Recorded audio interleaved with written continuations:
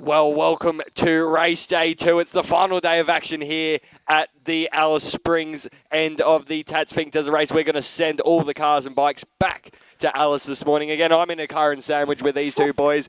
I'm pretty excited because we've got a heap of action with heaps of cars and some pretty blistering times on the way back to Alice today, I think, boys. Yeah, mate, I really do think that they're going to be pushing along. Obviously, TP87 is in that fantastic starting spot. It's going to be hard to challenge him from there. Obviously, the track knowledge, he's got the performance, he's got the right equipment under him. And again, what an awesome opportunity to see these, vehicles just tear at the red centre. And I tell you what, beautiful morning out here. We've got those perfect sunrises, haven't we? The colours. I was actually up on Anzac Hill last night, boys, as the sun was setting. And I tell you what, you couldn't paint that if you tried. It was just an absolute picture of beauty. Yeah, Dan, you're absolutely right. TP in a great position there. I believe roughly a 5-minute lead that he has after day one. But wouldn't be right now at AJ there. That Illumicraft, that big twin turbo V6, plenty of horsepower there. He's going to be winding that wick up. The man has nothing to lose today. And I tell you what, one of the other honourable mentions there got to be the 120, Brent Martin in the Pro Light as well. An hour 42 down to Apachula in a naturally aspirated 3.5 litre V6.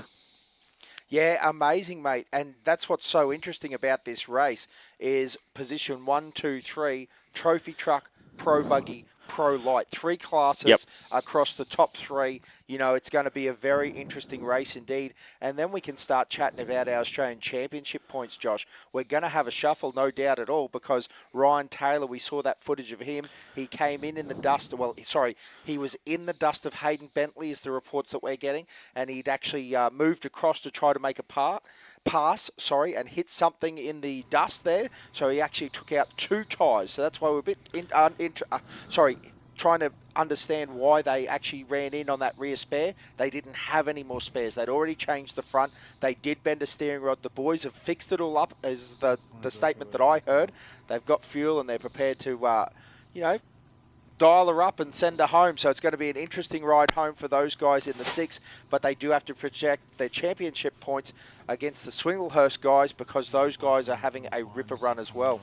And yeah, it is interesting because honestly, if we look at all the top 4 or 5, those guys aren't Australian points contenders at the moment. So again, we've talked about the interesting fact with the Finke Desert Race that it does become a little bit of a specialist event, doesn't it, Josh? It's one of those things that, the guys will come here, they just want to win the Finke, that's all it's about. So, and that's pretty much what our top 5 or so are all about. Swinglehurst being the first of our true Australian all-round competitors at this point. Oh, sorry, I almost Shannon Wrench is in there as well. How does that slip out? The 33's there as well, and he'll be looking for good points because he had a great St. George, but I do believe he had some issues at Pooncarie. So that's going to be interesting, again, how that all shuffles out. They're all going to want points. And, that Australian Championship is really, we'll say that at every round, it will be on the line. So it's going to be an interesting day here for the cars to see who comes home. And then on the bikes, we have a great ride from a number of those riders. Dave Walsh with the number 1, again, proving why he is the man in the desert.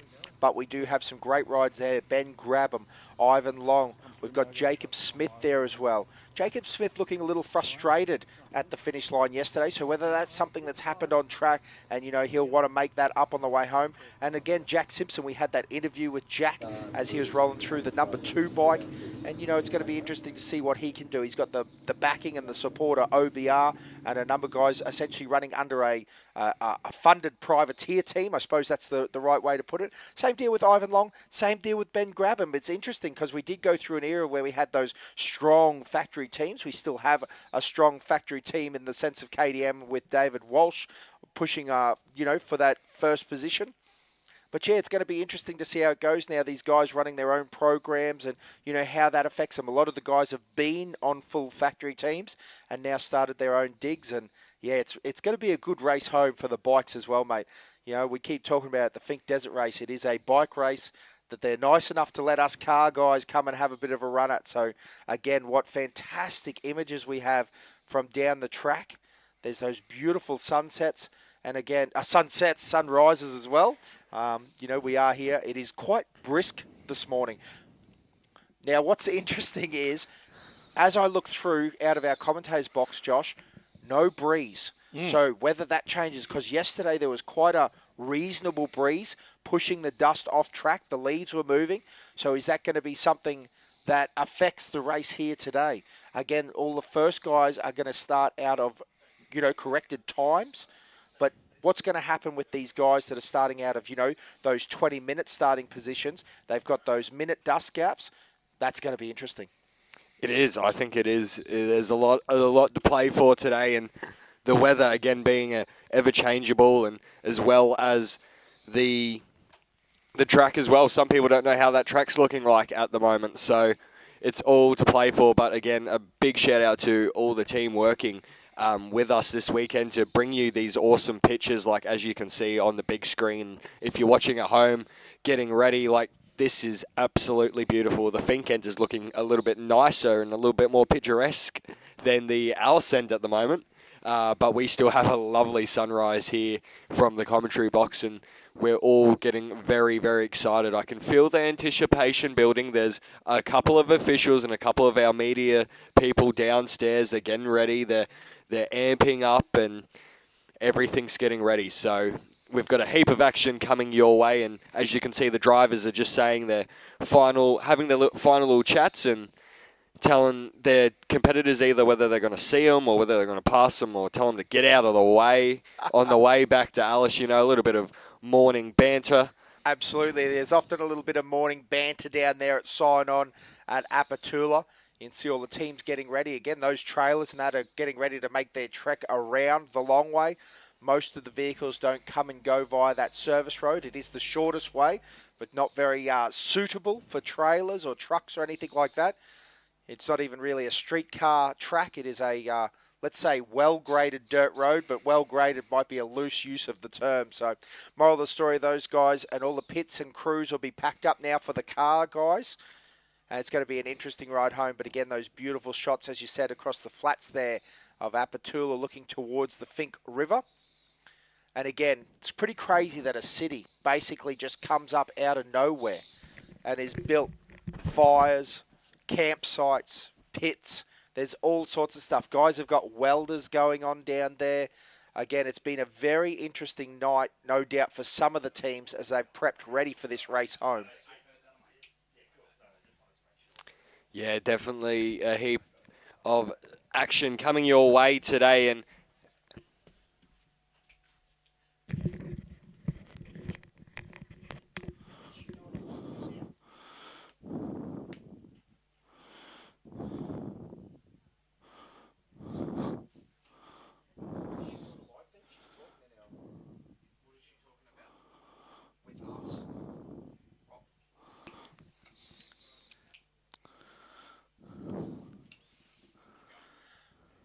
Yeah, again, beautiful shots there. We're actually sitting in the commentary box just watching what's on the live feed from down the Finke end. Again, how lucky are we that we can get those shots this year down there? It's not going to be very long now until we start seeing, well, it'll be the 487 on the line. They've got about 15, 20 minutes to go until we're going to see them go off the line. And again, corrected time for anyone within the first 20 minutes. So that's going to be a ton of cars, to be honest with you. Anything under that, 156-ish mark, 156.38 to be exact, is going to be running on corrected time. And we did talk, actually, big shout out to Lee Wells if he's yelling. We've been doing a bit of back and forth texting. And he was talking about that, those first 3, 4, 5, about just how close those guys are going to start off the line. And as I look at all the information on the Finke website at the moment, again, it is the 120, the 41, and the 33. And essentially there is, what is that? 40 seconds, 36 seconds between those guys is going to be the time. So, we're going to see 3 cars go off the line essentially. And this is what I'm talking about. If I have a look down at Apatula, none of the flags are blowing. We've got the young'uns down there getting ready. They're standing ready to cheer for their favourite driver off the line. But again, it is going to be very close there. Again, 6.9 seconds between Brent Martin and Tyler Human. That's third and fourth off the line. And then, yes, 36 seconds back then to Shannon Wrench in the 33. We will have a bit more of a gap then back to the extreme four-wheel drive of Hayden Bentley. But Hayden Bentley coming out of 6th, what a great position for him. And Joshua, I know someone that gets you very excited, Deadly Gregley. Hey. Greg Garton in the 410 is going to be in 7th position. Again, Joshua, he is only 27 seconds behind Hayden Bentley. That's going to be an exciting run out of Fink there for those boys. And then it is very tight there. Jake Swinglehurst is only starting 15 seconds behind Greg Gartner. So there's going to be a little war down there. I tell you what, that footage, I was talking about it yesterday, of Greg Gartner hucking off the tabletop in reverse. It is one of the most badass things that I have seen in off-road racing. It's funny because we've often talked about whether it was capable and whether that was an option to just send it straight off the end there. And if you're going to do it, Special Greg's the man to make it happen, and he did it. The 410. Then the 421, the Loveday Rush truck of Toby Watley is right there as well on 9. He's only a minute 40 behind that pack. And then the extreme two-wheel drive of Brett Smoothie coming off the line in 10th place. So it's going to be an interesting race there. Again, you can see all those different classes within that. Starting to have a look back again. All of these guys are going to be started on corrected time. The Pro Light of the 119 of Jason Richards. Chris Coulthard had a great run down in his extreme four-wheel drive, that Illumicraft trophy truck, the 420. He'll be starting on corrected as well. The 479 of Nicholas Cummins. He is starting 16 minutes back from Toby. Then we're looking at the Pro Buggy 31 of Kent Battle. Man, he ran a 152 on the way down. It's such a great run there. And I tell you what, we're going to throw down to the Apatula end now. Welcome back to the Tatts Finke Desert Race 2022. I'm Keziah Dawn and I'm here in Finke. Now the catchphrase is there and back. Well, we're here and it's time to get back to Alice today. There are some incredible stories unfolding here.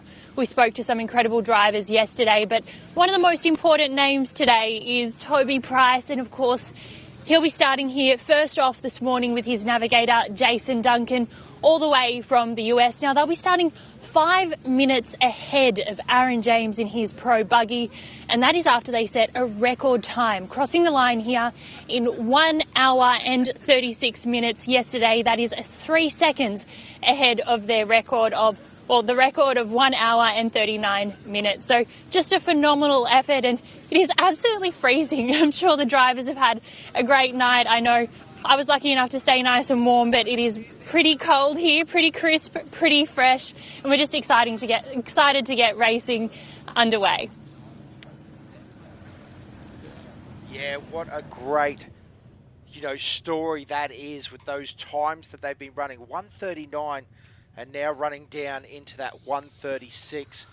Again, it's been the story that I continue to go down, but man, if you had told me it was a 136 back a few years ago, I still remember when T-Rob, the man, the myth, the legend in the 13, ran down there, and I think that was a 146 from memory. It was the fastest one-way ever, and I was absolutely gobsmacked, and now we've got Toby Price running at a 136. And I tell you what I think that comes down to, boys, is that track knowledge. I always told it whenever I talk about this race, is I think that's something that's really changed. Toby has changed that game with respect to now you've got to get up here. You've got to do the pre-running. You've got to have all that, that seat time. We talk conservatively about him and his bike years, and he's, indicated to us that he's done somewhere in the vicinity of 80 to 100,000 kilometres on this track. You know what I mean? Like, it's almost time to trade in your Nissan Patrol or your Toyota Land Cruiser. Oh, your Mitsubishi Triton, yes, I should be saying. Can't frighten them. Get a fresh one because, when you're talking about 100,000 kilometres on this track, You know, we've got other guys that come up and do this once a year. They might, you know, send the rental car. I mean, you know, no offense to any of the rental car companies. I hope they're not listening at the moment. But moral of the story is that, you know, when we go down and run the track every now and then, it's going to be interesting to see how that goes. And, you know, I think more and more we're going to see people up here pre-running. We're going to have people up here, you know, working with the track and making sure that they have that true understanding. Because, again, Josh, we've stood on the side of the track and we've seen Toby come past. I think that's one of the things that was just absolutely apparent to me was the fact that, you know, as they run through, he had absolute knowledge of where he was on that track, didn't he? Yeah, that's right, DC. Mate, as you're getting back to those rental cars, we did have Bo Robinson on the Dirtbags podcast a little bit earlier this week, and I believe he did give a shout out to Alice Springs Hertz as one of the sponsors, I think, of his personal team, and I think Thrifty are actually a sponsor of the event here as well. So, like you said, the poor old rental cars just absolutely copping it. But yes, the track knowledge, like you said, the pre-running, the fact that GPSs are allowed this year as well, that's made a huge difference to this race, because unlike every other race in Australia is essentially a loop race, meaning it might be 400 kilometres of racing for the weekend, but it's 5 laps of an 80-kilometre loop. So you get to know the track a little bit. You get to understand it, whereas here, think it's one shot, and then you turn around and run it all in reverse as well. So that kicker is now a drop off. That tricky left is now a right, and the way the ruts are on that track might be a little bit different for the left to the right, and might be after a long straight. So it's a very challenging track here at Finke, that's for sure. Going into the corner, you might have been trying to get that rear end out, and now on the way back, you don't want to get it out because you're gonna kill time big time there. So there's so many differing factors out here, and it's going to be very, very interesting to see how it all pans out. Yeah, no, I totally agree, boys. Yeah, it's going to be very interesting to see where the future holds. Obviously, the 487 has a big line on his, a big marker on his back. There's going to be a lot of guys that are going to want to knock him off because, again, we sort of think that, we're going into a bit of a Toby Price car era, which I probably think is reasonably accurate. We're going to see him racing more and more, I guess, because, the age-old saying, with age comes a cage. It's one of those things. He did indicate that he wanted to go Dakar racing in a car and do that Sil Dupree and all that sort of, all those famous guys that have gone down that path. So we're going to see more and more of that from him. But again, we're all competitors, aren't we, as racers, I have no doubt in my mind that the likes of Bo Robinson or Billy Geddes or, Shannon, we've got, Josh Howells too. It would have been interesting to see if that turbo motor had held together, whether it could have been, pushed as hard as he needed to. Because, again, Josh Howells proved in prologue that, we're splitting hairs here with these guys. They're every bit as fast. So, again, it's going to be an interesting game here. And to see how that all plays out in the future, I'm very excited. But, again, let's not count our chickens until they've, hatched. Is that the, yeah. I knew where I was going with that one, but, it is early here in Alice Springs. We've just clicked over 7 o'clock Central Time. And again, ladies and gentlemen, if you're listening around the world and around Australia, big shout out this morning. We have about 10 minutes now until the cars start getting underway. And it's going to be game on here very shortly. Yeah, Yes. The choppers fire up in the background. It's time. It's getting a little bit closer. Those media choppers getting ready to get those great shots of those cars fighting their way back into Alice Springs, that 226k trip back in to Alice this time, as we've got some awesome pictures again as well from the Finke end. A massive shout out to everyone helping us get these pictures out around the stadium here locally here in Alice Springs and around the world, out via YouTube as well. So we really do appreciate you guys joining us this weekend. We hope you've had a ball so far, and just being able to get to experience these live pictures again, as we've been saying over the weekend. 10 years ago, we were lucky to even have a screen with a little bit of timing on it. So it's great to to continue to see this great event grow and grow and grow and just see the international concept of it. As these boys, I don't know what they're trying to do, Dan. Yeah, no, mate, it's interesting there. Listen, the other thing that I'm very interested about is that, we've got those V8s and the turbo cars. I think that's really interesting to see.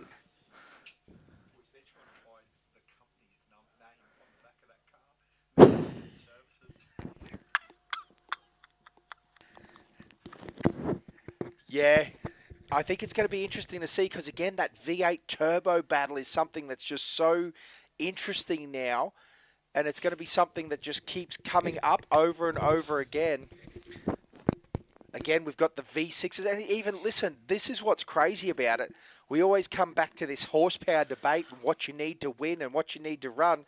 And then only 6 minutes back is a man by the name of Brent Martin that has wicked up that little Pro Light and run a naturally aspirated V6 all the way to Finke, 6 minutes slower than a full banging 800 and odd horsepower, 6-litre trophy truck. Now, that's crazy, isn't it? How much corner speed must he have? I tell you what, I'd love to see him get back into that Alpha now, Josh. Yeah, I was having a chat to him the other night, and he was indicating that he's going to be having a bit of a wrestle with the old boy, hitting him up for the keys to that Alpha. That is a car that is going to stay in the Martin family for a long time.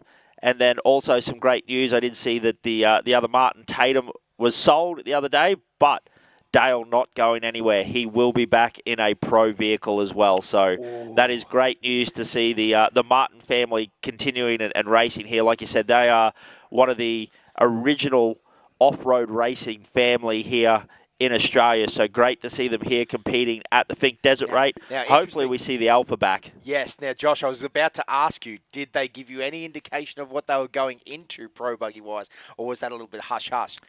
He's looking at me funny. It sounds like it might be private info. It might be a bit of racing. I believe there was talk about a V12 twin-turbo Pro Light. Yes? A Pro Light. I like that. It is a very fast car. I think they're going to get Craig Lowndes to drive it at some point in time. Yes. Mike Dunn to engineer, I heard as well. So it's going to be a very, very fast car.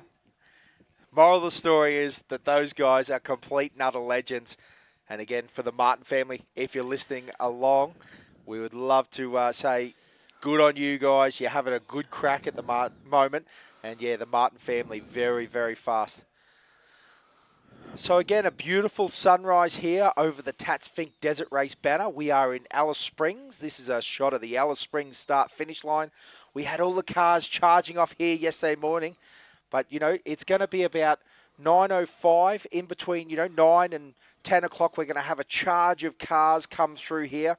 Again, Toby running that 1:36 sort of time frame. And he's going to be, we'd expect that time again on the way home, wouldn't we? Departs at 7:15 is the start of racing. So it's going to be very interesting to see how that all plays out. Yeah, what the desert decides for the car category, that's what we're going to find out in the next little bit, is who we're going to end up crowning as King of the Desert down here at the Alice Springs end. The track will decide. It's still 226 Ks of jumps, bumps, ruts, rollers, whoops, a little bit of everything. They are going to have a long, hard drive back to Alice, but it's going to be quick, and we'll see who we crown as the 2022 Tatts Finke Desert Race King of the Desert for the car category. Now that is the sneaky little move right there when you're racing at Finke. Like you said, they're going to be quick back and home. Do you reckon TP, maybe AJ, Brent Martin, they got $100 stuffed in the race boot so they can head on over to the bar, get themselves a Goldie, get themselves a black rat to celebrate finishing, because there's absolutely nothing worse than getting to the finish line unprepared and having to wait for your team to get all the way back around. I reckon maybe Toby drinks maybe Red Bull. Red Bull? Red Bull and a mixer. Yeah, Red Bull and vodka. Yeah, absolutely, mate. Listen, it's going to be very interesting to see what happens there. And, again, I'm doing the math real quick in my head. 9 o'clock, I think you'll be too late. You need to be here at 8:30 having a listen. Again, Toby's car on the line, and if he runs a 1:36 on the way home, You know, he's He'll be gonna here approximately 10 to 9. Yeah, so Yeah, it's that's going what to we're be a looking. fast run home. Isn't that crazy? We're going to have a car home before 9 o'clock this year. That is complete madness. Because, again, in previous years, you know, We might even have multiple cars home before 9 o'clock. wow. If you call that, boys, I'm going to lose it. I don't think I'm going to be able to take that here in the Yeah. commentary box. That's insane. Yep, that is nuts. Yeah, again, most people are just rolling out of bed in the Alice. And, you know, Or, from what we saw, maybe rolling into bed. yeah, definitely. There's some late revelers around the Alice Springs area having a good time out here. And again, I reckon it might be a late night tonight, guys, for some of these party goers and some of these guys celebrating. Particularly, listen, I got to throw it out there. Again, obviously the top guys, we're here to spray the champagne. They're here to have a good time. But, mate, I remember the time that, you know, we finished on the motorbikes and bits and pieces, and we had a good night that night because everyone comes together at Lassiter's. You know, everyone in one place. We celebrate everyone here. And, again, that Ironman, that, sorry, I can't use the word Ironman anymore because that's actually a class. But, you know, the guys that have just fought it out to get their spike, and they've got that achievement on the motorbikes, in the cars, no matter what it is. You know, for some of these guys, we've sort of had the conversation time and time again that, you know, they've been here 4 or 5 times. You know, they haven't had the victory of coming across this finish line here in Alice Springs. You know, it's been something like a mechanical drama or, you know, and again, it's everything. Like Billy Geddes has actually messaged us this morning, must have found just enough reception down at Apatula to send out a message. And he's actually said that he's back online. He's actually lined up behind Brett Comiskey as a starting position. So that's something that's interesting as well. They do seed you if you have run down. We do not want you to be right at the back. Back in the old days, Josh, that was the rule, wasn't it? They put them right at the back. But then you had things going on like trophy trucks running, you know, essentially at twice the pace compared to some of the Class 7s and that. That was a bit wild at the time. So, yeah, these guys now have sort of shuffled their arrangement, and we seed as part of the Australian Championship. So Billy Geddes is actually lined up, and that's going to be an interesting little battle in itself, isn't it? The bragging rights. Now, it'd be interesting. I do need to have a bit of a look through the list, but, you know, I wonder some of those other notable exceptions. Josh, we did talk about Bo Robinson's, the 413. They released a video saying that they'd hold a block, or they'd put a sunroof in the block was the exact statement. So, you know, very much blown up. We know that they do have spare truck, spare motor, spare parts, but whether they're lined up this morning, I was going to say that's a big commitment to come back to Alice Springs, grab a motor and go back. But Andrew Moulds, we got a message yesterday from Andrew Moulds, and he basically said they have brought the car back to Alice. They're going to fix it and take it back down. Wow. So again, it's going to be interesting to see who's on this starting line as we are now just 2 minutes away from the leave at Finke. Yeah, we definitely are. Not too long to go now, and the anticipation is building. Here we go. We've got the live pictures from the Finke end. It's all about the 487 right now at this point in time. We'll see that Mitsubishi Motors Red Bull Racing Tisco machine launch off the line. It's going to be very interesting to see if Toby can keep that pace that he put down to Finke yesterday, if he can hold that down and true to Alice Springs. As it starts to clear its throat, he revs that V8 engine. The crowd down at Finke anticipating what is going to happen, whether the desert will let Toby drive on through to Alice Springs or whether he will have an issue, whether the desert will bite back. Yeah, we've seen things before. I mean, it can be anything. He had those head issues last year with valves and bits and pieces. Wasn't enough to make it through. The year before, I believe it was steering drama in that truck, in his original Geyser truck. So, yeah, going to be very interesting to see what happens here today because, as you said, lots of times these guys aren't battling each other as much as they're battling the Finke Desert Race track. Again, that Dugan's 8-stack motor sounding so cranky on the line. Air-shifted sequential gearbox. Big 40-inch BF Goodrich tyres and the Method rims. It is a beautiful-looking truck. I think it is important to note this truck. They went above and beyond with Mitsubishi, put the effort in to make this into a Triton. It is a very unusual looking trophy truck compared to most, and I think he's done really well with that Red Bull Mitsubishi trophy truck. Yeah, he definitely has. It is a very unique car as we get off the line down at the Apachula end and listen to that thing scream off the start line. Yeah, absolutely. Very clean. No worries there.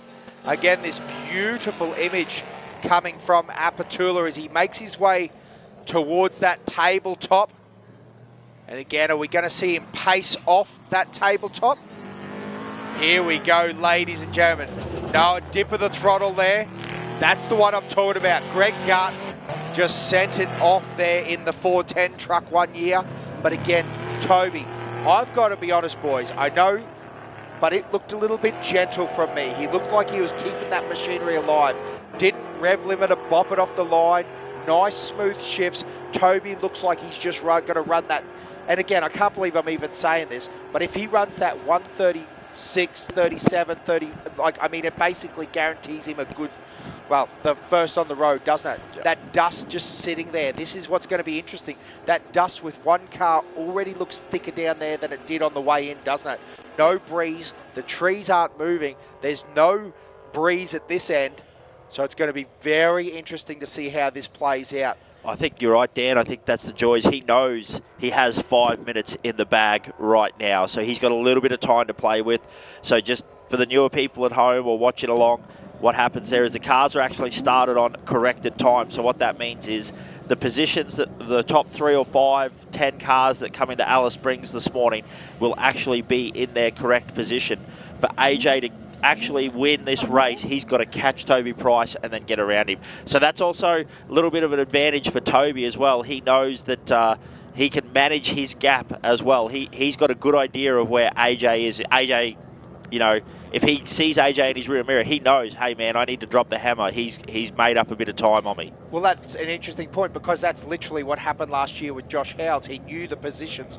So again, very, very interesting down there. Hey, we're going to throw down to Apatula now and have a chat.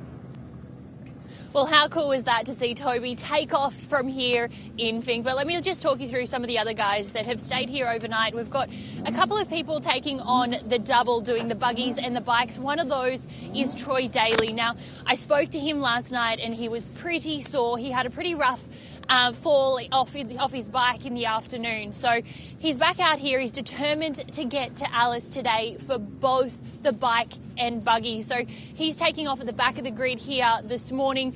Next up, in just a couple of minutes' time, we've got Aaron James in the pro buggy as well. He's going to be taking on Hopeful to get back to Alice too. And that really is what today is all about. It is about getting back, and all we can do is hope every single one of these drivers and their navigators make it back to Alice this morning. Yeah, so talking about the drivers and navigators there making their way back, one of the unique things to notice about AJ, he is a single seat racer. That means this guy is driving. This guy is navigating. If there's an issue, he's got to get out, change the spare tyre himself, and then get back into that car. You know, the amount of work that must go on in the cabin of that car, of that beautifully presented Alumacraft, you know, is just phenomenal. You know, he's got to worry about it all. So something a little bit different there in that number 2 car we're going to see off the line, the 93 of Aaron James. You'll see him sitting smack bang in the centre of that cabin. Yeah, a single seat. So driver, navigator, it's all on AJ.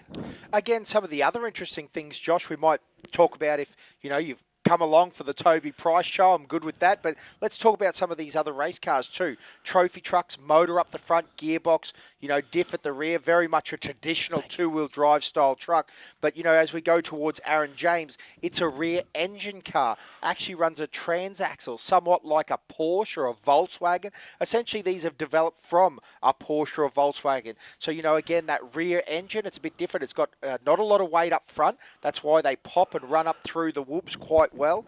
You know, a lot of these buggies are growing in size, but again, lots of them running essentially a BMW CV Joshua, and they've got a custom axles and swing sets and bits and pieces. But again, this has been a development over a lot of years.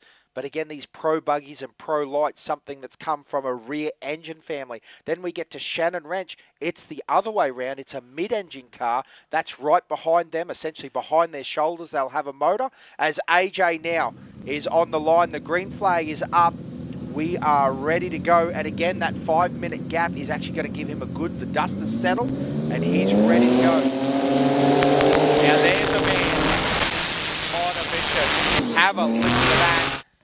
He knows exactly what he has to do, because it's interesting.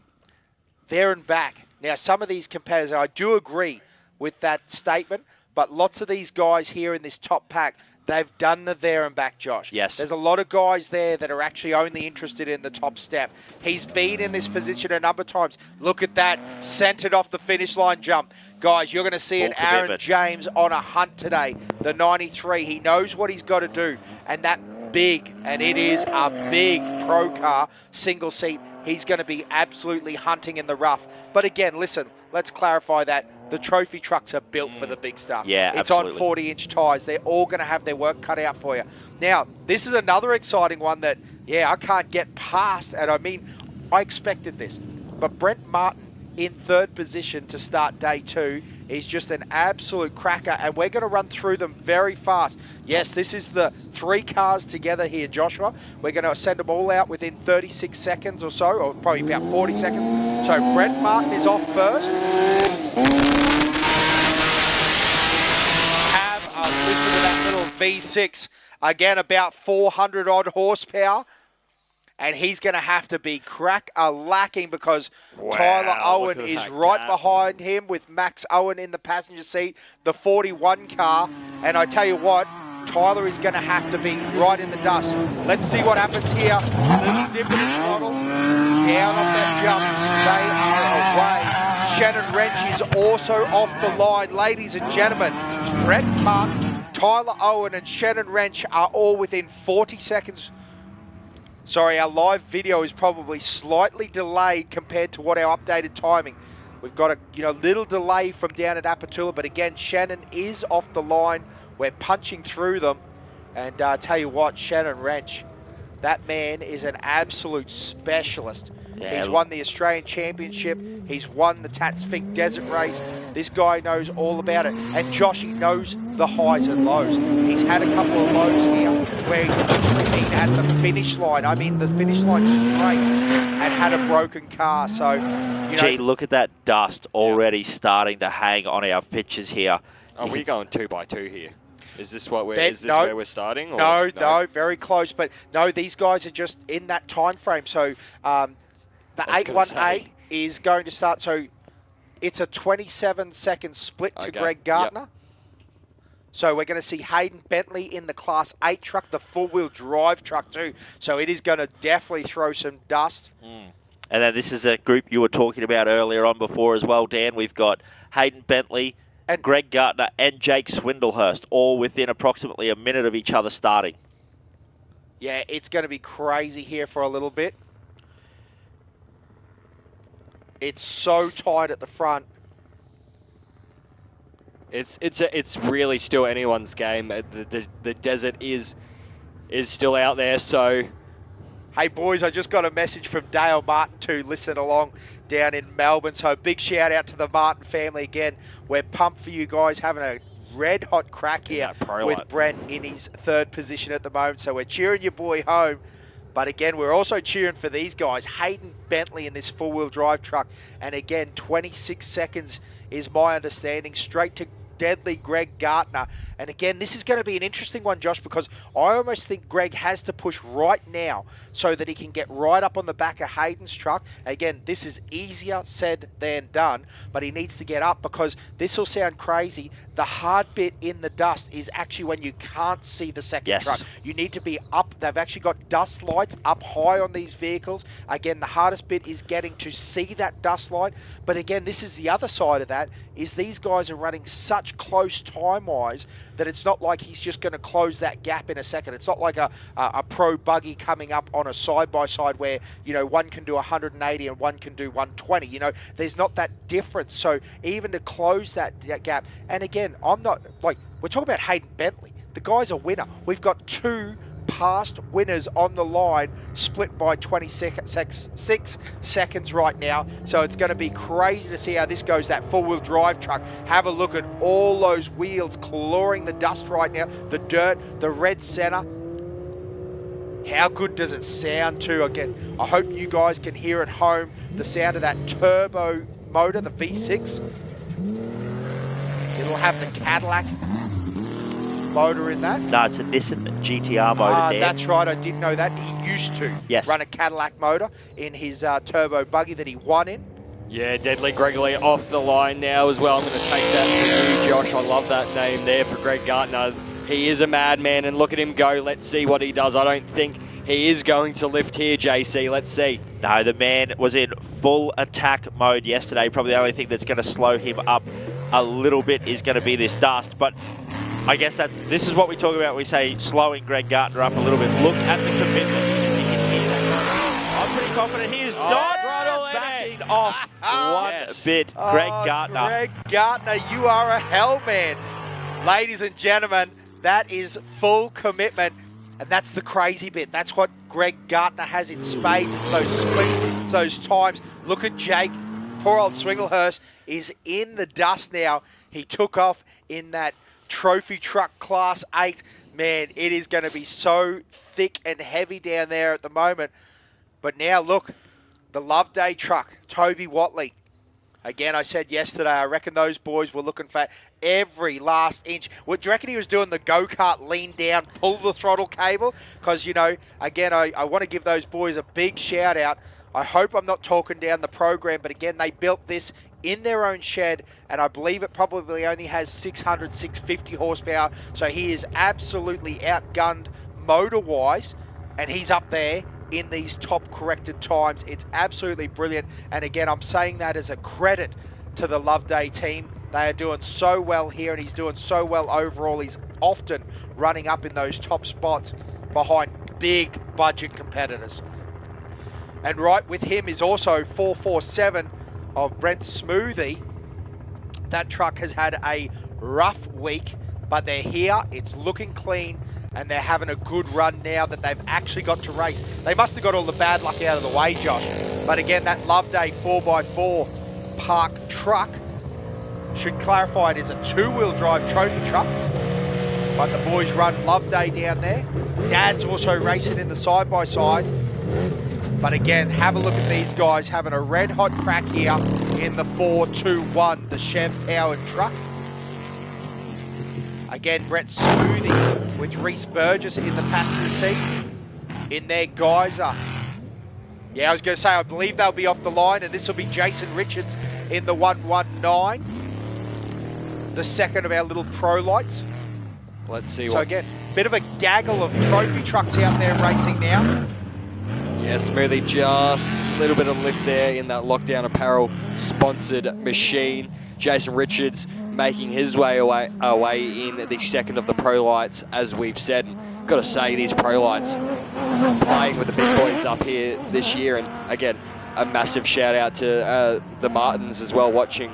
As they said, as we said before, that Pro Light in third is a machine, and to put it up there in the V6 is just amazing. So as we look back down to the Fink start-finish line now, another one of our competitors, I believe this is going to be Chris Coulthard in this one. So one of the Alice locals. So the lady on the flag, Julie Thompson, knows this man. She'll be telling him, just put your foot flat, Chris, and send it, mate. So let's see what he can do in this trophy truck.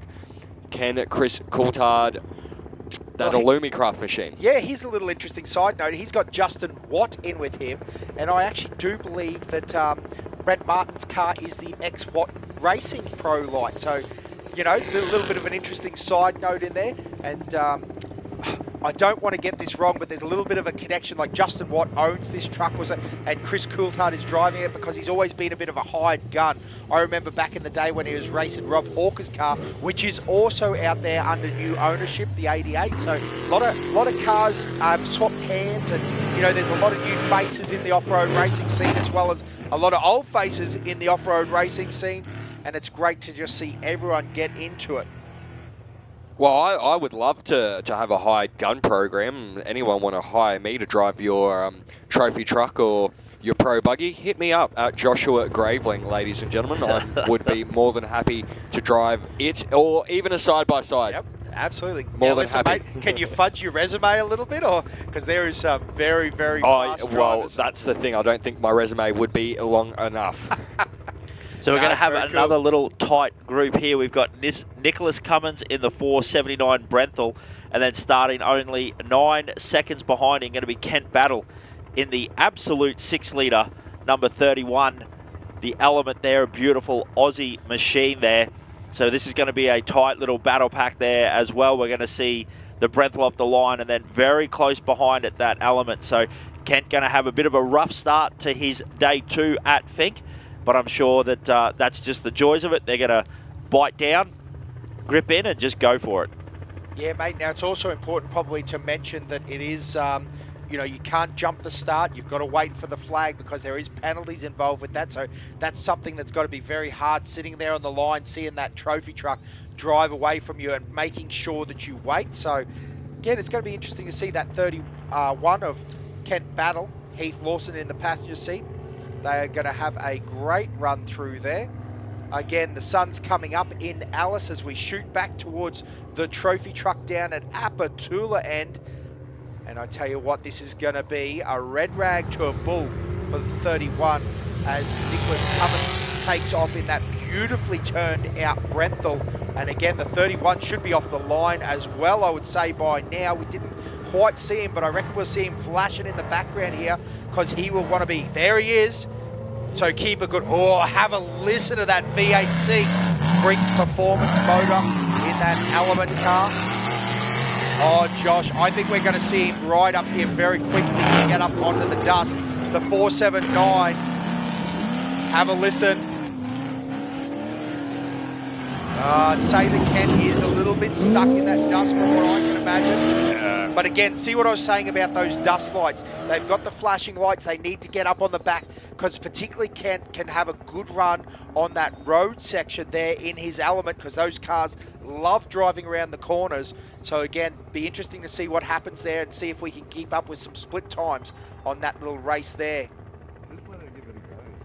Now this looks like the Patriot truck, I would imagine, of Justin Montesalvo, the 484.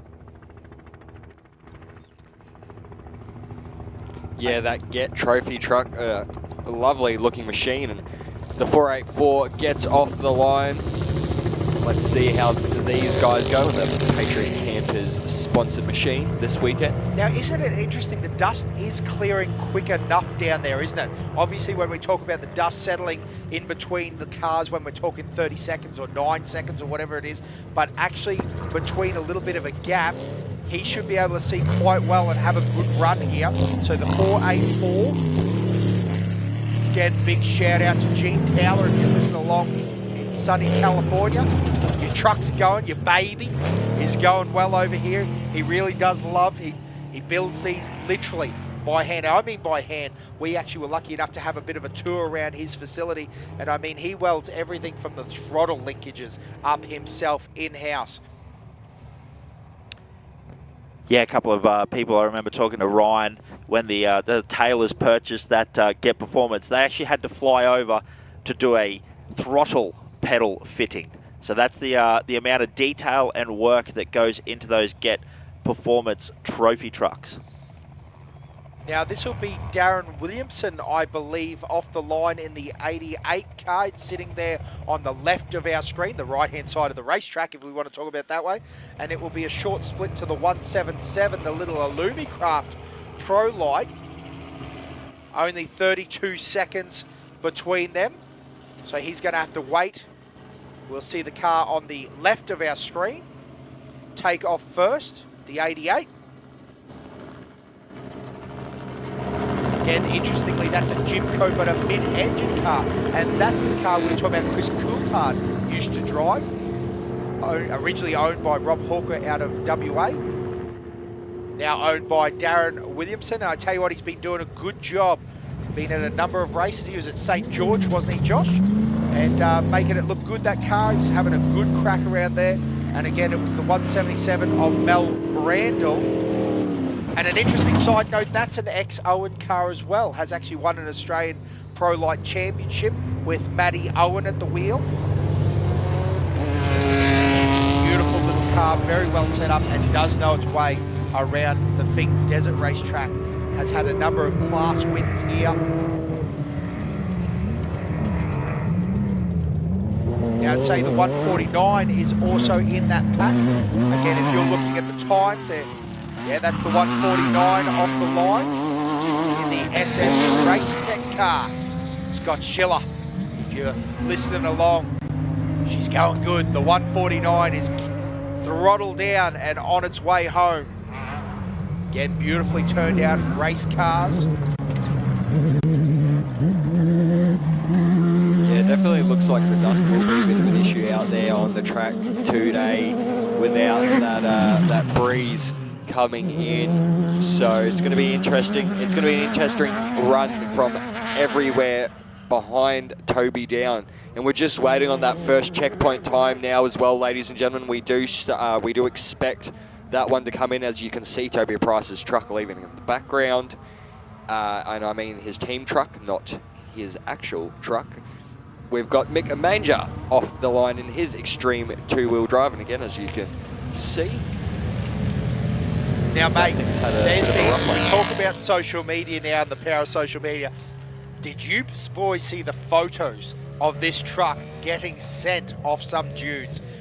There is a photo of it, and it had to be 1.5 meters, 2 meters in the air, flying. So I think I understand why the front is not attached to the car anymore. The bonnet or the hood is no longer on it. Yeah, a little bit of a rough landing though with those Fox shocks. Oh, said like a true king boy. Mate, it is a wild ride down there, and again, it was a beautiful jump. The photos are spectacular that are coming out of this race, but again, Mick in the 482 with Johnny O'Connor on his way back down, or sorry, on his way back to Alice Springs, north to Alice Springs. Now the nickel truck, the home-built truck, built this in their 2-bay shed, and they are having a dead set crack. And Josh, this is one of my favourite body styles. I mean, it is such an iconic era for F trucks. Don't know whether it was just when I got into racing, but you know, it's like, it's very Black Diamond-esque. The man, the myth, the legend, number 3. And it's just such a good look, that Mark Post truck look. How's it looking? But again, a little bit of a starting gap here. Just having a look through the live timing and that. But again, Damon Nickel on the line in the 430. So this must be the start, I would say now, of our corrected 1-minute time gaps. So we're going to start seeing them punch through much faster here. I hope I've got that correct, but that's what I'm seeing according to the timing. So again, Nickel off the line now. Now, interestingly there, boys, Peter Costello in the 23 was meant to start there. Just a little bit of a side information here. See the Race Wheels Australia boys, the Method Race Wheels boys, they've got a little bit of a live feed going. I'm just sussing it out on socials. And the word from Mick is that Toby is very close to them now, and they're about 40 Ks down the line at this point in time. So I'm just watching their live feed, and yes, Toby Price on his way past as well. So he is down the track as well. We'll keep an eye out for our updates. So Toby Price still going strong. That's the Race Wheels Australia. That's our Method Race Wheels team. Instagram Live. Yep, no worries, mate. Excellent. So there you go. I'll keep an eye on this and bring some updates as well. Yeah, we just want to give Method Race Wheels a mad shout out. Last week or yesterday, we had dramas with the NBN network, and the guys drove their truck over with a satellite and got the live feed back up and running for us. Yeah, that definitely was cool. And then plus the Method Race Wheels, we talk about the prologue. They put their money where their mouth is, put some big checks up. So a big shout out to those guys from Method. But again, Damon Nickel off the line, but we're waiting now. I did say that we don't have Peter Costello. They might have had some mechanical issues. Unfortunately, they were signed on to come home, but unfortunately no good there. The 135, that's another car that does not seem to be on the line at the moment, because that to me looks like the 95 boys of Brett Rogers. So unfortunately, after that conversation we had of Andrew Moulds having a run on the way home, maybe it wasn't an option to fix whatever issues that they had, which is a bit unfortunate, because again, Andrew Moulds in that amazing V8 D-stroke 3.5 Pro Light is always a excitement machine, and an Alice Springs local. But anyway, the 95 of Brett Rogers off the line now. Brett Richardson in the passenger seat. Again, that's the Ridge Racing frame. Oh, and he set it straight off the jump. Great to see. The boys obviously running a plan. They knew what they wanted to do. You hear the crowd excited about that one. A nice run there. Now, we just got an update. It looks like Toby Price is now through Mount Squires checkpoint, the 487, as Brett Comiskey takes off the line in the 434. Now, again, something interesting to note. So this is Brett Comiskey taking off. Sorry, I almost knew that was going to happen. So, ladies and gentlemen, just again, we're looking at live timing. It is slightly faster than what we're getting with our images. So, again, that's Brett Comiskey off the line in the 434. And, again, I was told, and it does look like it's going to be right on numbers, is that Billy Geddes is going to be lined up, seated right behind him. Billy, unfortunately, lost a wheel on the way down.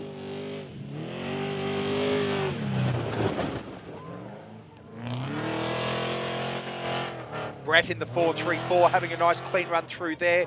Corey Cooper in with him in the 6100 Geyser trophy truck. This is, as a little side note, actually Toby's old truck and the ex-Paul Wheel truck. And if we really want to go back, it's the ex-Corey Howe truck that raced in America with the Australians. And Alan Cornick, who's in the passenger seat here, was actually in the passenger seat for Corey over there in the States. So Billy Geddes off the line. Ooh, he's having a good rip too. I'd say, again, we talk about these Fink specialists. That's a man that now has nothing to lose other than getting it done. The 441, getting it. Exactly right. Billy, go get us. Slippery Muldoon, underwater cave diver. Kalgoorlie, I believe he's based out of. Kalgoorlie. Have a look here. See if we're going to see a jump off here. Or a little check up there for Bill. No worries though, the truck sits very nicely. Those guys have done a lot of R&D and a lot of development to that truck over the years. I believe it's a 2012 model, Josh, when it came in. Might have been built 2011 or something like that, but he's done a few kilometres in it now, the old 441. He's very confident in it. Has run at the Don River Dash. So just keeping an eye on the Race Wheels Australia feed. Aaron James through as well. So both our top two running strong, so we should expect to see Aaron James's checkpoint times come in there. That'll be at Mount Squires, so those guys are going very well there. Does seem about right on time. 52 of Royden Bailey and Tyson Warner off the line now in the Element Prodigy. Toyota 3.5, a turbo pro buggy in this 52. Nice clean run there from Royden. I believe this is also Royden's first race, not only in this car, but also first Fink as well. What a way to do it, mate. Inside an Element Pro buggy. Yeah, I tell you absolute what, beautiful machine. that's almost luxury. So again, this will be Middle Waters off the line by the looks of that in the 424. Amy Middle Waters in the passenger seat. This is the team I was saying. They do a lot on the social media. So if you get the chance, sneak on over and have a look at those guys racing. They're always doing something. They do all the work, really, in-house themselves. They've done a lot of updates to this truck and chassis and the 424. And it is a beautiful looking turned out machine. And they're having a cracking run here at Finke this year. Yeah, and so far none from 4, so don't want to put the commentator's curse on them, but great to see them at the halfway marker on their way home now, so they are 50% done. So hopefully they can make the 5th time an absolute charm. But a great effort here from the Midwater team as we see Matthew Burrows on the start line as well. Now, a little bit of information here as well. We thought it was Mark Burrows navigating, but it's not. It's Jay Mitchell who is navigating for Matthew as well. So not Mark. We thought, I tell you what, if you're going to have someone in the passenger seat, Mark would be the righto. So we're just getting a little bit of information as well. AJ has made up a minute on Toby Price. Now, that's what we're talking about. Toby has that buffer. Is he just dialing it back a little bit? But he's come in 4 minutes after Toby, and the start gap was 5 minutes. So that's what we're looking at here. We see that AJ has made up a minute on Toby so far. But again, as you're alluding to, big difference between making up a minute and passing Toby absolutely, Price. That's Dan. going to be the game there. So, and again, it's a long race. And again, don't want to say that anything suits anything, but that first to Mount Squires section does suit a buggy. Yes. It suits the horsepower. It suits going fast. Again, you'd laugh at me if I said road section and you'd been down there, but comparative to Bonduma, it's the road section, if that makes sense. And that's the section they're going into now, is that Bunduma section. So it is going to be, I think, Aaron may lose that minute that he gained in that first section there as well. But again, you never know what this track is going to give. And to be completely honest with you, looking, I did see Toby go through on that Method Race Wheels live stream. It was looking pretty conservative. So I think Toby's just holding it there and trying to keep it at an average, knowing that he can get back and not trying to push that car over because he doesn't want to have any issues again. Absolutely, mate. It would be my game plan too if I was in that seat. I do think that you're absolutely right. He'll be in a position where he's running a fast, comfortable pace. And then, you know, once he sees those lights in, he can wicker up and make it happen. So, Yep, absolutely. Thanks for that So input, once again, Josh. I was just checking in there. So we're still holding our top 5 in position past the Race Wheels Australia boys through the Method boys. Martin, Owen and Shannon just through as well. So that little group all holding steady as well, as we just see it pop up on the bottom of the screen there as Dean Miller in the 408 takes off as well. We see that the 120 of Martin. We see the Martin 120 into Mount Squires, and right behind him as well, Tyler Owen as well.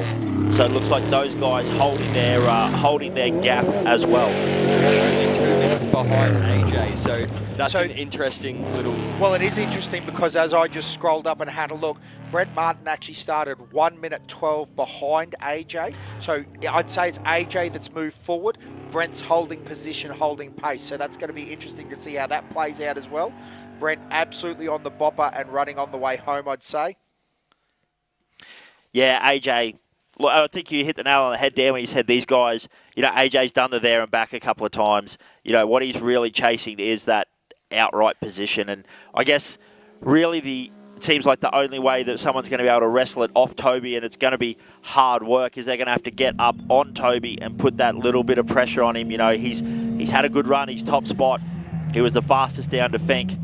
And now we're looking to put a little bit of pressure on him. So, you know, great to see AJ with a good run out there as the 6:04 of Jeff McNiven gets off the start line. That little Can-Am, as we see that it also pops up on our timing that Shannon Wrench through Mount Squires as well.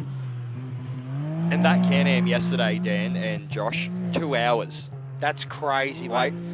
Listen, I got to be honest, that one right there is the one that really changed my whole opinion. Between that and Mikey Zacker's long one, Jeff McNiven had a run at the Gundawindi track that just blew me away. He was actually in third position. I don't think he actually made it all the way to the finish line, unfortunately. There was some sort of mechanical issue there, but he was physically in third outright at one of the roughest races in Australia, probably only second to the Tatts Finke Desert Race. So I think that was a real eye-opener for me.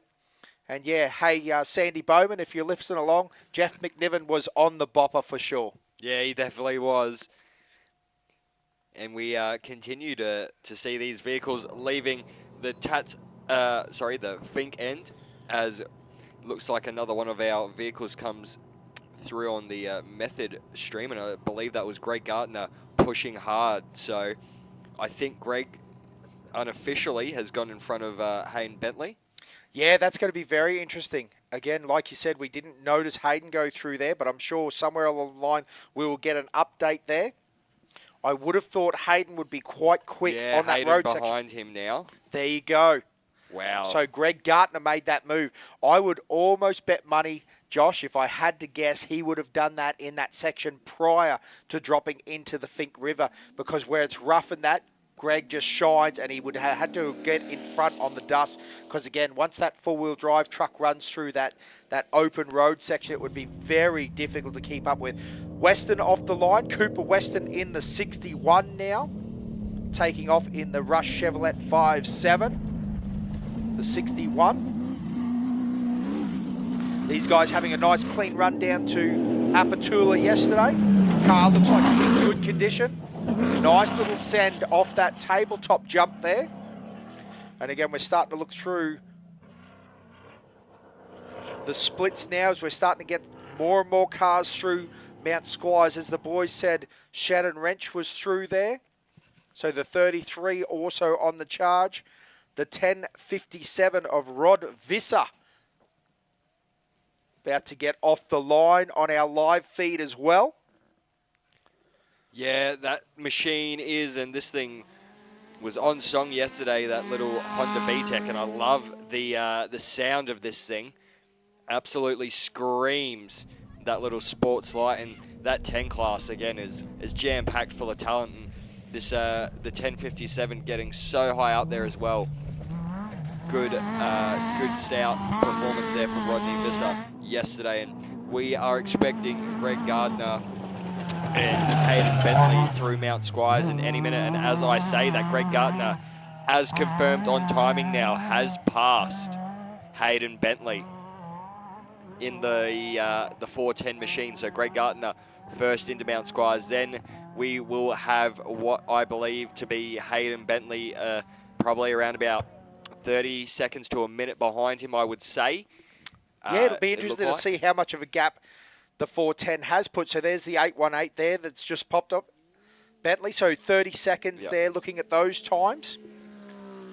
So again, Greg physically has passed and is now moving up on the back of some other cars. But again, really remember that because we're on corrected times now, all these boys starting on corrected time, it's whoever comes across and gathers the checkered flag first here in beautiful Alice Springs. Jake Swinglehurst also through Mount Squires now.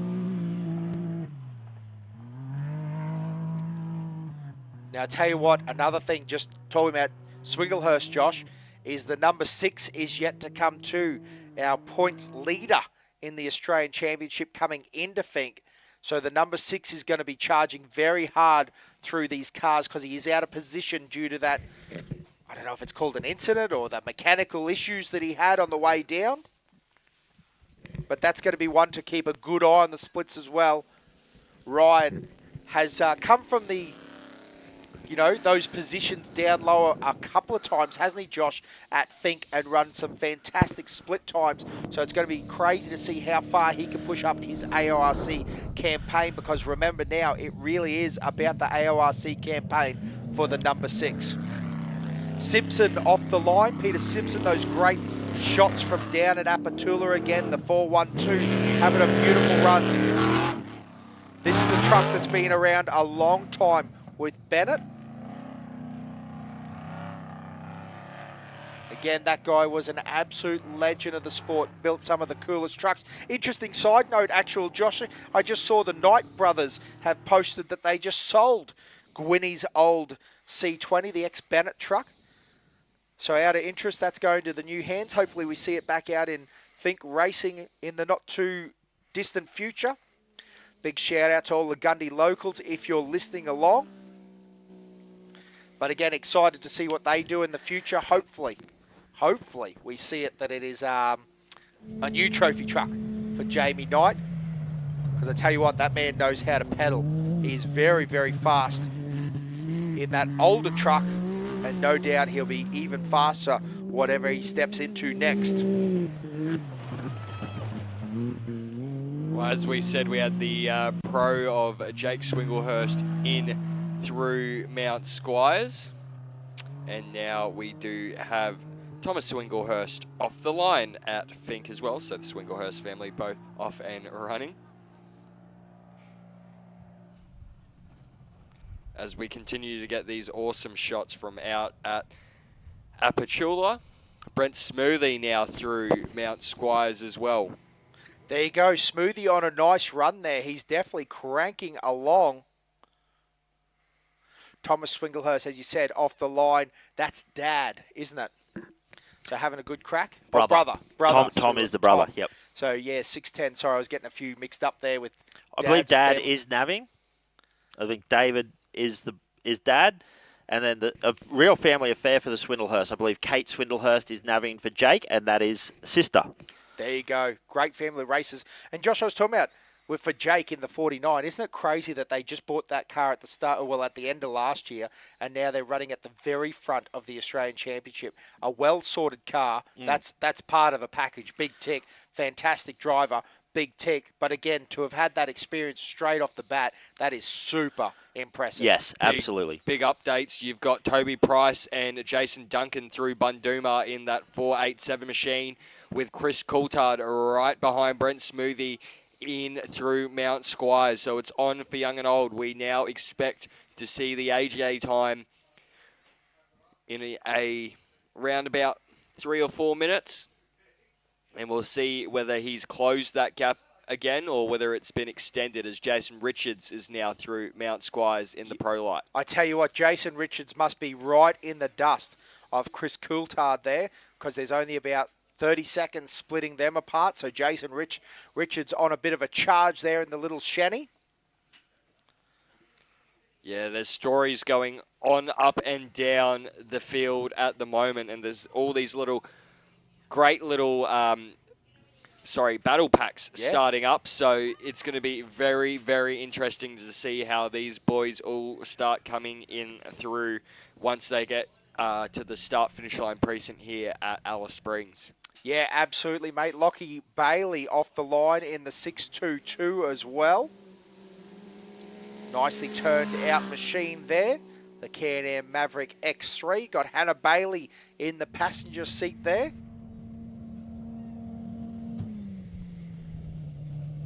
So Mick Taylor's actually texting us a few updates. Again, the Race Wheel boys, because they just live and breathe this, don't they? But they're texting and said Kent Battle has just come through, and he is absolutely on the tail of the Westline truck. So that's those boys there. So that was that little race we were talking about with the 31 and the 479. So he is on that. And again, as mentioned before, Toby Price, the first through Bonduma. And he looks like he is on another cracking run. But the one we're watching, we want to see that 5. Well, we're now expecting a 4-minute gap to the single seat 93 of AJ. Peter Carr, our fastest qualifier in Class 6, the 699 off the line now. Got Matthew Wyndham in the passenger seat. So again, that is the 699, our Prologue Class 6 winner.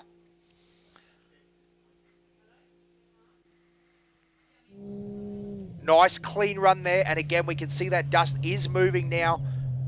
Wonder if they've picked up a little bit of breeze down in Apatula, because again those 1-minute gaps seem to be working reasonably well. Again, the boys in the side-by-sides having a good run now down through out of Apatula. Again, I'm having a good look. Nicholas Cummins through in the 479 through Mount Squires. Kent Battle actually came through Mount Squires 5 seconds in front there, Josh. So I'd say Kent Battle, if you're Townsville's listening along at home, Townsville's finest, the 31 is through now in front of that truck and making miles. Well, I did just notice on the Race Wheels Australia live feed that Kent came through right behind that Brenthal. So I'd say once they got into some of the more sandy... There you go. Once they get through that road section and onto that whooped out sandy section, the dust is a bit less of an issue. So I'd say he was able to make up a little bit of time as we see the 147 of Glenn Collins. Having a good crack there. And I tell you what, 93-2 Aaron James on a bit of a charge. We've just had a look. He's through Bonduma, and he's now 3.5 minutes is the split. So he's made another 30 seconds up in the rough. In the rough. AJ, a man on the mission. Yes, 40-second gain there. So a great run there for AJ. I tell you what, he put his money where his mouth is. He said that the race was going to be won and lost in the first... Was it a first 100 kilometres of each day yesterday when he was getting interviewed on the start line? He has had that thing absolutely wound up off the start line. And you did see it in the way he left the line. He knew he had to be 100% attack all day if he was going to put the pressure on Toby. And again, back to the conversation. I know we talk there and back, and there's plenty of people doing there and back, but AJ's been there and back plenty of times. It's now time that he's hungry. He wants the top step. You don't want the podium. He's been on the podium. He wants to be on that top step. And the thing that we haven't spoken about all weekend, and I sort of feel bad about this now that I've realised, is that 93 of Aaron James.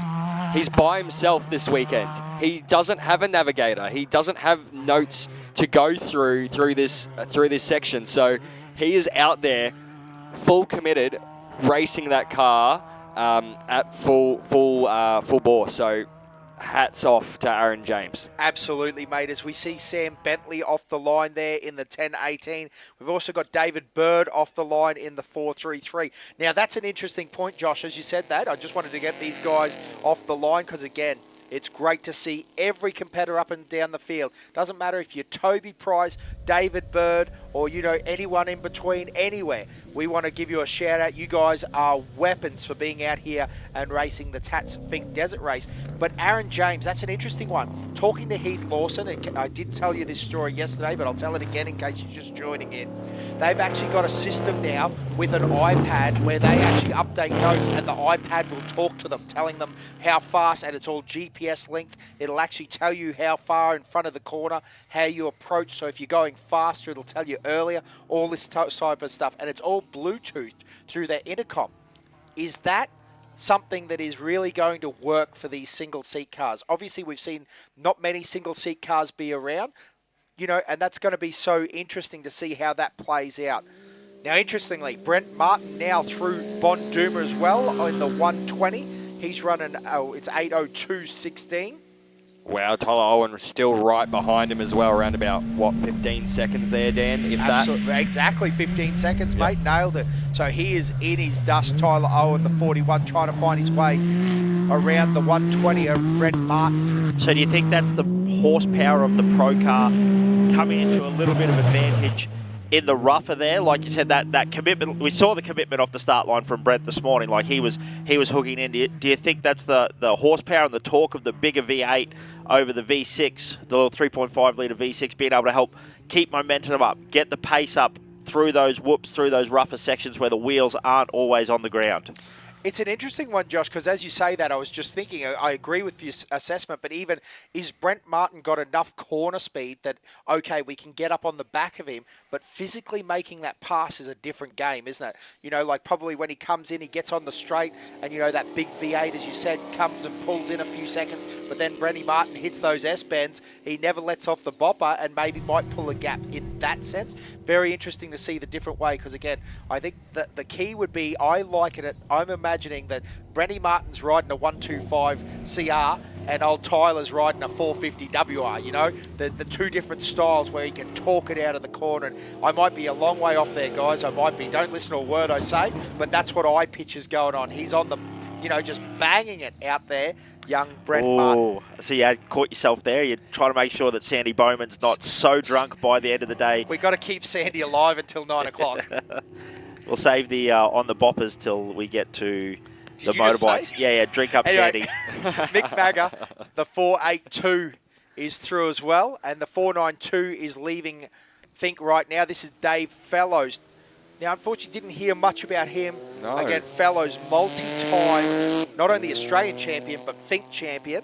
So it'd be interesting to catch up with him and have a hear about how the 492, because those guys have been doing so much development consistently. This truck now, Josh, what do you reckon?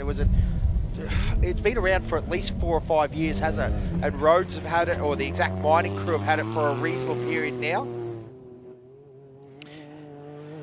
Yeah, unfortunately, they've never seemed to be able to quite get on top of it. I mean, you've got one of the absolute goats of off-road racing here in Australia, Dave Fellows. I mean, one Fink as a driver, one Fink as a navigator, won it in pro buggies. He's won Australian championships. Yes. Yep.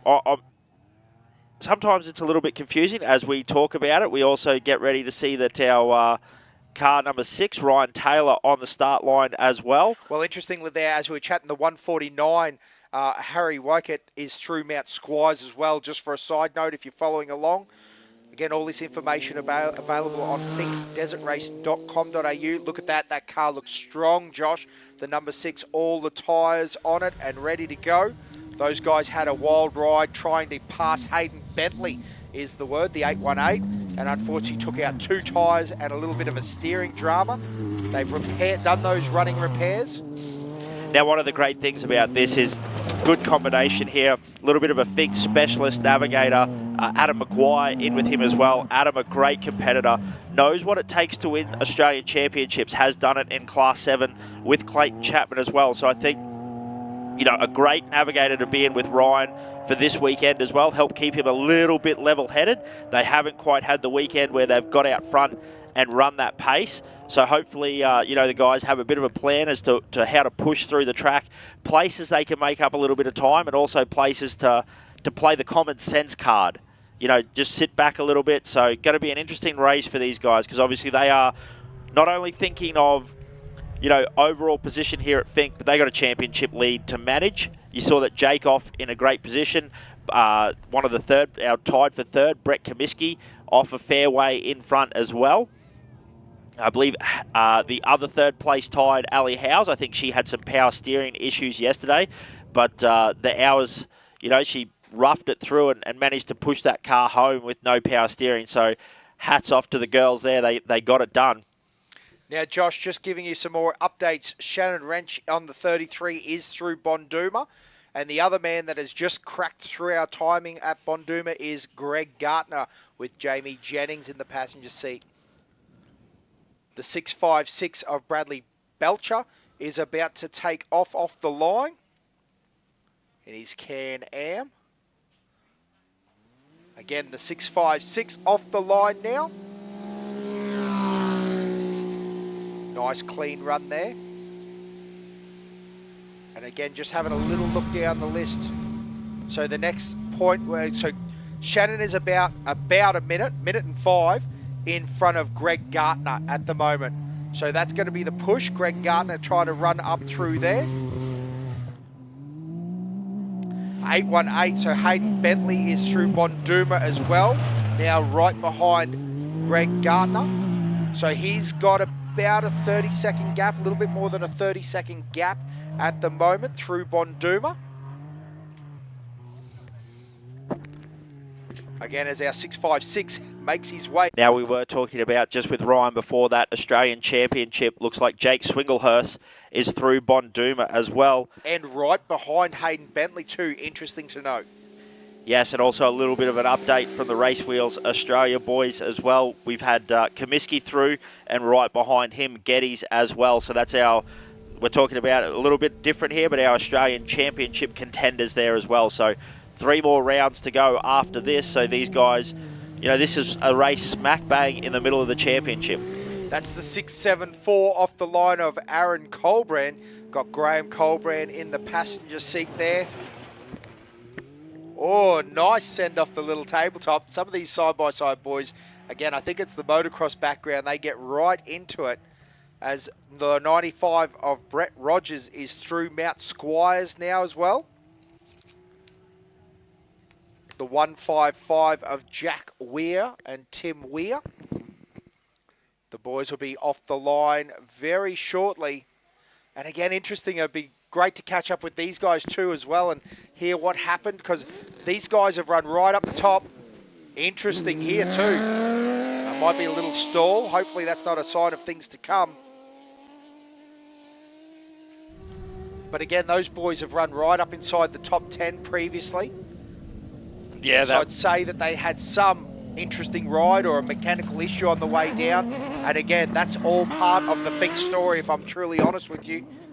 Yeah, that Weir car has definitely been a strong Pro Light contender in the past couple of years here at the Tatts Finke Desert Race. So definitely not the norm for them, but there you go. Brett Comiskey through Mount Squires now, and we expect Billy Geddes to be right behind him. Richard Hagcon leaves Fink as well in the Pro 86. In that Jimco machine, powered by a Chev motor. Yeah, one of those 2000 series chassis. Been around for a little while now. Again, has that unique Jimco 2000 series look. Shocks hanging up through that bonnet. A little bit of a thing of beauty, hey Joshua. The V-bar, I tell you what, one that's close to our heart. tickles me in all the right places, Dan. The 86. Now, good to keep an eye out. 447, Brett Smoothie has come through Bonduma there. And as we were talking about before, the 434 of Brett Comiskey come through. What's the split there? About 30 seconds to Billy Geddes, who's also through Mount Squires in the 441. Chris Coulthard is through Bonduma as well. Sorry, Josh, I think you were probably about to say that, as the 38 of David Beavis gets ready to take the green flag down at the Fink end. Yeah, madman David Beavis in that Porter machine. Let's see how that thing goes. This is one of my favourite sounding. Is this the vehicle that was the D-stroked one? No, that was Andrew Moulds. Andrew Unfortunately, Andrew Moulds hasn't come through this morning, but big shout out to Andrew Moulds. You're right, 11,000 RPM of D-stroked V8. It is a absolute gem to listen to. But David Beavis being a motorcycle guy, actually had a Class 5 car for a period of time there, and now has obviously gone to the 38 Porter car. And it'll be very cool to see what he can do in the next couple of years, because again, this guy's got plenty of miles under his belt on the Fink Desert Race track. Again, just guessing from those images, you know, he's just warming in, making sure that everything's right. Might have had a few little mechanical issues. Now, here's an interesting one, the 636 Simon Evans with Max O'Brien in the passenger seat. And now, Josh, we were lucky enough to have a little chat to Simon Evans on the Dirtbags podcast. Again, if you're interested in some dirt chat, the Dirtbags podcast available on YouTube, obviously, but also available on all the streaming services, Apple and Spotify and all that sort of stuff. And Simon Evans, it was such a crazy chat. Josh, he told us a story about he raced, he was in Tasmania, he broke his leg in, like shattered it in multiple pieces. 5 weeks later, he was racing a car. He took no painkillers. He wouldn't accept a cast on his leg because he knew that meant the CAMS wouldn't let, or the Australian Federation wouldn't let him race. That guy is a complete and utter weapon. Again, if you want to have a good listen to a chat, have a listen to that podcast of Simon Evans. Max O'Brien in the passenger seat with him now as we look, and Jason Richards is through Bonduma as the 6104 of Glenn Brickman is about to take the green flag. They're away in their Can-Am X3. Jack Middlewaters is now through Mount Squires. A good run for the 424. The boys setting a cracking pace there in that Holden Maloo. I don't know how much Maloo it's got left in it, but I tell you what, it is a perler, and they're having a good run. They've had a couple of rough years. Had a lot of work done on that car. They've done a lot of changes and made it their own and done all that sort of thing. And I tell you what, it is a great turned out car, and they're having a great run here at Fink. No doubt they'd be over the moon to find themselves at the start-finish line where we are.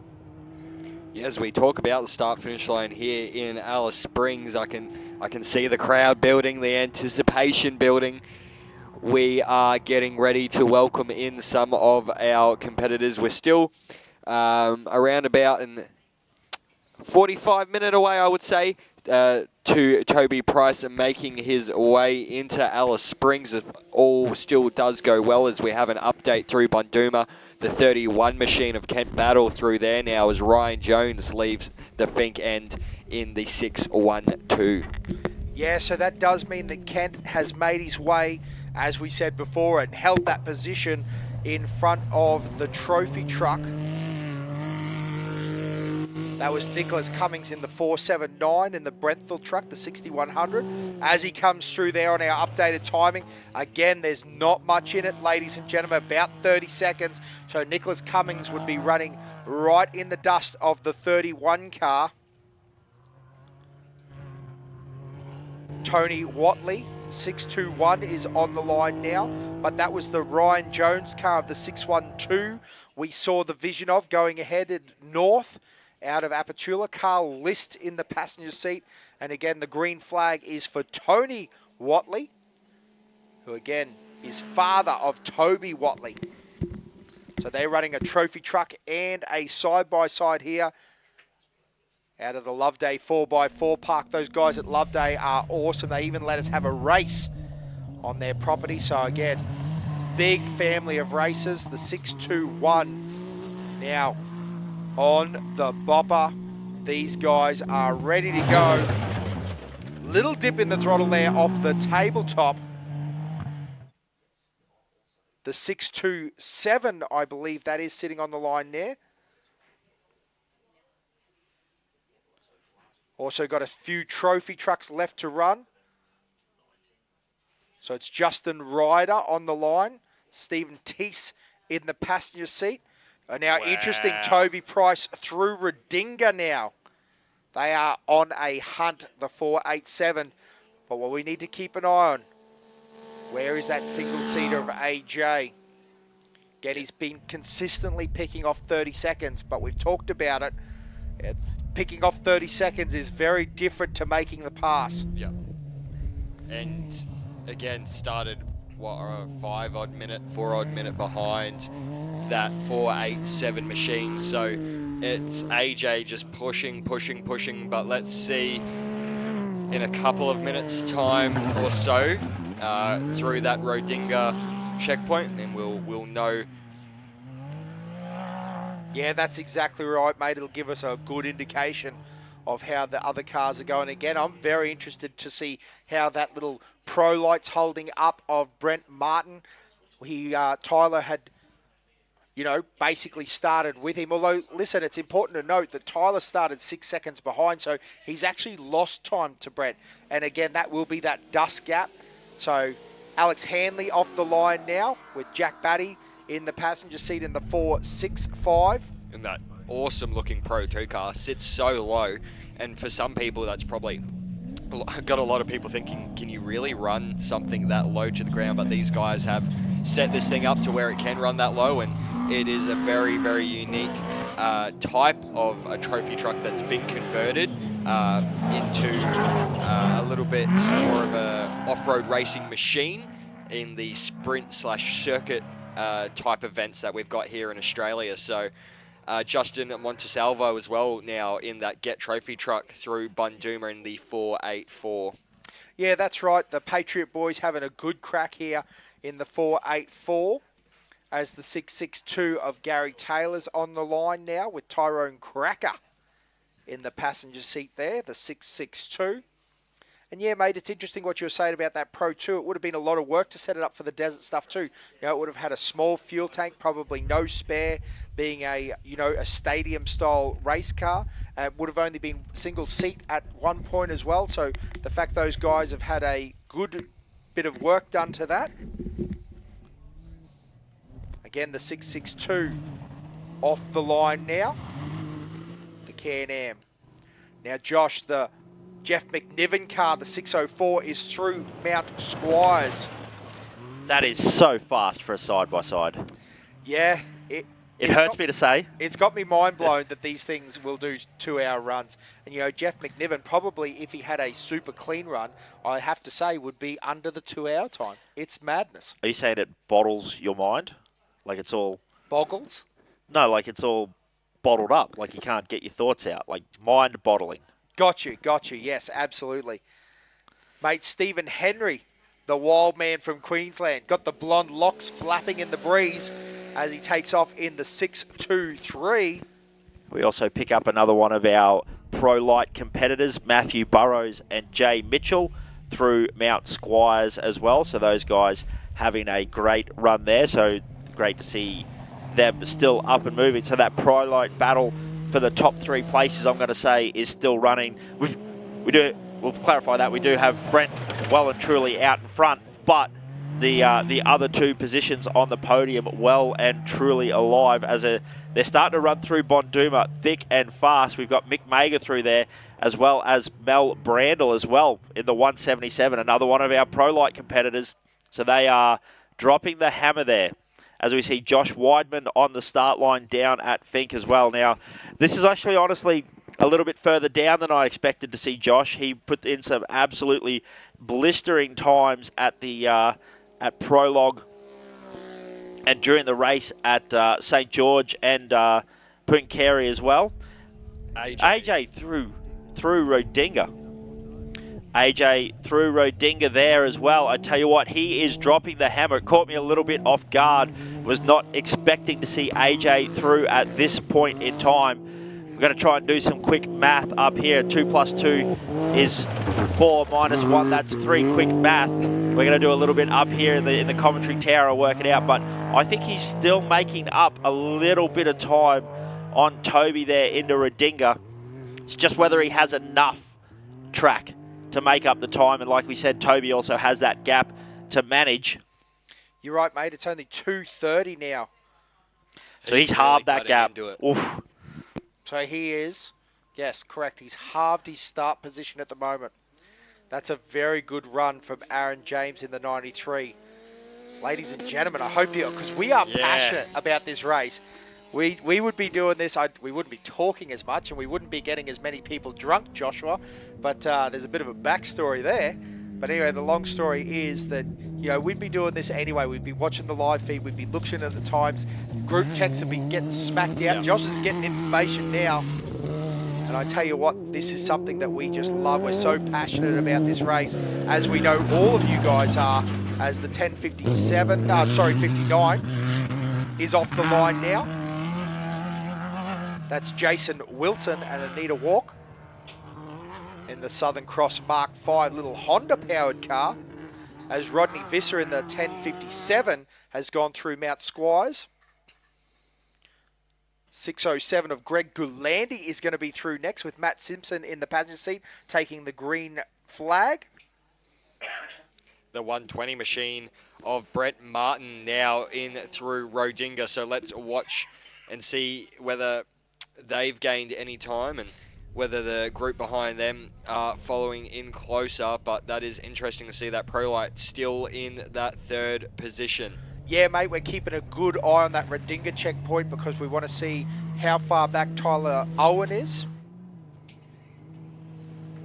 Yeah, Tyler Owen's the one we are waiting for now through that Rodinga checkpoint, as we continually are letting off the vehicles down at the Finke end.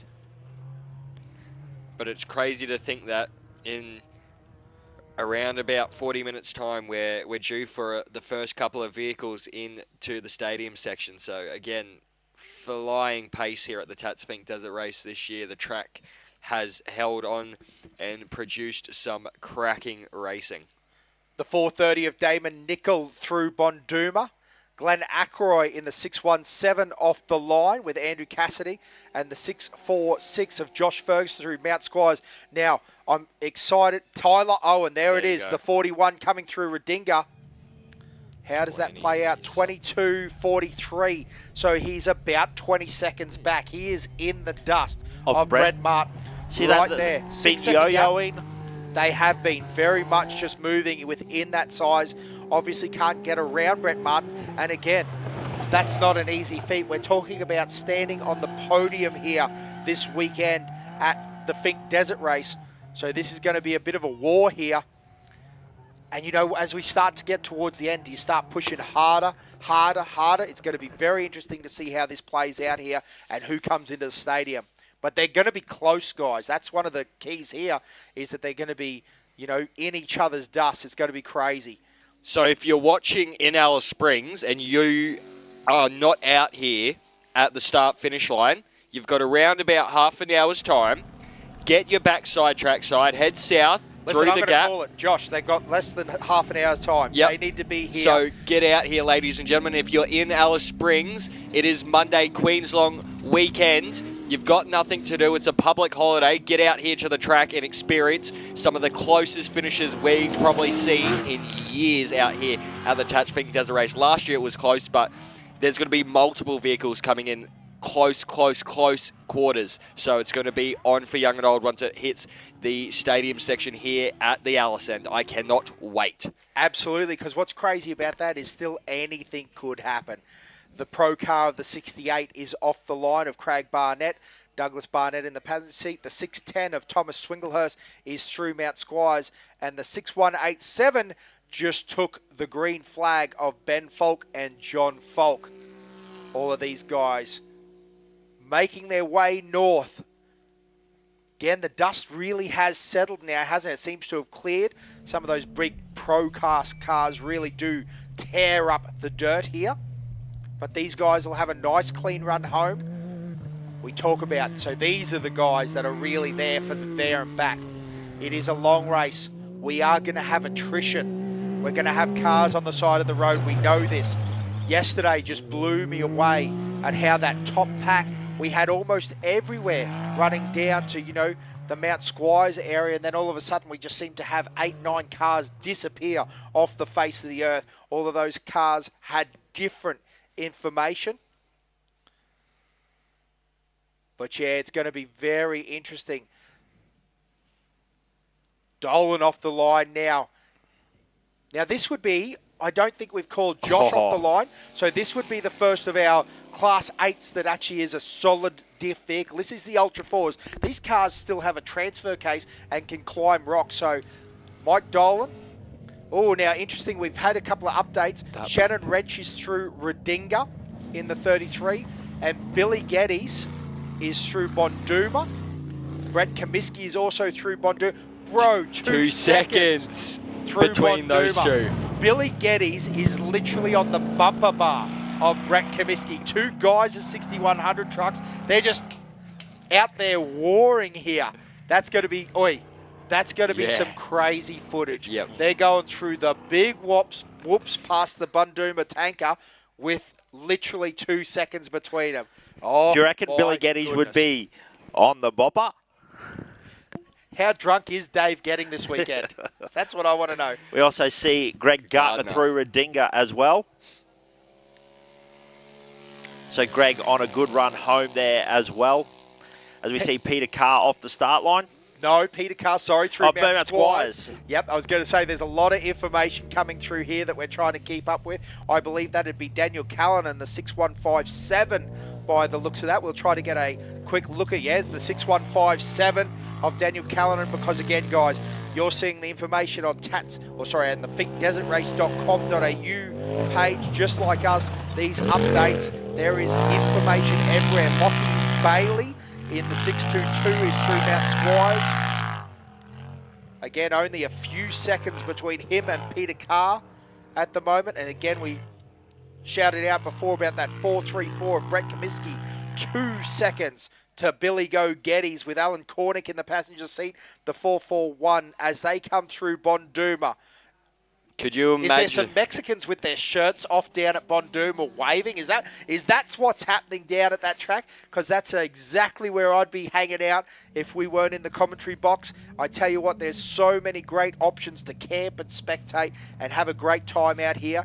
As Royden Bailey in the 52 comes through Bonduma, as the 618 of James Hutchinson with Chris Jenkins is on our screen leaving Fink right now. I think they've got like a little Baja set up down there. They must be absolutely having a great time down there. They'll have everyone getting all that information, and they are probably going lunatics down there with the amount of action going through there at the moment, with all those whoops and cars nose to tail through there. So that's great to see. The Pro 52 of Rod Bailey making his way through Bunduma, and off the line at Fink, Brent Fowler in the 669 in his Polaris Pro Star. So one of the shorter wheel-based options for the little recreational vehicles. And I do say recreational vehicle, it is a quick recreational vehicle, these little side-by-sides. And as we've been talking about over the weekend in commentary, a couple of years ago, a lot of people were haters of these little side-by-side machines. Personally, I didn't like them either. I think a lot of people didn't like them in the off-road racing community. But now that they've come in and they've got their own championship, and the development on these side-by-sides coming out of the States, coming out of here in Australia, all the companies, the factory support for these things, it's absolutely amazing, and they're going to continue to get quicker and quicker, and we might even see 150 times out of a side-by-side in the not too distant future. That's completely nuts, isn't it, boys? But again, one of the biggest classes going now in many of our national off-road races. Sam Bentley in the 1018 through Mount Squires now, as Jack Middlewaters is through Bunduma in the 424. Troy Besham was off the line in the 653. Nice clean run there from that Can-Am. And also the 669 of Brent Fowler. Sean Hogan also off the line. Again, they're running those 1 minute gaps now. So all of these guys are not on corrected time. They're just on 1 minute gap. So this is where it gets interesting for some of these guys not starting on corrected time. They could potentially have someone they could be leading physically in the race. But if someone has a stellar race from the back of the pack, you know, they could have a good run here and come through the standings. Toby Price just came through Deepwell, the 487. He is almost home now, and he is charging. So Jason Falvel in the 618, also off the line now. And look at that live shot, this time from the Alice Springs end. As you can see, the smoke, I think that is settling over with all the campers over the weekend. They'll be cooking up their breakfast. They'll be waking up. They'll be rolling over. And if they haven't woken up already, they're about to have a very, very quick trophy truck flying through there and waking them up. Yeah, beautiful. That original view was looking south down to Apatula. The guys raced down there. But we're back down at Apatula itself now, coming out of the township. So Dave Fellows now through Mount Squires, as well as Toby Price at Deepwell. Stephen Phillips off the line in the 996 at Fink. Peter Simpson is through Mount Squires. Ryan Taylor also through Mount Squires. He's picked off a few people as expected. Absolutely. So the number 6 on a charge there in the Tatum AK-47. You've got the Cadillac V6. Yes, and now speaking about Cadillacs as well, we look at this Stephen Phillips in this ACO buggy. It's a D-stroke Cadillac V8 with twin turbos as well. So just Cadillacs as far as the eye can see. That is very unique, something different. James Cook in the 6122, also through Mount Squires. You say Captain Cook? James Cook. James Cook. Stuart Zielinski, the mad man from the Brumby. There's that famous footage of him in the gold car. He's won many a Class 8 race and championship in that car, but he's now made the move to the 670, and he's having a race there with Jim Zielinski out of Fink. Can-Am Maverick X3, the 670. There you go, Aaron James through Deepwell now at 8:33.42. So Oh, he's gained time again. Is that correct, Dan? Yeah. 2 minutes 20 is the gap I'm hearing in my ears. So there's nothing in it still. And Aaron's gained a tiny bit, but I was gonna say he's got to get around him. That's the touch That's now. the So thing. he's only just gotten maybe a couple more seconds there. So Toby might have wicked her up a little bit. And, yeah, we'll see how it goes. Because, again, I bet that the smell of Alice is in his eye, Oh, yeah. nose, as he gets towards the deep well checkpoint. Again, we want to keep a good eye, too, on that Brent Martin, Tyler Ewan, and then the 33 is right there as well, too. Yes. Shannon Wrench. Old sneaky Shannon Wrench, the 33. Always Keep a good eye seems to there. just get in and fluff around at a podium, doesn't he, somehow? He does. He knows his way onto a podium, that's for sure. So those guys will need to at least keep a little eye on the mirror there. Now, isn't this one of the 577? crazy things about Fink, Dan? We're going to have some of our top competitors in, and we're still going to be releasing cars from the Apertura end of this race course as well. So, Yes, absolutely. It's what again, that wasn't a thing back in the day when we were only running 100-car fields the way. And the other side of that was, remember when we used to release them 2 at a time? That was it was pretty exciting. Well, we did that for the again today, but that was a common thing that you drag raced, even if you were up the order of quite a bit.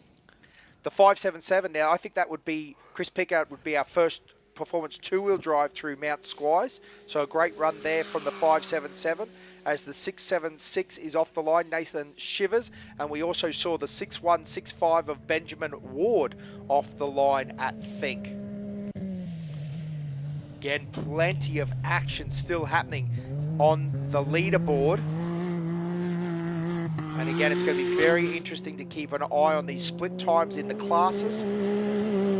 Because whilst all eyes are on the top 3, that makes sense. There's no question about that. We've still got a ton of guys battling within the ranks here.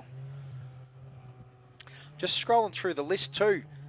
Very interested to see how any of our Class 7 cars are going. Gentleman Jeff Pickering. Josh Nourish is off the line in the other Ultra 4 styled Class 8 car, the 844. You know what's really changed, and I think Sandy Bowman needs to bring it back, is we don't have enough Nissan Patrols racing anymore, do we? There used to be an era. Mick Magga was a patrol boy. I mean, Zielinski used to be in a Subaru. We had Kent Battle. even though Kent's shocks were set up wrong. That's true. They but were. he still did all right every once in a while, old Kent Battle. He had a couple of good... Luke Ayres. Yes. We used to have a really good steel opening door four-wheel drive class, even down to Clayton Chapman, even though he had a little bit of a wild setup. Yes. He had steel opening doors, so that was... Now, touching on that, Luke Ayres, next year is an odd number for the year of Fink race, so hopefully we might see Ayresy back here in that beautifully presented Tatum car as well. Made the step up into a pro class, one of our former Class 8 champions here. So just having a look through the line, there is still Jeff Pickering off the line, and the other Class 7 that is there is Warren Luff, so that's going to be great. There's still a Class 7 battle going on. So Brett Martin now has just come up on our timing through Deepwell, and again, that's got all eyes focused on the timer, because what we want to see is Tyler Owen, as well as where is Shannon Wrench. So it's going to be interesting. 3 minutes 50. Back to the 93 of AJ. So Aaron James there. Do you mean forward to AJ? Sorry, Yes. as in Brent is behind Yes, AJ. yes, Sorry, copy. I probably worded that very badly, but I knew what I meant. You guys knew what I I think meant. I knew what you meant. I was just clarifying for myself. Absolutely. Lucky it's early in the morning. Otherwise, if it was, I think, 4 o'clock in the afternoon, I don't think any of us would have got it. But we are powering through. It's excitement plus up here in the commentary box again. I'm just going to say it. I can see the anticipation building. You can see everyone getting ready down here at the start-finish line. The nerves come in, the teams, the families of those top 3 are standing on that start line with around about however many, I can't remember exactly how many Ks it is to Deepwell, but that Deepwell checkpoint to Alice Springs is always the most nervous feeling because anything can happen. We don't know whether Toby Price will still come through in first. It could be Aaron James. It could be Brett Martin. We have no clue. That is the great thing about this event. Until they hit that back gate, sorry, Dan, they don't know. We don't know. You're absolutely right, mate. I was just going to touch on what Josh was talking about before about releasing cars. You're absolutely right, mate. So we're looking at the 656 off the line at the moment, which is around the 80th, 90th car out of the line.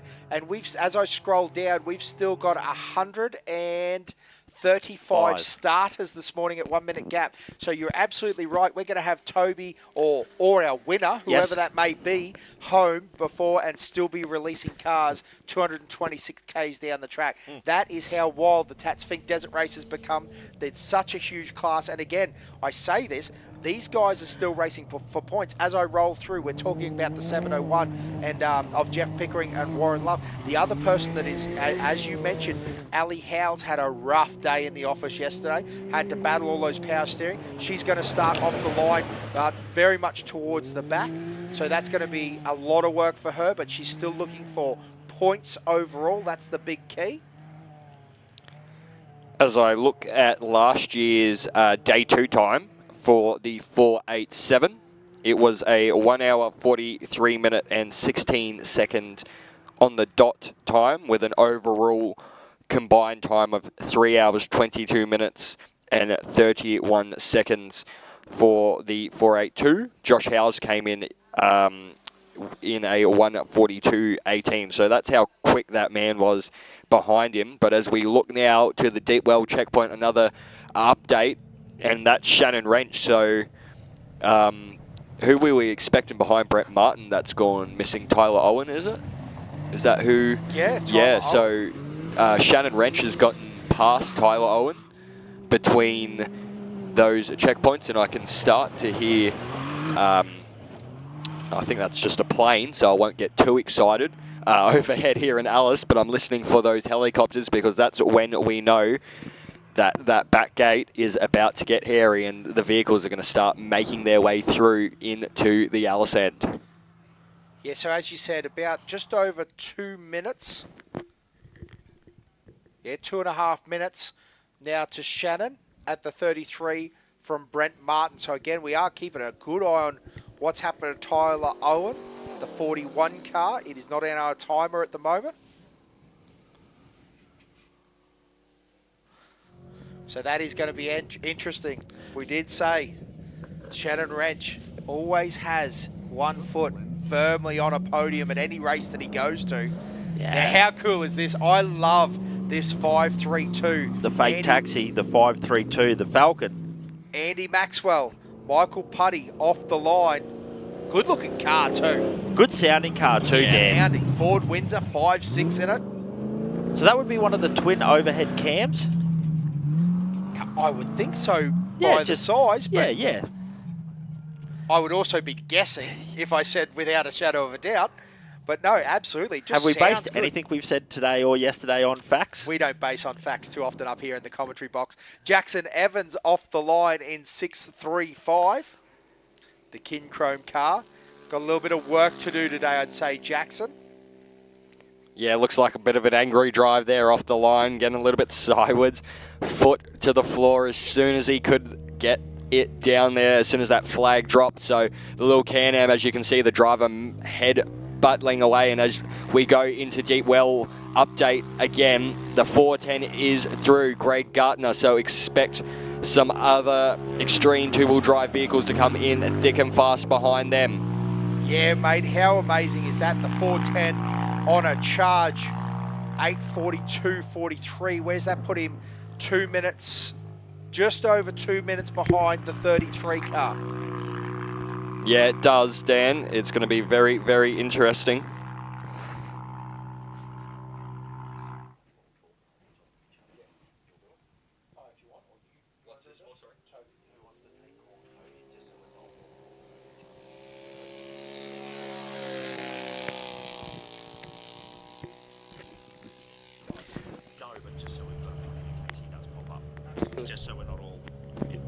Kane Jones off the line now in the 657. That little Polaris Turbo S. Justin Thompson in the passenger seat as we've got Richard Haycock through on the 86 and David Beavis. I tell you what, those boys, you can throw a wet rag over them. David Beavis right in the dust of Richard Haycock in the 38. Hayden Bentley pops up through deep well as well, so 8:44.08, so the 44.08. Where does that sit him with Greg Gardner? About a minute and a half back from Greg. Remembering that Greg's past Hayden, so that is a corrected position. But he is going to be the first of our Class 8 cars, honestly, by a long way. Yeah, what a drive there from Hayden Bentley in that extreme four-wheel drive vehicle. It's been on song all weekend, and there you go. We have Jake Swinglehurst behind him. He's only around about 30 seconds behind that extreme four-wheel drive machine, so that one is going to be interesting as well. As Peter Carr, the 699, is now through Bunduma.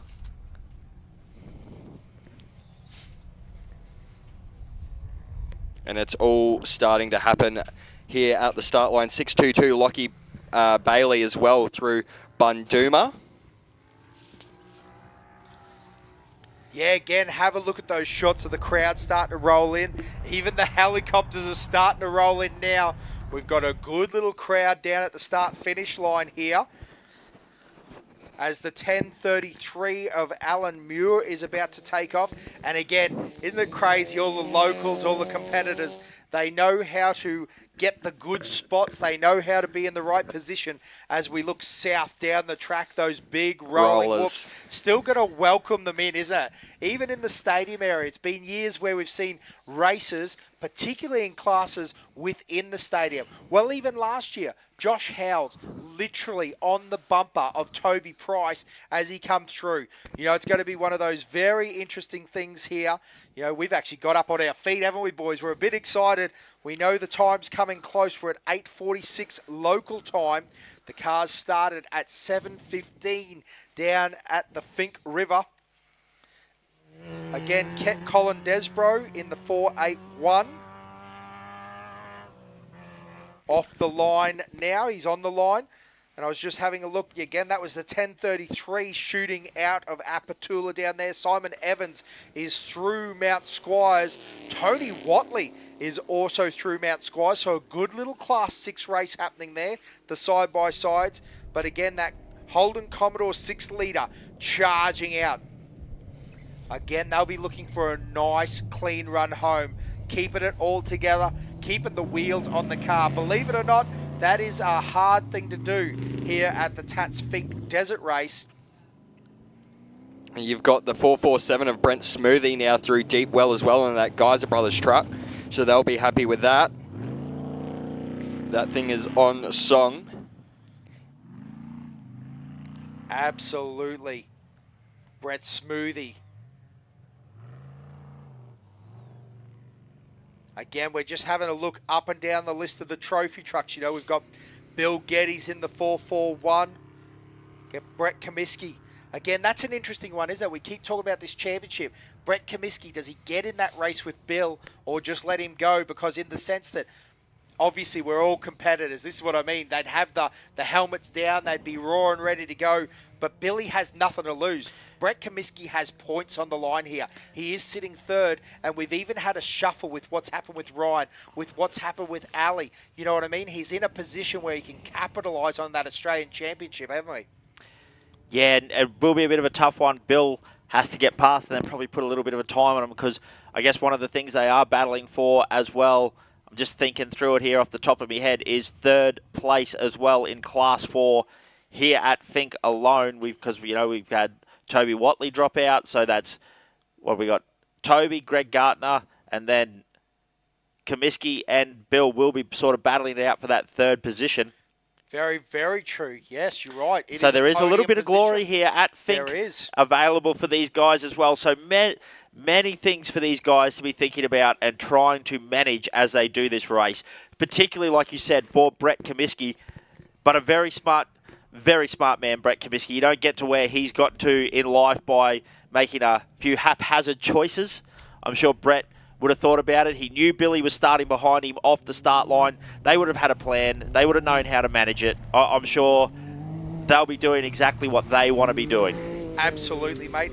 Hey, great shots of the 6.83 of Tim Wadlow and Scott Elvish off the line now in their Can-Am, all blacked out. Looking at that Bunduma checkpoint, 492 of David Fellows and then Sam Bentley, a second between them two in there, and then you've got around about 10 seconds behind them, Ryan Taylor and that number 6. So a very, very close battle pack there for those three competitors, and they must be eating each other's dust like it's nothing at the moment through there. Absolutely, mate. And listen, Ryan would be on a charge. That guy's a top competitor all day, every day. But as you said, Dave Fellows, top competitor as well. So you're right, there's a few guys out of position here for whatever reason, for mechanical issues and whatnot.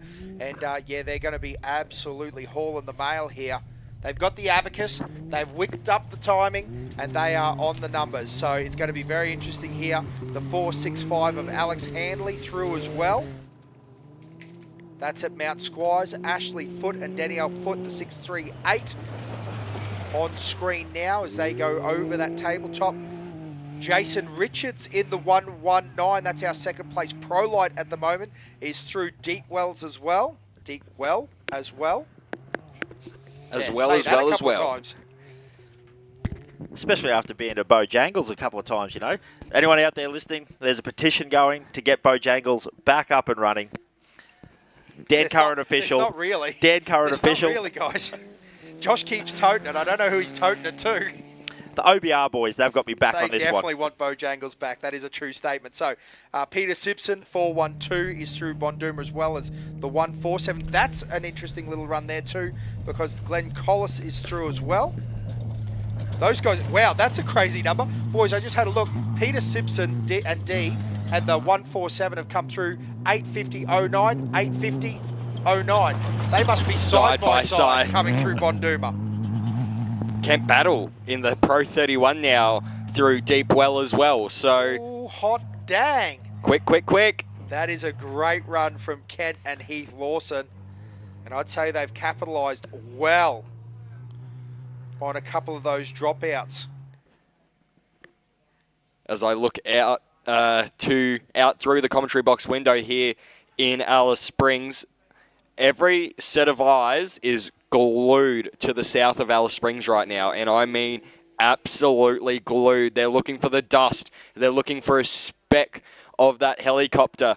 Even down here in the officials area on the other side of the track, I know our eyes are all peeled down through that gate section on that far south end of the track to see who comes through that gate first and takes home the glory here at the 2022 Tatts Finke Desert Race. Absolutely, mate. But while that's still happening, the 685 of Jason Neat with Dallas Neat in the passenger seat is off the line at Finke in their Can-Am X3.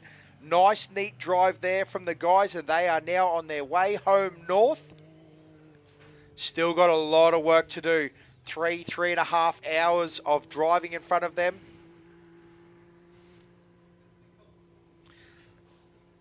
Gee, again, you could cut the tension at the start-finish line with a knife right here. Stephen Henry, the 623, is through Mount Squires. The 433 of David Bird is through Bonduma. Gary Taylor in the 662 has just come through Mount Squires as well.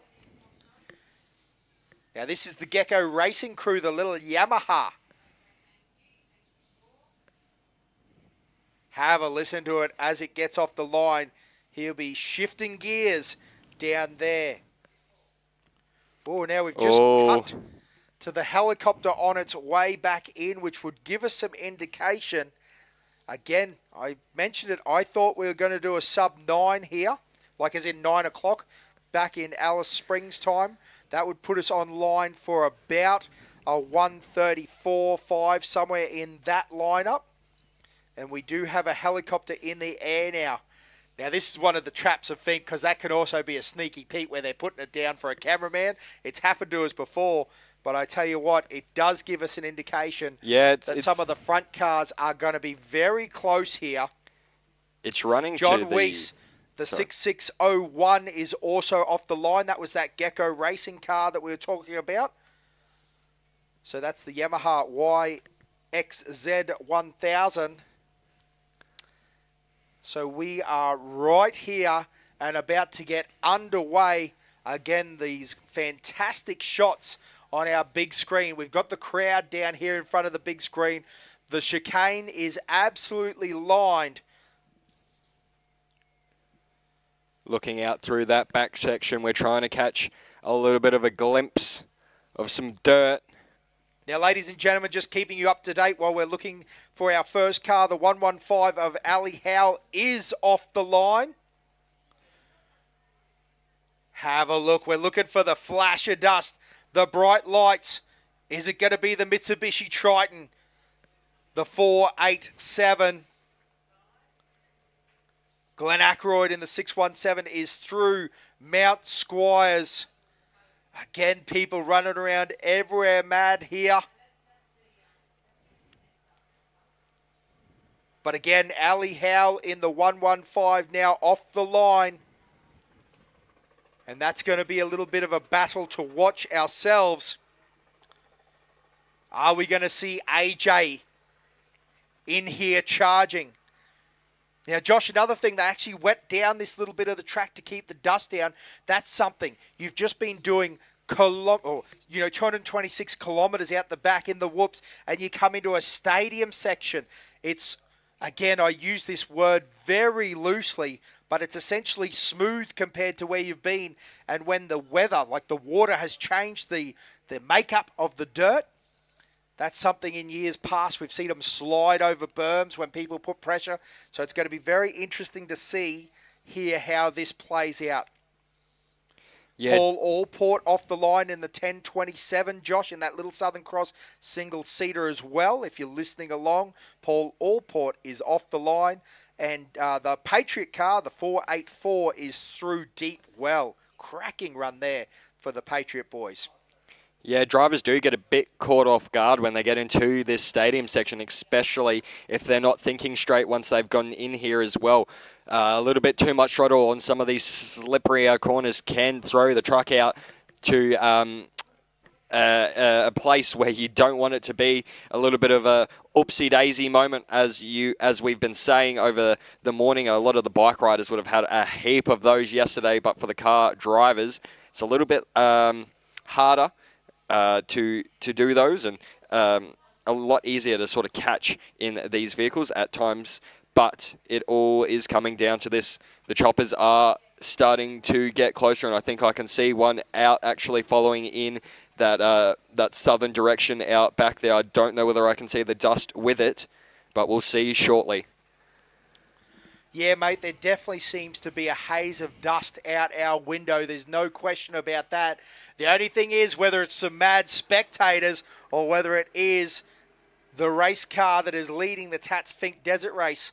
Again, safe money is on the 487 of Toby Price. But where is the 93? Where is the 120? Where is sneaky Shannon Wrench, the 33? We've also got Greg Gartner in there as well. Greg Gartner knows how to get it done. There would be absolutely no throttle cable left in that 410 as the Ford would be screaming. He's probably dialed in Craig Carrison and told him to up the limiter because he needs a couple more RPM. The man is a weapon.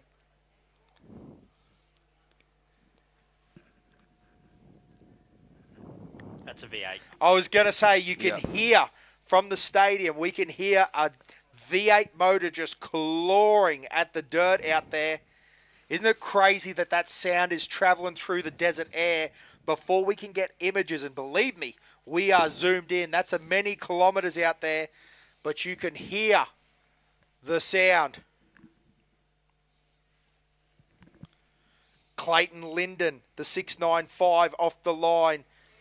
Here we go, ladies and gentlemen. It is the 487 of Toby Price.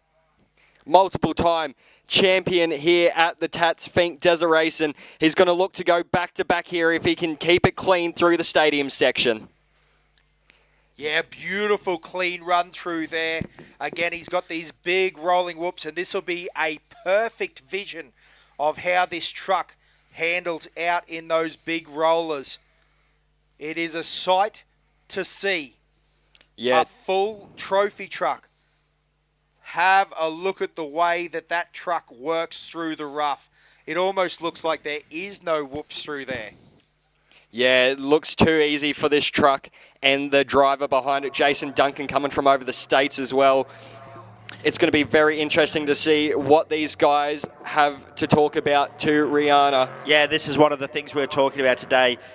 Is AJ catching up? Is Toby managing that lead? Now, just a visual representation. Look at the different style of driving that we have today as he comes in, knowing that he's got this race in the bag. He's just preserving the truck, looking after it. So a different attack mode from what we saw on Saturday in Prologue. Yeah, even leaving the prologue area or the stadium area. Again, like you said, it would be absolutely madness to run up over top of that berm. You can see Toby, and again, the consummate professional. He's been in these positions before. He knows where the pressure is coming from. Now, what I'm really interested in is, again, the 93 of AJ. Where is he with respect to this? And how's he managing his times and his gaps as well? A beautiful run here. Look at that suspension. 40-inch tyres working their way through. Here we go, ladies and gentlemen, the 487 of Toby Price. Is he going to take it? The 2022 King of the Desert for the cars is Toby Price and Jason Duncan in the Mitsubishi Tisco Trophy truck. Ladies and gentlemen, what an absolute time. A 1 hour, 45 minute and 7 second time to Alice Springs. So around about 2 minutes slower than last year, but very conservative, as it looks like AJ makes his way into the stadium section now. Yeah, that's very interesting, Josh. So that does say a 1:45. So that's a very interesting time on the way home. I'd say he's conserved it essentially the whole way, which is a nice clean run from Toby Price. Now have a look at this. Have a look at that Illumicraft getting through the rough, nose up. This is the attitude that we're talking with the rear engine cars. Very light in the front. And it is working its way through here now. That center seat position. AJ having a brilliant drive here in this beautifully turned out Illumicraft car. Yeah, I'm glad you mentioned that, Dan. I think that's something we've got to talk about here. AJ, single seat machine. So he's done all the navigating, you know, didn't have someone else watching the GPS for him. He had to watch the track, watch the GPS, listen in for those calls. So this is a monumental effort here by AJ.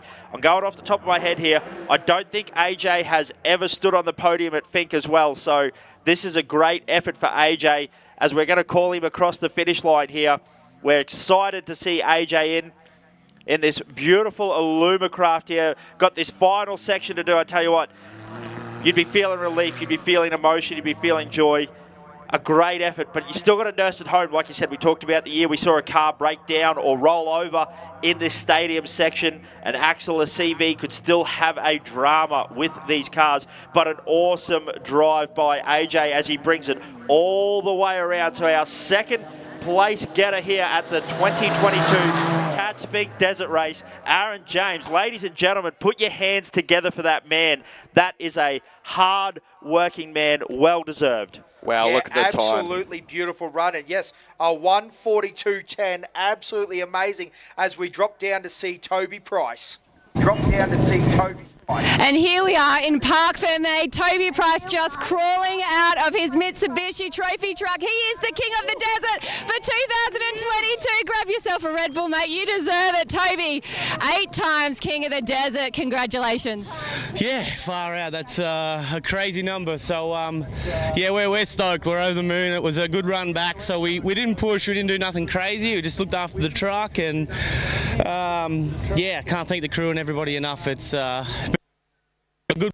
the one that kind of counts the most, I think. So we're happy to get that segment in our hands. A blistering time down there. You broke the record. You've broken all sorts of records here in Fink. You can't say much more about it. No, that's it. Yeah, we had a really good run yesterday, and it's the hardest part is you don't really know what's going on behind you. So you push really hard, but the boys have done a great job in the truck. It's still, I reckon, I'd like to go back again tomorrow. So it'll be good times and good fun. But big thanks to the crew, and everything's just turned out good. We'll let you get your breath, Jason Duncan. Your first time winning here at the Tatts Finke Desert Race. Congratulations in the navigating chair. Thank you so much. I guess it's third time's the charm. So we had a good, smooth run, just played it safe and got here as fast as we could without making any mistakes. It was good. Enjoy the celebrations. We'll catch up with these boys a little bit later on as we just see Aaron James coming into Parc Ferme, just taking off the gloves, taking off the helmet, just soaking it in. This guy has done this race 226 kilometres back and forth, single seater by himself, no navigation assistance. He is sitting in that car the entire time, soaking it all in. Bit of a thumbs up for the cameraman.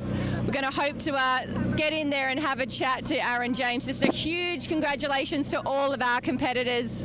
Great to see them in Parc Ferme, safe and sound, after a fantastic race. We might just wait for Aaron to hop out of the car.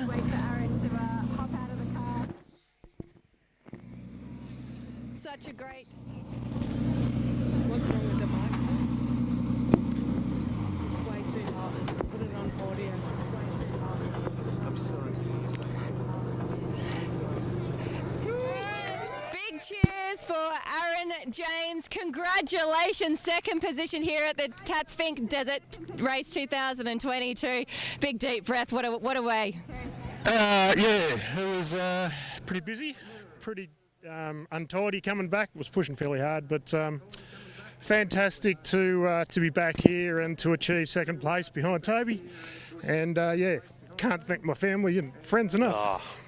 I can see this is such an emotional time for you. Thank you so much for being here and chatting with us.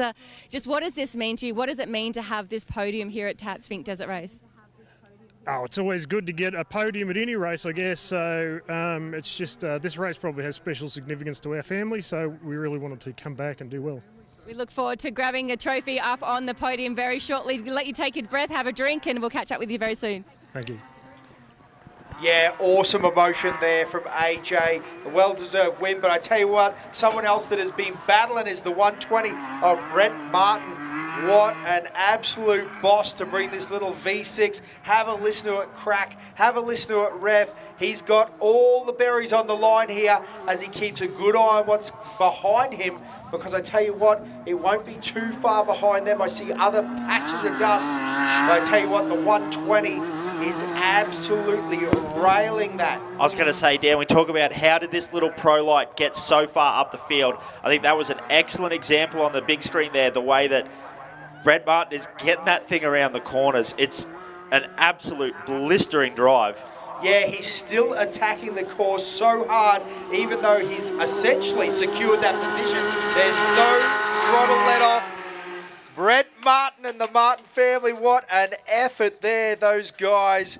My goodness, the 120 and a 1:45.30. I tell you what, Brent Martin has come home faster than Toby did. How impressive is that out of that little 120 Pro Light? Again, Toby Price, our winner, Aaron James in second, and Brent Martin in third position. Well, you heard them talk about it down there at the Parc Ferme there. Toby had a bit of a lead to manage, so he wanted to make sure he got here. And I think we kind of talked about it a little bit, but that is now an 8-time King of the Desert, 6 times on the bike, twice in the car now. Just an amazing effort. And then I tell you what, I was getting a little emotional up in the commentary box here, listening to AJ trying to get his speech out. You know, that's a cool thing there. You know, a great thing. And then we have a bit of a look. Bit of trees, bit of shrubbery there in Brent Martin's car. You can tell that he was pushing hard on the way home. So is Brent so far our fastest return home? No. AJ has the fastest return home with a 1:42.10. And again, Brent Martin with a 1:45. Yeah, some amazing scores there. I tell you what, very quick.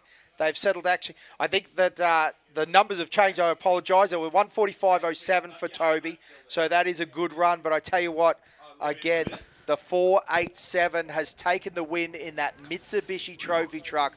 What a stonking run. Again, Aaron James in the 93 and the 120 of Brent Martin now. Have a look at Brent jumping out of that car. That would have been hard work for the boys there, but they have got it done. Can we just say, get that man an alpha. Get that man an alpha. That's exactly what he needs right there. Yeah, absolutely, mate. A champion effort from that little Jimco, though, and the V6. Wow, he must have been just dialed up the entire time. Do you reckon that VQ needs a oil change? Definitely needs an oil change. Probably needs some new valve springs, I reckon. Just a switch on the dash. Turn it on at the start line at Finke and then just manage the speed. Now, who's this? It's Shannon Wrench in the 33. How about that? The Jimco Hammerhead SR33, the Wrench Racing team. Shannon and Ian, multi-time Australian champions. Multi-time Finke race winners. They've got this new car, Josh, and I tell you what, they've been doing fantastic. Let me prefix it with that. But I can't wait for the development of this car. Yeah. Shannon, always, when he builds a new car, I'm going to say it, couple of little, years of development, and then the man is absolutely a machine. So it's going to be interesting to see how Shannon comes along with this car. Again, very different with its long trailing arms, but he's having a nice, consistent drive. Again, another guy that just knows how to manage his position. He knows where he is. He knows what's going on. The 33. Again, I was laughing, Josh. Some people don't even know Shannon Wrench had the 33 number because he's had the one on his roof for that many years. Yeah, a lot of people do, but this man is going to bring the car home in fourth. Put your hands together, ladies and gentlemen, for Shannon Wrench and Ian Wrench, home in fourth position in their Pro Buggy number 33 in a time of 1 hour and 48 minutes and 20 seconds. Yeah, absolutely amazing. And again, we see that footage on the line. We'll throw down to... Congratulations to our third place podium getters, Brent Martin and Ben Dawson. Brent, wow, it was so fast in a pro lap, just exceptional for you guys. Yeah, I was pretty happy with that. We've had an awesome run down and back again, and we were here third in 2019, and pro lights aren't meant to be up here, and it's a good feeling. That's what the boys in commentary were saying. That just it's so outrageous that you guys are here on the podium so fast. Ben Dawson, you're the navigator. How was the run for you? It was just a wild ride on the way home. I must say, Andre did a fantastic job on the way down, and just to get in the right position, and Brent just drove exceptionally well. Didn't have any problems whatsoever, so it was great. Fantastic to hear. We look forward to seeing you guys up on the podium. Congratulations. Enjoy this moment. Thank you. Thank you. Yeah, and if we got that footage, Greg Gardner. Now, what's going on here? Is he off the track there? I think he just stopped there. Oh, he has. Tyler Owen has just picked up that position. So Greg Gardner literally in our view in the stadium. Tyler Owen now coming charging through in the yellow Illumicraft car. So interesting to know what happened there, Josh, because he obviously had a couple of minutes off on the side of the track himself. Yes, Tyler obviously having a bit of an issue, and it looks like Greg getting back up and running. Now, I tell you what, that is heartbreaking. And this is what we were talking about, like managing a lead. It's one of those things where you still have to do it, even though Toby was 2.5 minutes up and the finish line in sight. Look at this, we talk about Greg. Now, Josh, sorry, mate, just looking at that, it's got a limit strap hanging down and no tyre on it. So I wonder if they've had a wild moment off the track, broken a few bits, and I reckon it's that left-hand rear tyre, potentially. They might have had to do a quick tyre change on the side of the track, mate. Again, that'll be an interesting interview to hear what happened to Tyler Owen out there on the course and the challenges of making their way around. Because, again, Tyler Owen going so fast. Hayden Bentley gets back past Greg Gardner. So that's the 818. Poor old Greg literally stopped there in the dust again. Poor old Greg can't win a trick at the moment, can he? He has some stonking runs here at Finke, and unfortunately he's had a few years where there's just been little things. There was that footage of him there where the tyre fell off and fell off the jack. Tyler Owen though, with the 4-1, making all the noise as he comes past. Oh, Jake Swinglehurst as well in the 49. That's a great run. Now, Josh, a key here is that is championship points for the 49. Jake Swinglehurst, that is a great run from him, and again will cement his position in the Australian Championship. He was running second. Again, how that shuffles out with where Ryan comes in the number 6. Yeah, definitely going to be something that we're going to have to keep a little bit of an eye on. I'd say poor old Jake had a bit of a rough day there. No one seems to have a nice run behind Hayden. He knows how to kick up plenty of dust and make that 818 very, very wide there as we see that GDR-powered racer, four-wheel drive trophy truck all the way across the finish line, and we're going to call in Jake as well. So these guys doing an awesome job here. Like they said, this is their first year competing in Pro Buggy, and they're putting it inside the top 10. Now, this is crazy, Josh, because, yes, that's our 3rd Pro Buggy through. No, I apologise, our 4th. Now, speaking of getting emotional up in the podium, seeing this makes me emotional. Yeah. I mean, Greg, truly one of the ultimate competitors. I would say they've had an electrical issue. We see the lights drop out. He turns it off, turns it back on, and has to restart that car. Well, so the we'll crazy throw bit down. is that's for second as well in Trophy Truck. So again, we'll throw down onto the start-finish line for another interview as we keep an eye on everything that's happening here.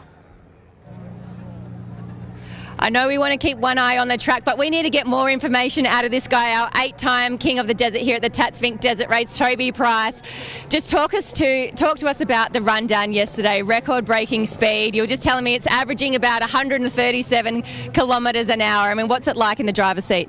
Yeah, it's the best fun you can have, I think, so, with your clothes on. But it's, yeah, we had a really good rundown yesterday.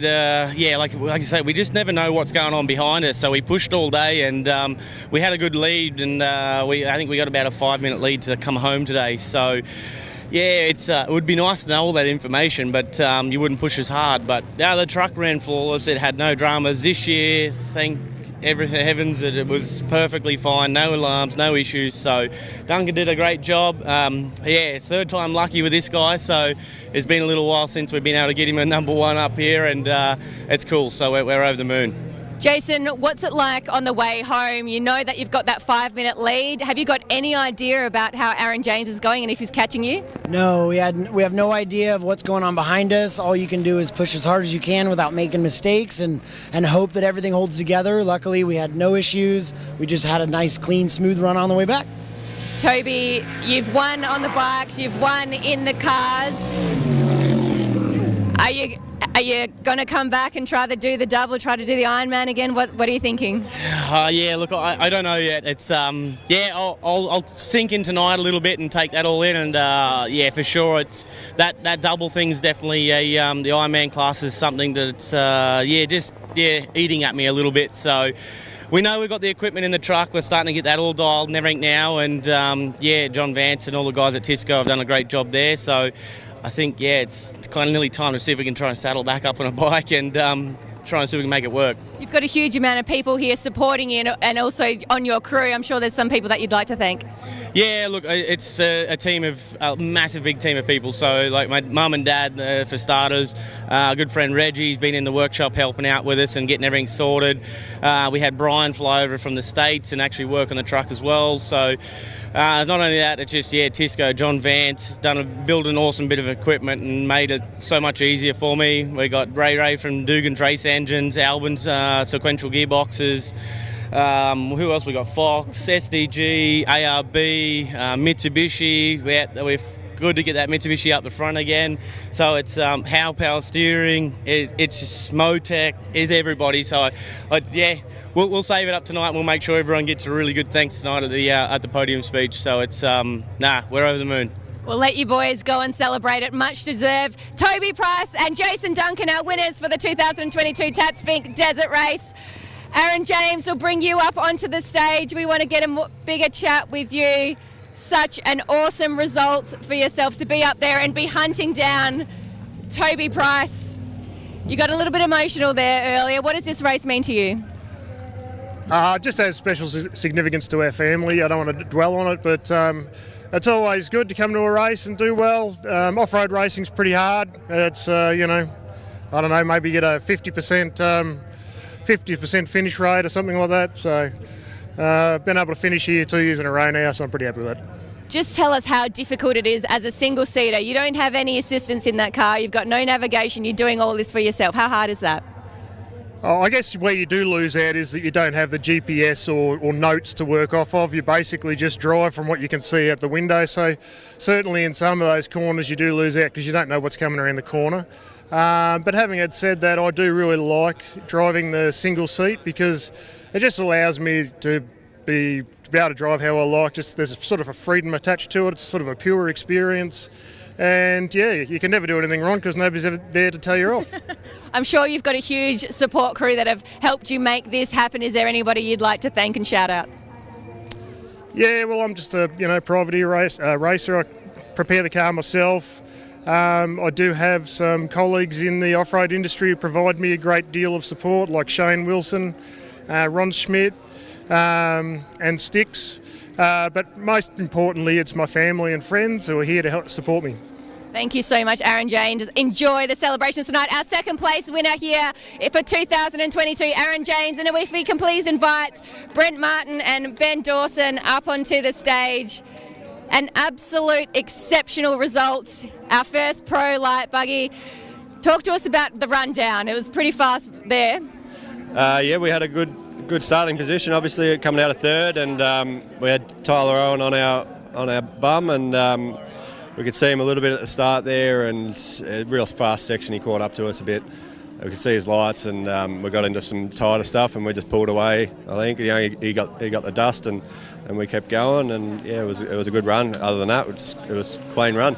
Ben Dawson, what was it like overnight down there at Finke, and how much work and preparation was it needed to be done overnight? We had to do a fair bit of work last night. We had a broken exhaust pipe, we had a CV boot, so there was a lot of work going on, but all of us chipped in and got it all done, and were able to get a good night's rest and get up in the morning, so it was good. What does this race mean to you? What does it mean to be standing up on a podium with these guys? Toby Price is a legend. I raced him once or twice on a bike, and I think he lapped me about 5 times. So, it's awesome being up here, and I think Desert Race doesn't get much bigger for our sport. So, second time up here, and I think Pro Light's only been on the podium 3 times ever. So, and I'm 2 of them. So, I'm pretty stoked on it. Is there anyone you'd like to thank? I'm sure there's plenty of supporters that have been by your side. Yeah. Obviously, Mickey Thompson. We just put their tyres on there, and I had a look at scrutineering. No one else run those tyres. I don't know why. I think you're wasting your time if you're not. All the boys back home, family that have helped, and our friends that come away with us, they've all chipped in. Didn't necessarily come away, but they all put their bit in. Ronnie Milton prepared an awesome engine again. He does great work. Dean Wilson, all his hard work, he's amazing. Who else am I forgetting? Andre, my other navigator, he went down. He did a great job. I want to say hello to my little nieces, Paige and Ivy, at home, and we've got another one now, so we're pretty excited. It's been a big weekend for the family. Congratulations, guys. Enjoy the celebrations. Our third place podium getters, Brent Martin and Ben Dawson. Boys, so great to be down here amongst the celebrations. Yeah, what an awesome view that we've got down there. But ladies and gentlemen, while we were there was plenty of action happening, and Brett Smoothie came through there in the 4.47, mate. Also, Greg Gartner limping through in the 4.10. That rounds out our trophy truck podium. So, yeah, those few minutes there was plenty going on, because the other guy that came through, Kent Battle in the 31, and Jason Richards in the 119, our second place pro light. So I tell you what, the action just never stops here at the Tatts Finke Desert Race. Yeah, one of the cool things about Kent Battle in that number 31, an all-Australian built machine up here. So great to see that, in off-road racing, when we talk off-road racing, people think you need American, it's the way to go. But, the 31 machine there, the Element off-road racing buggy, Brinks Performance and Albans Gearbox, all the good Australian stuff. How And good did that motor sound? Cranky. The 6 litre makes 6 litres great again. Or 5 litres. Who doesn't love a good old 5 litre? Whoa, whoa. The VN? No, there's plenty of good motors out there, absolutely, but it's very cool to see those guys have a good crack. And again, Jake Swinglehurst in there in the 49 had an excellent run. That is very solid for his championship hopes.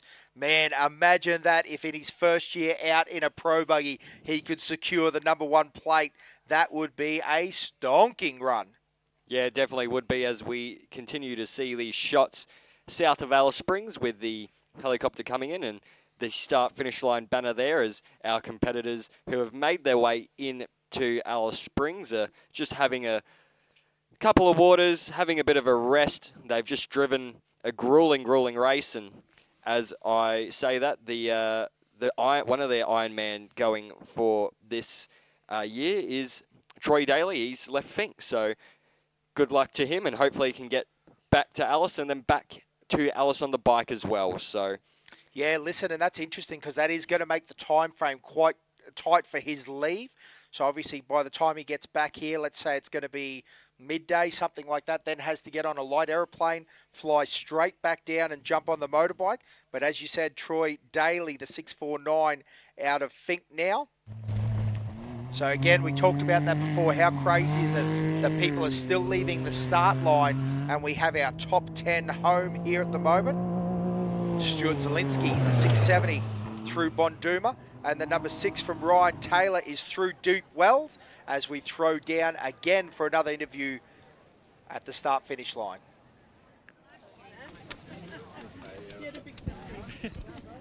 Big morning. Go TVU. Sitting here in 7th position overall, we've got Jake Swinglehurst and Kate Swinglehurst, brother and sister duo. Jake, fantastic result for you guys. Yeah, I mean, it was our first race in the pro buggy, so we just wanted to get there and back, and to be in 7th is even better. Talk to us about the rundown. It's been pretty fast this year. Yeah, I mean, I didn't expect to go as down as fast as we did, and like even Toby doing it 136 is just wild. Kate, you're sitting in the navigator seat. How was it from your point of view? Yeah, it was really good. It was really cool to see the track in a different form, being in the bigger car, but it was good. Jake drove really well. And last night in camp, was there any issues or was there much work that you had to do with the car? Not really. There wasn't much. I think there was just a few things that they checked over, but not a lot, which was good. Smooth sailing all around then. Yeah, we're glad to be here. How are we going to celebrate tonight? Oh, we're having a few beers, that's for sure. We look forward to seeing how everyone celebrates. Good luck and, congratulations and well done. Thank you very much. Yeah, awesome there from those guys out of the 49 car. Such a great family team. But talking about a family team, we got the Patriot truck coming in, the 484. These guys have plenty of footage out them floating around and enjoying. The twins are out on the track as well, I believe, in their little side-by-side. Not little side-by-side, it's one of the big side-by-sides. But the 484 Get Performance Trophy truck now making its way through. Now again, there should be a bit of a battle happening here because again, the 441 and the 434 also out there warring on the track. Get a nice, neat run here from Justin Montesalvo. Yeah, the boys will be happy with this one. It sounds on song, Dan. Yeah, they're pushing it all the way to the finish line as the Patriot Campers Get Performance Trophy truck comes through. That will secure them 12th on the road, so a great run there. Nice, neat run as we look, and that's the 88 car, I think, as it flashed across the screen there. Again, we are keeping our eyes peeled down the track. This is looking south, down to the Fink River. Yeah, DC, I think you're 100% right. That does look like the 88 Jimco. So a great run there for these guys. I'm going to say with them taking ownership of this car, this is probably their first Fink in a pro buggy. We have seen them at a few different events throughout Australia this year. We saw them at St George up in sunny Queensland earlier in the year, the first round of the Australian Championship. Well, Josh, do you think this 88 it'd pretty much know its way home, wouldn't it? So again, good ride here from Darren Williamson, and leaving now down at that in shot of Apatula. We're going to have the last car off the line. It is the 6637. Is that Eden about Evans? to take off the line.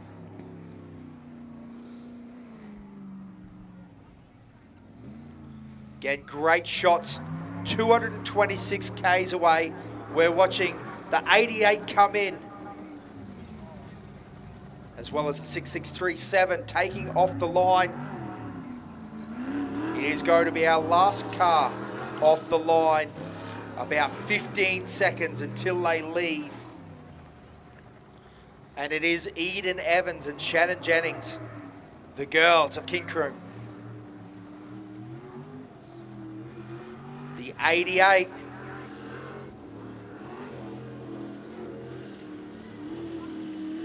Oh, unfortunately, a little bit of a limp here. That is not a good start for the 6637 as the 88 comes across the finishing line.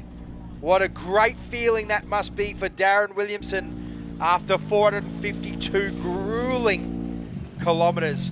I tell you what, they tell you in these pro classes that it's like driving a lounge chair. I'm here to tell you that it's lying. As the great pistol Pete Sorensen said, if it's not beating you up, you're not going fast enough. So we're going to throw away, wow, no bonnet on this. This must be Mick Magger coming in. But we're going to throw down to the start-finish line again with Rihanna. Yeah, we've got Shannon Wrench here who came in 4th overall. Shannon, you were just saying to me, not the smoothest run. How was your, what was your tales of woe? We had some power steering issues yesterday going down pretty much the whole way, so it was fairly heavy the whole way, and we put a new pump on it last night, and then come back today, everything was going pretty good, and then about 120 Ks out, we lost a fair bit of power, so not sure what's happened there, but just, good to finish anyway. Given those issues, you must be proud that you're sitting here in 4th position. Yeah, it's always tough just to finish here, so that's an achievement, but just got a few things to work on with this new car, so we'll keep chipping away with it, and we're back next year, and hopefully we can have a better run next year. Talk us through what the conditions were like out there, particularly leaving Fink this morning. Yeah, as usual, when that time of the day, we always have the sun in our eyes, so that's a bit of a challenge. But other than that, the track was pretty good.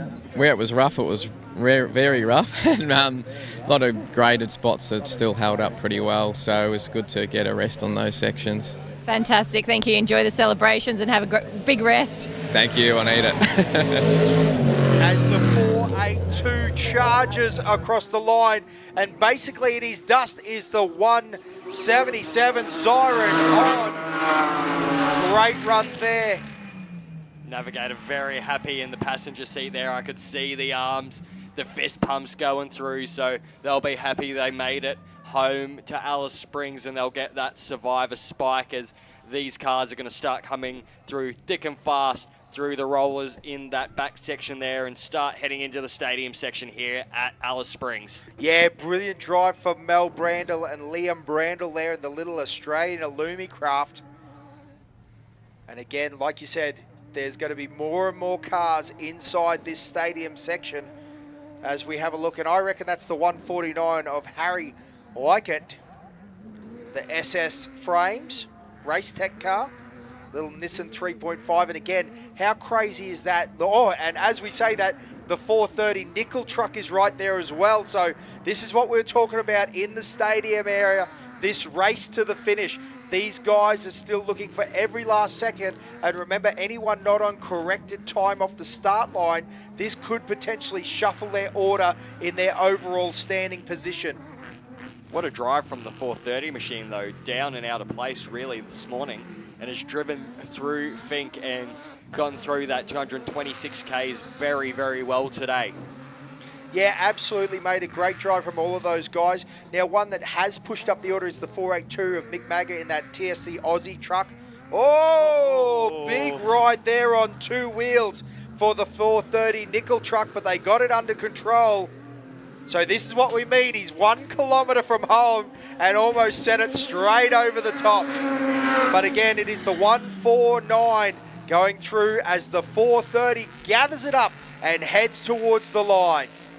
We're going to throw down again to Rihanna.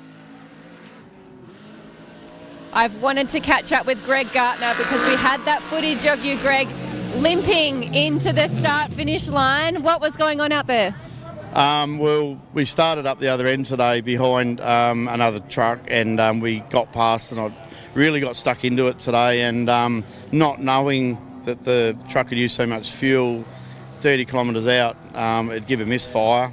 We knew we had low fuel pressure, and we went to the other fuel pump. Didn't help, so that made us, slow right down. It just kept stopping, and then it stopped out here, and it's like, no way, this can't happen. And not sure. I think the crowd might have pushed me over the line, to be honest. Oh, heartbreak as you've covered close to 500 kilometres and then you run out of fuel right at the finish. But aside from that, how was the rest of your run? Actually, we had a really good run. We had dust yesterday, which probably put us back a little bit today to start, but really good run today, to be honest. Everything went really smooth, and it's probably the best run. We've been here for 16 years and 16 runs, and be the best condition the truck has come back in, bar the fuel. We'll be going back to put a 300 litre fuel tank in it, I think. So. And you'll be back? Definitely be back, yeah. This is our holiday. Well, it's not a holiday, but it is our break, so it's good stuff. Enjoy tonight, rest up, have a couple of beers. Will do. Thank you. Cheers. What a great run there, and a supercharging Greg Gartner, those fuel woes. But we've also had a charging Billy Geddes come over the line, the 441. He lost a tyre yesterday, but he has had a stonking run home, picked up a couple of positions. Now, the other thing that we're looking out for, because he is a championship contender, is the 434 of Brett Comiskey. So Billy's actually, and it sounds like I almost called him in, didn't I? That looks like the red truck of Brett Comiskey, the 434.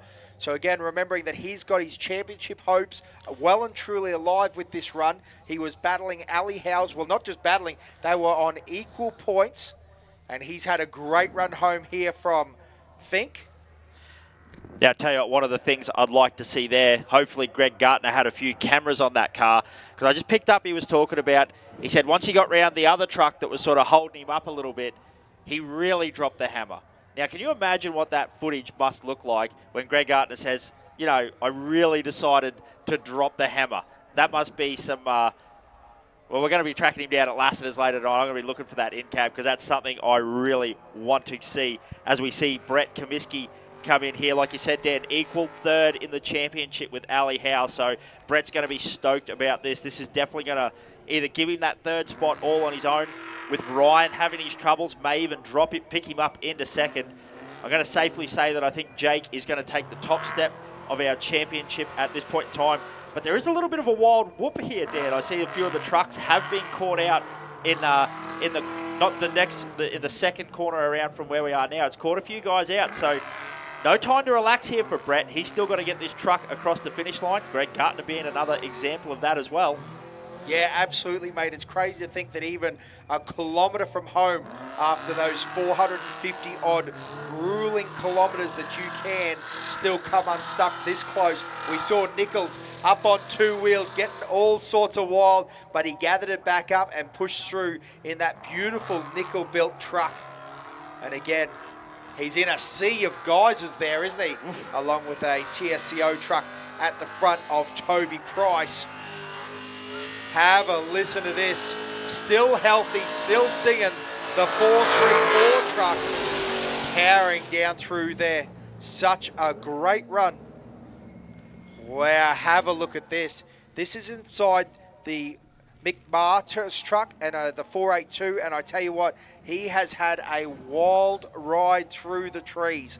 He had that amazing photos that were surfacing on Facebook of him absolutely sending it. He was airborne. I think he actually had to check in with CASA for that one, and wow, he's done it again, because there is trees and shrubs everywhere. Now, that's a guy that'll be good to have a beer with tonight and find out what on earth happened on the track.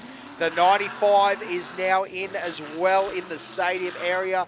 Not too far for him to go. Brett Rogers and Brett Richardson in that Rids Racing frame. They've had a nice, clean run all the way here back to Alice Springs. And I tell you what, we talked about it, Josh. When you come under that banner, it is hard not to get that feeling, to get that emotion, to get that flood of feeling that only Fink can give you, as Brett Rogers and Brett Richardson in the 95. I tell you what, while we've got a chance, we're going to throw down to that Tisco truck and have a chat to Mick about his wild ride. Yeah, this caught our eye, the inside of this truck here. Mick Maher, you're the one behind the wheel of this thing. Tell us what happened out there. Yeah, we had a bit of a moment down there. We passed the second car, we were passed on the way back, and he mustn't know we were coming, and as we got beside him, he moved over and we hit his wheel and up on two wheels, off through the trees. It was a bit of a wild ride, and I was pulling branches out for the next bloody 5Ks, and the sap covered my visor, so I had to drive with the visor up for the rest of the track. So it was a new experience. Sounds absolutely terrifying. No wonder you're like just having a few deep breaths and getting that water down your neck. I mean, aside from that terrifying incident, how was the rest of your run? Yeah, no, it was good. We were pretty tidy. Just that with the visor up, you couldn't see very well, so I had to rely on the navvy a fair bit, which was scary at times. That's because your navvy's Irish and he's got a fairly thick accent, so you've got to sort of navigate what he's saying to navigate where you're going. Yeah. Are you happy overall with how it's come? I'm happy to finish, yeah. So I think it would have been a pretty good time. We passed a few cars and we had to button off a bit for the last 30 Ks. The engine was saying it wasn't very happy, so yeah, good to be here. It's better than last year anyway, so. The Tales of Fink will let you go and rest and catch your breath. Thanks so much, Mick. Thank you. Cheers. Yeah, amazing stories there as the 52 makes its way in now. That's Royden Bailey and Tyson Water. That car just sounds so strong. Very unique sound out of that Toyota with a V6. 3.5 litre turbocharged Pro car. And again, plenty of horsepower on the track. Josh, interesting even to have a look at a few of these cars. They almost have a little bit of mud type residue on them. So I wonder if overnight dew has thickened up that sand. And again, it's plenty of racing still to be done on this Tatts Finke Desert Race course. A few of the guys looking a bit beat up, a bit worn out. And Mick looks like he's done it tough in the truck today. He said he's done it tough in the truck today. So out of interest up on screen is today. So this is section 2 of round 3 of the AORC Championship, but this is section 2 of Fink, and this is today's overall. So again, the 93, Aaron James ran that fastest time with a 1:42.10. So again, that is only today's, it's not the overall. But Toby Price there with the 4.87 in a 1:45.07. Brent Martin right there as well with a 1:45.30, a stonking run out of that little Pro Light. Then Shannon Wrench with the 33, a 1:48.20. Wow, very close there to Brent Smoothie in the 4.47, who ran a 1:48.43. Wow, a 1:48.44 for Jake Swinglehurst, and Kent Battle with a 1:48.58. So within 40 seconds, those guys are all running right there for our 4th, 5th, 6th, 7th. Now again, please listen that is only today's section. And again, those section points are going to count for the Australian Off-Road Racing Championship. Now another one to keep an eye out for is Ryan Taylor in the number 6 car. And we also want to see where Ali Howells fits into this, as well as Brett Comiskey in the 4.34. So going to be one of those interesting things to watch how that all unfolds. There's still a lot of racing in the car classes. And then Josh, we get to the motorbikes. There is so many motorbikes out there to race today. And you know, the story really is at the front, obviously. You know, we've got Davey Walsh in that number 1 bike. You know, Jacob Smith's going to be an interesting one, as well as Jack Simpson. Again, we did see that little look of frustration on Jacob Smith's face. Yes. I'm not sure what that was about. Obviously, again, I can't say this enough, visibly agitated at the finish line. Yes. Now, whether that's at himself or whether that's at something that happened on the course or something mechanical that happened, but either way, we're going to find out, and no doubt he's going to want to push really hard on the way home. But I mean, it's the local gun, isn't it? David Walsh, he's going to be the one to keep a good eye on here today. He's got the number 1 plate for a reason, Josh. Yeah, I think he's going to be hard to track down. He's got that, he's got Alice Springs cheering him on. He's got that local knowledge of the track as well. I think he's going to be one of the people that will fully understand, how much the track will chop up after these cars. He might know the, when it chops up, normally I go to the right on this corner, but today I might end up on the left. I think he'll have a good understanding of that. That's not saying that, Jacob Smith and Jack Simpson do not understand this track. I think Jack was saying this is his 5th year here at Finke, so he's an experienced competitor as well and one of our top runners. But there's stories up and down the field, whether it be our bike competitors, whether it be our car competitors. I tell you what, there is plenty that is going to be going on today. The action is not over yet, that's for sure. Yeah, it's definitely not. There's still a heap to play for in the rest of the standings here for today. Side by side, sports light, Super 1650 buggy, stuff like that. We still haven't seen any of those competitors in through the start-finish line here at Alice yet. So still a lot to play there in the car categories. And then, yes, as we were just talking about, a heap to come from around about midday today with the the bikes leaving from Finke. And again, that number 1 plate leaving first and trying to defend his back-to-back titles here at the Tatts Finke Desert Race. Yeah, that's right. He had a good run yesterday. He was able to jump himself up from 3rd position to jump himself up from 3rd up to the first bike off the track today. But while we're waiting for that, we're just going to jump to a quick commercial break and thank some of the awesome sponsors that make this event possible.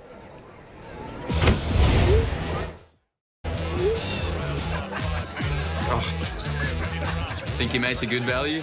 You should check out Venue Mode. When the green light is activated, you're on Tab Turf. So you'll get access to exclusive markets and offers just for heading to your local. Venue Mode, only on your Tab app.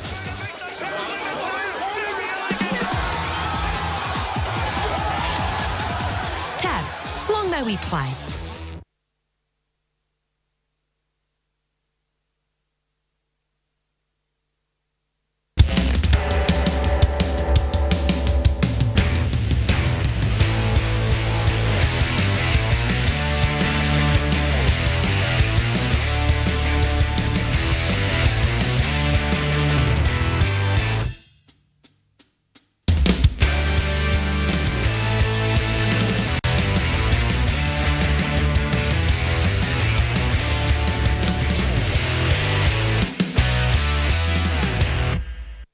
Times have been tough. Here at Imparja, we want to help our customers get back to business and reconnect with their own customers. Television viewing levels are at an all-time high, so now is the time to reach out through TV. And to make it easy, we offer complete commercial production and airtime solutions tailored to your specific needs. Our advertisers have been advertising with us for years, and that says something. Whether you've used Imparja previously or are new to our station, give us a call. We'd love to help.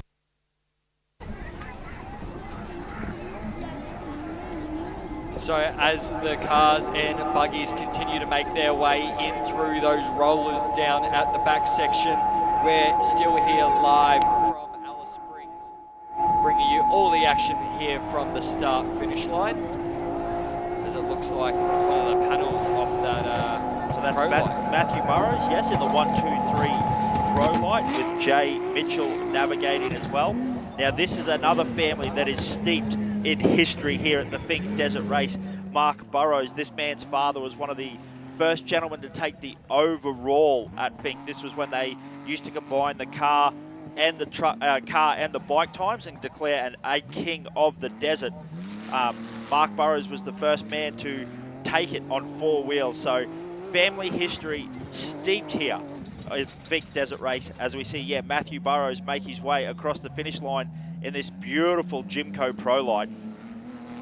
Yeah, and it sounds really, really nice as well, making its way over that little step up there, and as we go through its final corner. Yeah, this is sort of, I believe this is Matt's first attempt at Finke.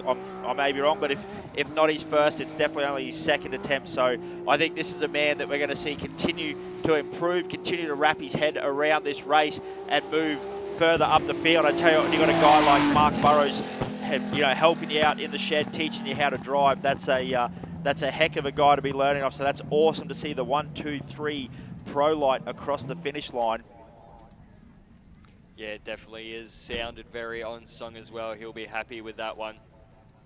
As we continue to look south and the crowd continues to build out here at the start-finish line as well as along here as well. But we're going to throw down to the presentation now.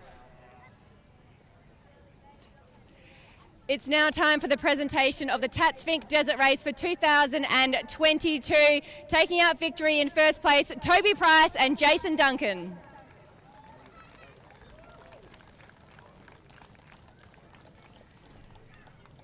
And in second place, Aaron James. Just stand. And taking out third on the podium, Brent Martin and Ben Dawson.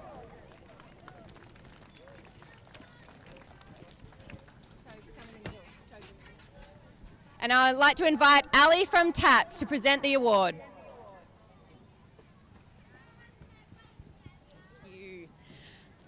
So congratulations to all the competitors for competing in this amazing race. It has been so incredible to watch. So Tatts has actually been involved for over 2 decades, and we are so proud to be here again to represent Tatts. It has been incredible to see how much this event really fuels the community. But more importantly, I'd love to say congratulations to the 2022 King of the Desert. You've done it again!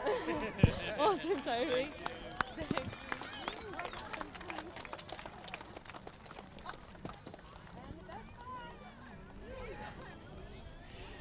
And if our Finke ambassadors could pass on the champagne, it's now time for the celebrations of the Tatts Finke Desert Race for 2022.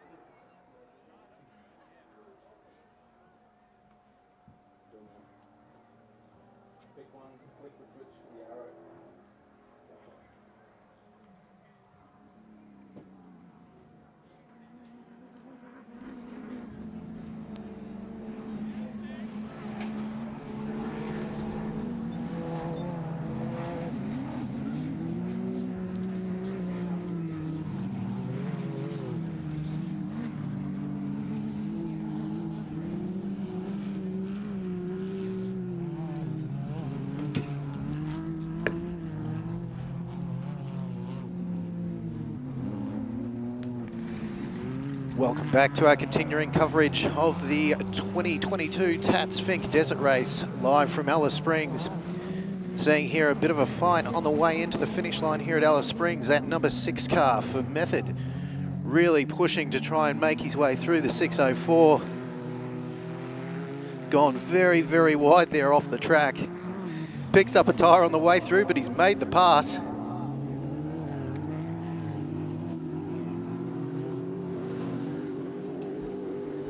Now have a look at this. This is so cool because this is the 6th car, the 61.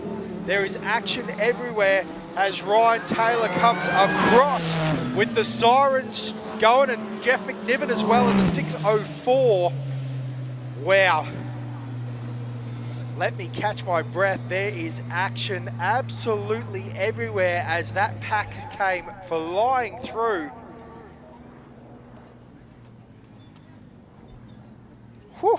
And that is, or was, our current Australian leader in the 6th. They had a rough run down, ran through the trees, 2 flats, bent steering arm, but they have made it home in a blistering time. Wow. Hey, Ryan Taylor just ran a 1:49 on the way home in traffic. RT, you are a hell man. A 1:49 passing people. Ladies and gentlemen, that number 6 off tap. Now here comes another one of our trophy trucks, the Brenthal truck. Man, that is nuts. So that has actually put him in for, again, please clarify, today's time only sections. That's actually put him just under by by 0.1 of a second. He's Hayden Bentley. So he is as fast as Hayden ran in the 818 in the dust, in the traffic, in everything else. Ryan was on an absolute screamer. Wowzers, what a race these guys have had. But again, what's interesting about that, Josh, is the AORC works off section points. So that has actually given him some fantastic section points there.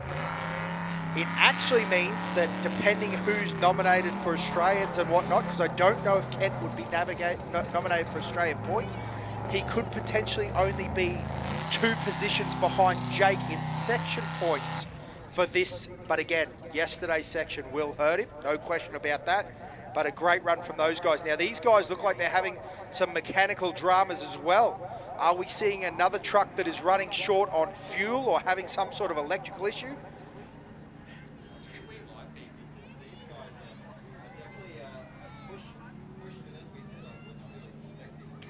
Sorry, I wasn't really expecting to see, as we heard from Greg Gardner, how much fuel the trucks have been using this year. So we may have another fuel outage out on the track, and that would be absolutely devastating for the 479 car because they are so close to home. But what a celebration it looked like that down at the presentation, the champagne being sprayed as we had our first of our side-by-sides come through as well as that was happening, as we continue to see the side-by-sides now come flying in to the Finke end, to the Alice Springs end, I apologise. Yeah, Jeff McNiven did come through there. Jake Nicholson as well, a great drive there. And this will be Peter Carr coming in, 699. Again, what a stonking run for these side-by-sides. Jeff McNiven has run another 2:06 on the way home. That blows my mind. These Can-Am Maverick X3s.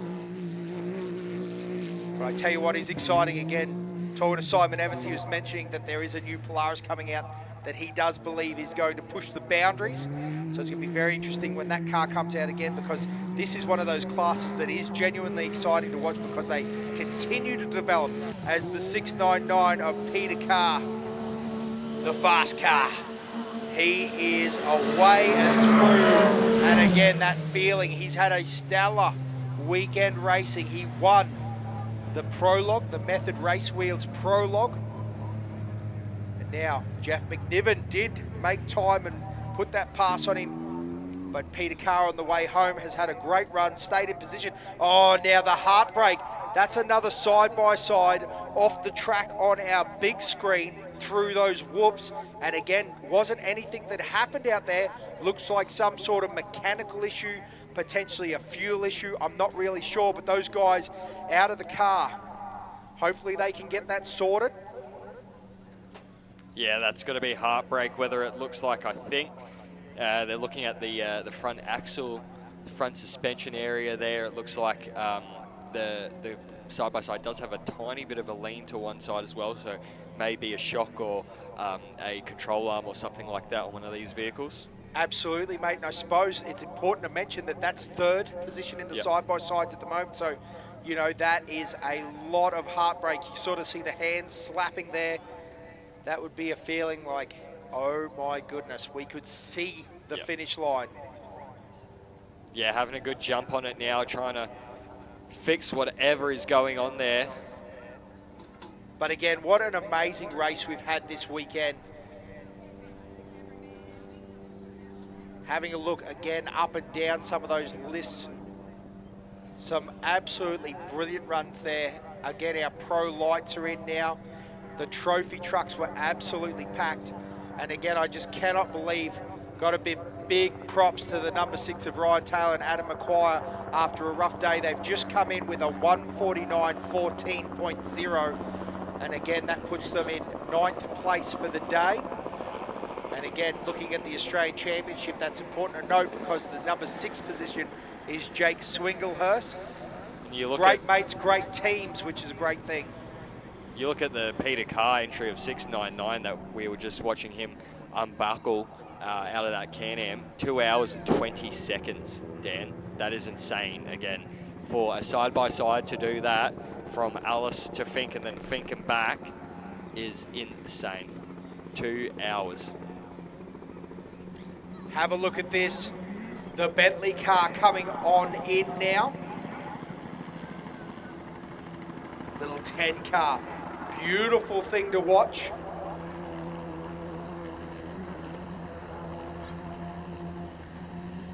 I think this is the first of our 10 cars, if I'm not mistaken. Yeah, the little 2.5 screaming in there. Sounds good as it comes through into the stadium area. The 1018 of Bentley Motorsport.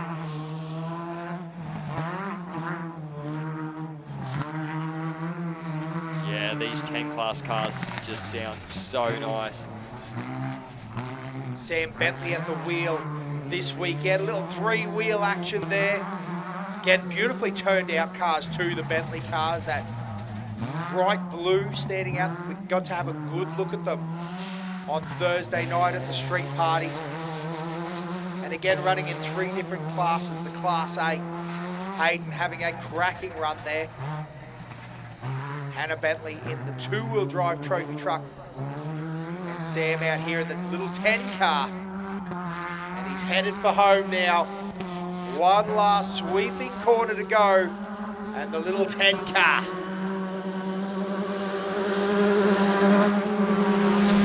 Great drive through there.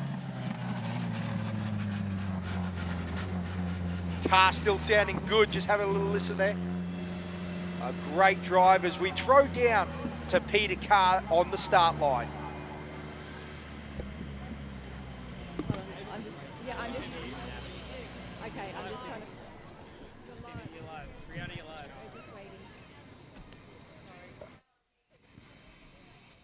Oh, well, we might grab a little bit more commentary here as we see the trophy truck, the Brenthal, unfortunately, again, another one where it's heartbreaking. We can see some DNFs right here in front of us, Josh. I mean, that side-by-side still sitting in the long grass up there. We've got the Brenthal truck, unfortunately, under tow here, coming back in under the start-finish, or the start-finish of Prologue. Beautiful shots of the crowd down there. Again, we're looking down to the south. The fence line, Josh, always a popular place to have a look, particularly now that they put that whoop section in. Again, the West Lime entry. it's just so hard to put into words. Can you imagine you're 1 kilometre from finishing the Finke Desert Race, particularly for these guys, as they've just only got this Brenthal truck, and it's a new team. Those guys are working through, obviously, some development. It always is part of the game when you start a new team. Now, making a big early call, but that looks like a little Jimco. No, it'd be a Southern Cross. Wow, real wide out there in the corners. But again, a great drive there. The guys coming back in and headed towards that whoop section. See the suspension cycling.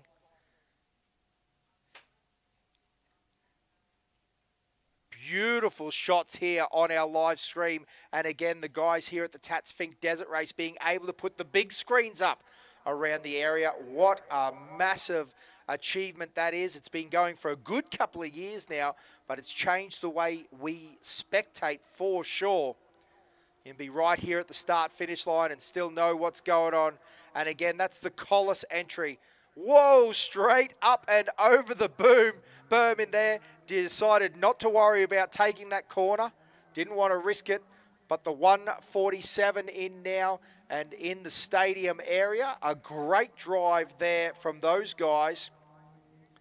Again, I don't want to give them the commentator's curse because they've still got a bit of work to do in that little Rimco. Got a Nissan 3.5, the Pro Light.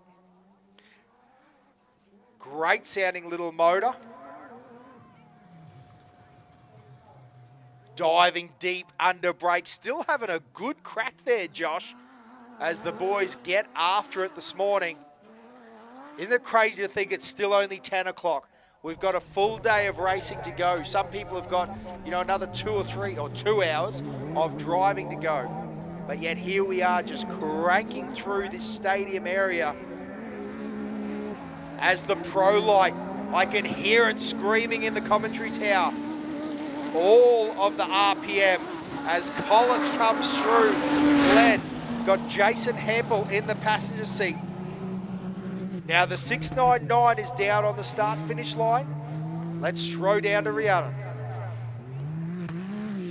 So much, guys. After a little bit of confusion, we got there in the end. Peter Carr, Matt Wyndham, you guys have been crowned the winners of the side-by-sides. Huge celebrations here in Parc Fermé. Congratulations. Thank you very much. That feels very good. Talk to us about the run. Was it smooth sailing? Absolutely. The run down there was perfect. We took it very easy on the way down, and then on the way back went a lot harder and kept it straight. It was smooth. Just had to save a little bit of fuel at the end, but a perfect run. Matt, you're the navigator. What does this mean to you to take out the victory in side-by-side? Oh, it's great. We've had a poor preparation, so just to come here and put it on the track and do it, it's fantastic. Such an emotional time here at the Parc Fermé at Finke. What does Finke mean to you guys? Yeah, it's the biggest race in Australia, and yeah, it's the one we all want to win. The class is so competitive, so I think there's 60 or something in it. So yeah, to come here and win it. I hadn't driven the buggy since Finke last year, so I'm wrapped. What's the celebrations going to look like tonight for you boys? Yeah, it'll be a big party. I'll let you guys soak up this moment right now. Congratulations, guys. Thank you. Thanks a lot. Yeah, mate, we talk about it time and time again. I mentioned it over the line. We'll call Dave Fellows, the man, the myth, the legend, over the 492. Multi-time Australian winner, multi-time Finke winner. Got Mark in the passenger seat with him. It's a very well-versed team there. But again, we talk about the emotion of Finke, and I've said it many, many times, I don't think you've got any comprehension until you cross under that Tatts Finke Desert Line start-finish banner about just what it is. Whether it's a motorbike, whether it's a navigator, whether it's a driver, it makes no difference, because I tell you what, I know, just every time, and even how many times you've done it, I bet Toby still gets that feeling. And it's crazy because, you're in the stadium area, you sort of high-five and you pump and you know you're done. And then you get across that line, Josh, and there is just something, it just floods over you, doesn't it, mate? Yeah, well, particularly with those guys in the side-by-side, they didn't have the luxury of starting on corrected time, so there was still a chance that someone could have stormed through from the back of the pack and maybe just snatched that win away from them, even though they were first across the finish line. So that was for them. They got to the finish line. They knew they'd put a good time in, but they still had to wait to find out. Like we said, we knew with AJ when he crossed the line, he was second place.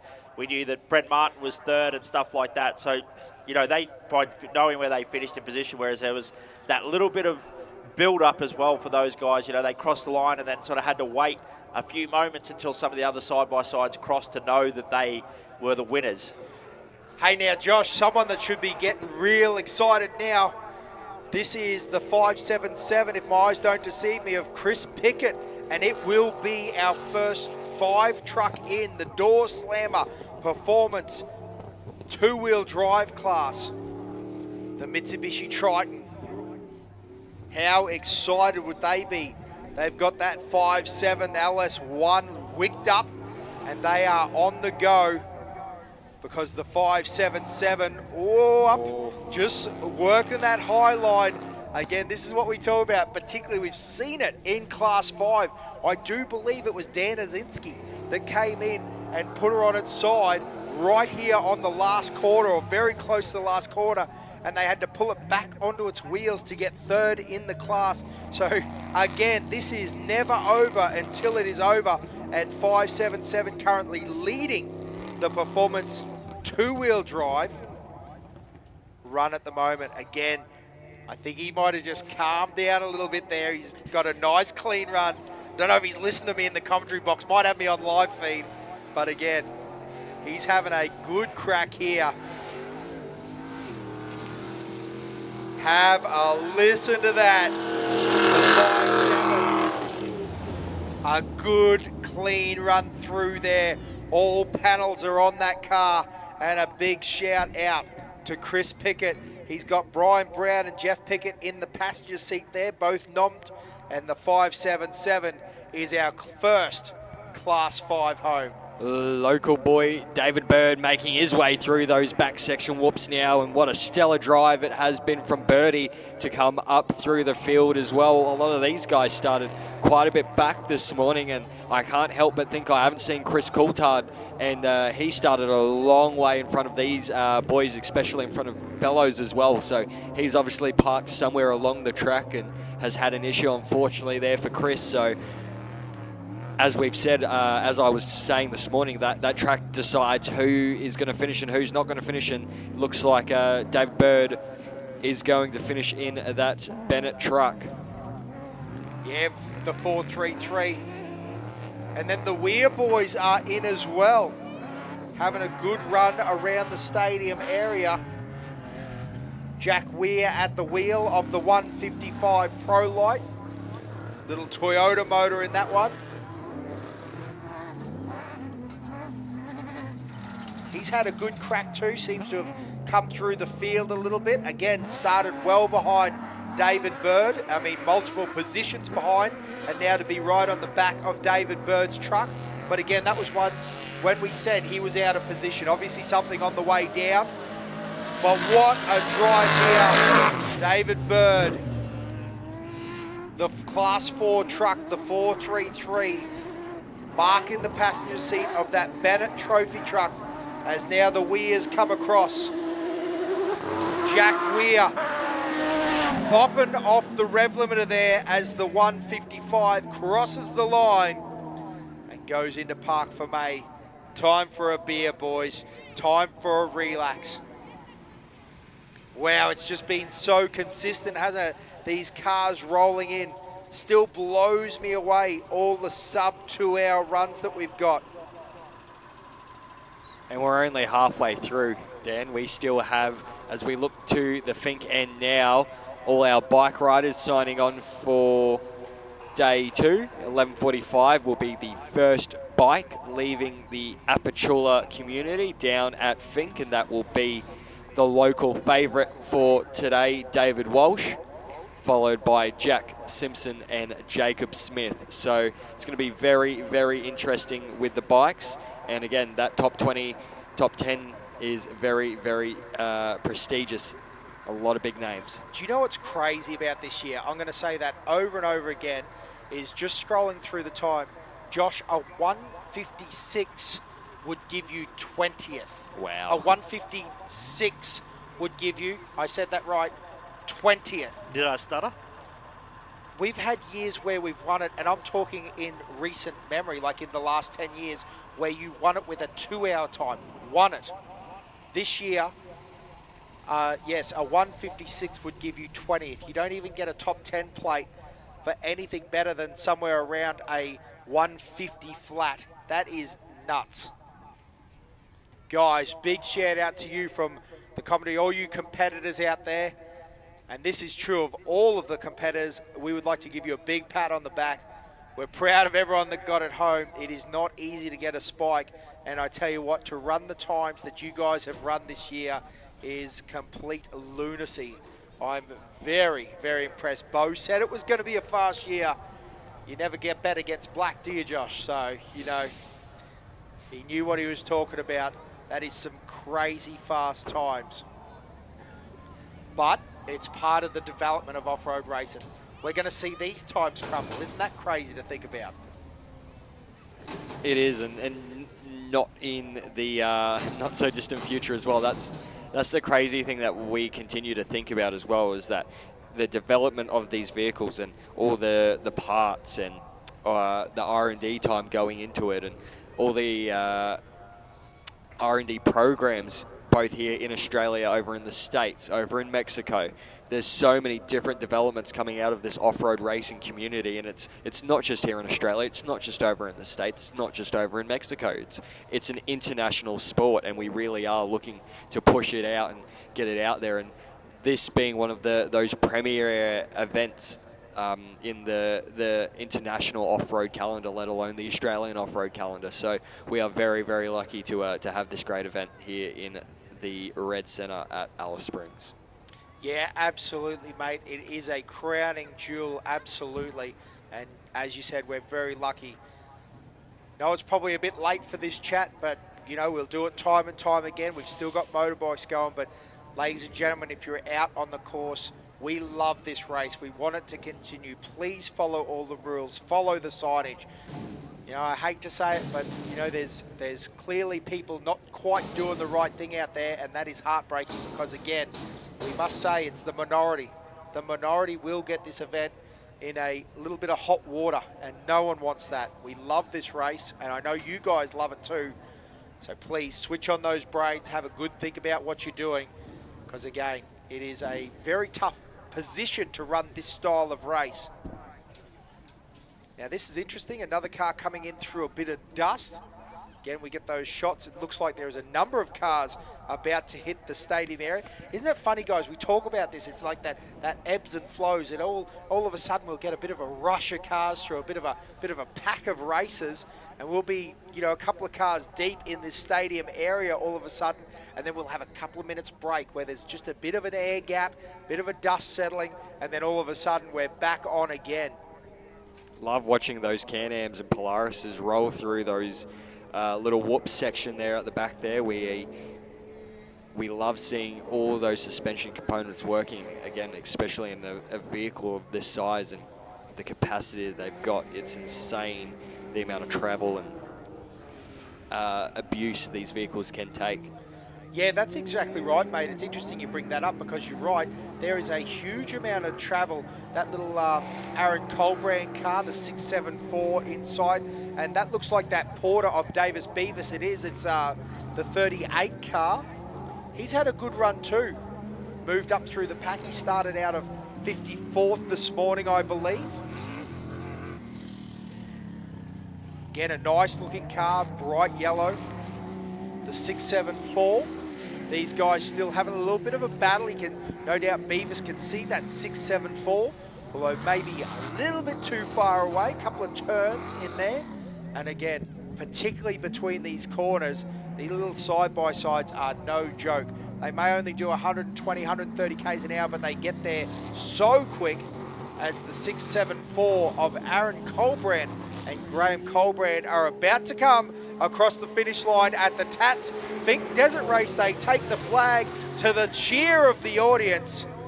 Obviously got some fans and supporters out there. The 674, and again, Beavis now through in the 38. He has Nathan Clark in the passenger seat of the Porter Chev. The 38 is through. A great run there from those guys. Still sound and healthy. Still got all the panels on it. There doesn't seem to be any sticks or anything. So a nice clean run from those guys. I'm sure they've got days of tails to tell though. That will be true of all the teams here at Finke. There's just so much on the go. I tell you what, Josh, those Forex banners are flapping in the breeze. I can see a few race competitors over there starting to celebrate early, but we'll be celebrating at Lassiter's here later on. Yeah, the presentation night from Lassiter's Convention Centre tonight. I definitely think that I'll be having a little bit of a trip down to Lassiter's this evening and partying with everyone and all our competitors. So looking forward to that one tonight, fellas. Can't wait to see all the results for the weekend and everyone's smiling faces and to see how and just hear all the stories from the weekend as well. Yeah, absolutely. And we've got to remember that there is a gaggle of motorbike riders set to come home, and those guys are going to tell you what. Do you reckon there's going to be some tall stories around the bar? There always is. I remember telling tall stories around the bar back in the day, so I think it'll be one of those things that is just so exciting. Lassiter's Casino, it's going to be a great night at Monday in the Alice. Now another one of our side-by-side competitors making their way in, and again remember that there is a championship inside a championship here with the side-by-side Australian Championship. These guys will be battling also for Australian points. Again, you can see these guys working their way through the whoops.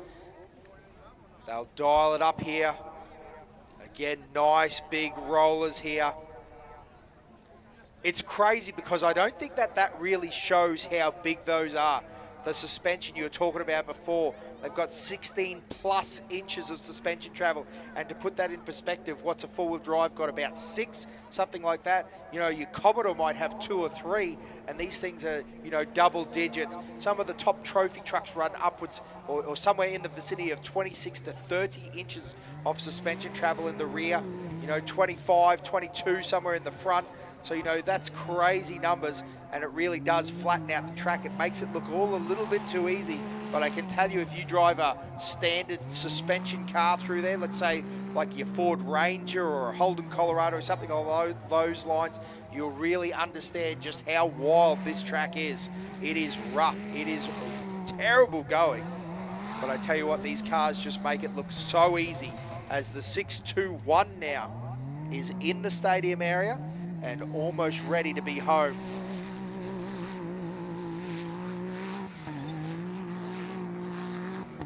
Yeah, the 621 making its way around the final horseshoe of the side-by-side machine, and it looks like the family is on the start line, and we always do love to see that. The young fellas getting pumped up. Here you go, young lads and girls. Look who's home. They're home. Give them a big wave. Give them a big round of applause. Yeah, well, that's actually Watley, so that's a great run there through with the 621, so those guys would be very happy with that. Unfortunately, Toby, we haven't seen him, so obviously on the side of the track with that bright orange truck. Have a look at this. A little battle has come out with the 6104, and I'd say a limping 86 Pro car. That's clearly not at pace, and I tell you what, he's going to pick off that position, I would say. Again, the 86 seeming to have, no, well, he's definitely not revving it out or doing any of those sort of things. So this is interesting, but the 6104, literally 1 kilometre from the end, is going to put a pass. Is he going to put a pass on? He is under brakes, going in deep. The 6104.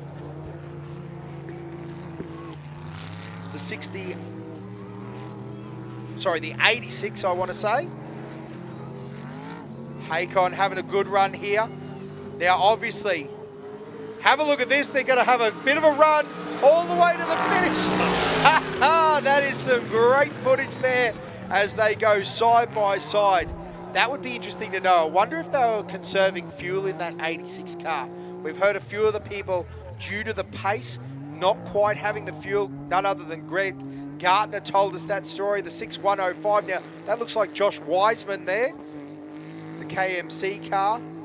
UTV Surgery, those boys having a great drive.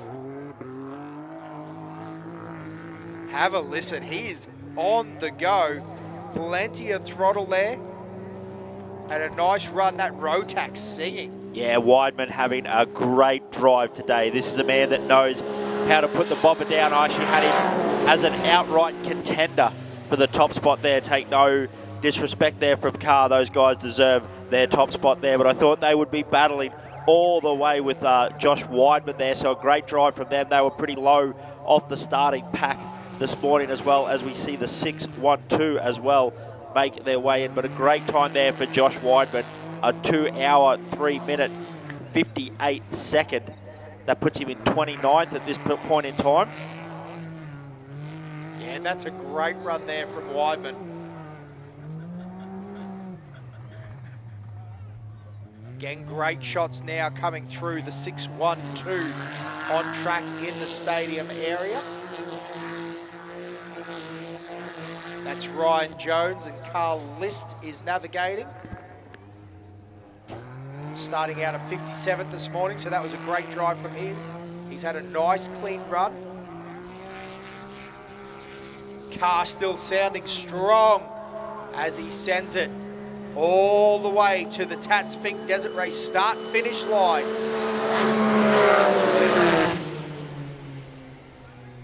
Again, what a great feeling that would be after some very tough kilometres. We still have some competitors, or many competitors out there, but even within vision, we've got that side-by-side sitting down there trying to do running repairs, get sorted, get running again. Have a look at that great shot of the race cars. Yeah, race cars sitting in park for May there. So this is one of the parts where they park the car. I think it looks like they've got the top 20 or top 25 sitting there.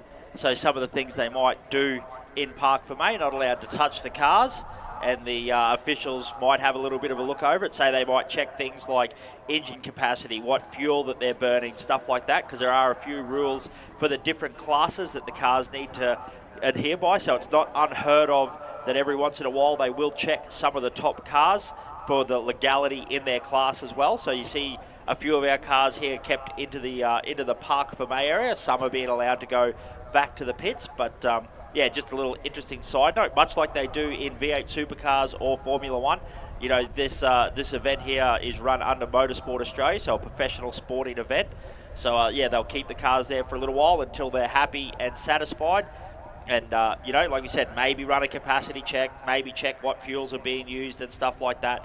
So yeah, just keeping the cars there for a little bit. But one of the great things about it, Dan, is it lets the fans get up close and personal with some of the best off-road racing machinery in the country. And I tell you what, you can have a look at a few things. There's some awesome cars down there, a lot of American-built cars. But if you're in the pits close, have a look at the 31, that Element, an all-Australian-built car, the car number 31, Kent Battle. So top 10 finish there overall for the weekend there for Kent. So that's a great run for those guys there, and proving it that the Australians can mix it with the Americans and the best in the world.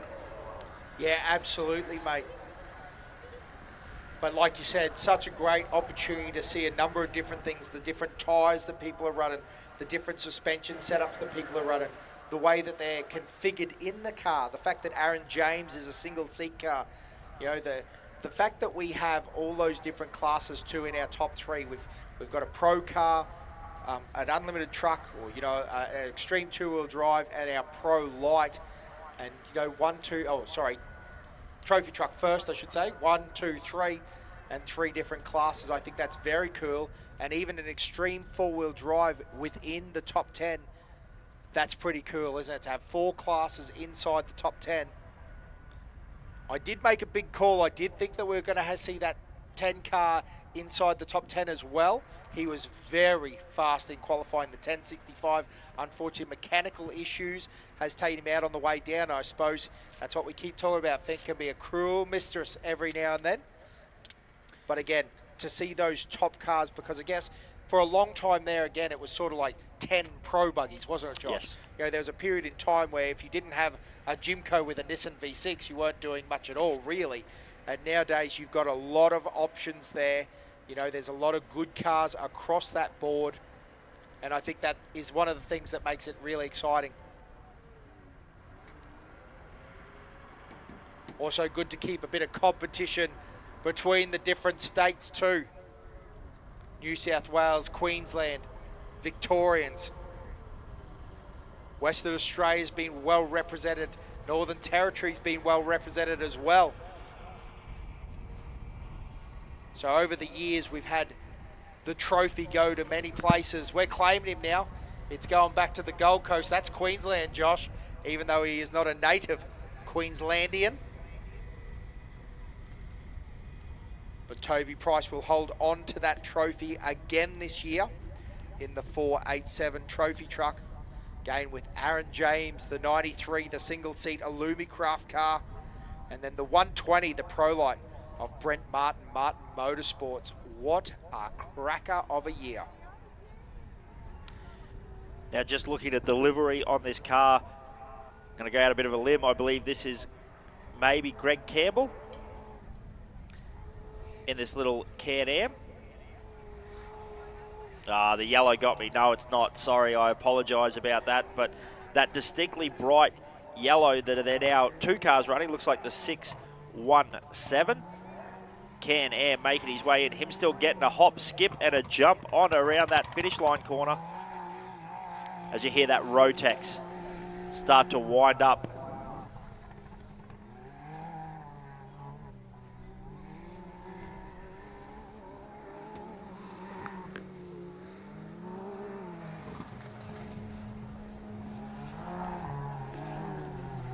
So these guys here having a great run as well, as they were talking about before, you know, when they were talking a car.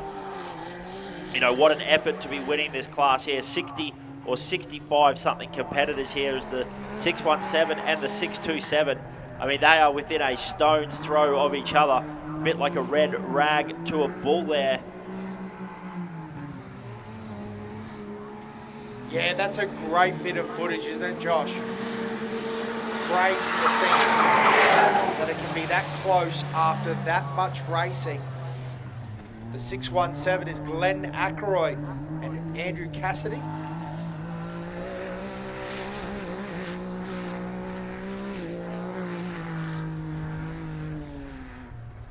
Again, we're just scrolling through the times here and having a look at everything. Plenty going on. Again, all this information on the live timing on finkdesertrace.com.au as the 627 makes its way in now. A great ride there. They've had some real moments on that track, I can only imagine, as Justin Ryder and Stephen Teese come in.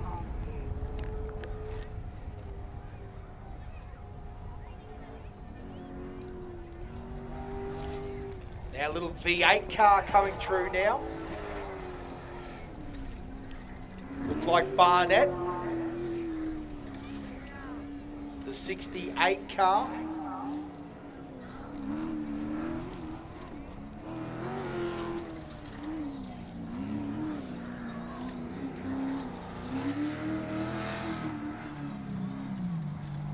So again, Craig Barnett in that car. It's a Southern Cross Mark 6. Got an LS2 in it. Great turned out, great presented car. Still got the spare rack, looking pretty good. I'm sure they've had a nice clean day. Came out a 67th spot this morning. Motor still sounding on song, Josh. No real dramas there. Again, nicely turned out car. Nice and clean as he heads all the way through. Get just a little bit loose there across the finish line, but you can understand as well, high excitement levels as you come across. Might have been high-fiving his navigator or something along those lines, but again, the 68 is across the line now. Maybe thinking about his pickup kit he was going to rock tonight at Lassiter's. Got the shiny shoes. Got the shiny shoes. Slick the hair back. He's going to have a good time. Lassiter's is going to be the place to be to celebrate the Tatts Finke Desert Race. I tell you what, that's true even if you've succumbed and there is grief involved. Lassiter's is still a great place To drown go your and- sorrows. Well, I was going to say to tell you war stories because there's plenty of people there that'll be limping around and having a chat, giving you a high five. Don't think that your weekend is over, not by any means. We are going to celebrate tonight at Lassiter's Casino. We're going to hand out some trophies, hand out some spikes, and again, tell some very tall tales, I will tell you. Did you say Tawley? I'll tell you a tall tale while having a tallie. Did that make sense? Yes. Very good, very good. The moral of the story is that Lassiter's is the place to be, and we're going to have a great night with all our competitors, and that's the key. It is really an all-inclusive, right through the list. It's going to be a night of celebration and victory. And we've got another one of our side-by-sides working through the whoop section. Now, what's interesting about these cars, Josh, is that they are truly configurable. You know, there's lots of options. You can do shim stacks, tune them, set the ride height. These suspension, it's very much like what the motorbike industry is like. They come with all these good parts now, but that doesn't mean that you can't tweak her a little bit to make it the way that you want it to be. And I think that's one of the cool things, the 662 now of Taylor Racing making its way into the stadium area.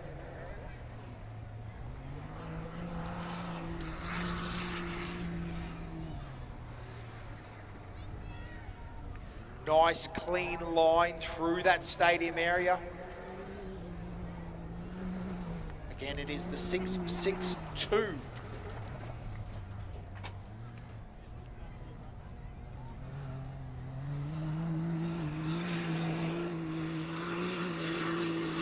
Again, still, we can hear it tearing at the dirt, having a cracking run here through the stadium area.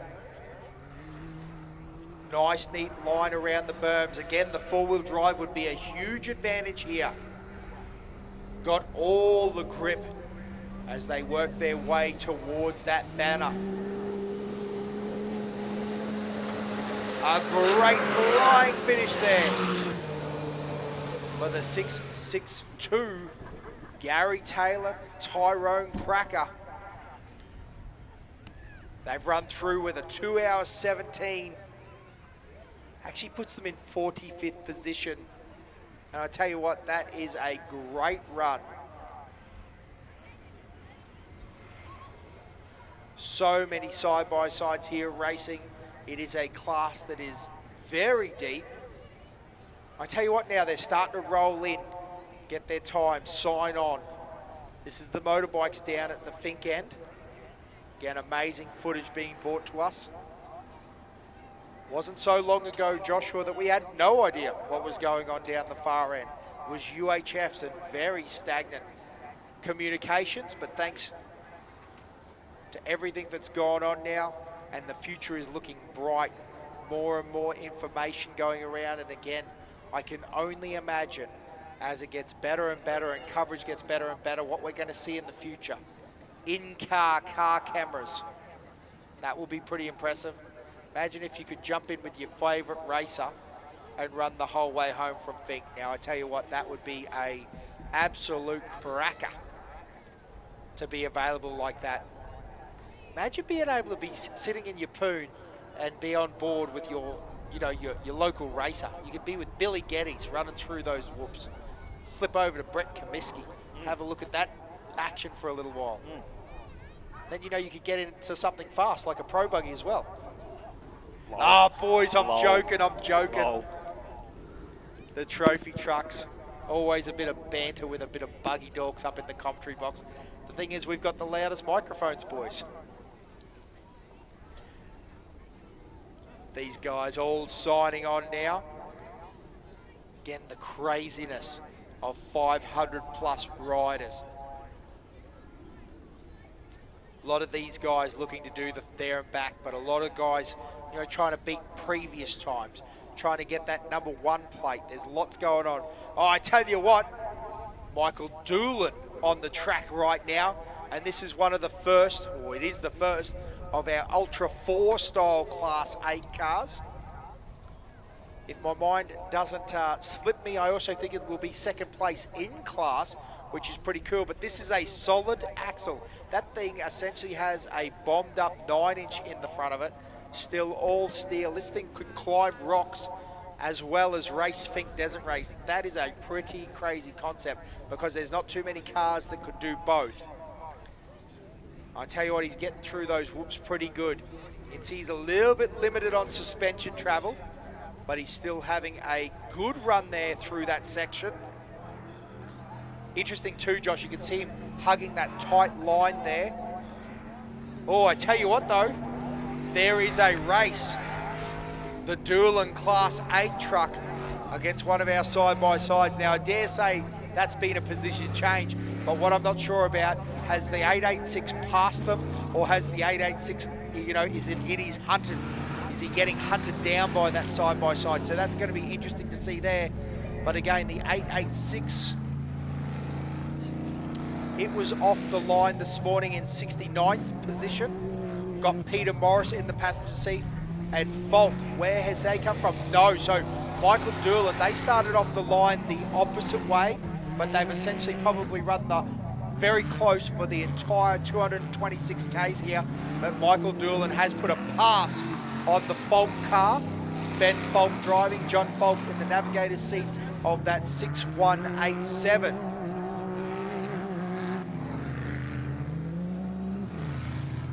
Little turbo R1000cc Maverick X3 as Michael Doolin. I tell you what, he's got it wound up and he's headed all the way to the finish line.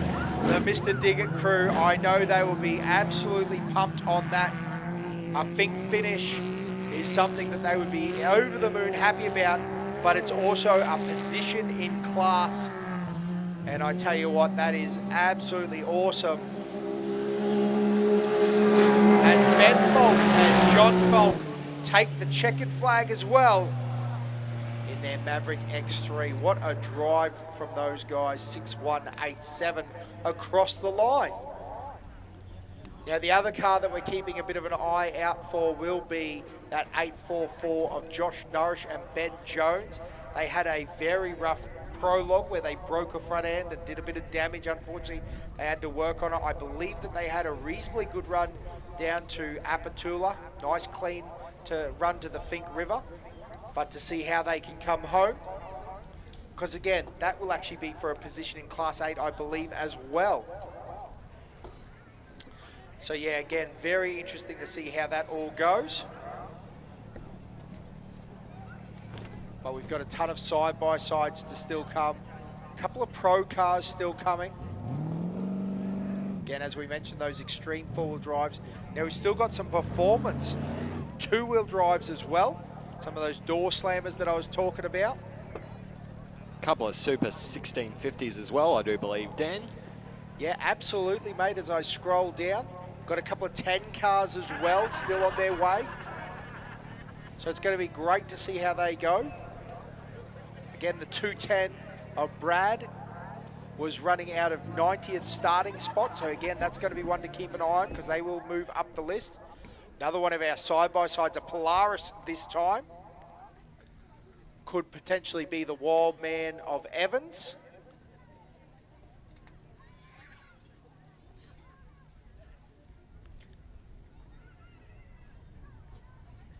Just having a look through, again, who was in those sort of positions.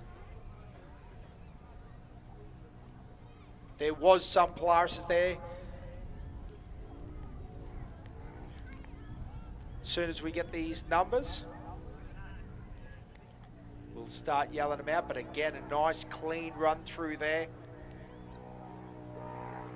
Hear that thing singing. I was going to say, they're so interesting because they are essentially on the bopper from the time they get it going. They just put their foot flat and hold on to them.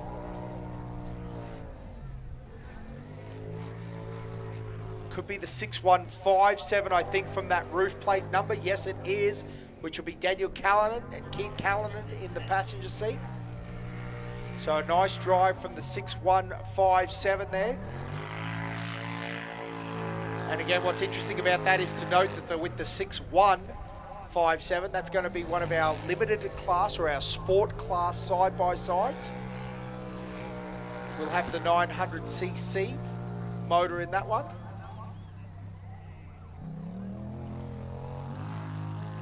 Put her up on 2 wheels, boys, as well. So again, they're still having a good drive there. Still powering in and out of these corners. Slow in, fast out is always the key when it comes to cornering and coming into these last sort of section here, making its way towards the start-finish line here in Alice Springs. The 6-1-5-7 making its way across the line. Yeah, absolutely, mate. Thundering through the box here.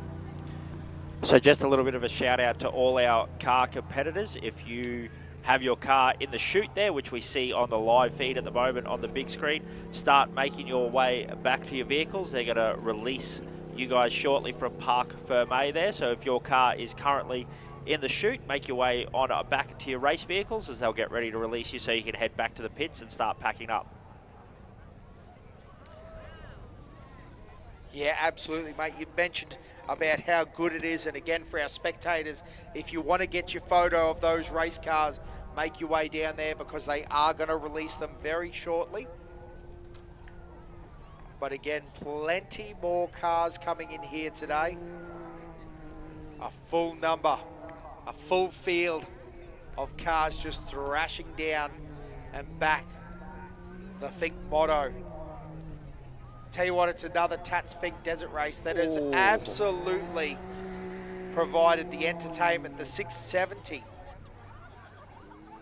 Having another one of those moments, and again, probably one of 100 moments along this track. So, well, he's an interesting man, Josh, because that's actually Stuart Zielinski, who we've talked about many times, but he raced the Brumby, the gold Brumby that would have been featured on many of the highlight reels over the years. So I reckon any man that can run a Brumby at the pace that that man runs it, that's just another day in the office for Stuart. Yeah, definitely would be. Especially these little side-by-sides would definitely have a little bit more play than one of those old Brumbies back in the day. But here we go, another one of the side-by-sides making their way across the line. Coming in thick and fast now, down into the Alice line. I tell you what, mate, here's a bloke that is about to get on the mic, and no doubt I worry about what he's going to say because we're going to have a chat to Kent Battle, the 31, the North Queensland, the most famous Class 8 racer in Australia.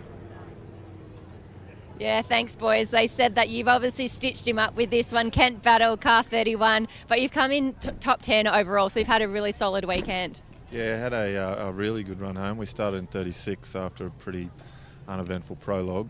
Made it up to 14th, I think, and then started 14th this morning, come home in 10th, so happy as. Talk to us about the run down and the run back. I mean, were the conditions as you expected out there? It was good. It was a little bit dusty, but, you know, you get that. It's Fink. The way home, we pushed a fair bit harder. I think we're in the hour 40s, which is good. And, yeah, it was pretty clean. And what makes it special for you guys is just the fact that this car is Australian built, it's Australian made, and you're really proud of that. Yeah, definitely. So it's Australian-made chassis, gearbox, locally built engine, converter, Australian-made ECU. Pretty passionate about that and like to push it and mix it up with the American trucks. And what does tonight look like, and obviously getting back home up to Townsville?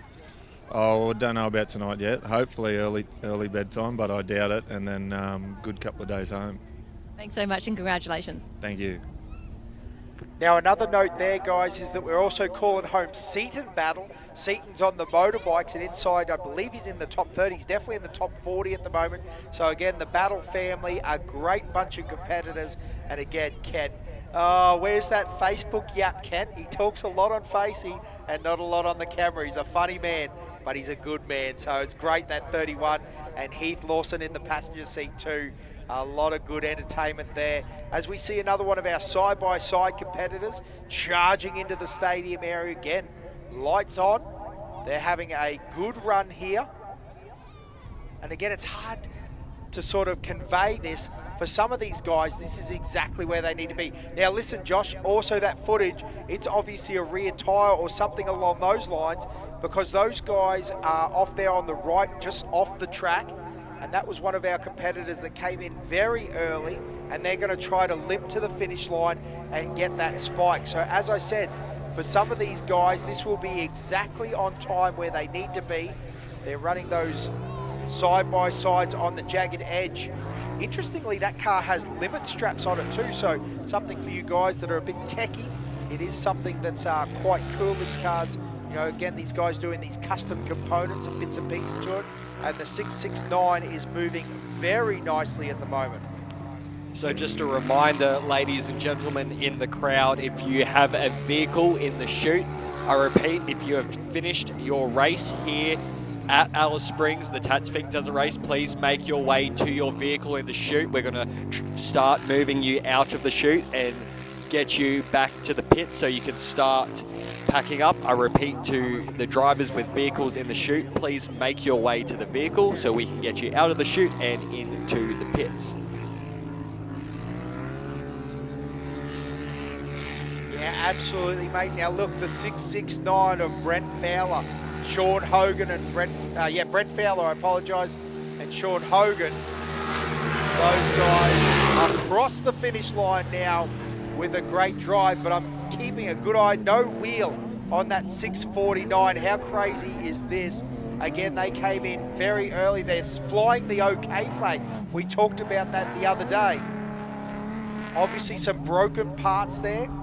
Now here's Ali Howells, the 115. Again, we had a chat to them about their Australian points. Oh, only just enough room on that track as Ali squeezes past at pace there, the 115. Now, I'd say that's a much better run home. She's obviously fixed those power steering issues. Now, I tell you what, as Ali makes her way home, again, the girls cheering it on. And again, for positional points, we're going to throw down and have a chat to the 441 of none other than Slippery Muldoon. I'm not sure if he likes that announcement, but Billy Geddes here in the 441. Billy, you've had a pretty eventful time this weekend at Finke. Tell us about it. Yeah, this race never stops surprising. So we lost a wheel going down yesterday. Having a fat time going down though. We got down about 30 k's from Finke and lost the back wheel. You can't, everything's a surprise. You have no idea what's going to happen out there, but you love it? You love it coming back every year? Oh, yeah, no, I was just having a fat time out there. We were cruising along. I was singing a song to myself, and the wind was just blowing in my helmet, and I was just having a great time, enjoying the scenery and just thinking this is just biblical stuff, you know, it's awesome stuff. And, yeah, the wheel fell off the old girl, and we threw the anchor out and pulled up. But we had some good pace going down, got a couple of good sick jumps in, and... yeah, boys fixed it. I got a shout out to my boys. They went out there and they stayed on the track all day fixing it while we cooked the meat back home and at camp, and kept up with the rowdy crew that we were camped with. And yeah, no, we had a fat time. I reckon you've done this way too easy and you've had way too be much harder. But great to chat with you. What does it look like from here? What does tonight look like? How do you get back home nice and safe? Oh, that's future Bill's problem. We'll worry about that then. I love it. See you, mate. Yeah, how good is that? The original Iron Man, Billy Geddes, having done the double-double, and he's raced the truck. He's done very well in that class over the years. Also, the man, if you're in Kalgoorlie, any of your underwater cave diving needs, that's the man to talk to there as well. But like he said, if you follow Bill along on the social media, one of the important things he'd had all weekend was that smoker that was getting transported down there. So that's great as we see Josh Ferguson in the Can-Am X3 make its way across the finish line, and closely followed. 6:05, I think it was. Yeah, you're right, it did flash across the screen. It did flash across 618, I think, Dan. 618, that's James Hutchinson. Yes, absolutely. Yeah, plenty going on as we keep our eyes peeled on all the action. We've got about 5 monitors going up here and phones going in the screen, and there is a lot going on as we release Toby from Park Ferme. Aaron James and Brett Martin in the 120 again. So exciting to see 3 classes represented on the podium as the 996 comes in now. Again, still a few kilometres to go as he bashes through. Oh, and that shot of Ali Howes, very happy to be home, I imagine. It's been a tough day in the office. But the 115. Now the 996, as I mentioned, in the stadium area, that's Stephen Phillips, Harry Phillips. The Aceco buggy, this is the one, Josh, you were talking about, the D-stroked Cadillac motor with turbos. A very unique sound, and I tell you what, it sounds good is what it sounds. Plenty of mumbo out of that motor as well. You see as he stands on the gas, that thing gets moving very well. So that is a cool little motor in that Atco buggy as he brings it all the way across. I'm just going to go quiet and let you hear this. Wow, as he sprayed the crowd there, he was definitely getting it done. I like it. Getting a little pro light off the line. So these guys moving their way through. Emotions down there in the chute for the House family again, as we look down to the back section, and it looks like it's all happening there with side-by-sides coming in thick and fast, side-by-side. Yeah, absolutely. Yep, these guys are still racing for times, racing for position. Remember now, we are all on corrected time. So these guys will know what they had to do. Here, wow, they are moving through those whoops. Great drive there. Be interesting to see who that is. And again, there's a couple of cars, or at least a car in the dust. Another car right there as well. Holding it wide the whole way into the stadium. Just be interesting to see who this is. The 657.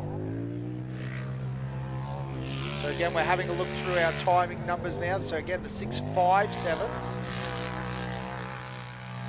So that's Kane Jones and Justin Thompson. And mate, looking at that, they have had a proper crack here today. They've come well through the order.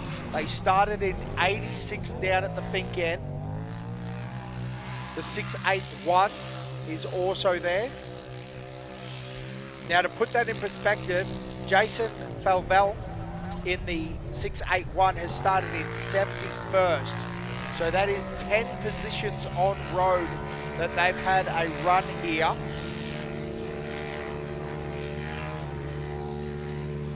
And Kane Jones is still wide open. I don't think I've heard that Polaris off full throttle stop. It's the way you're supposed to keep a Polaris, is foot flat, I heard. As we have the Flavel machine coming in now as well, 681, making its way into the Alice section. And again, these boys have their foot flat. They want to get to those 4X banners straight away. Absolutely. Stephen Rosier in the passenger seat of that Can-Am X3. Again, as we keep our eyes peeled at all of these cars starting to come in, because that's the 637, I believe, of Paul Colgan, Damien Colgan in the passenger seat. Wow, using all that suspension travel, lining up the start-finish straight, and a good run there from the Colgans. The 637 safely across the line in Alice Springs. Again, if you're listening from all over the world, welcome to the live feed. We've got lots of action. There's lots of cars still coming, and we've got the motorbikes off the line. They've all signed on down at Apatula End. And I tell you what, it's going to be non-stop here very soon. Now listen, we're going to throw down and have a chat to Ali Howes. We saw that she came in just recently. Again, those dramas on the way down, but she's stonked home. Ali, how was the ride? Ali Howes and Sarah Corrigan back into Parc Fermé. Ali, fantastic to see you back here, but yeah, it's not been all smooth sailing. What was it like on day one? Day one was awful. We lost power steering, about the 60 kilometre mark on the way down, so we battled it all the way down. And the boys worked on it during the night. We had a blown hose, so changed that, and today's a better day. Physically, I mean, with no power steering to get all the way down there, I mean, how tough was that? That was hard. That was really tough. My arms are starting to feel it now. They're very heavy, so that's all right. We've had a better day than my brother, unfortunately. Yeah, it's been tough for the Howes family. Sarah, you're in the navigator's seat. From your point of view, I mean, you must be so proud of how she's done. Absolutely. Yes, yesterday was really, really tough on her. We pulled up a couple of times just to see if we could do anything, see if we could see anything. We couldn't, and we just decided to keep going. So, and then when we saw Josh, unfortunately, on the side of the track, it was even more sort of motivation to get this home. And then today was just unreal. Like the run back, she's amazing. You're fairly new to this car racing and navigating. I mean, is this you now? You're a part of this. You're in this team. I love it. I love it. I'm so lucky I get to sit in the seat. I mean, yeah, big thank you to Glenn and the whole team. Like it's an unreal experience. She's incredible. You got no idea.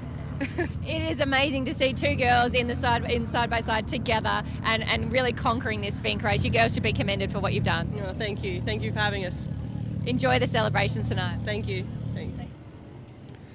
Yeah, and that's interesting because I think that's something that you can't really describe either, is what these cars are capable of. That 115 is a beautifully turned out race car by Howes Motorsport.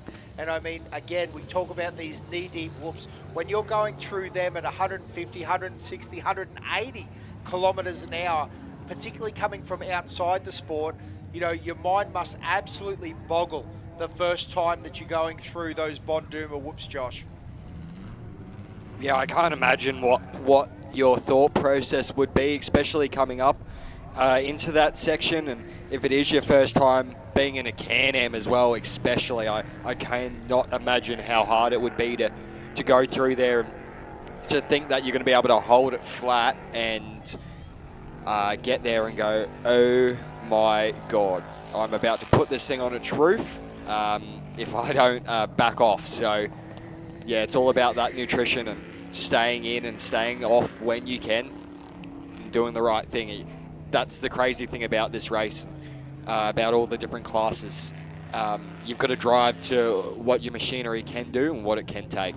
Absolutely, mate. Now, talking about some of the craziness, the 658 is out there. John Nitsky and Stuart Lang, they're about to make their way across the finish line again. So a big shout out to those guys in the 658. Their Can-Am flying across the finish.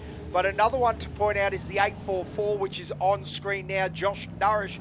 Now, those guys are actually third in the Class 8 battle at the moment. So even though it feels like, you know, cars have been coming in for a while now, we're still talking about positions. We talked about the Super 1650s. We talked about the 10 cars, the little sports lights. So these guys are still fighting. A lot of people are talking about the there and back thing, but we're still talking about podium positions here for the 844 of Josh Nourish. Have a look at this. He has it cranked up, and I betcha that would be a feeling that you just can't top. We talk about it time and time again, the feeling of Finke. We see the emotion on these people's faces. We have such a good time here. Still clearing out the throttle down there, Josh Nourish. The 844, just making sure she's still clear. Now this looks like another one of our Class 10 competitors. Looks like the Weir Racer Engineering. The 1033, yeah, so Muir from Burdekin. Absolutely, mate.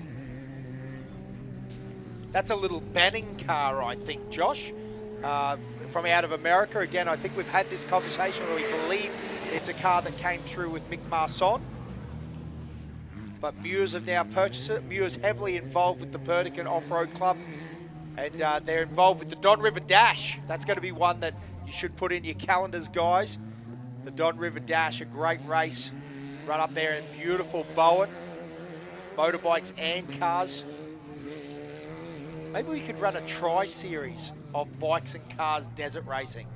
Anyway, I'm just spitballing up here. Tell me to be quiet, guys. It's okay. So Kalgoorlie. Now you're talking. Don River Dash. There you go. We've put it Oh. together. Now we just need an organiser that's not us. 10:33 of Muir. Let's get back to the action as he's out. Oh, he's out way wide. Flirting with the tyre barrier there, but he makes it across the line. And this is another great one because it's a family team. Yeah. So Courtney Muir in the passenger seat there of the 10:33. They're in Alice, and again a 2:18. How good is that with 2.5 litres of NA power? Those guys would absolutely be screaming it. And out of interest, this is one of the earlier 10 cars out of the state, so it's actually running the 2.4 Ecotech. Again, in America, they do run a sealed motor class. So these guys, it's not a performance advantage. The rules in Australia are slightly different. Again, if you're interested in the rules, I recommend getting on and having a search of the CAMS website and checking out, because again, there is quite a few changing rules and information and bits and pieces. And that's the great thing about this sport, is that it is so accommodating, and you know, you can have all these different types of classes, and whether you want to go for one of those big pro buggies or the big trophy trucks, or you want to just start out in one of these smaller categories, you can. So it is great to have all these categories and have CAMS and all those supporting people behind us, letting us race these vehicles. It is great. As the 6165 makes its way through the stadium section and home into the start-finish line. And just a reminder, ladies and gentlemen, if you've finished the Tatts Finke Desert Race, you're a competitor, and your vehicle is in the chute, please make your way to the vehicle and make your way to the pits. We are trying to file you out to the pits. So if you have come in and you've finished your race, to your vehicle and to the chute, so we can get you down and into the pits. Yeah, absolutely, mate. I suppose that's one of the things. There's so many cars that we can't just park in the chute all day, can we? So it's an interesting one, and they've got to clear it out and get ready for the motorbikes, because it's not going to be long now until we've got some motorbikes off the line. And that's going to be one of those things, we talk about it all the time.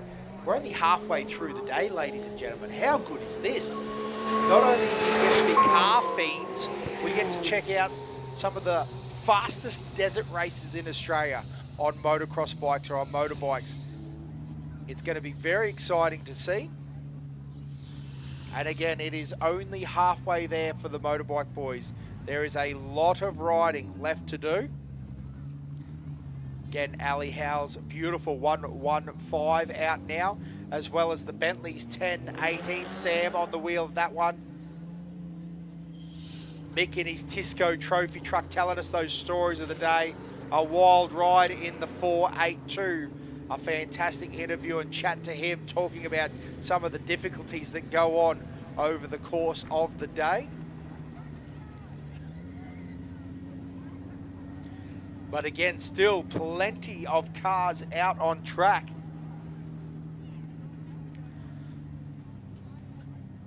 Yeah, still quite a few. As we look down at the Finke end, and as you can see at the bottom of your screen there, if you're watching the live stream, first bikes will be off at 11:45 Australian Central Standard Time. So I repeat, 11:45, that is Australian Central Standard Time. So NT time. So Josh, something to note, 135 cars off the line this morning. There's obviously more than that yesterday. We've had about 60 cars, a little over 60 cars through now. So half the cars still out on track at the moment. Now, whether that be mechanical failure, no doubt we've had a few down there that have come out of our top 20, 30 positions.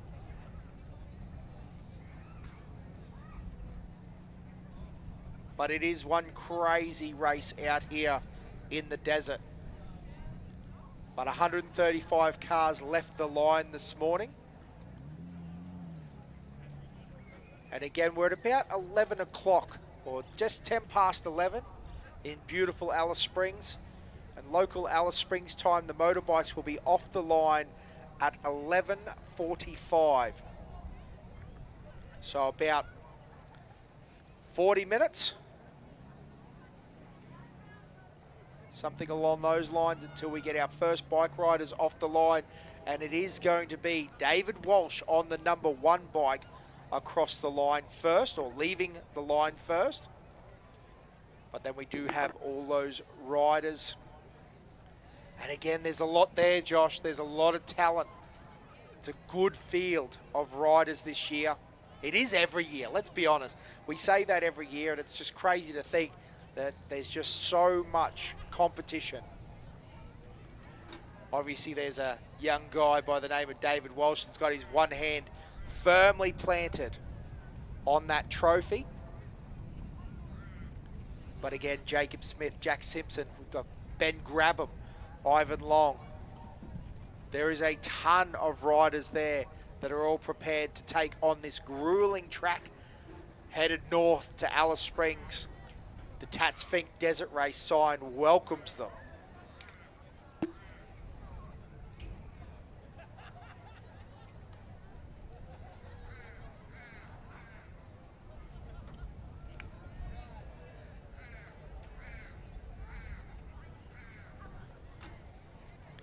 As another one of our vehicles make their way into Finke, into Alice Springs. I'm a day late at this point. Another one of our 10 classes making its way into the stadium section, the 1063, a single-seater. So good to see that one coming in. Mate, again, we talk about these boys out at Julia Creek. The Solids, as they're up over the berm. Berm has got a number of drivers. He's back on, though. And again, the Solid boys, they know how to party this car. We once raced them at the Burdekin race, and they turned up with a spare Subaru motor. So again, they are very, very fast in this little single-seater. Got a couple of these cars, all similar. Pushing very, very hard here in this section, though. I can tell you that one. Yeah. Not backing down whatsoever. Absolutely, mate. Yeah, Chris Solid getting that Subaru 2.5. Fitting nicely into this new 10 class. Say new because it's only been around a couple of years in Australia. It's one that they've added to the list, and it's a great addition to the sport. As the 1063 of Chris Solid crosses the line with a 220. Man, that is a solid run. What a great drive. Actually puts him in 55th.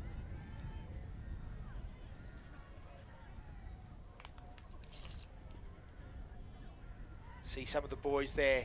Jacob Smith on screen, just stretching, making sure he's ready for this ride.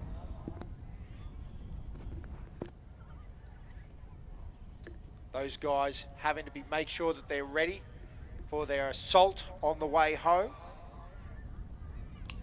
Again, 11:45 local time, which is about 30 minutes away now. We're getting towards it. It's 11:11 in Alice Springs at the moment.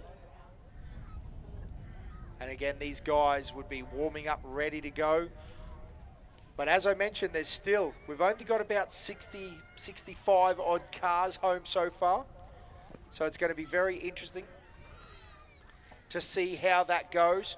We've still got plenty of cars floating around.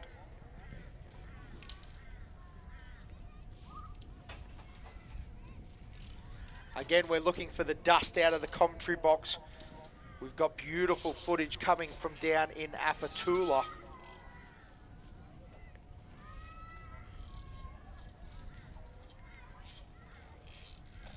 It's so interesting, isn't it? There's so many.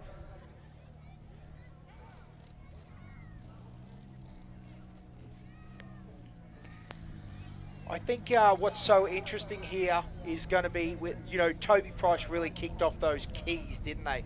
They made sure that, he put that solid run in down on day one, and then he consolidated. It was a nice drive home. Honestly, it sounds like he had next to no issues whatsoever. You heard him say that his motor was nice and healthy and that everything worked well there. So Yeah, Josh, I think it's going to be, and is that a key for David Walsh as well on the one bike? I think David can take a heap. Pardon me, David can take a heap out of that. Like he's got that approximately a 3-minute lead.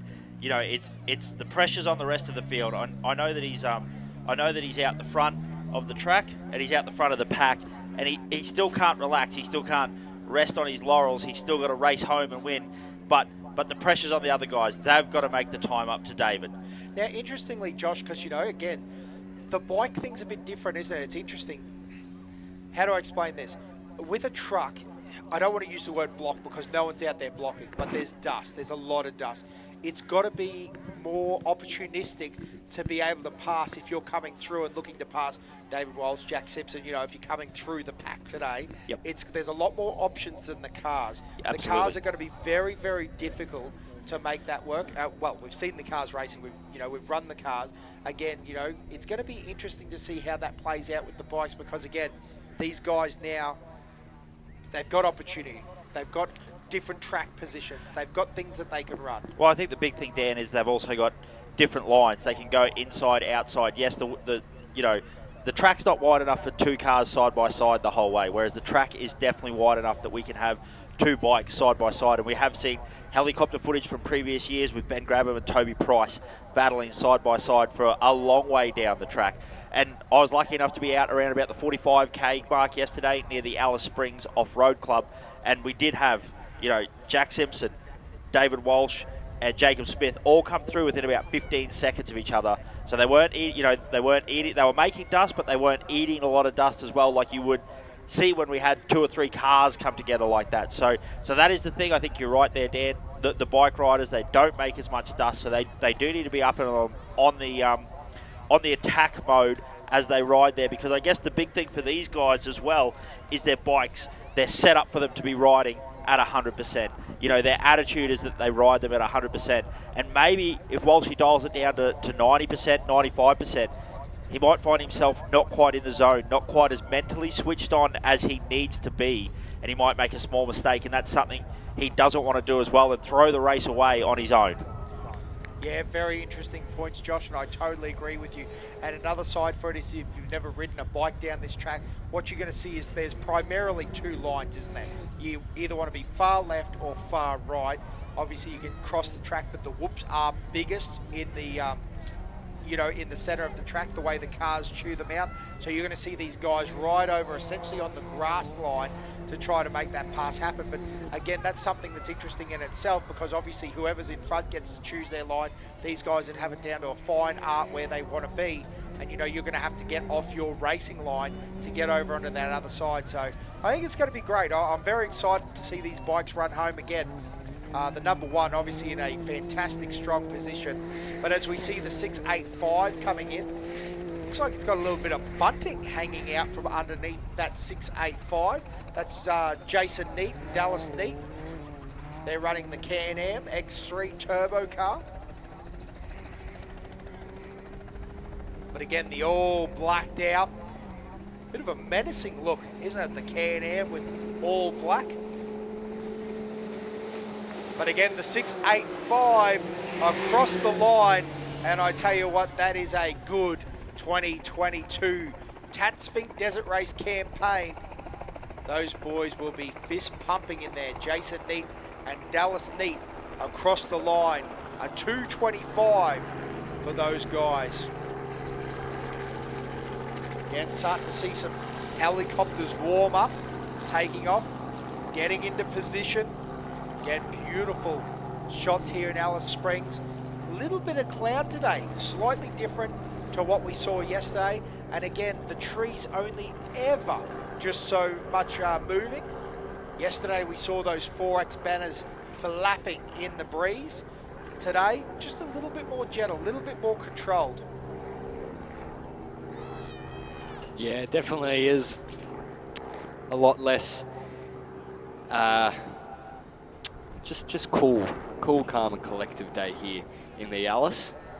We'll see how that one pans out to be, though. We still have a heap of action coming your way this afternoon with the bikes making their way back into Alice Springs, and we'll crown our bike 2022 King of the Desert. So that one is still to come with a heap of action and fighting down on the track to come.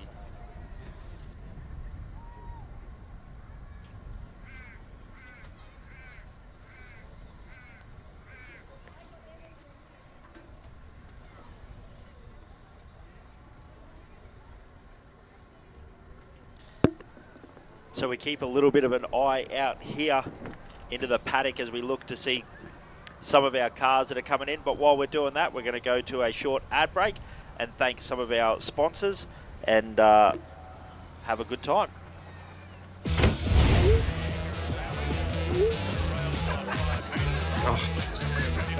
Think your mate's a good value?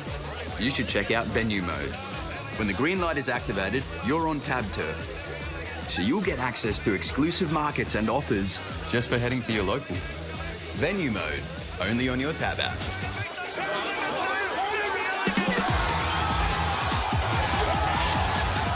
Tab, long may we play.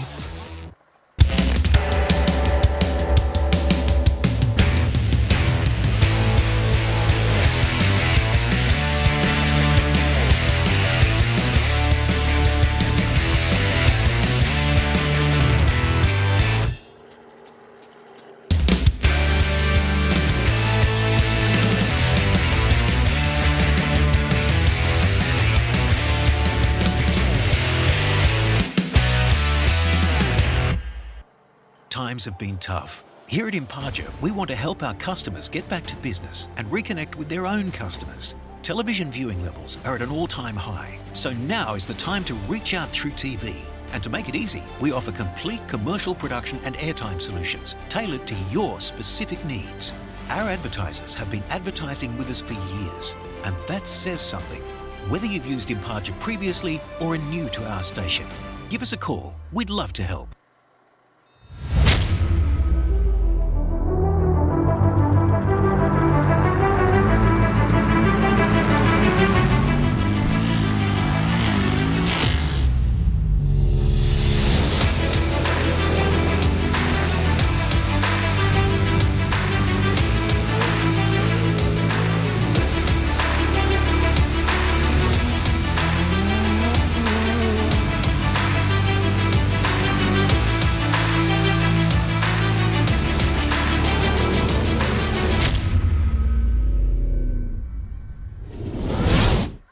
Looking good, race 5.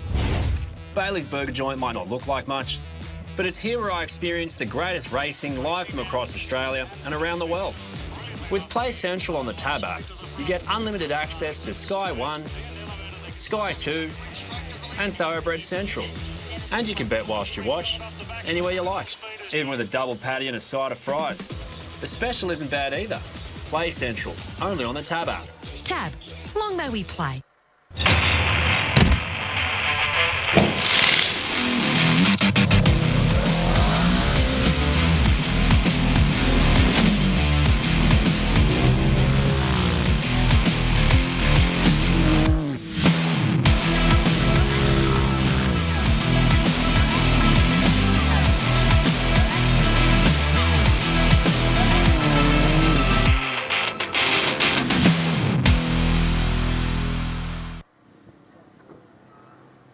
Well, welcome back to the start line here in Finke for the 2022 Tatts Finke Desert Race. Now, bikes, they'll be getting underway very shortly. Of course, first off the line, we have local Alice boy David Walsh starting right at 11:45, but 3 minutes behind him, we have Jacob Smith. Now, he was a little bit disappointed when he finished yesterday. We didn't quite get a chance to talk to him, but there is just a 40-second gap between him and Jack Simpson.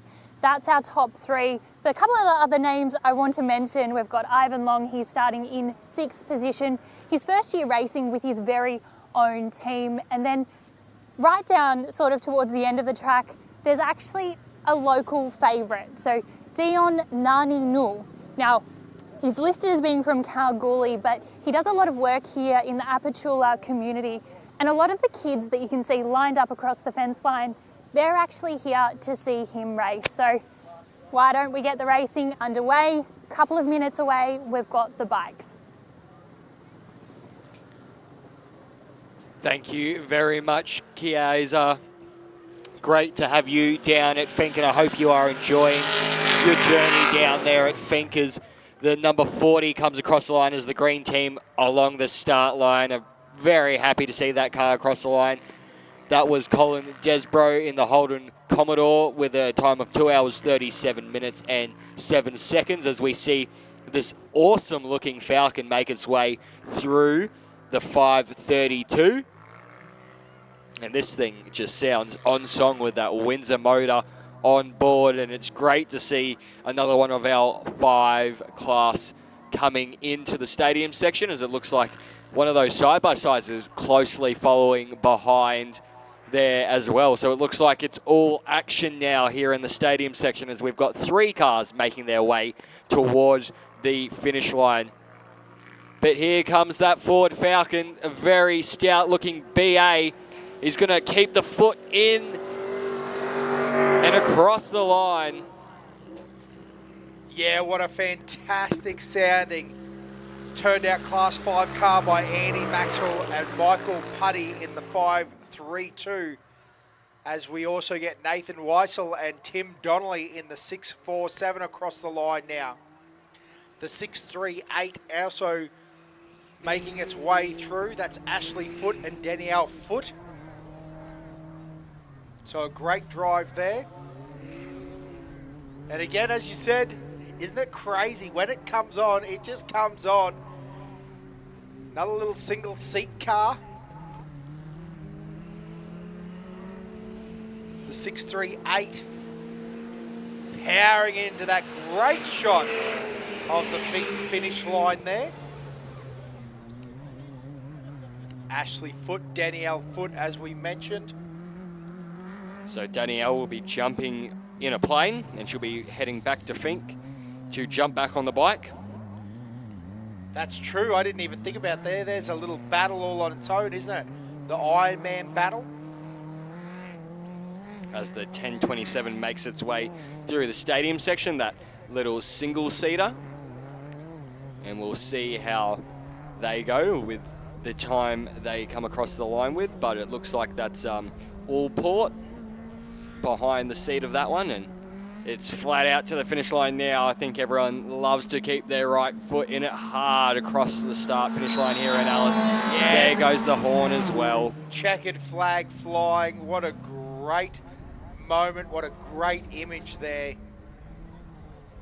Again, the there and back. It is not as easy as you would believe. Sometimes the old Finke race, she lulls you into a false sense of ability. I keep saying it, but there would be so many stories of what has happened up and down this track. People that have had to battle yesterday. You know, we heard Ali talk about that. Ryan's another one, number 6, Ryan Taylor and Team Taylor. They had a rough day 1, only to consolidate and charge home on day 2. So again, as we mentioned before, Paul Allport was across the line there. He did run a 2:30.44, and Tim Wadlow and Scott Elvish in the 683 have come through, and they have run a 2:38 with a 39. So it looks like a Can-Am in one of our production vehicles is... No, this is actually the Smith boys in the Class 4 truck. This is that turbo one I was telling you about. Very interesting truck. Now, that looks a little bit loose back there. I wonder if they're struggling with either just traction or they might have a little tyre issue going on there. But either way, they picked up that position and the boys are charging home. So cool. We talked to these guys, I believe it was at Scrutineering Night, and had a chat and caught up with them about that truck that they've built themselves, the Smith Brothers development team. And again, how exciting, as Warren Ward and Darcy Yap, the 659, are also in Alice Springs with a 2:31. Great drive there, but again, the 4:45. Now, I'm interested to see where they came off the line. 105th position, so they're having a cracking run home here. John Smith and Grant Mannion. And again, the Smith & Sons Mark 1 truck. Josh, I like when they call it a Mark 1 truck because it indicates that they're going to go for a Mark 2 truck. I like and it. I like that. Looking forward to that. And again, John Smith backing it in on the berm, still having a crack at this one. And something cool about this, I am going out on a limb because it's a 3-litre. I think this is a VL turbo or an RB30 motor, but it is definitely a straight 6 turbo motor. Has a very unique sound. Hear that flutter. It has plenty of horsepower. And again, I am pretty sure from previous races that does have a 3-litre, so it would be the RB30 motor, DT. And a nice run across the line there as well for Michael Fraser in the 648. We also have the 651 on camera at the moment.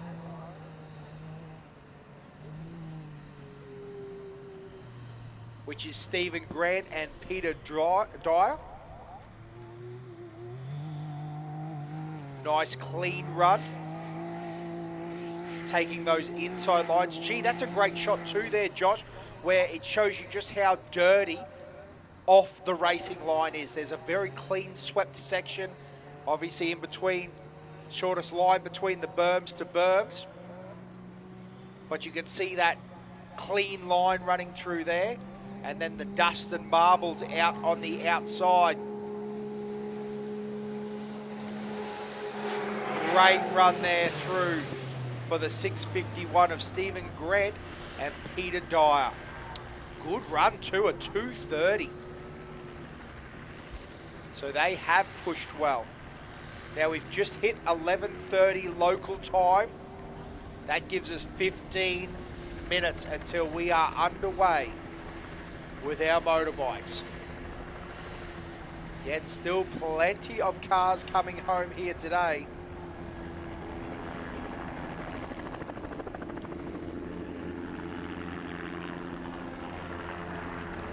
Helicopters flying around. It always gets us a bit excited in the commentary box as we keep an eye on all the action. Again, you can see it's almost like a little bit of breathing time down there, Josh. And again, all these guys probably burning a little bit of nervous excitement, the anticipation. Again, you can see some great sportsmanship there too. Plenty of handshakes, good luck. See you safely at the other end.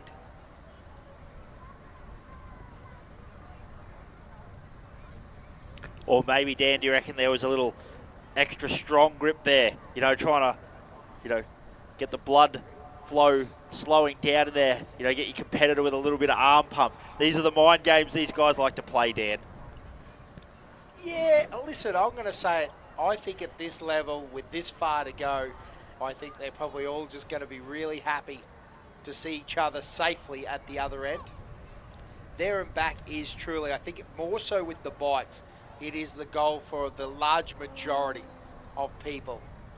We all want to have our own little private goal set, don't we? But, the pace of the likes of Davey Walsh, Jacob Smith, Jack Simpson, those guys, it's going to be very, very difficult to run at that pace. So I think that, again, I sort of mentioned it. I feel like it's going to be about making sure your mates get to the finish line. But you want to see them come in. I know, well, I'll say it. Here we go. The year that I beat you at Finke on the motorbike, it was great to see you come in after me. That was one of the things I was quite concerned about. What a caring big brother that I am fortunate enough to have. You are a lucky man. I'm glad you noticed that. Hey, Josh, I want to crack open on the FinkeDesertRace.com.au page. No, the starting order. I want to quickly run through our top 10. We've got David Walsh off the line. Then Jacob Smith. Jack Simpson, so there you go, that's interesting, he's on time. Brodie Waters on the number 6 bike, he's going to be off the line then. Corey McMahon on the 7E. Then Ivan Long is going to be off 6th position, X05. Luke Hayes, our number 12 bike. Sam Davey, 298. Ben Grabham, the 721. Then Rick Ireland on the 4 car. As we've got the 6601 and the number 3 on screen now. These guys battling their way to the finish. Again, that's Greg Campbell. But again, just going back to this list, Corey Hammond is going to be starting out of 11th, 236. Then we've got Cody Stevens, the 290. Then Connor Adams in the 275. Jackson McGrath, the X49. Sam Hanley, the 16. Jay Simpster, the X17. Then Taylor Adams, the 284.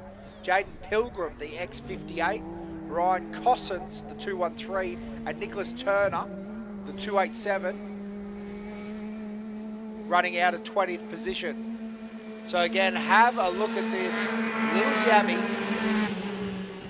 Again, got it wicked up. John Weiss in the driver's seat there, the 6601, and Greg Campbell with Lockie Campbell in the passenger seat right on his tail in that number 3 car. We talk about Greg Campbell and his services. Greg Campbell, famous for all the work that he does on prepping race cars.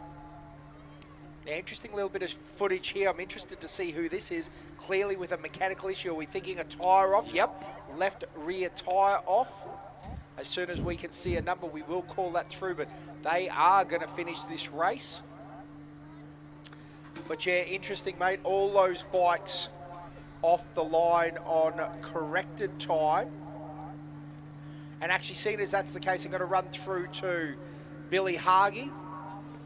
Samuel, where are we at? Sorry, I apologise. Nicholas Turner, I did call, that was 20th. Bradley Greenfield is in 21st. Again, all these on correct time down the far end, the motorbike. Samuel Stockton on the 511, 22 off the line. Billy Hargy, 499. Jake Coleman will be off the line as well in 18, on bike 18. And then we have the start. So 25th position, boys, is going to be the first lot of grids.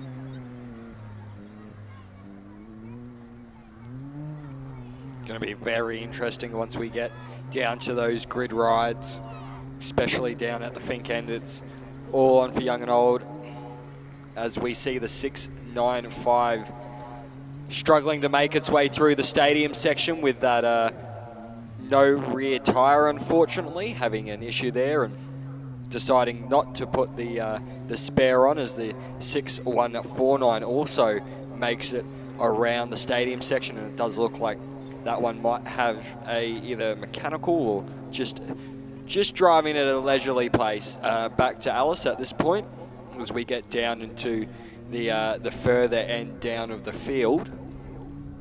Yeah, but very interesting. Like you said, something seemed to be shaking on the back end of that car. I wonder if it's got an axle or maybe a bent axle or something along those lines, and they're just limping it into Alice to get that finish. But as you said, the JSW car as well, no rear tyre. But as you also mentioned, obviously choosing not to change that spare. Must have been close enough that the decision was made to just drive her in. Now, we were talking to Kent Battle before. Sorry, mate, I was just catching up. That Seaton Battle that I was talking about is starting out of 27th on the 282. So the brothers racing. Kent home now looking towards seeing Seaton come back, and he's starting out of 27th position on that 282. Yeah, Clayton Linden across the line now on that 695. Great to see the Alice crowd giving them a bigger round of applause as they make it across the line. Definitely not an easy feat to make it across the line, especially when you've got that puncher in the rear. And it is definitely a grueling drive, let alone with 3 wheels. So hats off to them as we have a look at this side-by-side making its way down on the start line. Again, Alice, put your hands together for them. These guys have driven a long way down and they're giving everyone a good wave, so they're very excited about that one. And we'll see who they are as they come across the line. Kyle Reed and Luke Miller as the Maloo of 486 starts making its way into the stadium section, and these guys will be pushing Team Cosgrove. So the Cosgrove team will be looking happy for that. I can see them down there. They're happy to see this vehicle making its way into Alice. This car is such a nice vehicle. Great to see these old Holdens still out here making their way through the Central Australian desert. As it makes its way through the last couple of horseshoes. Much to the elation of the team on the start-finish line. They make their way around the final horseshoe now. And then it's a bit of a bend around to the final straight section, and then you can hold it flat from around about here. There's a little bit of a kick. And then it's foot flat. Team Cosgrove get behind him on the start line. Here comes the Holden. Malou. And it sounds angry. Congratulations to Jamie Lawson, John Lawson, Ashley Ware, and Jordan again in that Holden Ute for Team Cosgrove, doing it in a time of 2 hours, 32 minutes flat. So they'll be happy with that one. Hugs all around. Glad to see the team home. As we look through to the back gate as our side-by-sides continue to make their way through. Doing a very good job.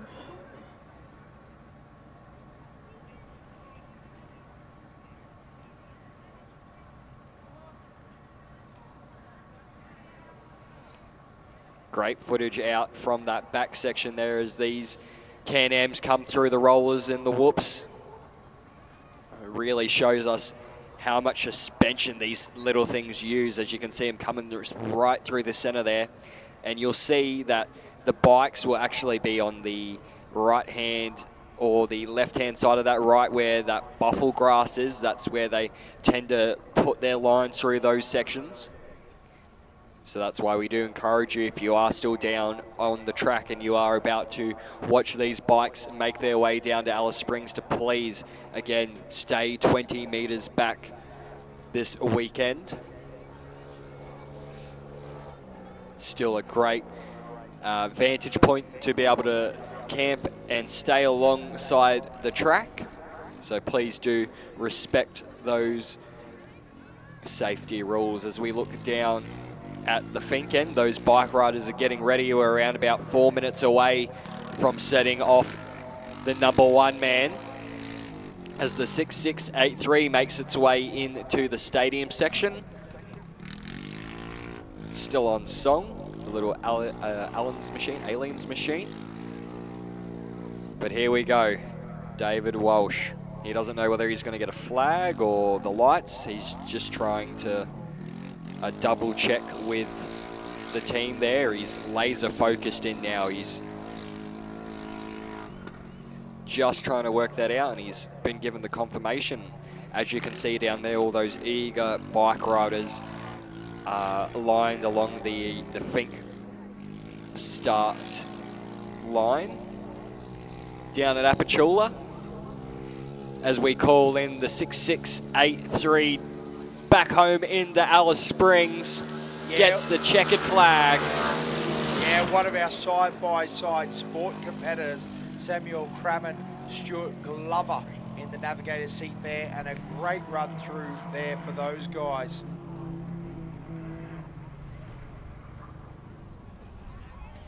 I'll tell you what, it sounds like another very fast side-by-side powering through the stadium area at the moment. Again, David Walsh just checking his goggles. We did see him, as Josh said, just making sure he knew how the start was going to work exactly. I tell you what, that must be the level of commitment that we're going to see here from David Walsh.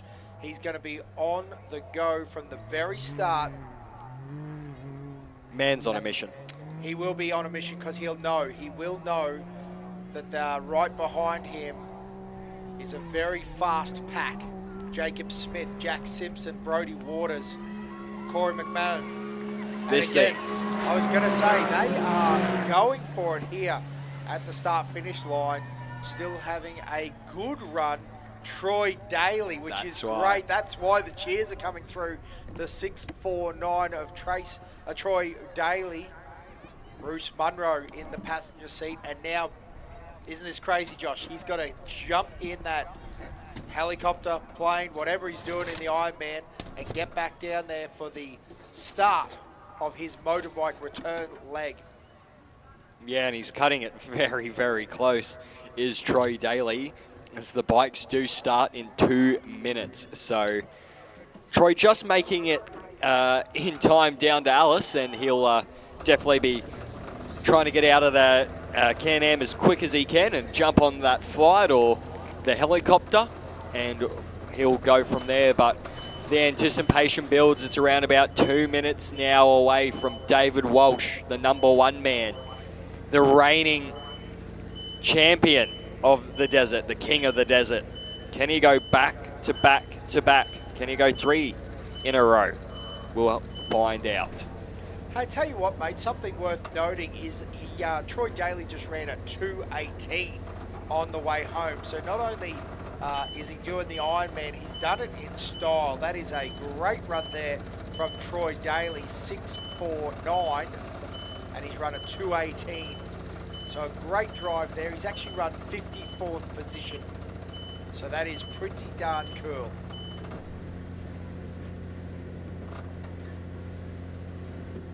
So again, the #1 on the line now, the big KTM 500.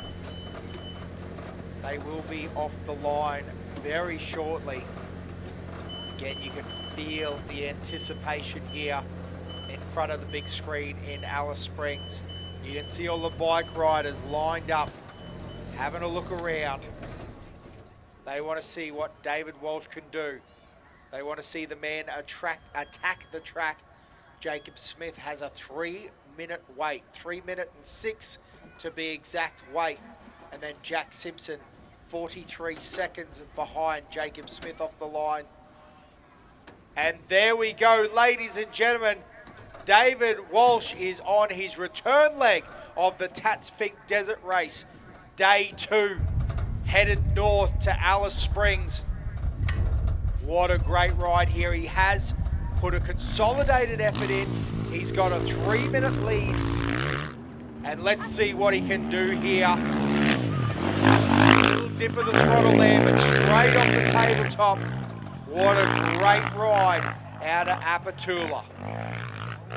Yeah, the locals will be holding their breath now. Everyone camped along the 226 Ks, let alone everyone down here at the start-finish line here in Alice Springs. The anticipation now builds. We expect David Walsh to be the first person back into Alice Springs, but again, it's anyone's game. It is 226 grueling Ks of desert terrain, and he's got 2 of the best riders chasing him down, let alone a top 30 pack of insanely well-grounded riders. Yeah, absolutely, mate. That top 30, they are fast, they are furious, and I tell you what, they're hellmen on 2 wheels. It's going to be very interesting to see who can push through this pack and who can shuffle up this order. Again, we talked about all those top 25 riders off the line on corrected time, and it is going to be very, very hard to gather where everything is happening. Again, we'll look at all the split times, we'll look at what's going on, but again, Jacob Smith, can you imagine what's going through that man's mind right now? Well, I know onto the back of David Walsh, and he wants to put that pass on, because this is a man that knows the victory of Finke Desert Race. So again, it's going to be very interesting there, and then there will be a very hungry Jack Simpson coming out a third right behind him. But again, I do think he won't be thinking about what's behind him in any way, shape or form. It's all forward to that #1 plate. And imagine having to sit there on the line, seeing that dust in the distance just disappear and get thinner and thinner. Must be hard. Mate, it would be the longest 3 minutes of his life right now.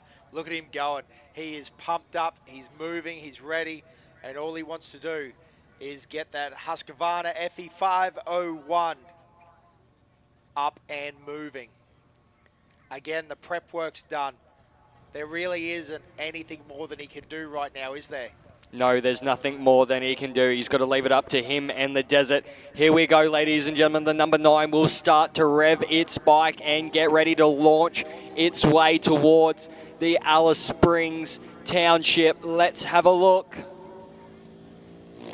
And he's off and running is Jacob Smith, and he starts the assault, the chase down of local favourite David Walsh on that number 1 KTM 500.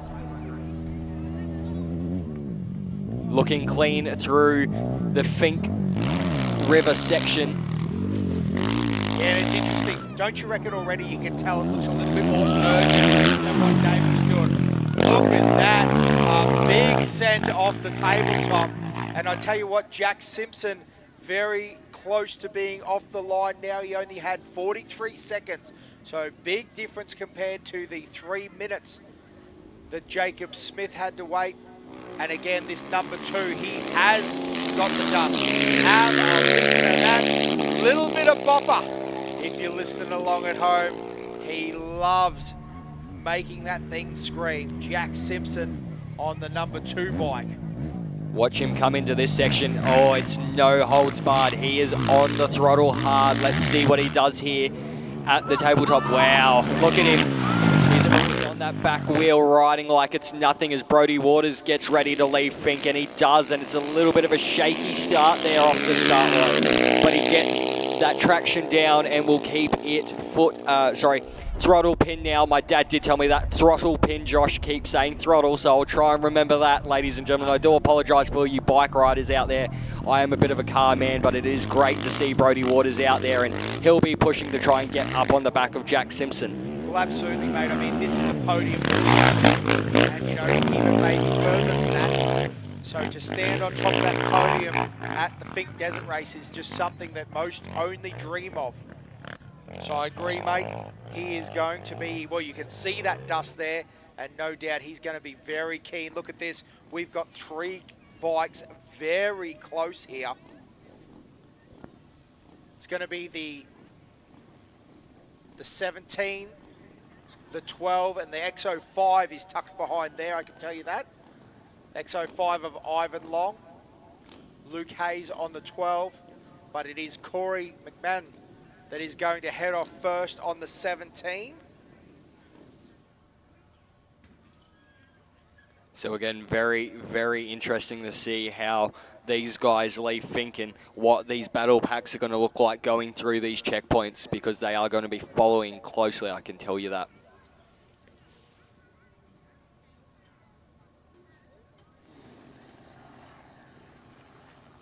Yeah, again, going to be a little bit of a break here. Corey's got about a minute and a bit.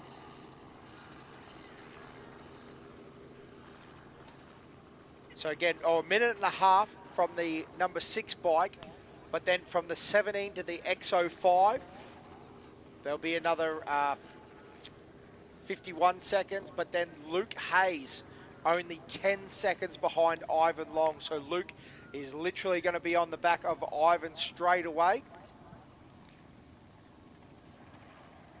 So again, the 17 ready to go, and he is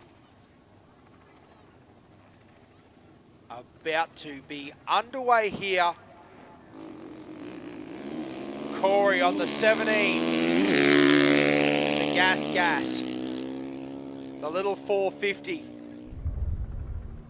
Currently sitting 5th on road. What a great effort. Yeah, from last year being 17th on the grid to pushing all the way up to 5th now. He'll be very, very happy with the results so far, and he'll continue to try and push through the desert and back to Alice Springs to try and make up some time. But next off the line will be Ivan Long, and then we'll have Luke Hayes. So Luke Hayes, this back section, I do believe he's the one to watch behind Ivan Long in this between Finke and Mount Squires and then through Bunduma. He is a quick man through those sections. He knows how to get through those big, long, hard sections. So watch that number 12 bike on the back of Ivan Long And then we'll have the 298 bike of Sam Davey following close behind Luke Hayes as well. But let's watch Ivan come across the Finke River section and into the jump.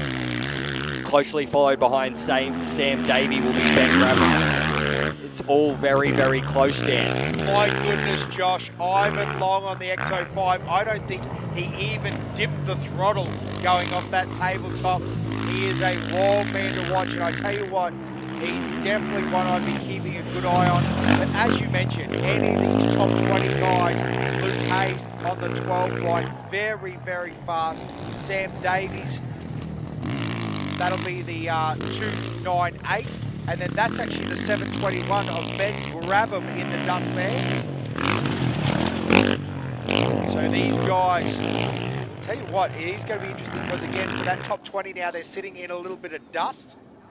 But Ben Grabham off the line on the 721. He's got his big KTM 500 wound up.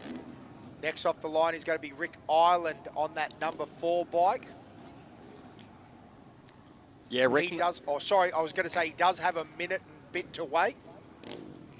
Yeah, not going to be as happy as he was last year this time around. Currently sitting a little bit further back in the standings as he was this time last year. And he'll look to push that bike and get up on the back of Ben Grabham, but again, trying to chase down that 5-time King of the Desert champion. You've got to be on song. So again, it's still anyone's game. That track still has a lot to give. It's going to be very interesting by the time we get down here to the Alice Springs end. Yeah, that's right, mate. It's going to be very difficult to judge where this is all going to shovel out to. Because again, as we see that shot of Rick Ireland until Corey Hammond is off as well. Only 36 seconds separating them. And then Cody Stevens on the 290 bike, only 10 seconds back from there. So again, it's going to be a quick succession of bikes out of Apatula down across the Finke River. Yeah, good push there from Rick Ireland. A little bit of a let off at the tabletop. But gets back into the throttle ever so slightly, cracking it. Corey Hammond off the line now on the 236 bike. And then Cody Stevens on that 290 bike will follow closely behind him around about 10 seconds. So as Corey gets into this river section and gets over the top there, you'll see Cody start his attack on the 226 Ks back to Alice Springs. As it is a little bit conservative there, but right back down on the throttle. Yeah, have a look at this, exactly like we said. These guys knowing where that bike in front is going to definitely push them along. That looks like the 275 on the line now. That'd be Connor Adams on his Husqvarna FE501. Also, a few bikes through there. The X49 is also right there. Jackson McGrath. The 16 of Sam Hanley.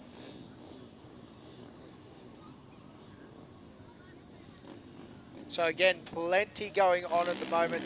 Jay Simpster as well, the X17. Taylor Adams right there as well on the 284. But again, it is Connor Adams off the line.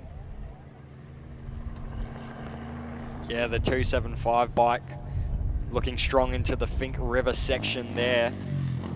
Interesting to see everyone's different lines. We're even seeing that very, very early on. It's the first, 500 odd meters of the racetrack, and we're seeing everyone take different lines. So it's great to see what everyone's thinking out here. And Jackson McGrath will be trying to follow Connor Adams behind on this X49 bike as he waits for the flag. Yeah, absolutely. Another one of our 450 competitors. That's X49 number. And again, Sam Hanley will be starting right behind him on the 16 bike. Only 10 seconds separating those guys. So again, Sam Hanley will be off now. And Jay Simpster on the X17 starting right behind him as well. Only 3 seconds there. So as you keep talking about these packs, mate, look at that. Great footage. 3 bikes basically within 500 meters. But I tell you what, it's a rough 500 metres. It's a challenging 500 metres. These guys are going to have to keep their cool and work through because, again, we're only at the start of day 2, 26 kilometres. Wow, has a good jump there off the tabletop.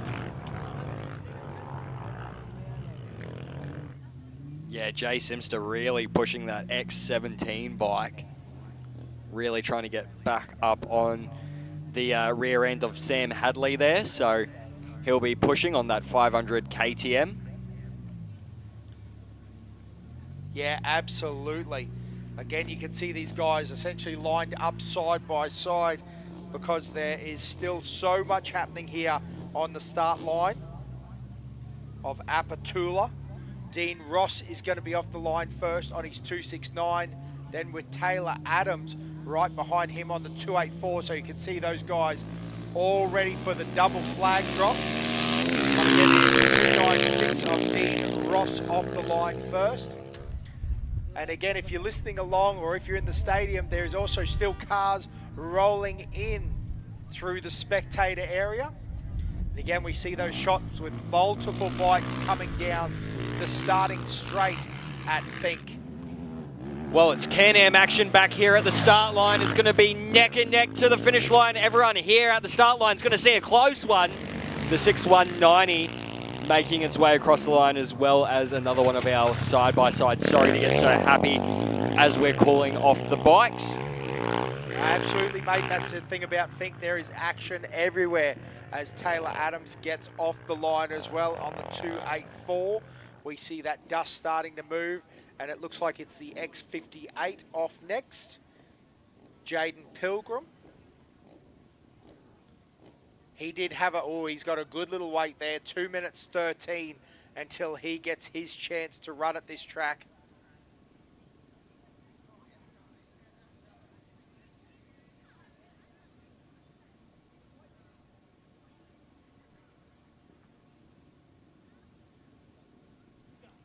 Yeah, so that anticipation builds on the start line down at Finke. It's always one of the most grueling things to have to sit there and watch your competitors just drive away into the dirt, right off into the dirt, because you have worked so hard to get to that position. You've gotten down to Finke, but now you've got to get back to Alice and try not to make any mistakes. So it's a hard one for some of these riders as well. They'll be pushing around about the top 100 mark. They'll all be trying to get really good positions, you know.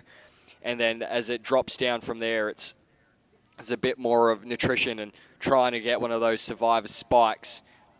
But as we see the X58, Jaden Pilgrim, the green flag's up and in the air. He's just waiting for it to drop, and it's off now. So Jaden races off into the desert towards Alice Springs as he goes through the Finke River section there. And he heads his way to that famous tabletop just outside of the Apatula community. Yeah, nice clean little bit of dust-free run here. So he's got a good opportunity to have a little bit of a push while he's got some clean air, potentially making up some good time. But remember, all of these guys starting on corrected time now. So if he wants to move up position, he physically has to pass. Ryan Cossins is going to be next off the line with the 213. The Sherco for 500. Oh, he's making sure he doesn't let that fuel go stale in that Sherco. Clipping the rev limiter a few times. The boys will be ready down the pit stops, ready to fuel him up. And I think that's something we do tend to forget about this race as well. For these bikes, especially the top runners, they're looking at two pit stops each time, each run down to Finke and then back to Alice. So you've got to have a really good team down there and get that bike fueled up and get the energy into you and then get back out, because otherwise if you have a slow stop, you could throw it all away. And I know that stops have thrown wins away here in the past. Yeah, absolutely, mate. You're right. Like, you've worked so hard to pass someone through the dirt. You've sucked on their dust for a long time, and then you have a slow stop and they get back by you. That is something that mentally can shatter you as well as really affect the way your race plays out. So I totally agree. As the 287 of Nicholas Turner gets off the line on his KTM 500. Great ride there from Nicholas Turner. Looks very controlled, very concise, picking his line again. This is what we're talking about, running right out on that edge where the buggies haven't roughed it up, haven't chewed it all the way out. Now here's a famous name, Bradley Greenfield. He's going to be off the line on the 279. Yeah, two young blokes that would have raced here in the red centre, Nicholas Turner and Bradley Greenfield, as they were kids growing up. So that will be a fight to watch back to Alice Springs, as well as Samuel Stockman behind Bradley Greenfield, and then the 499 of Billy Hargy, that young fella on that 250 bike. We'll see what he can do. Yeah, the first of our 254 strokes, he would be rigging that thing. Yeah, you can hear it already. He's right up on the back of Samuel Stockman. But just being conservative about it. Yeah, I think that's a smart move too, because I must admit, look at that dust there as it's sitting. You do not want to throw your race away right at the start. Now off the line now, Jake Coleman on the 18 bike. But see, this is interesting. The dust has settled, so for him, that 3-pack is an opportunity to get past 3 and once, isn't it? He's going to make some good time up here by not running in that dust. It is settling very quick there, which is a great thing for our competitors and probably showing why it's such a quick year, John. Yeah, definitely the Red Centre's playing its different games, and as we come into this event every year, dust is always the limiting factor to how quick you can go and how hard you can push at this event. And this year it does look like we've had a good year for that, as I think we go to the first group of 5. Yes, we're off and at 'em now down at the Finke end. So that was Jaden O'Connor, Callum Herberman, Kyle Simpson, Brad Wilkinson, Thomas O'Connell and Daniel Banks there.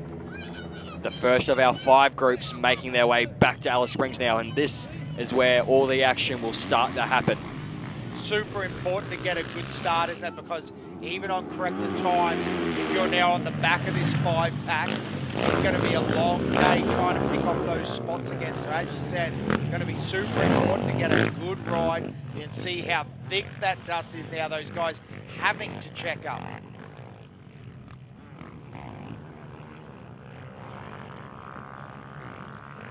Again, as you said, the next lot of bikes off the line will be Bo Taylor, Jesse Moore, Rory Hill, Matthew Prott, Lars Cull. As the revs build. And then the drop, who will get the whole shot? Looks like the Kawasaki versus Yamaha down into the Finke River section, and they are wide in here. Crazy to see these bikes coming through this section all in packs, and the amount of dirt and dust being thrown up. Yeah, mate, running 7s on the way back home. So a pack of 7 bikes. Liam Hildebrand and Will Ashby also in there on the X23. Those guys having a good run. Again, if you're following along at home, all leaving at 12:06. It is the first pack after the 20 minutes. So these guys are not running on corrected time. The next lot will be our 7-minute runners. It'll be Darcy Annell, Jack Larder, Matt Pearce, Joshua Brearley, Cage Radcliffe, Seat Battle off the line, as well as Corey Banks. Oh, and someone getting a fantastic start there. Not sure exactly how that happened, but I tell you what, that is going to be one of those things that definitely helps their race weekend. Yeah, and when you get down, when you're down at Finke and you start getting put in these big battle groups, off the start line, it's elbows out straight away, so you've got to be careful. It is hard to keep upright and stay focused within that battle, because you are trying to fight your own fight, but then again, when you get lost in those battles and in the dust, it's so hard to keep that head straight. Absolutely. I think it was Corey Banks there on the 631 that got the jump there. But a great ride from all of those guys. As next online is Aaron Erbst, Jason Stewart, Alan Graham, Simon Gower, Kurt Spencer, Cam Manson. Also got Jen Gould on the line as they charge away in these packs of 7. Yeah, great footage again down from the Finke end. Love seeing these bikes coming down and into that Finke River and rising over and into this iconic tabletop section. And now you can see definitely that dust is not helping because it's lingering a bit there. The breeze does seem to be helping out a little bit down that end, but it is good again as all these bike competitors, these groups of 7, are now just in a 1 minute intervals, if I am correct. And those next riders, the 09 riders, Luke Thomas, Jake Sallams, Riley Larkin, Nathan Norris, Nathan Elliott, Tom Reedy and Gerald Rowe, all leaving the start line at Finke at 12:09, so your 09 group. Yeah, and you can see how much emphasis they are putting on getting to the front of that pack. This is a true drag race down the Apatula strip.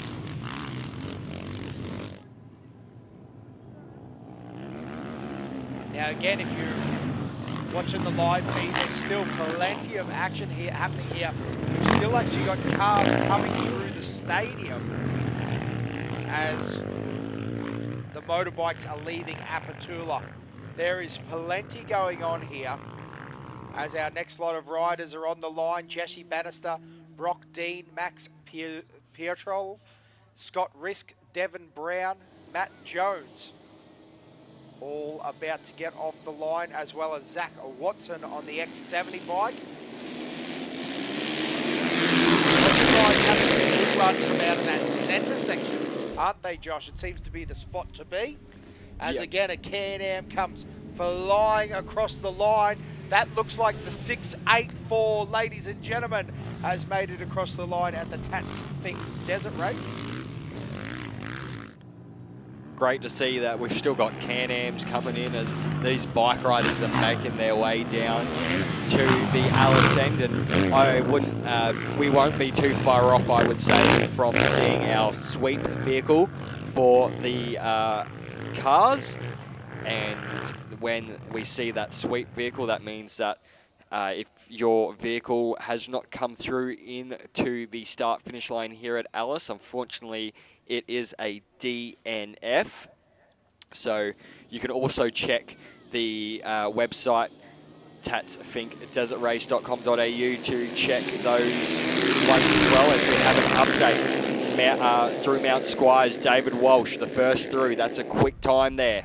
Absolutely, mate. We've also got Shane Ovansky, Brad Luff, Mark Blake, Tate Prime, Brad Swan, Josh Harris, and Matthew Shanks off the line now. As like you said, David Walsh is our first bike through Mount Squires. Great ride there from the #1 bike. It's KTM 500. Yeah, we eagerly await now that second bike through, whether that's Jacob Smith or whether that's Jack Simpson. It's going to be interesting to see who comes in through there. And those two had battles all through the day yesterday. So it's going to be very interesting as we go to our 12 starters. Todd Spilsbury, Jake Anderson, Stuart Windsor, Jordan Rayner, Ryder Dry, Mitchell Van Vliet, and Edward Hampton all off the line down at Finke. Yeah, great ride there from all these guys having that run down towards the tabletop. Looks like the X29 of Jake Anderson got that little hole shot, but I tell you what, that 4 bike doesn't like playing either. I think it's on it. Might have picked up that position well. So it was about 3 minutes to Todd Smith. Jake Smith, I apologise, from Mount Squires. So we want to keep a good eye on that at Mount Squires, because again, what we're looking for is that gap. There will most likely be no dust issue for the Smith entrant. And Jack Simpson as well. As the 12-13 started get off the line, that's Seth Carpenter, Braden O'Cass, William Gibson, Glenn Vander, Darcy Stevens, Blade Spreadborough, I do believe that one is, and Will McGannon there as well. All your 12-13 starters on screen now, making their way through that starting section down at the Fink end, heading towards that, again, iconic tabletop jump.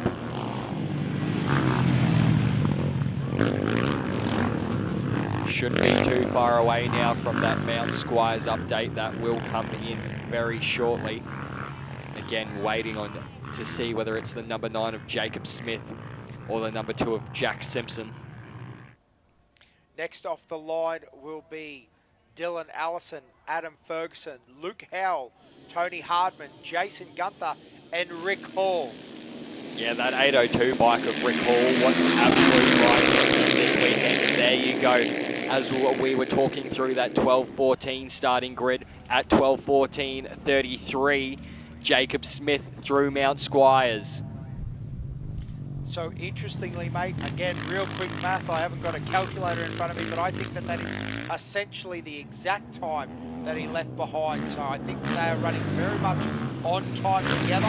He does not look like he made up any time, Jacob Smith on the 9 bike, but he is running that pace. He's right there at the moment. And Jack Simpson has come through Squires as well. A little under 30 seconds behind Jacob Smith. So I think that means that he's made up a touch, and it's only seconds though. Yeah, not much in that one at all. As we look to the 12-15 starters, it's Talon Andrews on the X50. Watch that bike home. Dallin Bryan, Adam Connor, Brian Dick, Harrison Barker, Daniel Kent, and Andrew Arnold. All off the line down from Fink as they come into that river section.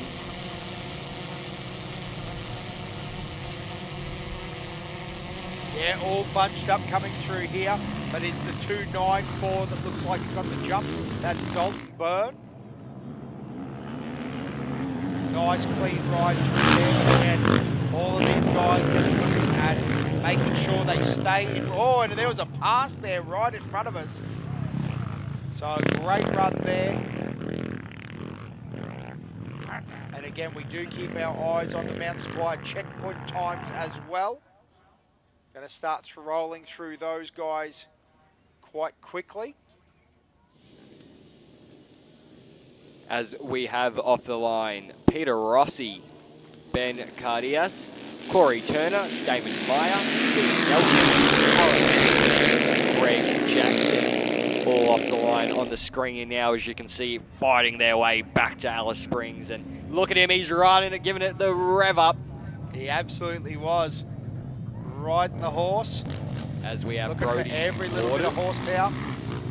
Sorry, Dan, we have Brody Waters through Mount Squires now at 12:16:39. So I don't know whether he's gained any time there on Jack Simpson's bike. It does look like he might have gained a little bit there. Yeah, he started 1 minute and 30 seconds behind Jack Simpson. So not too bad. But again, off the line, we're going to have Thomas Doak, Fraser Lewis, Warren Zerner, Jared Watson, Nick Warren, Brock Fry, and Joel Doohan.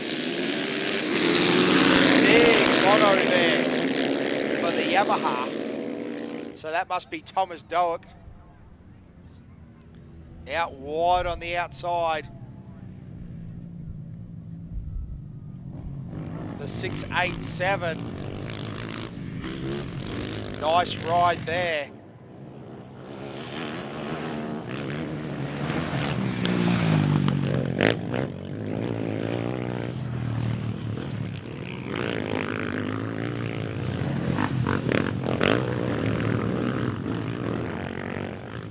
these guys all having a red hot crack down in that Fink section.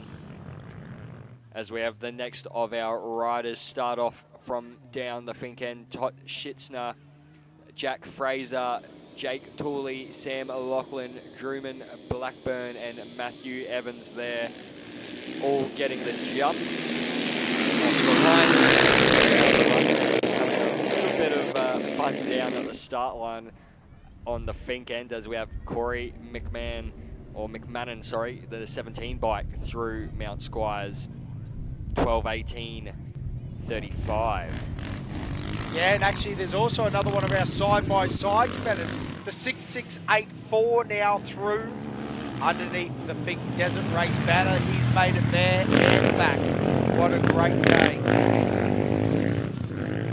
But again, still plenty of bikes leaving off the line. Packs of 7 now, 1 minute apart. It's going to be a long day in the office for some of these gentlemen and some of these ladies. Off the line now, Jake Carr, Robert Shaw, Daniel Voss, David Murphy, Kurt McCain, Scott Rhodes, and Ned Clem. Everyone looking for the whole shot. A few heads down there, fist pumping. Really trying to push through. Yeah, absolutely. But I do think now we're seeing guys that don't want to throw it away. Yeah. The XO2, nice and neat there. Jake Carr. Ivan Long is through. The XO5 through Mount Squires. So again, we're going to keep a sharp eye on where Ben Grabham is, because he started right behind, as well as Luke Hayes. Sorry, I take that back. It was Luke Hayes that we're looking for, starting right behind Ivan Long. Next off the line will be Toby Fraser, Cooper Van Velt, Sam Wagner, Andrew O'Hagan, Luke O'Connell, and David Rainey. And on cue, Luke Hayes on the 12 bike pops up through Mount Squires. You can only imagine the heart rate these boys have got going on right now. Sam Davey right there as well. Wow, there's nothing in these bikes here between Ivan Long, Luke Hayes, and Sam Davey. Little gaps there, and it looks like Ben Grabham might have gotten up in the dust there for a bit.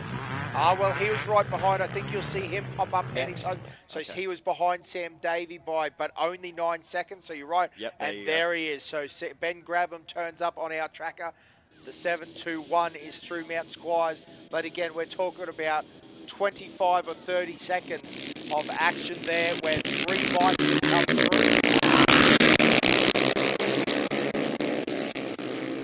Just a call out to our spectator area, ladies and gentlemen.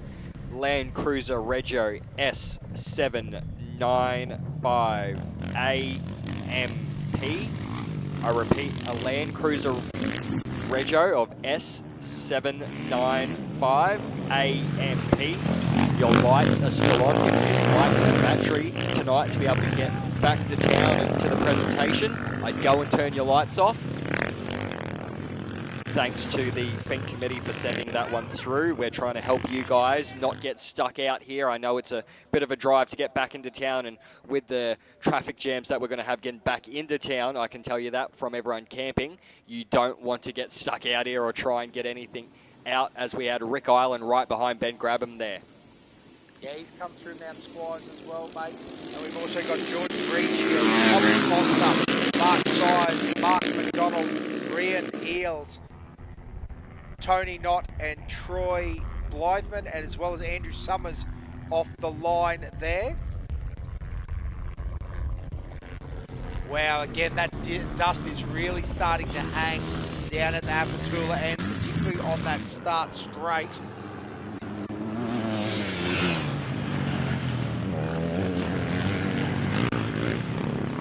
Yeah, definitely becoming an issue for those riders as Corey Hammond on the 236 bike goes through Mount Squires as well.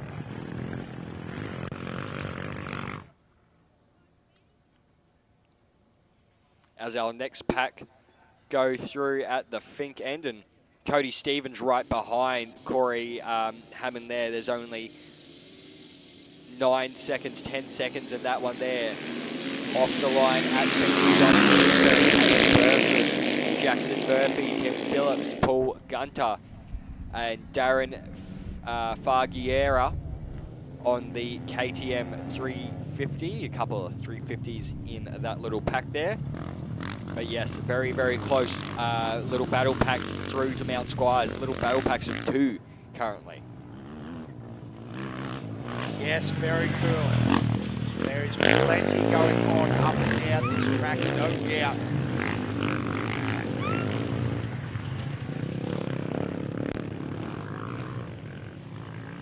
Crowd still pumped up down there at the Apachula end, as well as another update through Mount Squires. The 275 of Connor Adams through Mount Squires now. But the next starting grid off at Finke is Ross Gerd, Lee Shuring, Hayden Moran, Rylan Brown, David Duncan, William Wishaw as well, all off the line at the Finke end.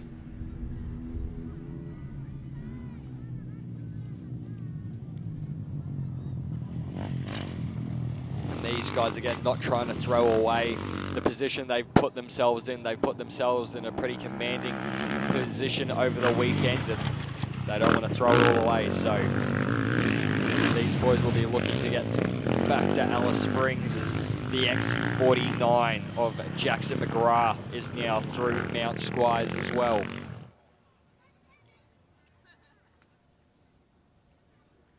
As the next group out at Finke off as well, Dylan Yule, Gavin Woolnoff, Jeff Dry, Luke Nixon, Kai Twigden, Justin Melrick, and Rhett Gibson, all off the line as well. A couple of iffy starts there off the line, but they are getting through as Sam Hadley on the number 16 bike makes his way through Mount Squires as well. Yeah, again, how exciting would it be to be down on that track now, watching those bikes go through those Mondurma whoops. You've got the fire, you've got the burgers on, you've got a couple of 4X Gold cans. It's such a good time. Maybe a Red Bull or 2 to get you amped up. But you know, you're shouting on or cheering for your favourite manufacturer. And yeah, again, big shout out, Matty Holgate. I know you're a Quacker boy. We've seen a few messages from you guys getting very excited about the Kawasaki's, but there's also a lot of passion in the Yamaha boys, the Hondas, the Euros, the KTMs. There's all sorts of bikes out there, and again, it's always great to have the young fellas all worked up about their desert race. Off the line now is Graham King, Luke Morrison, David Greaves, Philip Dunlop, Brendan Summerfield, Grant Pryor, and Brett Bell. Nice ride there. It looks like Graham King, the 578, gets that hole shot.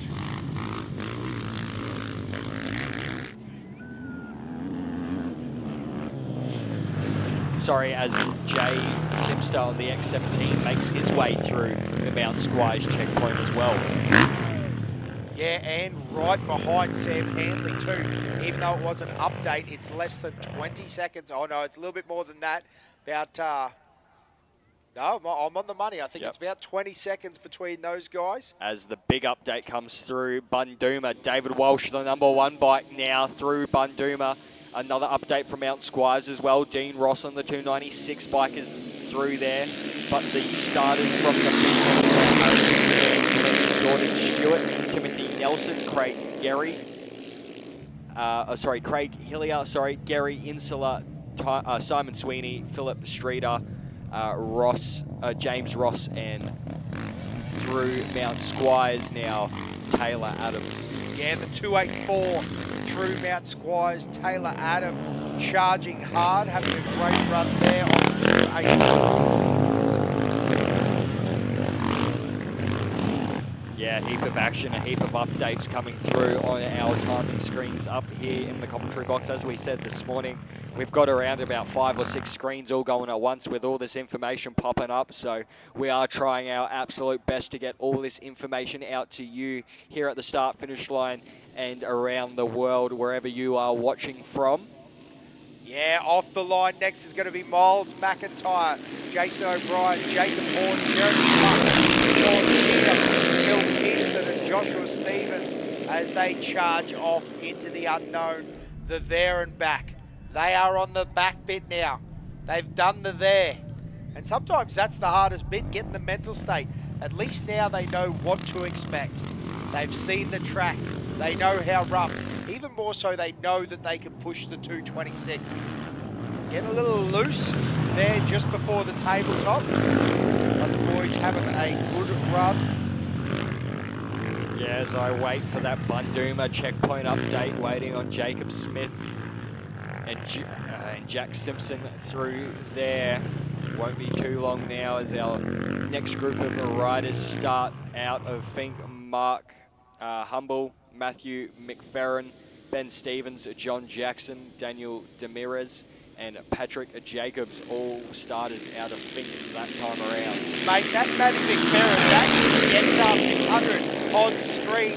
The wall man, Matty McFerrin, if the name sounds familiar, it's because he's better known for flying through the air doing tricks than he is riding an XR600 in the desert. We had a fantastic interview, and I tell you what, he's going for the whole shot. He's the first to the tabletop, the XR600. Matty McFerrin, what a legend. Have a look at that. Pushing through. Air-cooled. That is a lot of work there as he takes off on that XR600. Yeah, the X58 of Jaden Pilgrim now through Mount Squires as well. But how cool was that, that air-cooled XR600 pushing its pack through there. And there we go, we get that update. The number 9 bike of Jacob Smith through Bunduma at 12:30.14. So if I can do a little bit of quick maths, that's around about. So they're still holding around about that same time. Yeah, Jacob Smith has made up a touch of time. He's just under 3 minutes now. But again, 3 minutes. I would think that they've done a good look over and David Walsh would know where they are at this point, or at least have some idea of what's going on. Jacob Smith and Jack Simpson right there as well. However, he has dropped back a little bit on that time. No longer a 30-second, more like a 40-second gap now.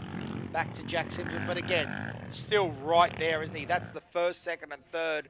They're pretty much still on their time gaps from when they started. Yeah, I think it's a bit of a yo-yo effect between Jacob Smith and Jack Simpson there. I think they'll be going into each other's dust, and I think Jack will just be letting off to get some trying to get right back onto the wheel of Jacob Smith. You know, Jack had issues with eyesight yesterday and saying that he was getting dirt in the goggles, so that's why he might be hanging a little bit back just to try and get that cleaner run. But updates through Mount Squires, Ryan Crossens and Nicholas Turner on the 200 bikes are through there now, the 213 and the 287. As our next group of bikes lead Fink, that was Samuel Carell, Luke Chapman, Glenn Chambers, Daniel Scholler, Jonathan Ippel, and Simon Brombal, all off the line at Fink, as well as Paul Klinberg, Damien Brigham, Dallas Gretsch, Thomas Donnelly, Jason Williams, Daniel, sorry, lost the name there, Daniel Cursor and Jason off the line at the Apachula end, fighting their way through that grueling 226 Ks of desert towards the Alice Springs end, the start-finish line here at this iconic event, the Tatts Finke Desert Race. Massive shout out to our sponsors as well. If it wasn't for our sponsors, we wouldn't have this great event. So we do thank them for all their support over the weekend. We'd like to thank Tatts, the naming rights sponsor, our platinum sponsors, the Northern Territory Government, TAB, 4X Gold, the Alice Springs Town Council, Central Comms, Lassiter's, Imparja, Method Race Wheels, our gold sponsors, RAM, Chubb, Exact Contracting, and Telstra. Our silver sponsors, Alice Equipment Hire, Complete Fence, Desert Check, AJ Concrete, Alice Plaza, All Burn Contracting, Asprint, and our True Blue partners, Red Center Technology Partners, Thrifty Car Rental, NAB, Alice Traffic Management, High Tech, CPM, and Alice Springs Correctional Services. Again, thank you to all our sponsors. Please go and support them. We wouldn't have this great event without them. Absolutely, mate. And off the line was Mogul Tarka, Andrew Belsplov, Bryce Beveridge, sounds like beverage. Rodney Keogh, Alex Swan, Robert Newton, Matthew Drysdale. So those guys are all off the line. Maybe I need a beverage. I think that's the way it works around here. But again, more bikes off the line will be Thomas Jacobson, Ian Downey, Julian Woodhouse, David MacArthur, Tane Stevens, Brett Manuel, and Billy Barlow, as we also see the X16 of Daniel Banks while Corey McMahon is on 17, is through Bonduma on the gas. Yeah, Brody Waters did go through Bunduma as well just before Corey, so that was another update through Bunduma, as well as Samuel Stockman through Mount Squires, Bradley Greenfield through Mount Squires, Jake Coleman through Mount Squires, Billy Hargy through Mount Squires as well. So watching all those people go through there, as well as Callum Herberman, as well as Brad Wilkinson as well, right on the back of the number 14 bike. Both on 450Fs. Yeah, next up off the line, we've got Blaine Van Hersten, Royce Cotter, Andrew Dunlop, Max Bowater, Paul Robinson, John Dowie, and Jake Vernham. They are off the line now and racing. Again, how cool is it when they get in these little packs? They've now shuffled. They are truly in riders of their speed. So this is sort of one of those things. It's quite odd when you ride down here. Sometimes once you shuffle into your time zone, you almost don't see anyone as you're riding because you're running the same pace as the guy that's in front and behind you. And it's almost a bit surreal. You might do 100, 150 kilometers where essentially there's crowd cheering, but you haven't seen any other motorbikes. It gets very weird down there, particularly at the Bonduma and Whoops. You know, for these guys that are more interested in the there and back than in the actual win. Yeah, it's a fascinating situation. Next up on the line will be Logan Frost, Daniel Challen, Jason Martin, I apologise, Craig Saunders, and Dean McMillan. As Matthew Prott makes his way through the Mount Squires checkpoint, and the update at Bunduma is the X-Code 5 is now through there as well. And Mount Squires update for the 695 bike, Thomas O'Connell through there as well. Quite a few through that Mount Squires checkpoint, all in quick concession. There you go, Thomas O'Connell, as I just mentioned, Kyle Simpson and Jaden O'Connor literally going through there side by side at Mount Squires. And then you've got Bo Taylor only 7 seconds behind those two as well. And then you've got the next update out of Bunduma. You've got Luke Hayes on the 12 bike through there. Jesse Moore through Mount Squires. That Mount Squires battle pack is absolutely insane. Lars Carlson joining onto the back of that pack. Yeah, we've had 5 bikes come through Mount Squires with just about 30 seconds apart, so that's pretty crazy, isn't it, them all together? Sam Davies is also through Bonduma on the 298, so having a cracking ride there as the 487 takes off.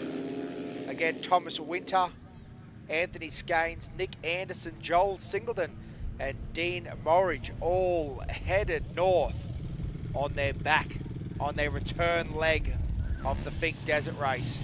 The 487 setting the pace out of Apatula. Yeah, Will Ashby and Rory Hill now both through the Mount Squires checkpoint as well, around about 20 seconds in between those two riders as well. So again, it's all very, very close down the track.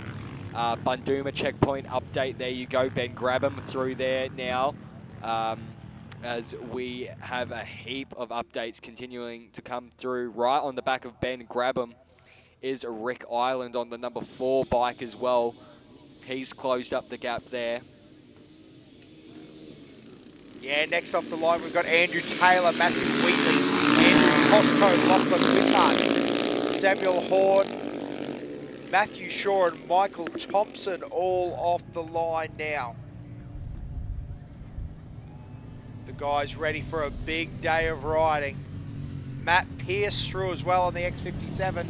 The 672 here at Alice Springs makes its side-by-side finish here at the start-finish line. So if you were looking for that side-by-side, he has come in as we continue to get these updates through Mount Squires. Jack Larder, Matt Pearce, Jed Gould, Simon Gowler, all through there within quick concession of each other.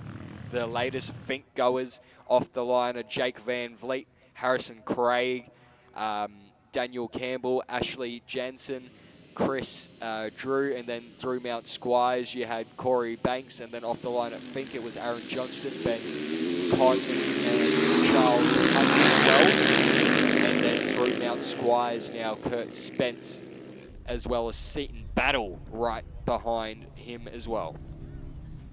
Yeah, absolutely. We're now seeing those groups come through. So Seaton Battle was in about the 3rd group off the line of the 7 starters. So again, that's why we're starting to see those Mount Squires numbers really start to roll through. They were part of the 7 starter packs. Cody Stevens on the 290 through Bonduma now. He's in the deep of the whoops. Darcy Ardnell also through Mount Squires, as is Ken Van Stan. So plenty of bikes getting off through the Mount Squires checkpoint, as well as Timothy Kempster, Blade Houseman, Mark Hanlon, Samuel Nelson, Matt Gray, Nathan Kelly, and Scott Shields off the line and taking the green flag down and up the field. And it is still a drag race. These guys know the importance of staying out of that dust. They chewed 226 of it yesterday, Josh. And I tell you what, it must be the 716, I think that is. Mark Hangen. Yep. He's making sure that he stays out in front because it is nice and clear at the front. Probably picked up a couple of positions on time right there and then. Isn't it interesting too, seeing all our car competitors and bike competitors are now cleared out. That tent city that was there. There was banners, there was trucks, there was caravans, there was campers, and now all of those cars have made their way, and it is a long return trip. Can be over 4.5 hours to go around and come up the main road, up the Stewart Highway to get back to Alice Springs. Yeah, it's definitely not for the faint-hearted, especially on a long weekend. It can be hard, and you know, you get stuck in those traffic jams out of there as well. So for a lot of these competitors, it's been a full-on weekend, and I mean a full-on weekend, as it sounds like the action continues here in the start-finish line section. So I'm just looking out, it looks like we've got another one of our side-by-side competitors making their way through it. This thing sounds on song and pushing, so... Tell you what, mate, I'm going to make some wild calls here. It's one of the King Chrome cars. It's the blue one. I reckon it might be Simon Evans, and I reckon he's had a wild ride because I also noticed it doesn't have a roof plate number on it from what I see. So the only reason that you wouldn't have a roof plate on is if it's been over or something like that. So, and he's still driving like a man possessed at the moment. So, yeah, again, wild ride there. I would say that's one of the Evans cars. Wouldn't be confident saying which one, but good work for Evans Racing and Evans Motorsport there. But again, as we go back to the action off the Fink line, we've got Ben Forbes, Sam Watson, Warren Axel, Tyrone Marcus, Jock Blakeney, Mitchell Van Kieran off the line now from Fink, as well as Ty Kirkwood. And we've got Sam Handley on the 16 through Bonduma on his KDM 500. Yeah, Jackson McGrath through there as well, through Bunduma before the Sam Hadley bike, the number 16. Mount Squires continuing to light up with participants through there. Luke Thompson, Nathan Elliott, Zach Watson.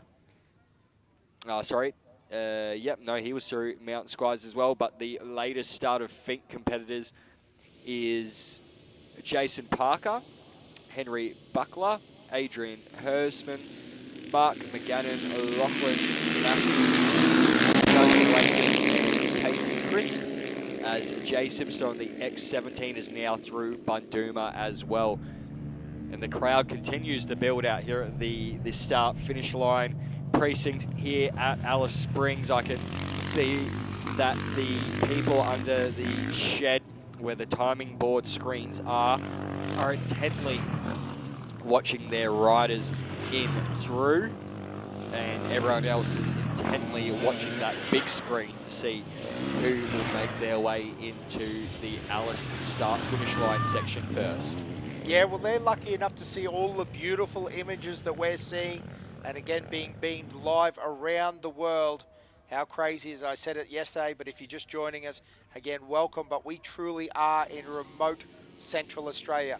We're not talking deliver pizzas 20 kilometres away. We're not talking any of that. 226 kilometres to the next round from where these guys are starting. There is little to no reception. There is little to no information, and yet the crew from Tatts Finke Desert Race is making this live feed happen so we can watch all these bikes off the line. It is one of the wonders of modern technology, and again, a big shout out to everyone that has made it happen. And actually, while we've got it, a big shout out to all our volunteers and our officials and everyone involved in making this race. A big high five from us to you. Simon Evans off the line, Brodie O'Connell, James Morris, Pierre Delary, Simon Dunbar, and Anthony Perude is off the line at Fink. And next off, Dean Ross through Bunduma. I apologise there, Dan, and I'll call off these next lot. Lee Kingston, Leo Barnett, Nick Rashid, Miles Nichols, Alexandra Long, Corey Sullivan off the line at the Tatts Finke Desert Race and at the Fink end. And just for any of our American viewers, 226 Ks is 140.43 miles. So for any of our American viewers that are watching that, that's your miles comparison. So 140 is what you're looking at. So no, we can't just order pizza down the road and get it delivered to Apachula. Unfortunately, it's a little bit further away as Brock Dean and Matthew Shanks make their way through Mount Squires. As the next group of our bike riders start, and that 399 of Danielle Foote looking to do the double this weekend. She's made it back in the Can-Am, and we'll see how she goes on the bike this time around. Daniel Fergadado, Nicholas Boyd, Daniel Johnson, Paul Elbone, and Andy Noonan, all off the line at Fink, as well as Stuart Windsor and Shane Orosky through Mount Squires now as well. Yeah, great ride here off of the 399 of Danielle Foote, making good use of that little two-stroke. Wow, Danielle has flat checked out from her pack, so I wonder if there was some issues there for her on day one on the way down.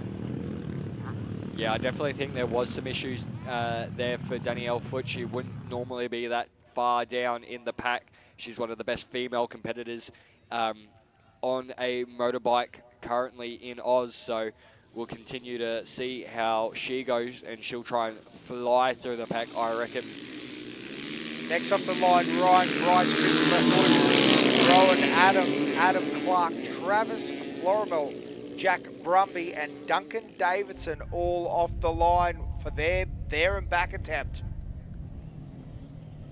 Hopefully they had a nice, relaxing night last night. Warm fire, hopefully a warm swag, I can only imagine it got very nippy down there. Yeah, I couldn't imagine being down at Apachula this morning. Would have been very, very cold. Jaden Pilgrim on that X58 now through Bundooma, as well as we continue to see droves of people through the Mount Squires checkpoints. And the latest group off down at the Finke end is Paul Murphy, Scott Baker, Brad Ashman, Earl Mitchell, Ronald Perriman, Laurie Fry, and Matthew Wynot, as William Gibson on the 546 makes his way through Mount Squires. Competitors get off and running, and a little bit of a mono there and straight onto the pegs, so want to be holding that one down to Alice Springs, and Braden O'Cass and Seth Carpenter now also through Mount Squires, and right on the back of each other, those two.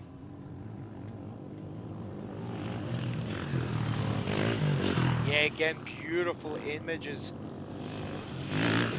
Currently looking south and then panning around to the north, looking towards the Finke River. These guys making sure they get themselves in the right mind frame, working through this track as Jock Hazelton, Cameron Taylor, Samuel Hunt, Catherine Scoble, Simon Coffin, Jason Griffith and Nathan Price are now off the line. Got the 287 bike, Nicholas Turner as well, the Alice local, making his way through Bundooma, as well as Ryan Crossens as well, around about 30, 40 odd seconds back there on Nicholas Turner, as Dylan Allison makes his way through Mount Squires. You can see some of these riders checking out, some just staying within that pack, as you said, Dan. It's a bit of a weird feeling having these riders put into their sort of same average speed groups, and you're sort of riding with them. Update from Mount Squires as Dylan Alson, as I said before, and Rick Hall make their way through there, and down at Finke, the next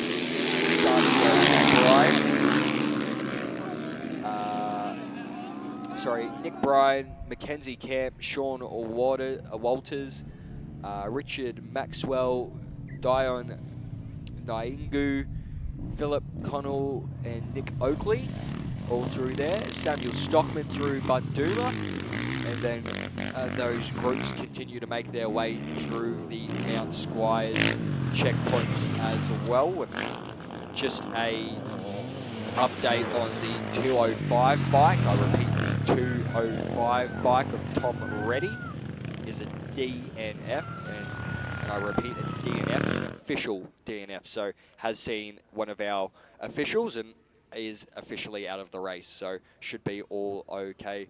Keeping all our fingers crossed there, as Billy Hargie as well through Bundooma now. Yeah, off the line now is Andrew Downey, Toby Morgan, Liam Johnston, Michael Thompson, Jason Willis, David Caldecott, and Daniel Cummings, all off the line at Apatula. And Bradley Greenfield right on the back of Billy Hargie has made up some big time there. Only 4 seconds between those two bike competitors.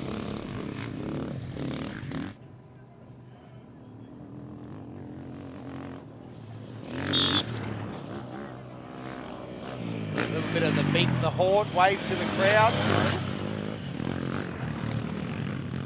Again, I know all these bike competitors. Very appreciative of everyone that stays out and cheers. It's crazy. Even at 4 o'clock, or no, it won't be quite 4 o'clock, I'll say, but 2:30, 3 o'clock in the afternoon, there's still plenty of campers out there, fires going, people waving, throwing water. It's all sorts of stuff. It is a great time. Another team off the line there as we throw down to Rihanna with the St. John's ambulance team.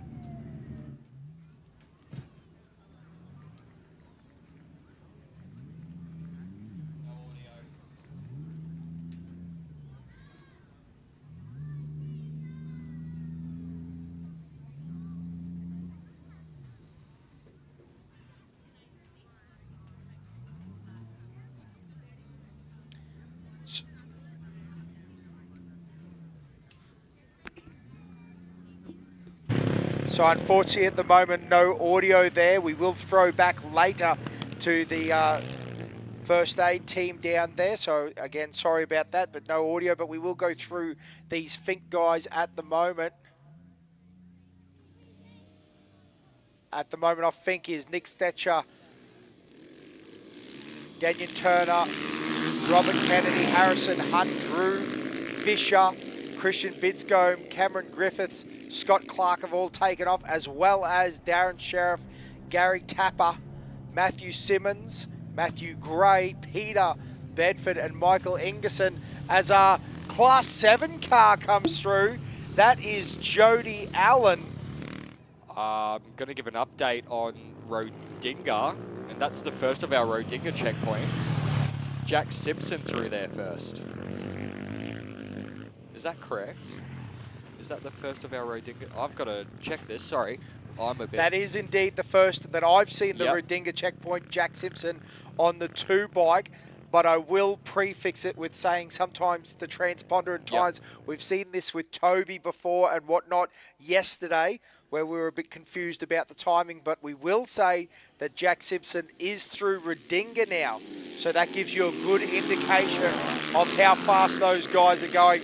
They're more than halfway up the track. They are only 98 kilometres from us now, and there must be a battle going on because as Josh just mentioned, bike 2, Jack Simpson, is through Rodinga. So we're going to keep a good eye on that and see what transpires there. Yeah, it's going to be very, very interesting here now. I don't want to speculate anything at the moment. But as we said, with the information we've got first through Rodinga at this point, that we can tell you is the number 2 bike of Jack Simpson. So we'll wait and see. Yes, it will be very interesting. So again, Damon Bulmer, Darren Twigden, Adrian Donaldson, Zach Sawyer, Hale McCone and Jai Williams, as well as Ben Chetchum are off the line. Quade Hebert as well off the line at Finke. And again, let's throw down now and have a chat to our first aid. Yeah, thanks very much, boys. Sorry about a few technical issues down here, but we've got us now. We've spoken all weekend about how many volunteers we need to make this event happen. Over 300 volunteers throughout the entire race meeting, and part of that is our St John Ambulance crew. And Sarah, just tell us how many of you are here this weekend and what's your role? So we've got about 20 volunteers that are down towards the Finke checkpoint at each checkpoint throughout that are paired up with paramedics. And we've got this lovely group here, and we're doing the first aid post that we've just got behind. So we're relatively looking after a few motorbikes. We've been strapping hands, looking after some patrons and anyone that's attending today and the last few days beforehand. And your team comes from far and wide, you're not just locals? Yeah, so we've got everyone who's come from Darwin, Catherine, Tennant Creek, and then some locals from Alice Springs. And you girls having a good time? Yes, definitely. Yeah. We absolutely need our volunteers. We rely on them to ensure that Finke happens as best as we possibly can. So we make sure we shout out to our volunteers and say thank you if you happen to see one of their volunteers walking around the track as the weekend unfolds. Yeah, absolutely. It is a massive thing, isn't it, Josh, to have them there. They do just look after us and keep us safe. And I tell you what, with 500, 600 motorbikes out on track, no doubt they are busy, and that's from spectators as well. So a big shout out to them. Now off the line, already off the line is Jason Hellewell, Justin Wright, Mitchell Patton, Warwick Nutt, Chloe Barton, as well as Bradley Murfitt and Nicholas Hayes Marshall. And on the line now is Mitchell Ireland, Adrian Copeland, Blake Queen, Seamus Reed, Rodney Anthony, Lucas Puckle, and Michael Jackson. No, not that Michael Jackson, but a Michael Jackson on 869. They are all off the line. And I tell you what, he's doing it wild too. He's on an 890R rally bike as well.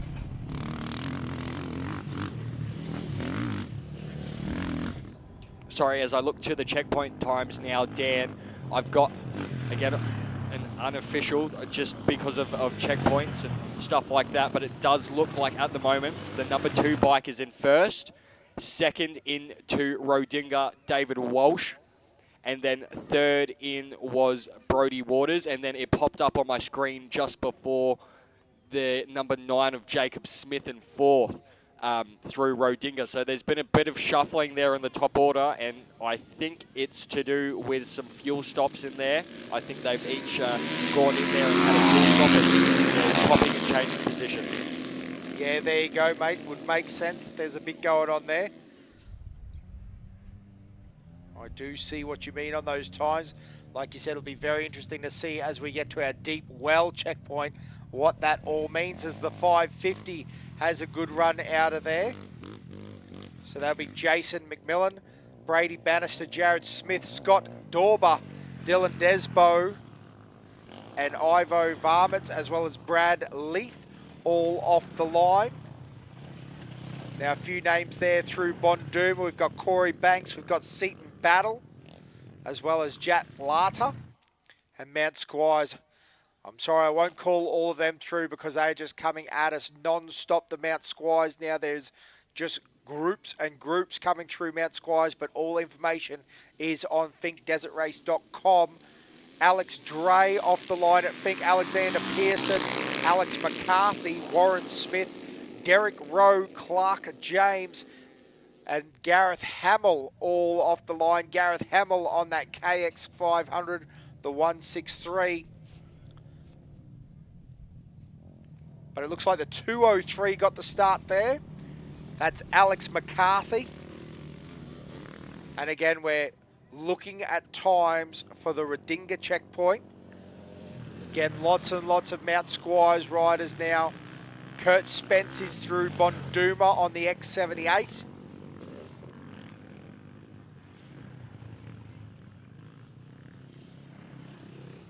We are very much getting towards the end of our Fink competitors. Sam Palmer, Shani Muller, Dave Harradine, Benjamin McLeese, Kit Ballin, Zoe Bockari, Scott Brooks is all on the line now.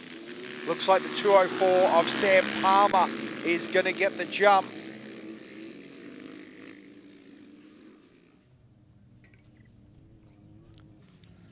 Again, just having a look, and these guys still run it all the way through. Again, it is the 204 of Sam Palmer that gets that start. Plenty of bikes again through Mount Squires, and now we're starting to see a lot more Bonduma as well. Darcy Arnell, as well as Jason Stewart on the 799 through Bonduma. They are still 140 Ks down. Now there's an XR 250 off the line as well. That is, sorry, it just moved on me for a second. That is Kit Ballin on the 864. But again, off the line now be Eli Kelly, Anthony Mitchell, Daniel Byers, Rodney Irwin, Kevin Dwyer, Cody Smith, as it was a wheels-up launch there, as well as Brett Timms. I believe that was Eli Kelly on the E11.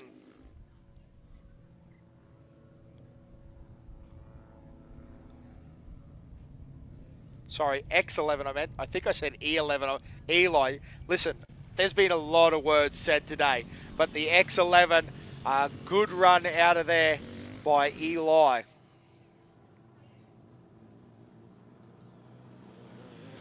Again, ladies and gentlemen, we got a lot of screens going on in this commentary box. There's start-finish line, track maps open, there's laptops and there's phones. I tell you what, again, if you aren't as excited as us, well then, unfortunately, you're missing out, because we are absolute Fink fiends. We wake up and smell Fink in the morning, and this just gets me excited. I even love the fact that it's the there and back. These guys out here, they want their spikes so bad. I know exactly what they're thinking, mate. Even though, obviously, it's awesome to see what's going on in the number 1, 2, 3 positions. These guys, they are out here warring with themselves against the track. This is something that they've wanted to do for their entire life.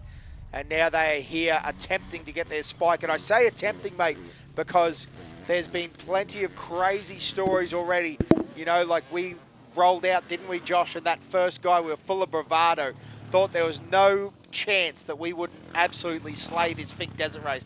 Probably thought I was going to knock Toby off the front spot there. But then once you start coming out here, you know, and you talk to a few people, and one of the guys rolled up beside us, told us it was his 5th time. 4 times he'd had mechanical issues or fallen off or whatever it was, and that probably made me pull my head in quite a bit, young fella, and making our way through. So again, off the line now will be Neil Turner, Troy Daly. Now there's a name to keep in mind. He's made it back down and he is off the line. 837 of Troy Daly, John Belkin, Drew Martin, Gareth Sprules, Mark Trent, David Peters and Jonathan Taylor all off the line now from the Fink. Yeah, I definitely think Troy Daly is the one to be watching, ladies and gentlemen. What a drive down to Fink this morning, and then got to go jump on that helicopter / plane, whatever it was. Get back down to Fink and jump on a bike and decide to ride that 226k back. So great effort there from him as the next lot of bikes get off the line at Fink. Clinton Letton, Gareth Farr, Hayden Dybel, Mark Hardy, Matthew Matson, Ian Ross, Chris Walsh, and there you go. David Walsh, the first bike through deep well, ladies and gentlemen. So it's changed again. Yeah, very awesome. This race keeps on giving. Again, just 68 kilometres out now. Now, listen, do you think Troy Daly, when he made that decision, because he did not make that decision this morning to come back and ride his bike, do you think that maybe it was made in a place of less pain? Yes. Yeah, I think you're 100% right, Dan. An absolute place of less pain, that's for sure. Now, isn't it crazy that we were just talking about people that are doing the Ironman event here? We usually talk about 1. This year we're talking about 3 people doing the Ironman.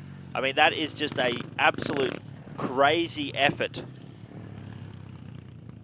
Yeah, it's not something that comes around very often, and a lot of people always do talk about it. And I think a lot of people here locally talk themselves up and they go, "Yep, no, I'm going to do it. We'll jump in the car and then jump on the bike." And that's the thing, though. I think as we've been saying with this event growing, I think that Ironman class is going to become a class that may field a couple of people, and there may be a yearly flight or a nightly flight, you know, from Alice to Fink, because all get together and what's the right word? Cost share and stuff like that. I love it. I love the concept of it for sure. But it is pretty crazy because Tatts Finke Desert Race is pretty much keeping the aviation businesses alive in Alice right this weekend anyway. Will we actually see a class 4 it one year maybe? Say that again? Will we see a official recognised class? Now, don't get me wrong, doing the double, doing the Ironman, these are all catchphrases that we've thrown around. It's not actually an official thing yet. Do you think we'll ever see Fink get behind it and recognise it as a official competition? That's an interesting one, Josh. It's a good one. I don't know the answer to that. Maybe that's a question for Kelsey. The boss. The boss. And I tell you what, it is one that is quite entertaining because, again, you heard Toby on the finish line mention it again. It's something that clearly is on his mind. But it'll be interesting to see how that all plays out because, yes, that would be interesting. And again, there's probably only a handful of people in the world actually capable of making that happen, whether that be a combination of talent and also a combination of money. So it's an interesting one that you talk about that because that is truly a pretty wild option. Yeah, it definitely is, and I think it would be a really good one. But here we go. Here's an update through Deep Well. Your next bike through Deep Well is Jacob Smith, the number 9 bike. So we'll wait to see where the Jack Simpson bike is.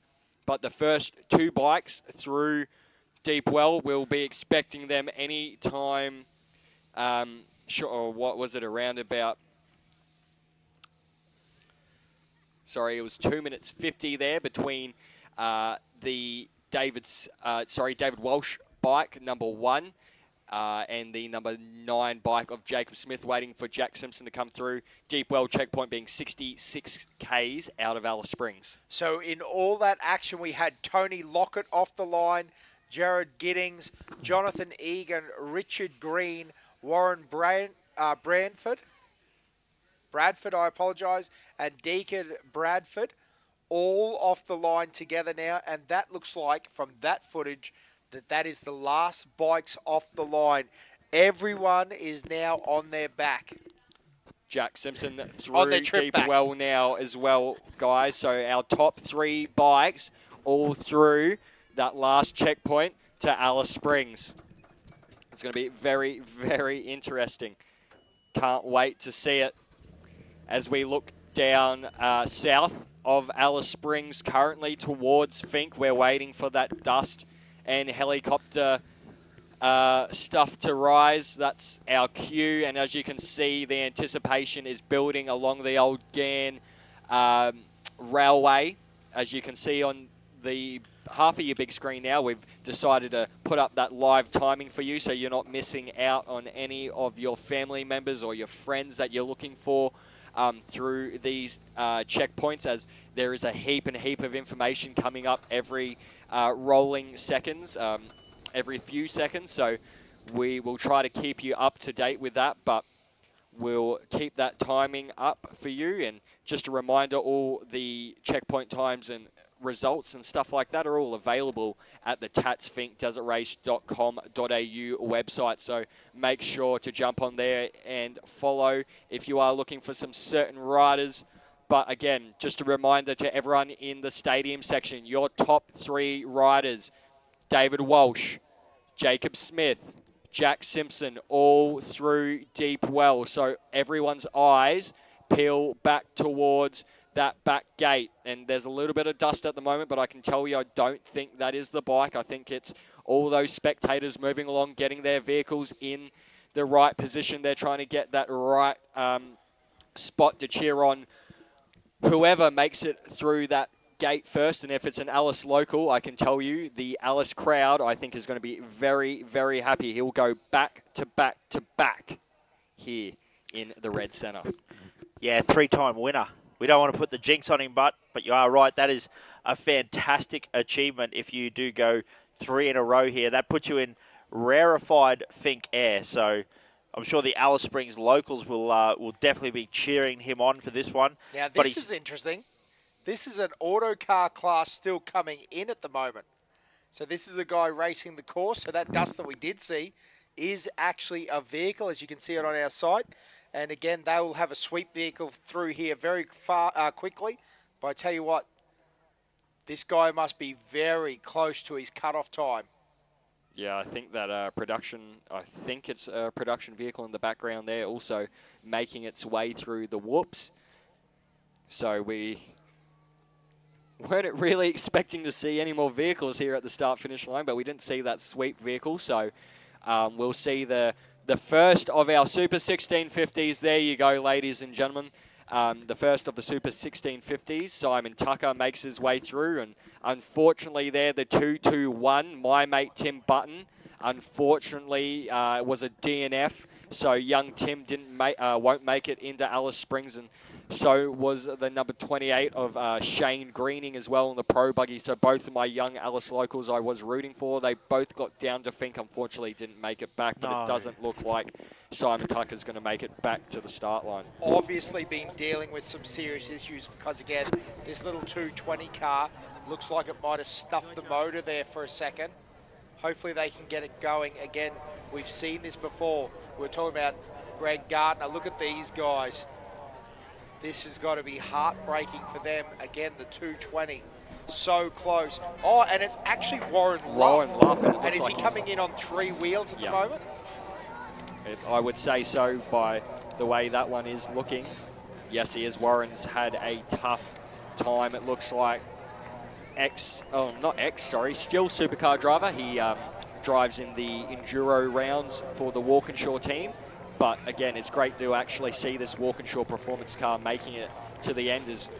As bad as it does seem for it to only be on 3 wheels, at least they'll make it home, and they are competing in the Australian Off-Road Racing Championship, so they'll be looking to get section points as they make their way past the Simon Tucker machine. It is unfortunate there, but wow, and that is quite literally on 3 wheels as well, isn't it? The rim and everything is missing off that car. There's no tyre. That is running on the disc brake on the back as far as I can see. So they would be doing it very tough there. So, Dan, were you able to see if they had a spare on the back of that car as well? Is this something like they've had they've gotten a flat tyre and then say in the rush to get a change happening quickly, they maybe haven't done the wheel nuts up? And I tell you what I was going to say, the 220, I can hear it in the background from our commentary spot, so it is going again. Have a look at this. They'll pick up that position again off Warren Luff if they move quick enough. And that's what it's all about. Imagine getting to say that. Simon Tucker, I beat Warren Luff at the Tatts Finke Desert Race. So Luffy was slowing me down through the chicane, so I just put the pass on him. Put the bump on. Here we go, coming around that final horseshoe. And these two will be coming at it towards the start finish line. Simon Tucker gets the pass on Warren Luff. He'll like that. He'll like me saying that as well. And I think anyone related to Simon Tucker in the grandstand will like me saying that as well. As the first of our Super 1650 buggies comes across the line, Simon Tucker puts their hands together, ladies and gentlemen. What a great drive. And as well with Warren Luff, he's in the battle for points in the AORC this year in Class 7. Give it up for him, ladies and gents. That is a great drive through. Spare at the back of that truck, Josh, so I'd say that there's been some sort of mechanical failure there. Maybe some snapped studs. Something rolled over? No, my bad. Wow, Josh got very excited there for a second. No, I think that's called a Land Cruiser, Josh. I'm not sure. Haven't seen one of those before. Oh, I'm just not used to seeing them moving. Usually they're broken down. Listen for life. Oh, a little bit of shade in the commentary box towards the Toyota boys. Ivan Long now through deep well, so that's our most recent checkpoint through there is the X05 as we look down to the start line. Yeah, I'm starting to hear helicopters here, boys, in the commentary box, so it's starting to get very serious here. Again, that view of the start-finish line. Everyone's starting to know that we're going to see a motorbike come through here very, very shortly. Again, we had that little moment with tracking. It's getting hot. But our understanding is it is David Walsh leading on the road. Luke Hayes now through deep well as well behind Ivan Long, so nothing really, not too much between those two. I'm just trying to have a look. I think it's around about 30 odd seconds between those two. So pretty close. Deep well, only 68 kilometres down the track. And again, David Walsh has been on the way from Deep Wells for a little while now. Sam Davey also through Deep Well now on the 298 bike.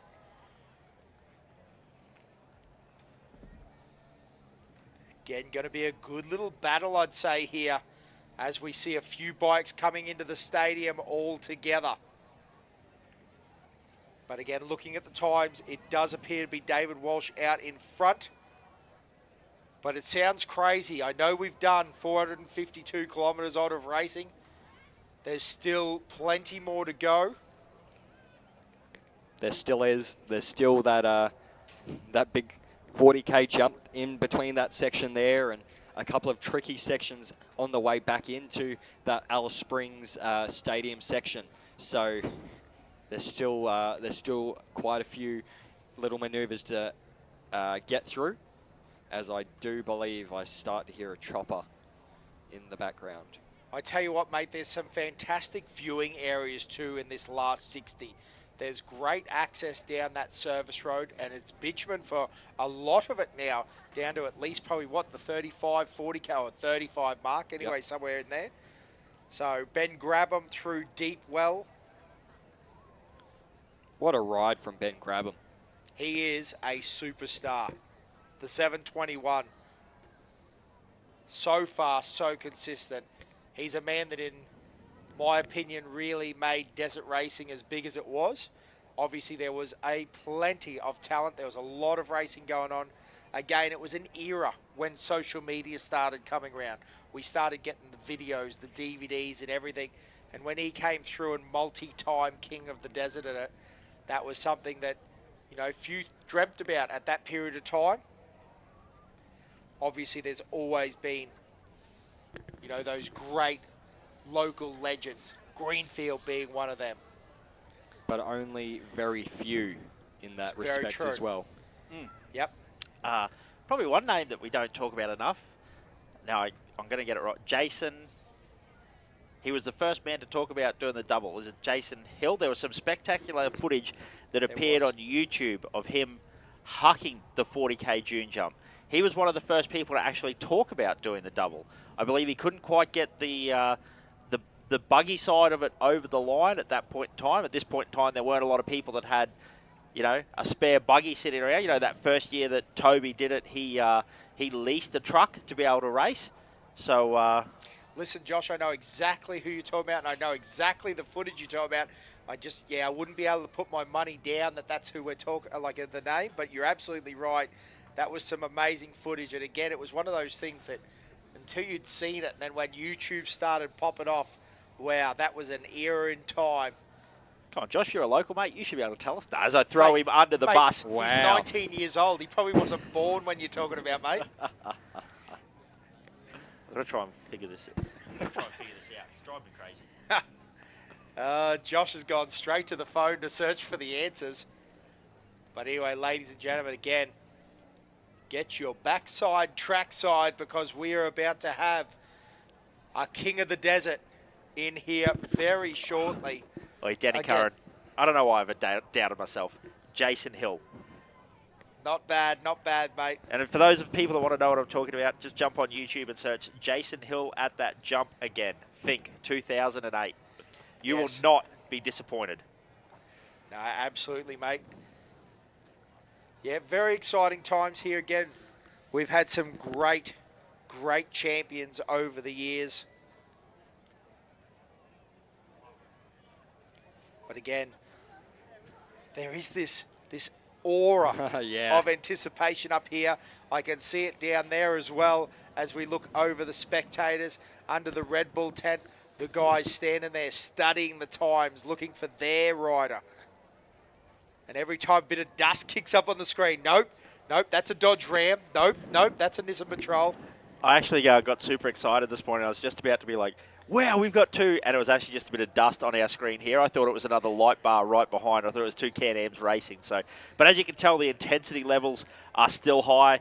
It's a big day up here in the commentary box. But DC, Josh, and myself, we're here keen to call you all through the day. Absolutely, mate. And again, like we said, it gets very exciting when we get to that final checkpoint. We know that Cody Stevens in the 290 is now through Deepwell as well. Connor Adams in the 275 has just come through Deepwell on his Husqvarna FE. We're going to see more and more bikes coming through this Deepwell section. And again, I don't know why I use this word smooth, but we're in the fast section now. This is going to be very quick. These guys are going to be absolutely locked against that throttle stop. I cannot imagine how the family and friends of these top riders are feeling right now. I'm standing up in the commentary box. My heart is beating through my chest right now, and I'm not even down there having to worry about a team or a rider coming in. It's just the anticipation that we're waiting on who is going to come in, and is it going to be that Alice local of David Walsh, or will it be Jacob Smith or Jack Simpson? They have all been jockeying for positions down this Fink track, both today and yesterday. It's on for young and old. These top three riders, have been the ones to beat, and we continue to look down track to see whether we get a little bit of dirt thrown up. Yeah, while you talk about that, mate, Sam Hanley on the 16 and Jackson McGrath come past on the X49, both through Deepwell now. Again, we're going to start seeing these wars come through. Bikes with only 10, 15, 20 seconds breaking them apart. Again, great view down that track. We're looking south at the moment. Again, if you've never been here before, just down to that south, there is some fantastic spectating opportunities. You can drive down past the airport, make your way down towards Chambers Pillars and Maryvale.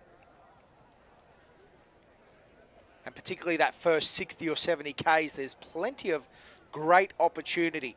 Once you start trekking down a bit further, it is a bit more of a trek. It gets rougher down that service road. But there is great viewing opportunities and camping opportunities all weekend. And again, if you're sitting in Victoria or in Western Australia or somewhere in Queensland, next year, 2023, make sure you get it together. Come out for the week. Get organised and have a great time, because it is going to be a big one here in the desert. It's always a big one here in the desert at the Tatts Finke Desert Race. Eyes on the Walsh family down on the start line right now. Can't be anything but nerves. Waiting for David to come in. Great shots down from here at the chute. Yeah, absolutely.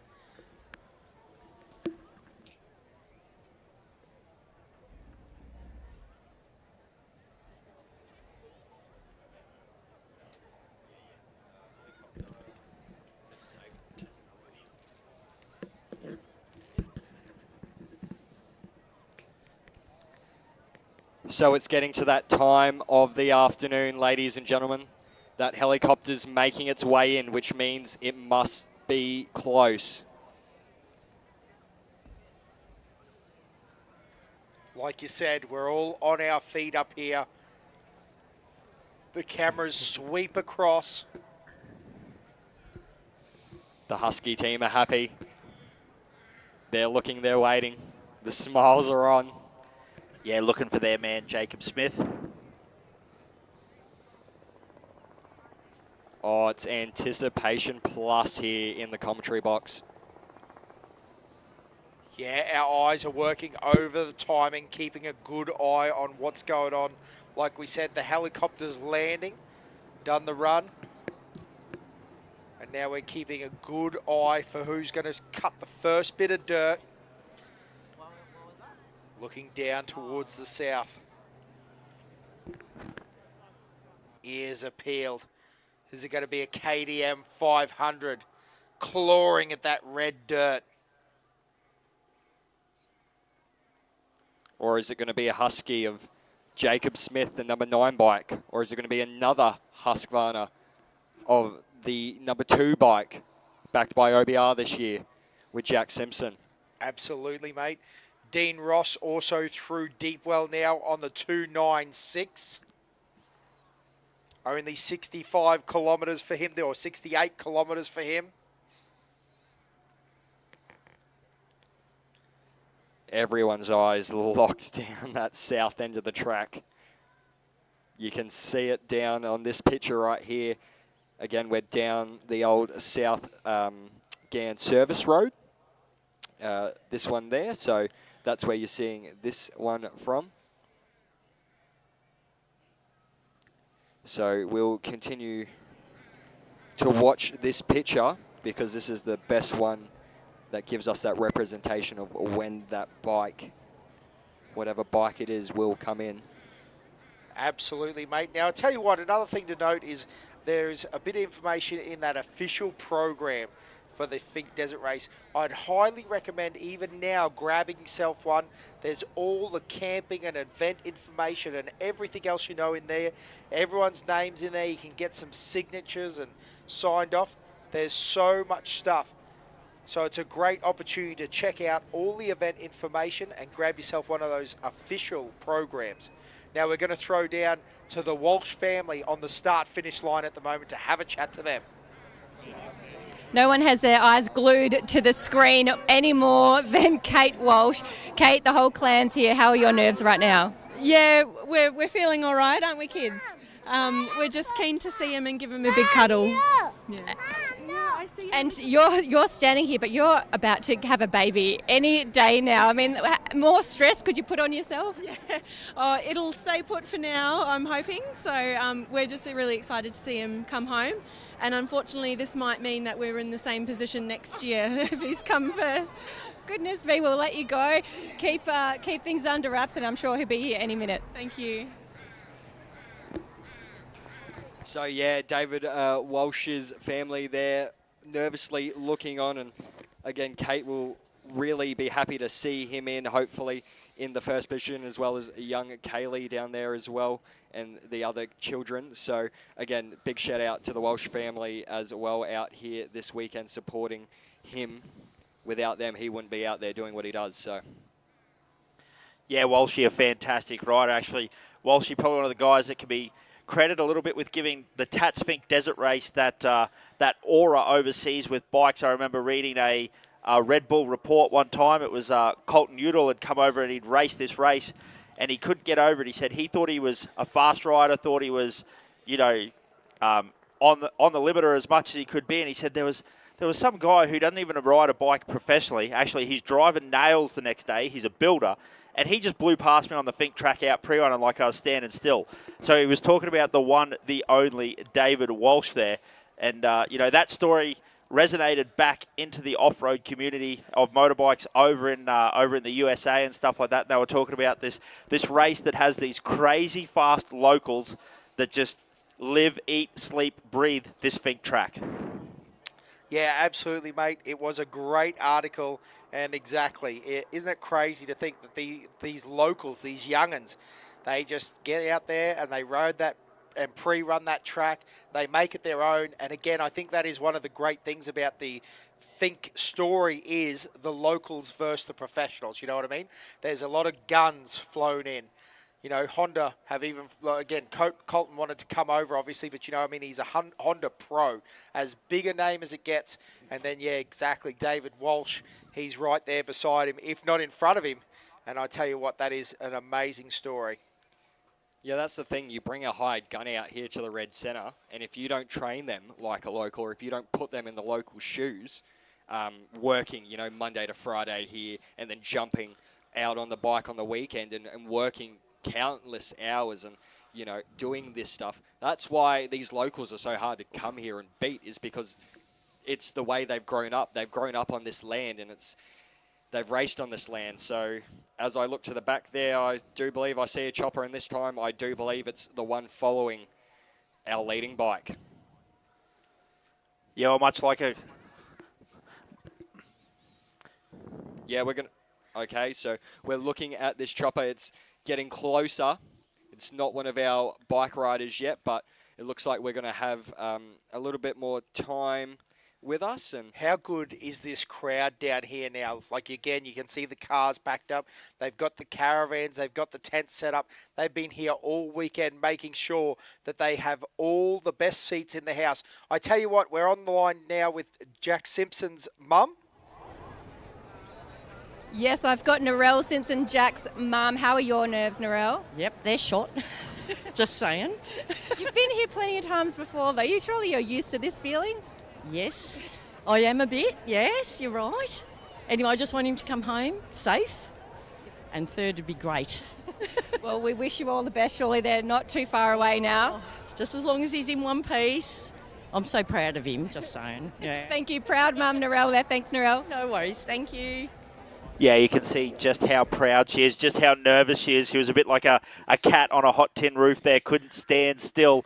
But that is the nerves and excitement as you cheer home some of these professional riders, the level that they are committed to this racetrack. Like you said, you talk about, Alice Springs, they don't have a surf break. So I guess you'd say they kind of treat the Alice Springs or the Finke track like their local surf break, you know what I mean? Locals only, puto. Wowzers. Is that true? Are you making things up there, Josh? Have you ever tried to surf a surf break that you're not a local at? No. No, me either, but I've seen some movies. I think it was called Point Break. I love the references. Wowzers. Anyway, I think I get what you're saying. What you're saying is they're protective of their track, but they also... I can't save that one, Josh. I don't know where you're going. Let's just say that I was too young probably to even know what that movie is.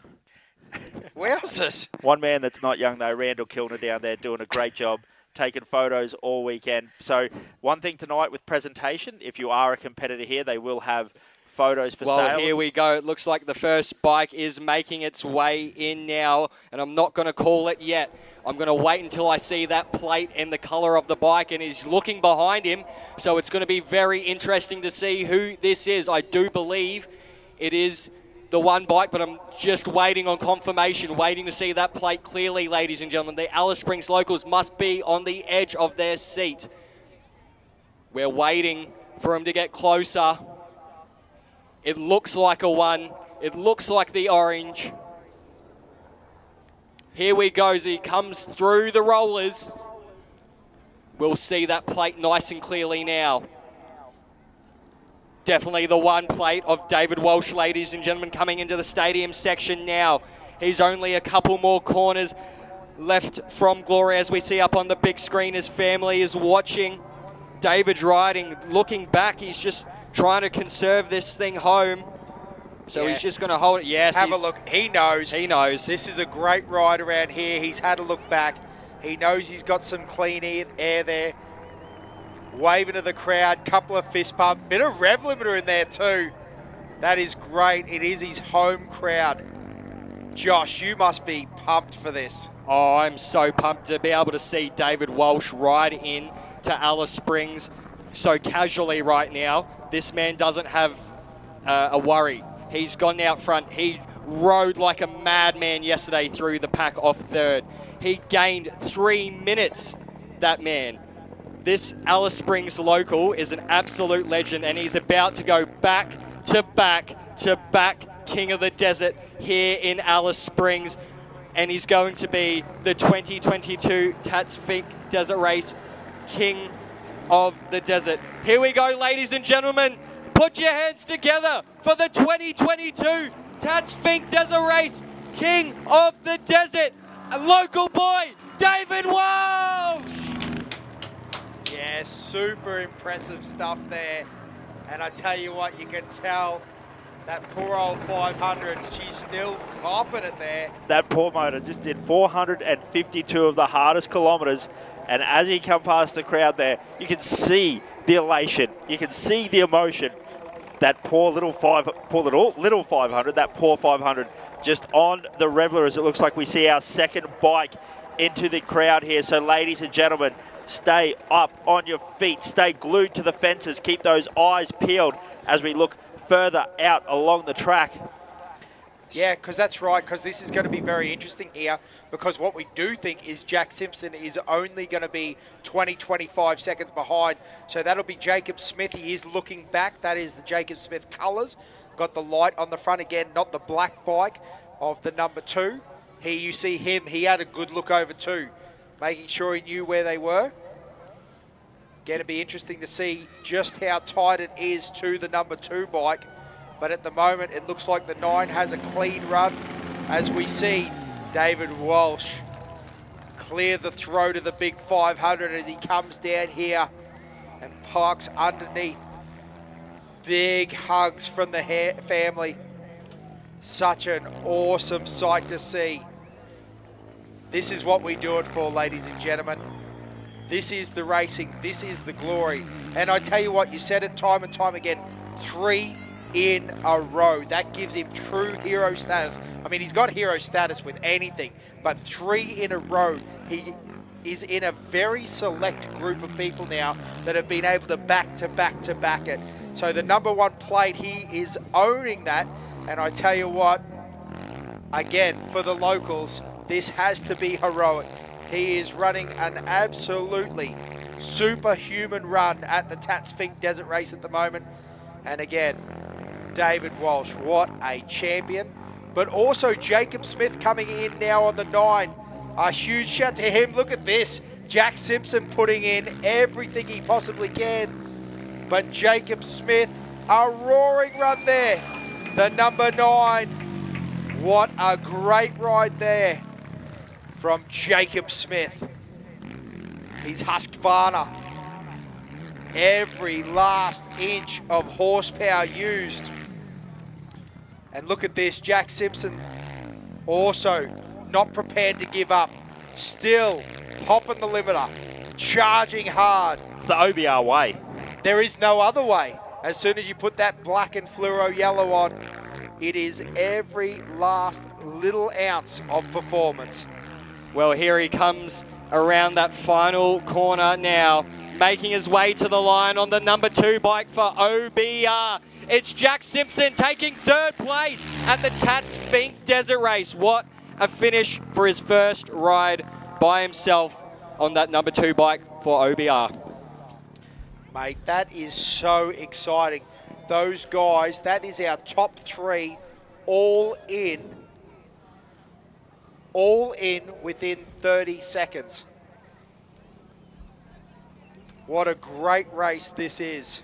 And you look at that time between Jacob Smith and Jack Simpson back to Alice, 0.1 of a second in it. Absolutely nothing. David Walsh, you are the King of the Desert for 2022, the local hero. Congratulations. Thank you very much. Yeah, I'm speechless. Just glad my wife's still got that baby inside, so we're good. Just talk us through what's running through your mind right now. You're now a three-time champion at this race. Honestly, I haven't had time to think about it. The whole way home, I just kept to shut up and look at the track because there was still nasty stuff out there, and you only win if you cross the line. So I'm looking forward to a beer with family and kicking back and bringing on this new baby.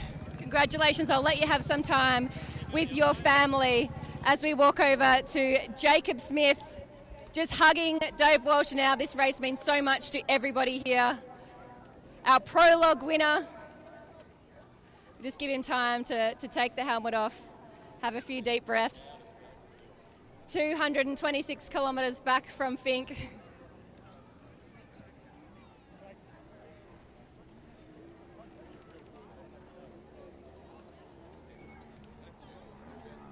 Jacob Smith, you've just come in second place here at the Tatts Finke Desert Race for 2022. Yeah, it's nice to be at the finish line. It was a tough 2 days. You know, I had a good prologue and made a few mistakes early on the way down, and I'm just happy to be here and be on the podium. Just with the support we've got and the amount of work that I've put in to come second to Walsh is pretty awesome. So I'm definitely satisfied with that. Tell us just how special this is. How special is this race to you? I've been coming in for 13 years in a row, so yeah, it's special. You know, I haven't got that top step, but to be on the podium with Walshy and Jack and the amount of guys that are here that are fast, so yeah, it's very satisfying.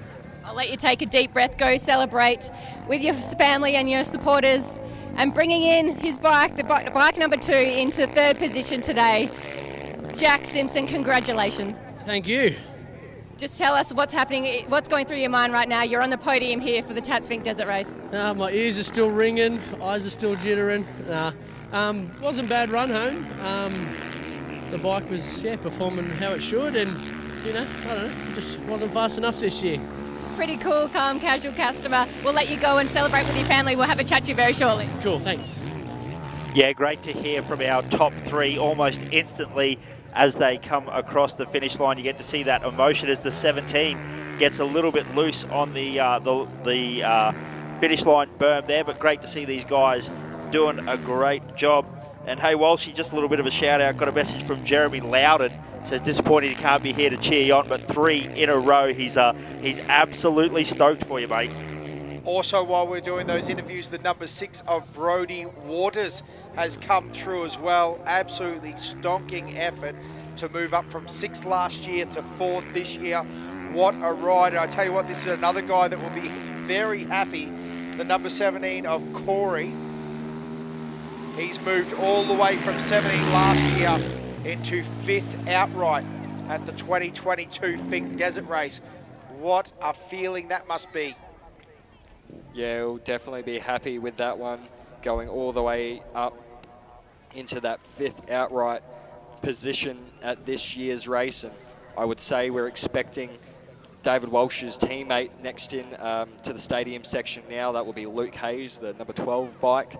So hopefully be able to cheer on another one of our Alice locals in to the start-finish line. Well, it's interesting you say that, Josh, because there is a good little war going out there because the XO5 of Ivan Long is in there as well. So those guys have been really battling for time there. It's been very close.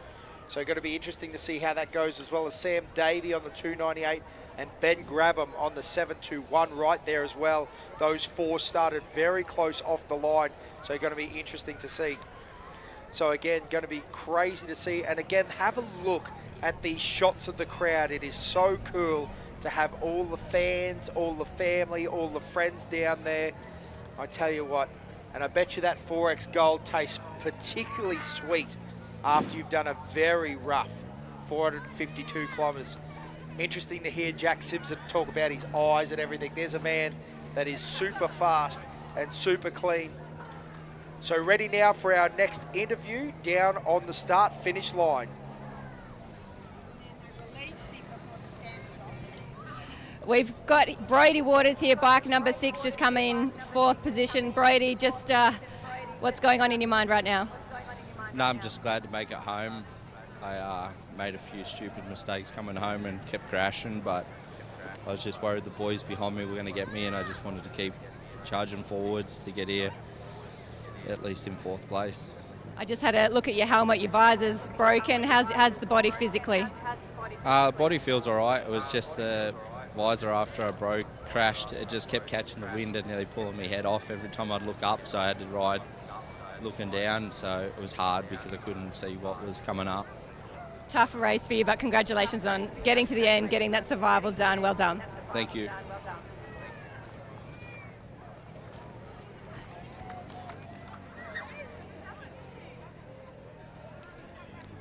Yeah, great interview there with Brodie Waters, and unfortunate there for him. He was pushing so hard that he thought those boys behind him would be right on his heels, that he made a couple of mistakes on the way home, so a little bit disappointed, but I definitely think he'll be happy that he's not seriously injured and he's back here home safe in 4th position. As we go out to the back section now, and it looks like that will be the X05 of Ivan Long making his way through. It absolutely does, mate. Looks like it's the X05. It is an early call when we can't see, but have a look. The way he's flapping off the back, that's got to be Ivan Long coming through as we drop down to the start-finish line again for another interview. Corey McMahon, congratulations. You're here in Parc Fermé. How was the weekend for you? Yeah, it's a good learning curve. My first there and back in a race situation, and I really enjoyed it. Like, I had a little bit of a slow run down there, but I felt a little bit better on the way back. I wasn't as tired and just a little bit more comfortable, and yeah, I just can't give it up enough to Choice and WP suspension, because this thing was handling awesome all weekend.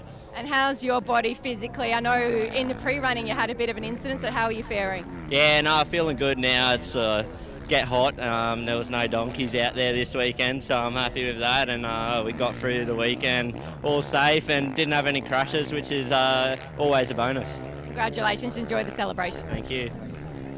I tell you what is super cool, Luke Hayes is also in the building with Ivan Long. And I tell you what, Ivan Long, we got the interview before, and he said, I'd just be happy to be able to qualify. I'm not going to have too wild a run. Well, he's home in 6th position. The 805, X05, I apologise. Crazy Ivan Long, 6th outright, with Luke Hayes in on the number 12 bike right behind him.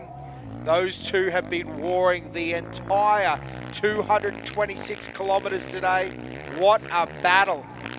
Yeah, I can't wait to hear this conversation between these two when Rihanna goes down on to talk to these two fellas, because I would say they would have been fighting so very, very hard. As I don't know what number that one was. I think that'll be Sam Davies. He was right there as well in the 298. But here comes Luke Hayes. Alice Springs, put your hands together for another Alice Local 7 overall. What a great ride that is for Luke Hayes. And yes, you're right, Dan. Sam Davey making his way through now on that 298 bike. So these guys all very, very close in between each other. Yes, that's right, because we're talking about this 4-pack that we're here, because Ben Grabber must be right there as well somewhere on the 721. Grabbo running his own thing this year. Again, I believe it was an arrive and, you pay and arrive and ride. So pretty awesome that Grabbo is doing that with, again, the multi-time King of the Desert. But right now it is the 298 of Sam Davey on his Husqvarna 501. One more time under the start-finish line for him here this weekend. It's been a good Monday. Yeah, as we look to that back section now, the next rider we do expect in is that 721 of Ben Grabham, and we'll wait and see if it is him coming through over the rollers now. whoever it is looking pretty good through there. And again, some of the closest finishing I've seen here at the Tatts Finke Desert Race in a while, Dan, between these competitors, not only in the cars and the bikes, though this year it's been quite close, and that does look like the 721 of Ben Grabham. So one absolute stellar ride with him. We're going to go down back to the start line with Rihanna now, who's got the King of the Desert back to back to back. Our 2022 Tatts Finke Desert Race winner, King of the Desert, local hero, David Walsh. Once again, huge congratulations. Just how special is this moment for you and your family? Yeah, I mean, it's unreal. We put in all the work, and it's finally good to get the reward for it. Yeah, I don't know what to say. It feels amazing, so I'm just glad to get the win again. Do you feel the pressure of being the local hero? There's so many people out here cheering you on. Do you feel that? I lost 5 kilos this week, so just from stress, and yeah, it's not like it's pressure. I get it. It's this race means a lot to me as well. So I'm just glad that we can keep the trophy here in Alice Springs and one for the locals. 3 in a row now for you. There's been lots of talk about retirement, or does he come back? I mean, where you're at? My head's not even thinking about it, so we'll just wait and see, I think. I think the locals won't let you retire. Thank you very much. Congratulations. Enjoy the celebrations with your family and your team. Our 2022 Tatts Finke Desert Race winner, King of the Desert, David Walsh. And in second place on the podium today, Jacob Smith, as he makes his way up to the stage. Jacob, early in the weekend, you got that prologue win. It meant so much to you. Couldn't quite get it today. What did you need today? I needed Walshy to slow down a little. But no, he's next level up here. I'd put him up with Toby on how fast he goes up and down this track. So yeah, I'm happy to be on the podium and to be second to him with the speeds that we're doing. It's phenomenal how fast it is, and yeah, I'm very satisfied to be here. Put us in the rider's seat. I mean, the speeds have been, as you said, out of control this weekend. What's it like out there when you're just all by yourself? You just got to stay focused, to be honest. You can't sort of think about anything else but the job at hand because you're going so fast. So yeah, I didn't think about anything but the finish until I come across the line, because you can get caught out so quick out here. But you just got to stay focused, and yeah, it's just nice to be here. What's next for you? We've got a few more races for the season, and then we'll reevaluate at the end of the year. I'm getting towards the end of my career, I guess. I'm getting old now, so I'm not going to say retirement yet, but we're getting close, so we'll see what happens. Congratulations. Enjoy this moment. Enjoy the celebration. Thanks very much. Thanks. And if I can welcome onto the stage our third place podium winner for 2022, Jack Simpson. Jack, have you had to let it sink in yet at all? You're on the podium again here in Finke. Hey, the ears are still ringing, I'll tell you that. No, it sunk in pretty good. Yeah, as I was saying, I didn't take too many risks. I rode hard and I had fun, so that's all that matters. We're here in one piece. What did you need in terms of getting up to these guys, and Walshy is so fast out there? Well, if you have a look at them, you'll see they're pretty big boys, so I don't know. Yeah, just my genes aren't the same as theirs, but that's no excuse because Grabbo's done it before and he's same sort of build. But I do a lot of racing, so there's no point going hell big and getting all built up for one race when I do, I race all year. So you got to keep light for those little 250s over in the States. But yeah, I don't know, just keep on having a crack at it, and eventually the desert might give me a bit of luck and we'll get on the podium or get up on the win. So I don't know. Where do you rate Finke in your career? You've done lots overseas, you've done lots in Australia. Where's this race sit for you? Well, Finke, unfortunately, is not very well known over the States. I really wish they knew, because it is badass, and I can guarantee you if any Americans come here and try to do this, or anyone in the world, they ain't got a chance in hell. They've got to do a lot of work to beat David or Jacob and myself. So, yeah, I really like Finke. It's in my heart. And yeah, I'll be coming back as long as I can until it's all done. Congratulations. Enjoy the celebration. Thank you. Cheers. Yeah, an awesome chat there to our podium. Whilst there was a fair bit of action happened there, Ben Grabham did come in on the 721. Rick Ireland in the 4. The 290 of Cody Stevens had a little bit of a wild ride over the berm, but got in safe and sound. So again, still plenty happening here. Yeah, and Rick Ireland did finish out our top 10 bikes for so far in the day, as the X49 makes its way towards us. Yeah, there's a couple of bikes in the stadium at the moment. So something to keep a bit of an eye on. That's the 16 bike as well. So the 16 being Sam Hanley. And Jackson McGrath, the X49. So I think that looking at those numbers, the 16, yeah, the X49, just try to work out which way around they are, because the 16 looks like he might be in front at the moment. Now let's shoot down and have a chat to Luke Hayes, local legend.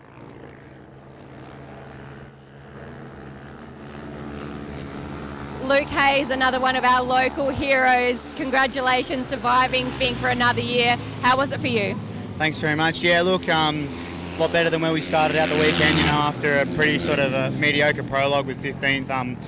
Just head down, bum up yesterday and managed to wrangle a top 10. And then today, you know, I tried my best to peg it further up the field, but full kudos to everyone in front of me and everyone around us. Everyone brought their A game this weekend. And yeah, you know, I'm happy with where we're at. You know, it's a positive result. Not quite, you know, where I would like to be. I feel like eventually we could hopefully get a bit further up the field. But you know what? Like, I'm just happy to be home safe and sound. Being a local hero, everyone knows you, everyone recognises you. Where does this race rate for you? Look, honestly, this year just feels so rewarding. Like, to be fully honest, it was only 6 weeks ago that I was in a position of being, you know, financially staring down the barrel and not even being able to race. I was blessed with an opportunity with KTM this year, and you know, just full steam ahead for the last sort of 6 weeks. So, you know, I'm just super thankful to be here. The last couple of attempts haven't been that good. So, you know, just to be home safe and sound, especially after last year and everything, just, yeah, really happy. We are glad that you're here. Enjoy the celebrations and rest up. Thanks very much. Appreciate it. Yeah, great to have a chat there with local Luke Hayes. I know he was a bit worried those 6 weeks ago when he didn't have a ride. He didn't know whether he was going to assault the desert, as they say, and KTM gave him an opportunity when unfortunately the Walsh cousin had to pull out due to a crash earlier in the year, Liam. So Luke Hayes got that call up, and Lukey, mate, don't be fully disappointed with that ride. That's still a bloody good effort. Yeah, absolutely amazing. That's correct. And yeah, to think, you know, like how many of these guys, again, we sort of talk about the Finke Desert Race. You know, again, we're very passionate about it. It is a world-class event, but it is interesting because, again, it probably still doesn't quite have that full factory support that we think it deserves. Obviously, up in the commentary box, we are huge fans, and all of these guys, honestly, should be on factory bikes, backed by factory teams, but we're not quite there, but that's okay. Hopefully, it's something coming in the near future when, again, all this fantastic media and all this fantastic footage, I think that's one thing. Make sure you tag all the Finke Desert Race and all those sort of bits and pieces. And I tell you what, let's shoot down for an interview with a very proud mum. Very proud. We've spoken so much about families this weekend. Tracy Hayes, you've got 2 boys out there. One's back, and how are your nerves?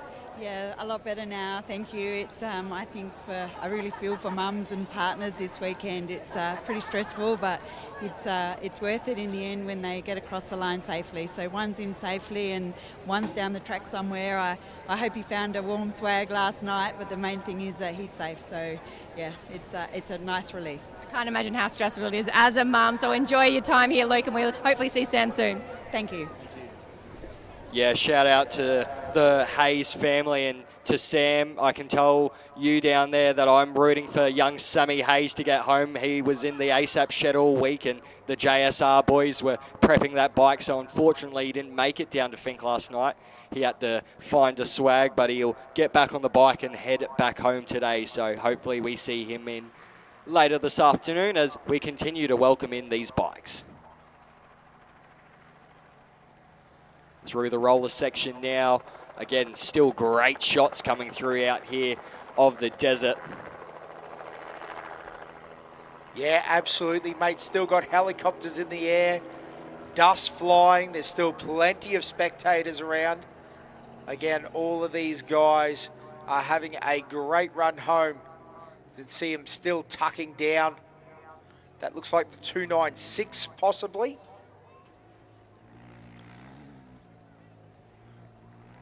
So a great ride there.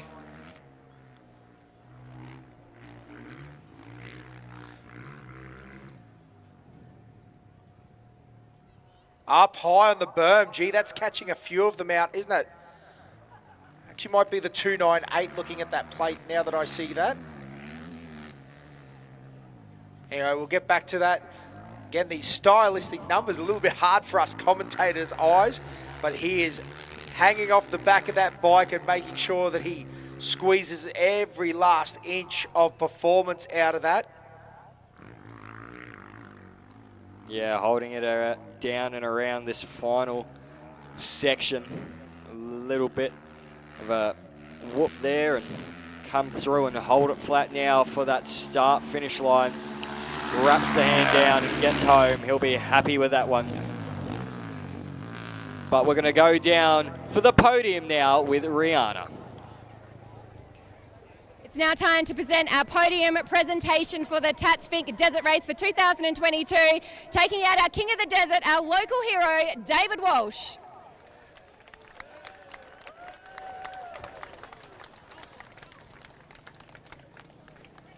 And second place on the podium, Jacob Smith. And taking out our final spot on the podium, Jack Simpson. And if I can please invite Matt from Tatts to say a few words. Thank you.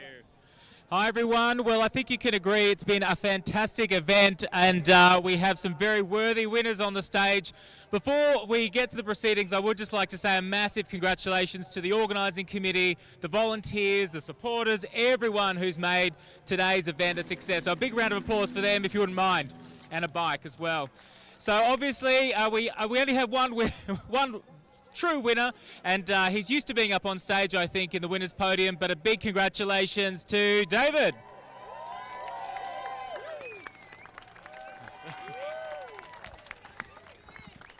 Oh, thank you.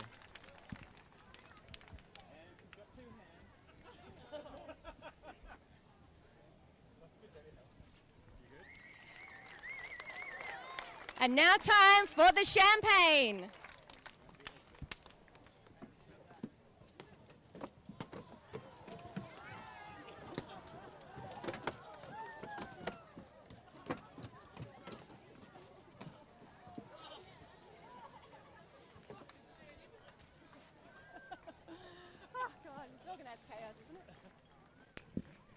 Well, the boys are having the good old champagne. The taste of victory must taste sweet. Oh, absolutely, mate. I think that's one of those things where to stand on that podium, spray the champagne around at the Tatts Finke Desert Race, all that time, all that effort, the years. I mean, these are mini bike kids, aren't they, that have been riding for this period of time, probably at least had the Finke on their radar. Now as the X58 comes in. I'll give you an update on the 802, which is Rick Hall. Deep well, he's made it through. So if you're looking for Rick Hall, Alice Local, he's making his way through. He's not too far away as the stadium section starts to get a little busy now with a couple of bikes entering as we speak. These ones all still going into the top 20. We've got the top 14 in so far.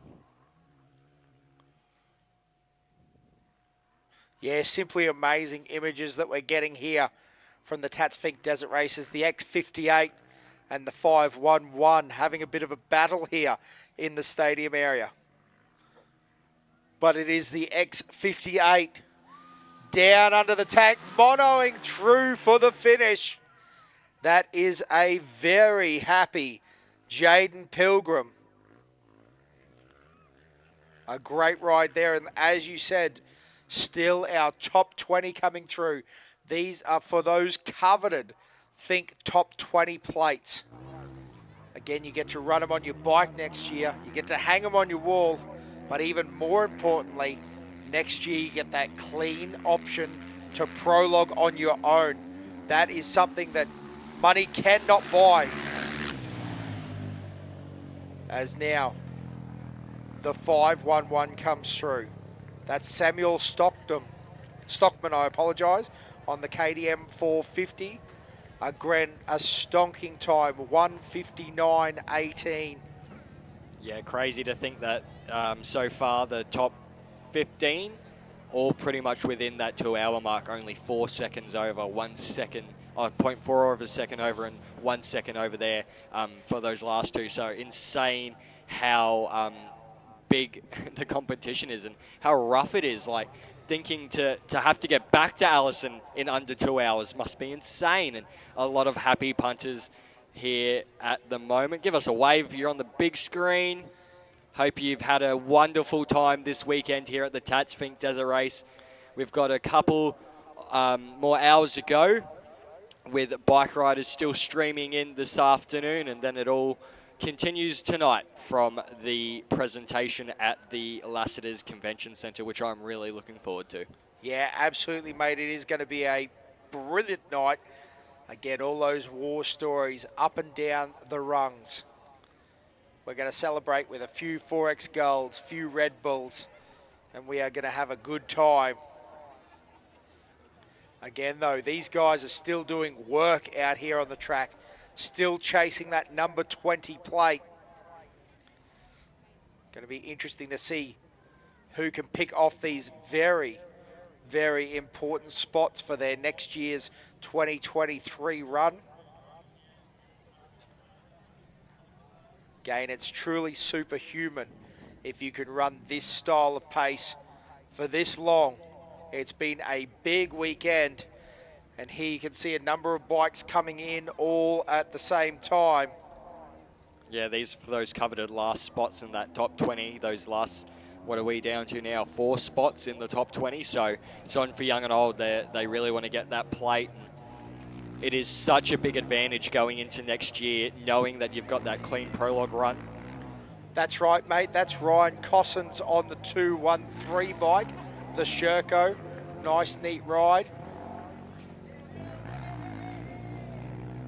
And again, we'll keep a good eye as soon as we can see that number.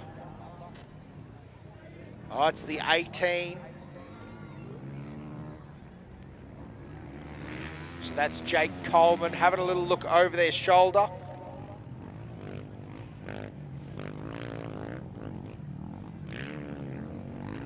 So again, it's the 18, but I do not think there's going to be anywhere near enough time for Jake Coleman. Again, a little bit of a tank slapper there. Still plenty of racing going on.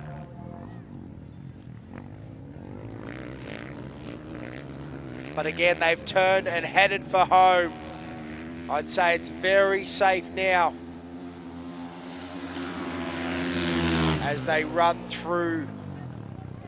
Ryan Cossins on the 213.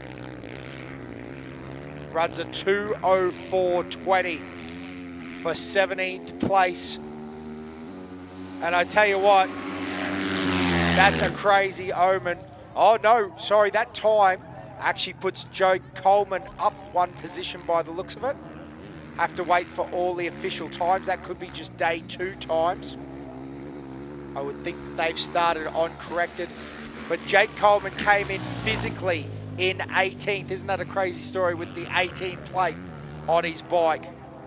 Yeah, it definitely is, as we then had Bradley Greenfield just pop that mono across the start-finish line, and he's going to be happy with that one as the 499. Wow, it looks like it's got some sort of mechanical issue here. Mechanical or maybe fuel? Oh my goodness. Oh, he's going to have to run it. He's out of fuel. Oh no, and the bikes are coming. The 499. Ladies and gentlemen, that's Billy Hargey. Oh no. What? I don't even know what option this is, because theoretically he's got to push it around the chicane area. So he does have quite a push to go there.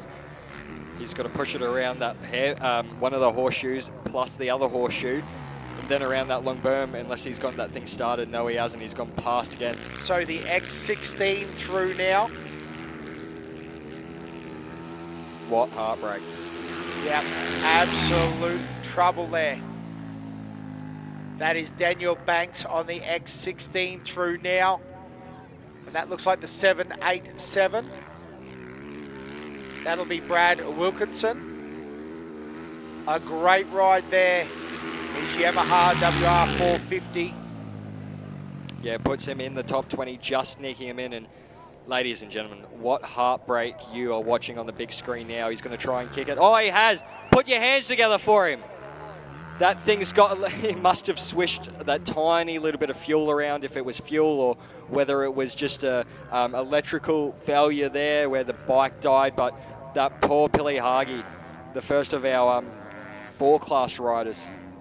Yeah, absolutely crazy there to see the 499 after that push across the line for Billy Hagi. On you, mate. As we throw down and have an interview on the start-finish line.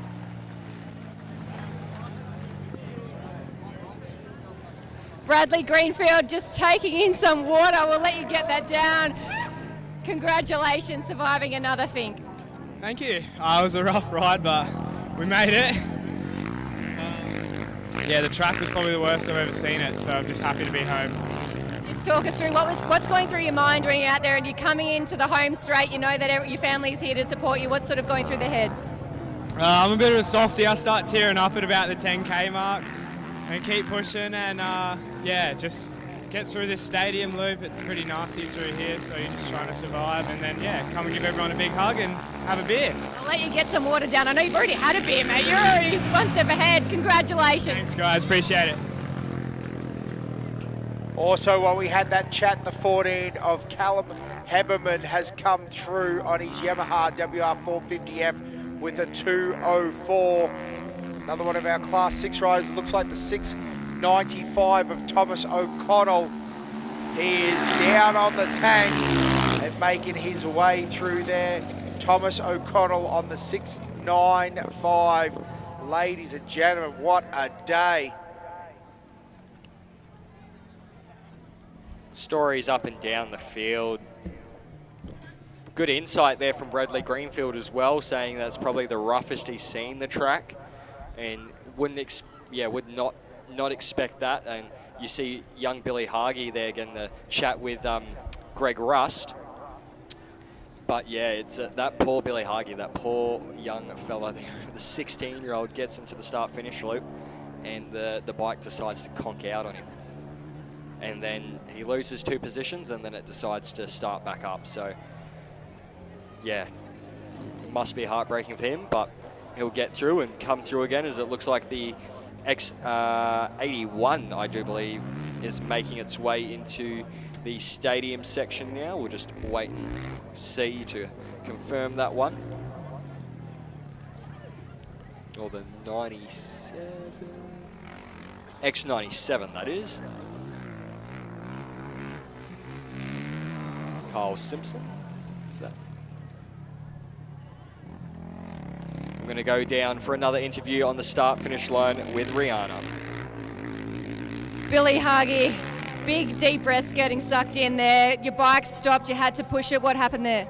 I have no idea. I was just cruising back in and thought I was pretty well finished, so I was just taking it easy and celebrating the moment, and then come around in the second last corner and it just died on me and cut out and wouldn't fire back up, so I had to start pushing, and I thought I was going to have to push it home, but then fired up again, so I just hopped on and rode the last corner around, so it's good. Have you had any issues with the bike up until now? Bike's been awesome all weekend, but yeah, bike's awesome, and yeah, it's good until the last corner. This is huge for you, your very first Fink. I mean, what are your thoughts? Yeah, it's good. Had a ball and the track's awesome. Yeah, it was a good time. I'll let you get some water, get your breath. Thank you so much. Congratulations. Thank you. Bit of an excursion for the 584 rider, as we had Jesse Moore, the X97, home in a time of 2 hours, 5 minutes and 53 seconds. Billy talking about that bike, mate. Maybe she just wanted to do a few more laps. Maybe it didn't want it to finish. Someone's gone over the berm big time there on the Kawasaki, hoping he's okay. Yeah, the 584 on our camera at the moment. But yes, the officials right there with that bike that went over the berm. But the 5.84 home now, the Husqvarna FE of Joshua Brealey. The 207 also coming through. Again, you can hear the cheers of the crowd. Yeah, for that Kawasaki rider to get back on the bike. He's got to be hurting there. I hope he's okay. The X23 also making their way down and across the line here. Let's see who the X23 is down on the tank.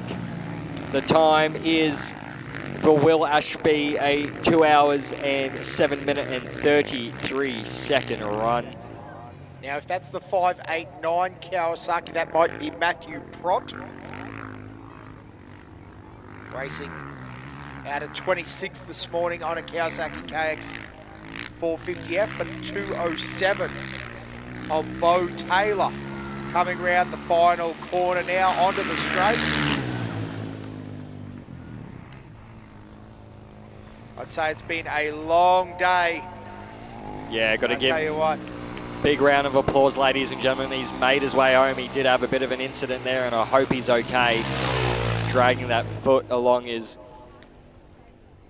Matthew Prott. Yes, the 5.89 safely home now on his Quacker KX 450. A good solid run there for Matthew Prott, only tampered with right at the end.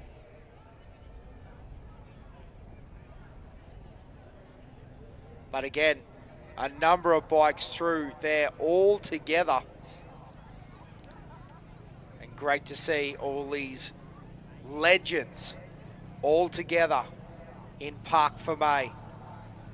High five and cheering family there. It's been a long day of work. It's been a long weekend of work. As the bikes continue to make their way in, rip-roaring through the rollers. Yeah, still getting a little loose down there, isn't it? Like hanging off the side. And this is what we're talking about with the motorbikes getting right over towards the side, looking for that smoother. Again, it is only smoother. There's no such thing as smooth on the Finke track. Yeah, this one looks like the X06 coming in now, or the X08. I think it's the 06 as we continue to see these awesome pictures down in Parc Fermé. Yeah, Lulz Carton on his YZ 450, running a nice pace there. Right on the back of his toes. Now, I tell you what, he's got something going on with that right foot. Yeah.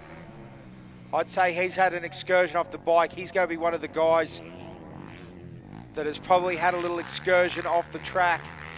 Hopefully he's not too busted up. I tell you what, he's still going pretty good. But I tell you what, I reckon this guy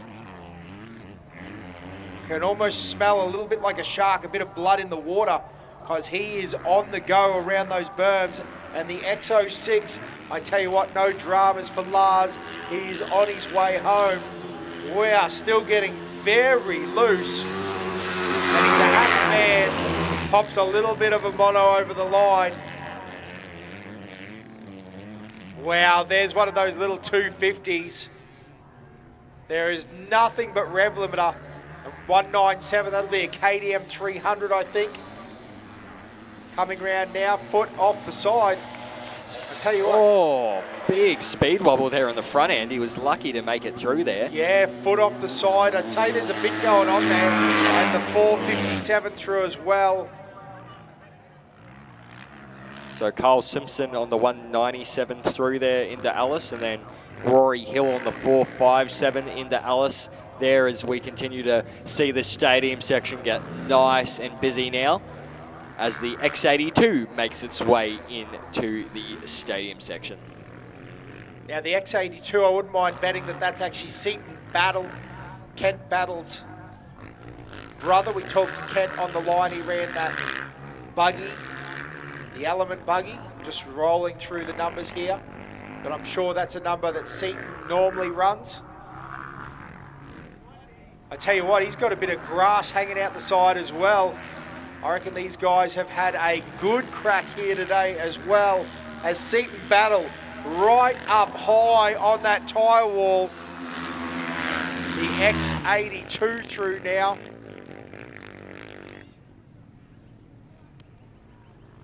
Oh, was that the X92? Oh, Jed 92, Gould. sorry. I apologise. I thought that was an 82. So, ladies and gentlemen, cheering through Jed Gould. That was an amazing ride there from Jed Gould as he makes it into Alice. And again, had bits of grass hanging off and all sorts of stuff. As the X57 makes his way across the line. What a ride there. Matt Pearce with a time of 2 hours and 11 minutes. These guys still coming through at ridiculous pace. Yeah, they are still having a good run at this.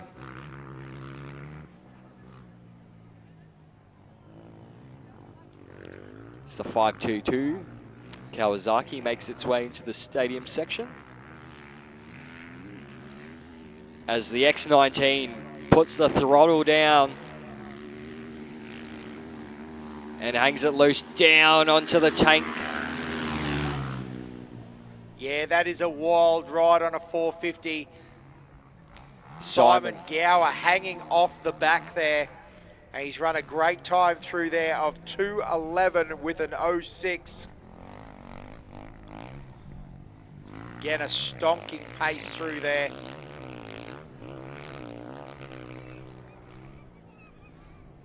Again, this stadium area is packed. Plenty of motorbikes. The 522 now. Again, you can see they don't even get a moment here at the end. They've got to hold onto the bike all the way to the finish line. As the 522 passes under our Tatts Finke Desert Race start-finish line. Jack Larter safely home in Alice Springs, and I bet that's a relief for the whole Larter family.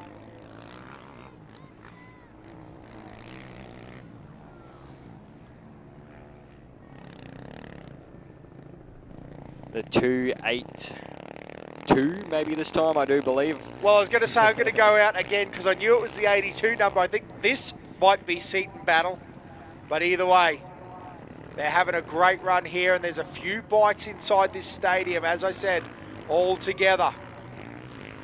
Shirts flapping as well. There's going to be quite a few proud people.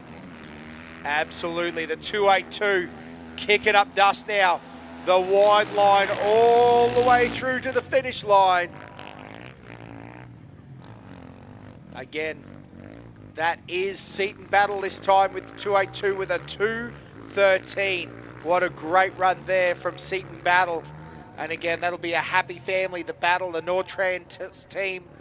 They've got two boys safe and sound home. Heath Lawson guiding the way in that 31 Pro buggy with Kent at the wheel, and Seton Battle on the 282 KTM. Looks like the X91 making its way towards the start-finish line now. The KTM firing through. Let's see.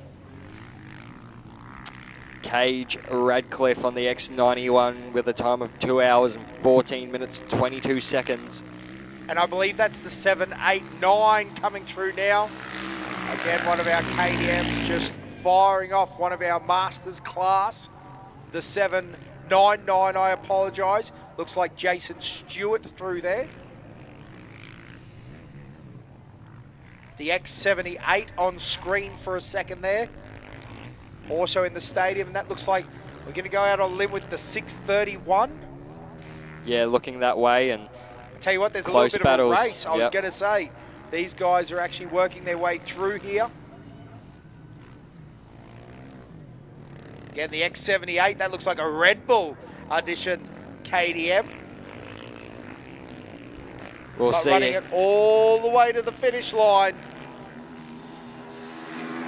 Holding that throttle flat, and if I could say the appropriate thing for it, Kurt Spence, today this is the risky throttle because you want that whiskey, don't you?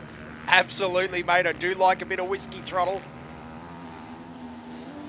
Here we go, the X65, and the KTM making his way across the line as well big wheel stand there.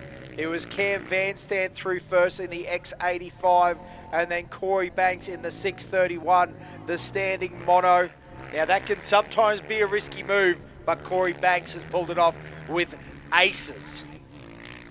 Looks like the 675 making its way down to the line now. Head down, pushing towards the line. And that's Aaron Obst making his way in. The next of our riders through. Yeah, hanging right off the back there was Talon Andrews on the X50. Young Have a look Alice at these local. riders enjoying a can of gold.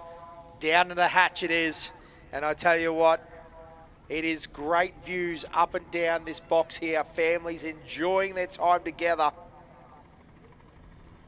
Yeah, got to give credit to young Talon Andrews there on that X50 coming in around that time frame. Everyone else was coming in at 2 hours 15. He did it in 2 hours 08. So for the young 19-year-old, he'll be pretty happy about that one as well. Yeah, run through the pack a little bit there. That is a very quick run, no question, at 2:08.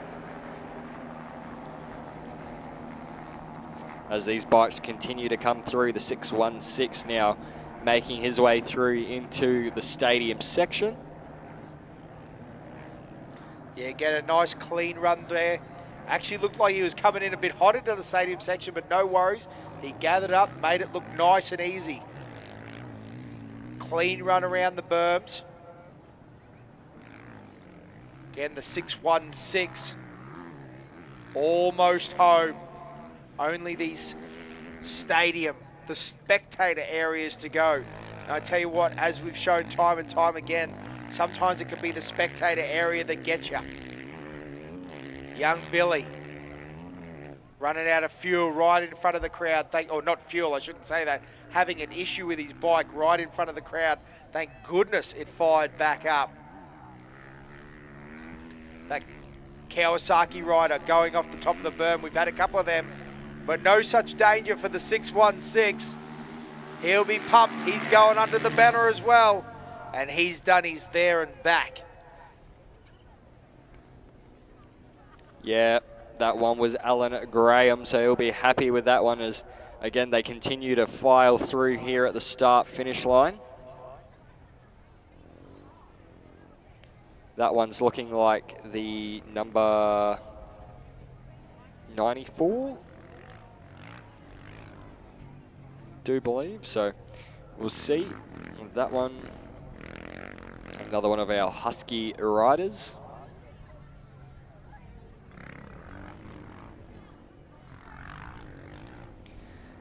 And again, don't forget, we still have a heap of action coming from the start-finish line here this afternoon. We still have a heap of bikes making their way through down into Alice Springs.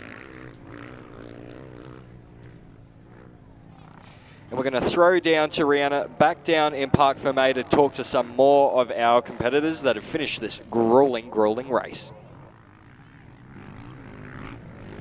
Yeah, thanks very much, guys. I'm just down here in Parc Fermé. I thought I'd get amongst some of these riders, these warriors that have just arrived here in Alice Springs. Have you done Finke before? First time. First time. How was your experience? It was good. Learnt a lot. It was pretty rough. What's the most challenging thing for you? Just trying to hold on, being this light. 60 kilos on a 450 is not too good out there. Whereabouts are you coming from? Carnarvon, WA. You've had a big trip from Carnarvon. Is this all the family? Mum, are you proud? I'm very proud. I'm just glad he's in one piece. I'm sure you're pretty nervous at some point. Yeah, a few tears on the start line. Congratulations, guys, for surviving the Finke race. Let's go jump over here to some of these guys. Just washing their eyes, washing their mouths. How was it out there? Pretty hectic with the shadows and the dust and the last 7 days were pretty wild. Just happy to get here in one piece. Have you done Finke before? First time. We love these first time guys. So what was it, better, worse, all the same? All the same, fatigued coming home today. Yeah, I don't know, I'm just glad to be here. Will you do it again? No way. One and done. Is this the family? Yeah, Mum. Whereabouts are you guys from? So proud of him. Think he's a legend. We all think they're all legends. They absolutely are all legends. Jump over here. This young man, turn around, mate. You want to grab your breath? You want to get your breath? Yeah, a little bit. Come back for more. You come back for more punishment. Congratulations on finishing a Fink. These fellas here just getting some water. Have you done this race before? Or is it your first time? First time. Yeah. Lots of first timers. What did you think? Yeah, it's hard work, that's for sure. But yeah, we'll probably do it again. Try and get up the list a bit more. What was the hardest part of the race? Just those big whoops and the heavy sand. Hard to get going, but nah, it's good. But Where have you come from? Townsville. Yeah. People come from far and wide, and how are you going to get home? Drive back home? Yeah, drive back home and bloody probably sleep most of the way. Enjoy the celebrations of surviving Fink. You've got yourself that survival spike. Let's see who else we've got here. These boys just hopping off their bike. We're going to jump straight in. He probably says, go away. I don't want to talk to you, but you survived. You're here. Yeah, it was a bit of fun. First time? First time, and probably the last, I reckon. What was the hardest part? Probably the 120 mark, big whoops, but yeah, not much fun at all. You're here, you survived. Where did you come from to get here? From Mildura, so just 18 hours away, which is good. I'll let you enjoy with your family and friends over here. Now, this guy, Will Ashby, you had a huge cheer. You lots of friends. You brought a whole pile of support. How was it out there? Yeah, it was good actually. It was hard coming home, but it was definitely better coming home. The whoops just seemed to run nicer on the way home. Square edges were still there, but we're here, so I'm happy. First time? Second time, first time here and back. Obviously last year we didn't get to come back, but yeah, first time here and back. I'm stoked. Whereabouts are you from? Just moved up here in November, so originally from New South Wales, but yeah, living in Alice now, so that's good. So you're local, that's why you had so many cheers. You're hosting the party tonight? Well, my housemate reckons we are, so I guess we are. Enjoy the celebrations, congratulations. Thank you very much. Well, you boys, I'll let you get back to it and see who else is crossing the line. Yeah, awesome. How exciting is that? You can just see how pumped they are, and as they should be. Hey, a few people have come across the line. We'll call them through. We saw that 616 of Alan Graham come through. We've also had the X94 of Liam Hildebrand come through as well.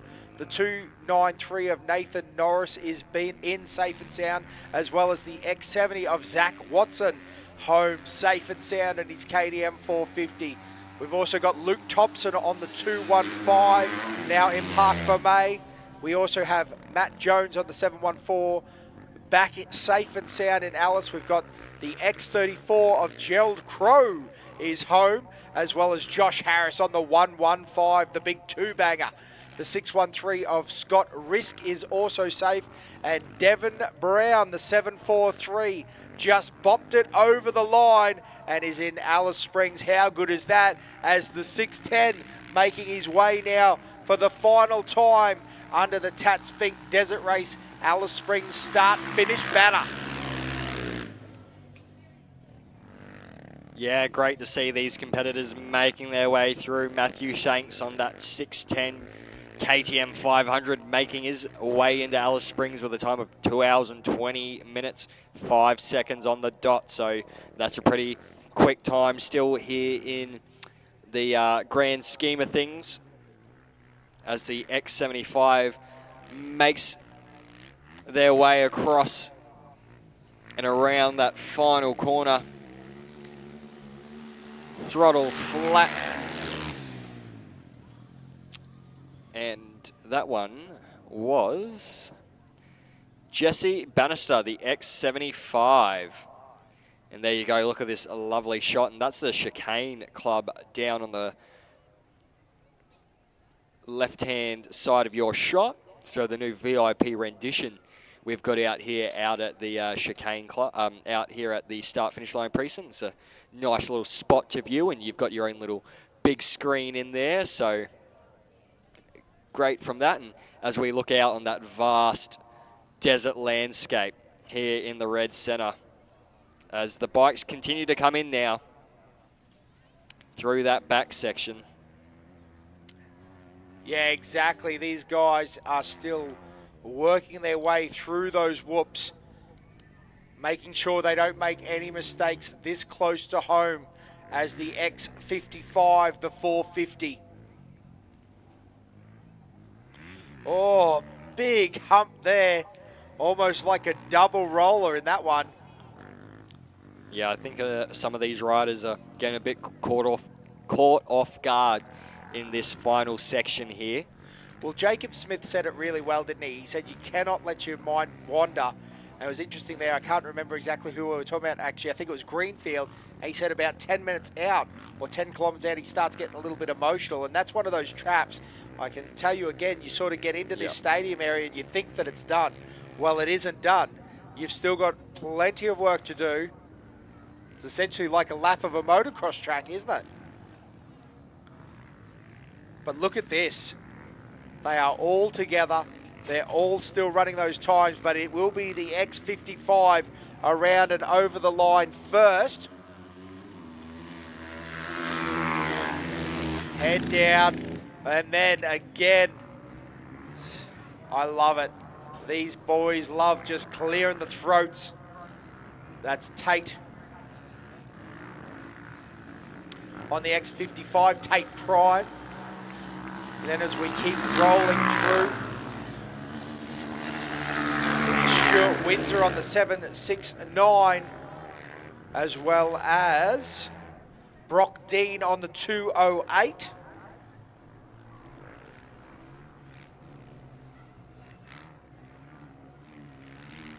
Again, a little look over the shoulder. Make sure that they understand the horns beeping on the EXC.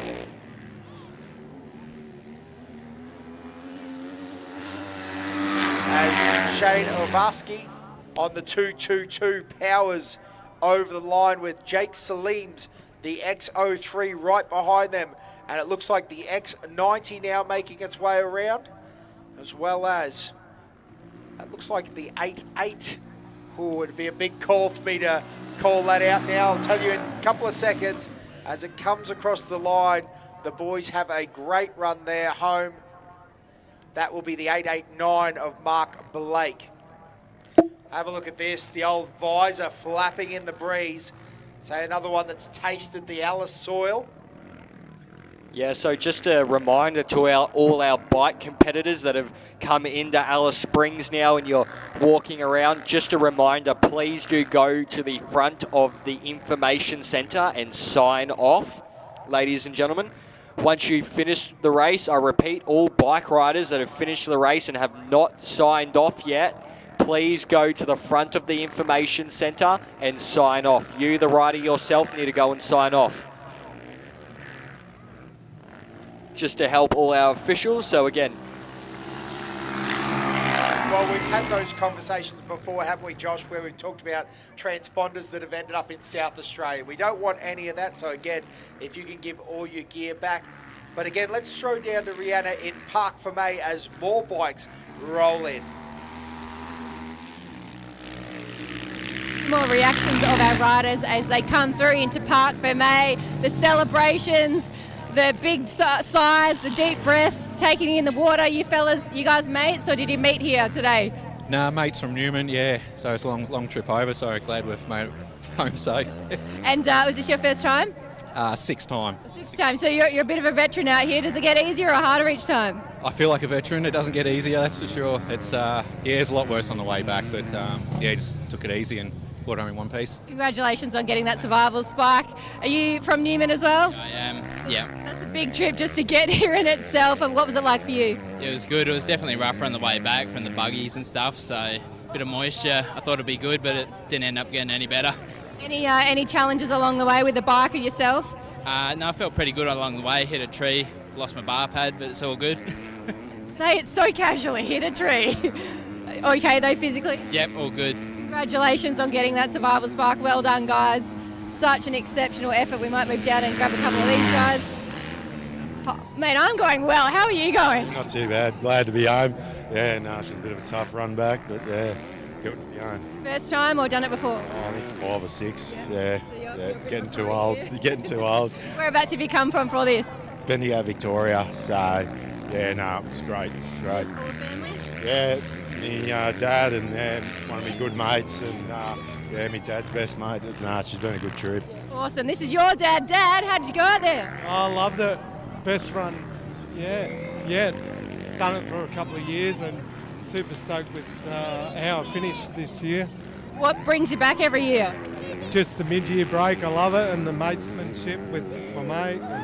And, bring the family up. It's great.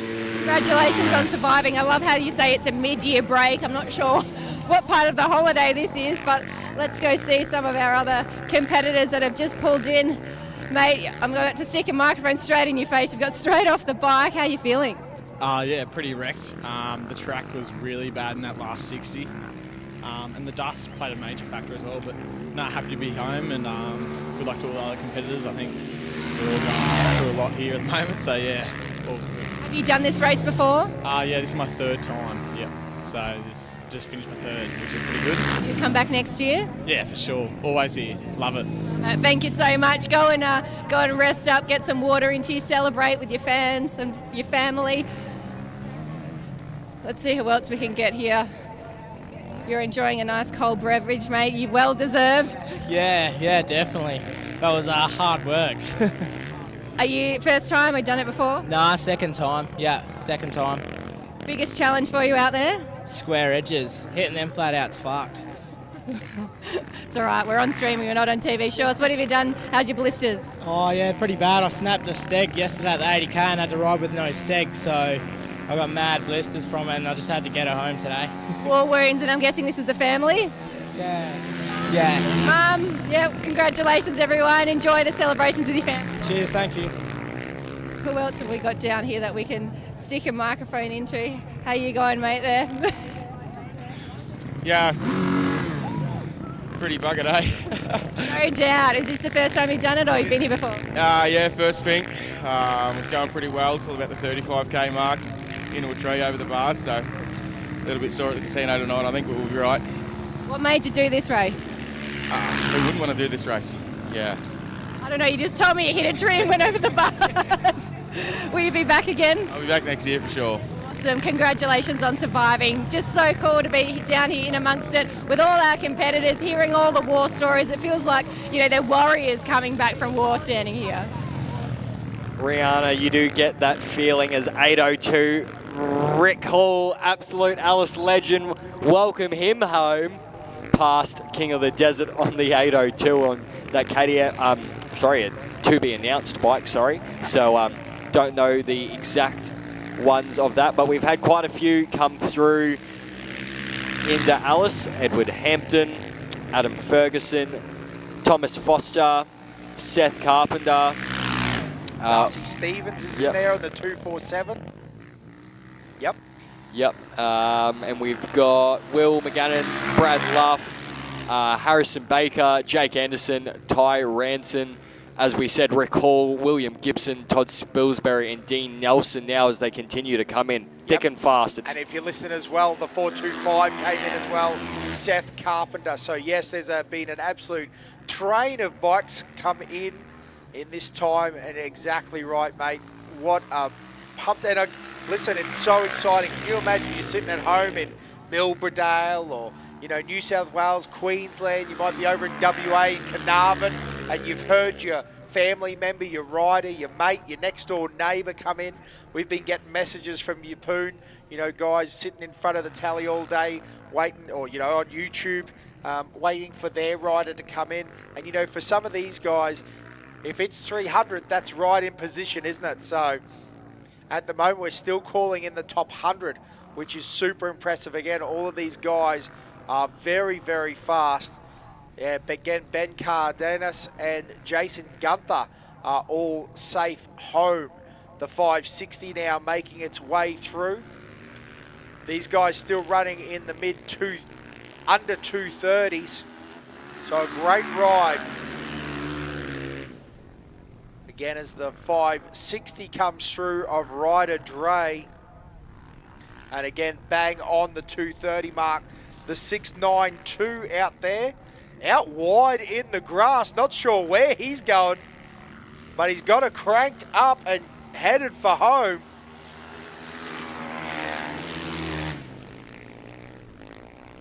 Again, the 692 of Glenn Valandier safely home in Alice after that wild off-track excursion. Again, right in that stadium, and this shows, look at it, multiple bikes in every shot. This is one of the things that the Tatts Finke Desert Race delivers in spades.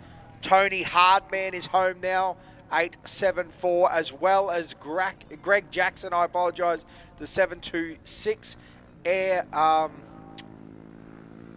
We've got the 497. Oh, now that looks like a shoulder there.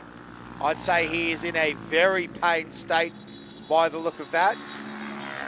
And that's actually Braden O'Cass, the 497. Yeah, that's local boy Braden O'Cass, who's normally used to a cage around him. So maybe with age does come a cage, Braden. Might have to jump back in the car next year, as Daniel Kent also came across the line behind him on the 620 bike. Do hope Braden O'Cass is okay though, as we continue to have these bikes come through, and a lot of these boys just feathering the throttle around here now. As we've heard from multiple riders now, that last 60 Ks apparently is really, really rough. So all these blokes coming in, boys and girls, you've got to take your hat off to them, because it hasn't been easy. Dylan Allison in now on the 570 bike.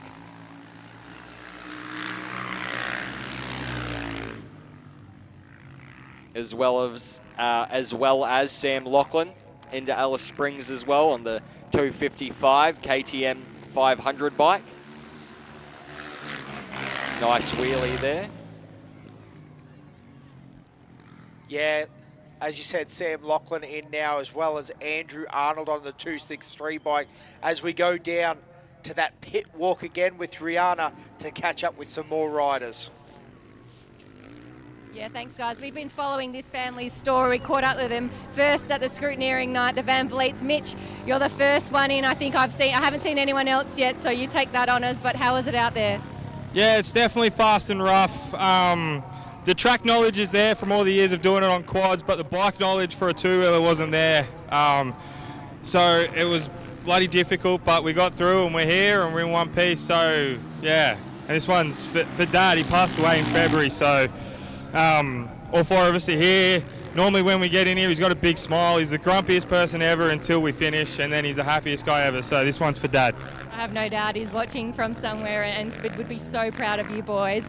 Just talk us through that last 60 Ks. I know everyone's saying just how tricky and how difficult it was today.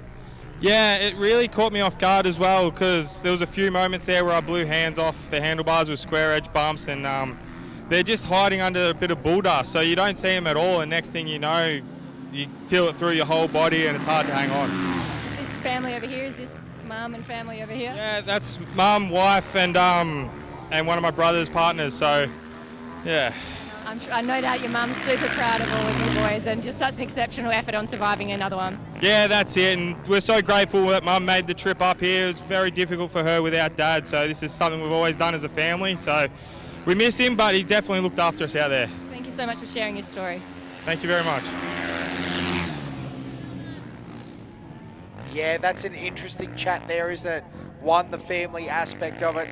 Again, we talked all weekend about that amazing family tie, but the second part is we heard him talk about that section of track.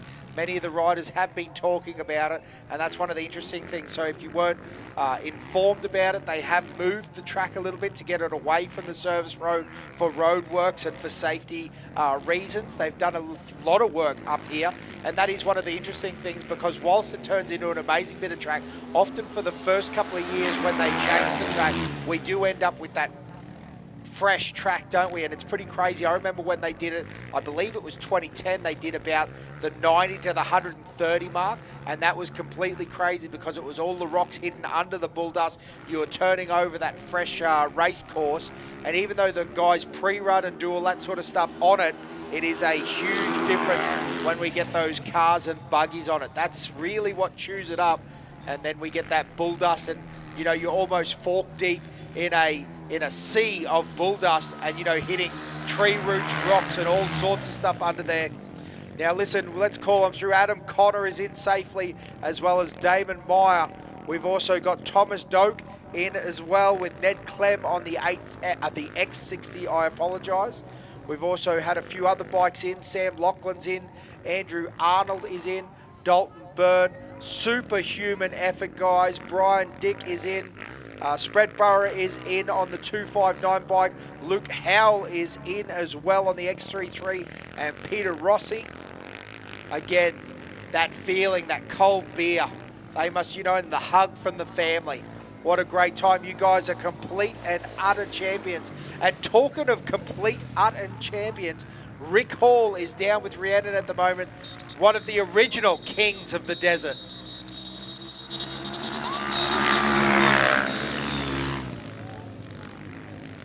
Rick Hall back here in Alice Springs. You've survived another thing. Congratulations.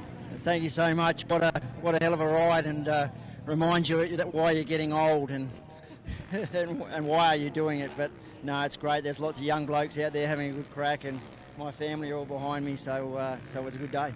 Just tell us, where does this one sit? Is it getting harder each year, or is it getting easier because you've got the knowledge?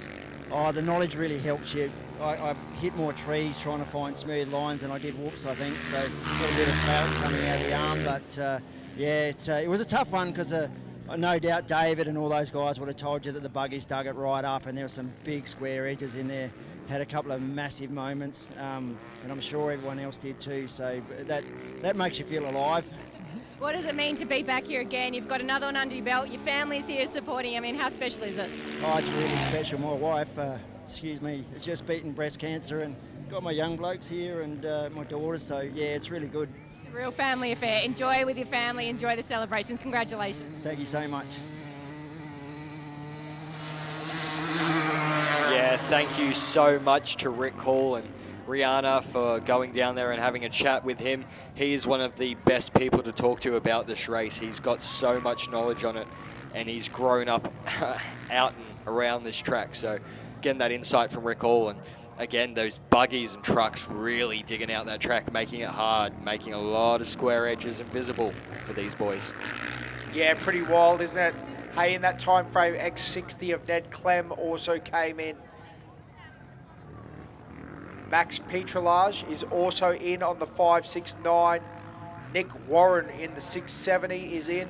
Alan Henderson on the H97. We saw him come in. And Joel Doohan on the 562. Scott Rhodes on the 737. And Warren Zerner on the H98. As we have another little battle of bikes come in. That was, Jason Parker on the 680. And Kurt McCain on the 285 now. Again, so much action in this stadium area coming through now. We've seen the top 100 bikes in and through now, so getting through these bikes thick and fast. As some of these competitors are looking pretty hard.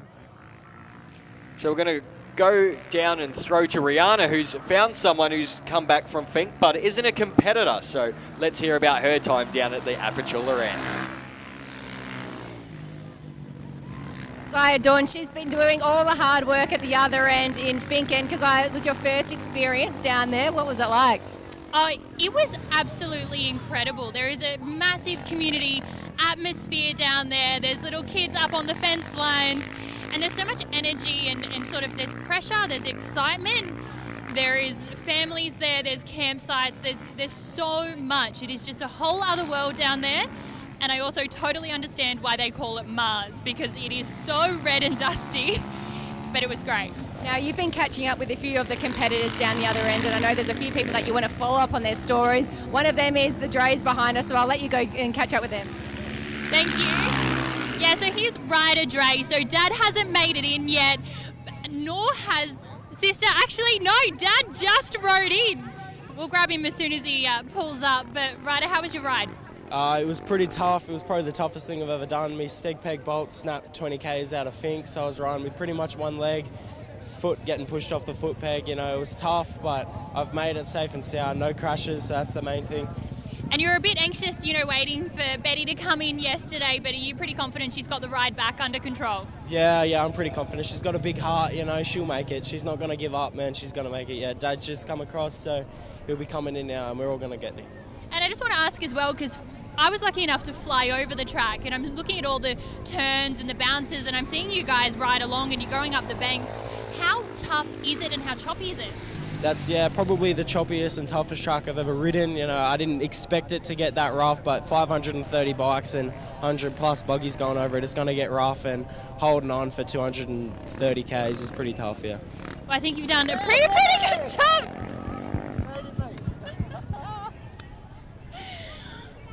We should tell Dad to get the helmet off. Jeff, whip it off.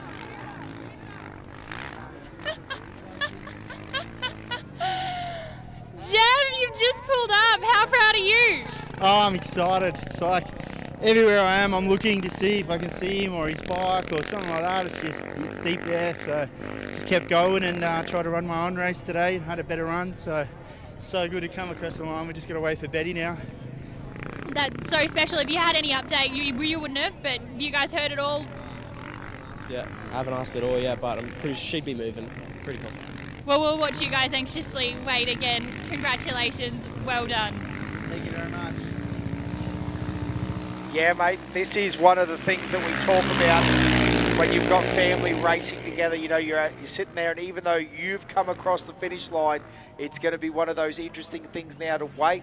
Again, Betty, super confident in her abilities and the fact that she's still moving. That's awesome to see.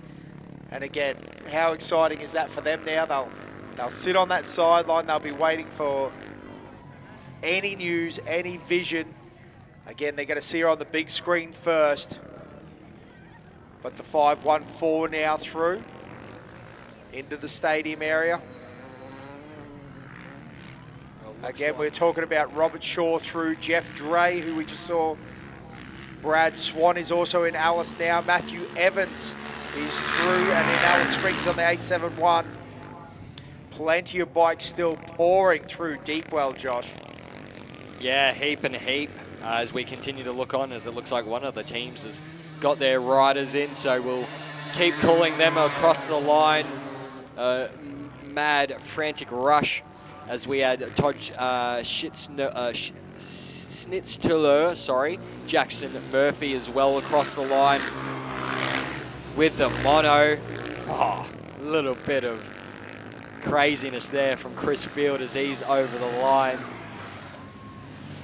as well as the 839 of Sean Fraser as well. So still heaps and heaps of bikes continuing to come in as the 211 makes the final trip around that corner and through and under the Tatts Finke Desert Race start finish line here in Alice. That was Andrew Organ on his Husky, so pretty good time there from him as well. These guys all still currently sitting in around about the 2 hour 30-minute mark. As that's a 416 coming in on a steel rim. The rubber still hanging off that bike. So the 416, as he lines up and comes through, give him a huge cheer because that is rubber hanging off. And steel rim only for the 416. Oh, what an exciting time as we drop down to Rihanna again. Yeah, getting in amongst more of these competitors. You've got a big smile on your face. You must have loved it out there. Yeah, it was good fun. Yeah. First time here at Finke? Second time, but first time in a long time. So, yeah, it's good. And the biggest challenge for you? Probably my hands. Sure. These are the war wounds. I mean... Yeah, that was yesterday, so today was all right. But, yeah. And this is your family all here behind you? All the family travelled up from Victoria, so yeah. And will you be back next year? Maybe not next year, but I'll come back. Thanks, guys. Congratulations. Enjoy the celebrations. Let's go down here because this is the Turner family. There's a whole plethora of Turners this weekend. Corey, you're just in here. How was your weekend? Bloody insane. That is I've done Suzuka 8 hours over the weekend. That is honestly the hardest thing I've ever done. I'm just hanging for the rest of the family to get back here, eh? Have you seen any of the others? Your dad, sister, I think brother might be out there as well. Yeah, there's 6 of us all together, but I think they're about 40 minutes behind to the next one and then 20 minutes, and I think they're sort of 20 minutes apart from there. So, yeah, I'm just waiting now. So, first time here, what was the biggest challenge? I think halfway back today, I think when you start you feel fresh and then you get about halfway and you're like, what am I doing? Why am I here? And then once you get sort of towards the end, you start getting motivation because you know you're getting closer to the end. And yeah, come back in the stadium section is the best feeling ever. You're a guy that's usually on the road. You do a lot of road racing, some sidecar racing as well. I mean, biggest difference when you're out here in this desert, in this terrain? Oh, I think it just feels like it's never ending. Like an 18-lap superbike race, you sort of can get closer and closer to the end and you feel like you nearly finished. Out here, it feels like it's just never ending. So, yeah, that's probably the biggest difference. Congratulations, you've survived, Fink. Thank you, appreciate it. Cheers. No worries, we'll wait until the rest of the turners get in. We'll keep an eye on that family. Let's see who else we can have a chat to. These boys just pulling up, getting their helmets off. Let's go over here, get some of these fellas just getting... You all right? Yeah, good. Awesome. Yeah. First time? You done it before? 10 years ago. Beat my time 10 years ago, so awesome, yeah. Whereabouts are you from? From Newman, Western Australia. There's a few Newman boys here this weekend. Yeah, no, we made the trip over, so it's awesome. So. And what was the biggest challenge for you? Getting back on it today. That was the hardest part, getting on it, but once we got going, it was good. Congratulations, you survived, Fink. Well done. We'll come over here. Sorry, Matt, I'm making you do circles and doing a bit of a dance routine. I'm going to tap you on the shoulder there, bud. You survived. You hear it, Fink. Congratulations. Thanks. That was hard. First time? Have you been here before? First time. Yeah. What were you expected, or worse, better? Mentally so tough. Harder. Physically not too bad, but yeah, mentally that's insane. And where have you come in Australia to be here this weekend? Victoria. Family's all here? Yeah, fiancé Annie's here, so... Enjoy, guys. You deserve the celebrations and the congratulations. These ladies want to get on TV. Give us a wave. They love it. Who are you girls supporting? Sean Fraser, Tim Phillips and Jed Giddings. You've got a whole clan. Here we go. Are you Sean? Yeah, I'm Sean. Sean, how did you go? Oh, good. I made it. You did. You survived. You get that survival spike. Congratulations. Is this your first time? It's my third. So you're a bit of a veteran. You're very experienced here. What was this year like for you? Nice and fast on the way up. Then a fair few more whoops formed on the way home. But, yep, just stayed up and done it. Here to tell the tale. Enjoy this one with your family. I think you guys are all together. You good, mate? Yes, I'm good. Well, I made it. Oh, don't fall off now. Is this your first time? You've been here before? Third time we've done it together. I don't know if there's any good parts about it. It's getting across the finish line.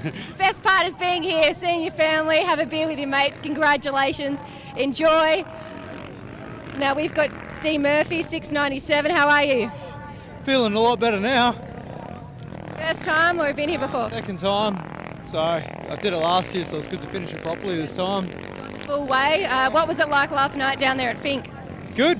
Yeah, worked all night on a mate's bike though, so that was a bit rough, but hopefully he rocks up soon and hopefully it was all worth it. Congratulations. This your family? Yeah. To support, whereabouts are you guys from? Whyalla, South Australia. Well, enjoy the celebrations. Enjoy, kids. Dad's home in one piece. Well done. Congratulations. Who have we got here? We've got some big hugs going on over here. I'm just trying not to get myself run over in Parc Ferme. You boys okay? Yeah, we're good. Bit worn out, but we're good. First time here, or you done this before? I've done it a few times, yeah. What made this year different from any other time? It was pretty rough. It was a lot rougher this year than what it was the last few years. Lots of people talking about that last 60 Ks as you come into Alice Springs as being the hardest part. Do you agree? Yeah, there's a lot of square edges and it was white powdery dust through all of it, so the vision wasn't real good.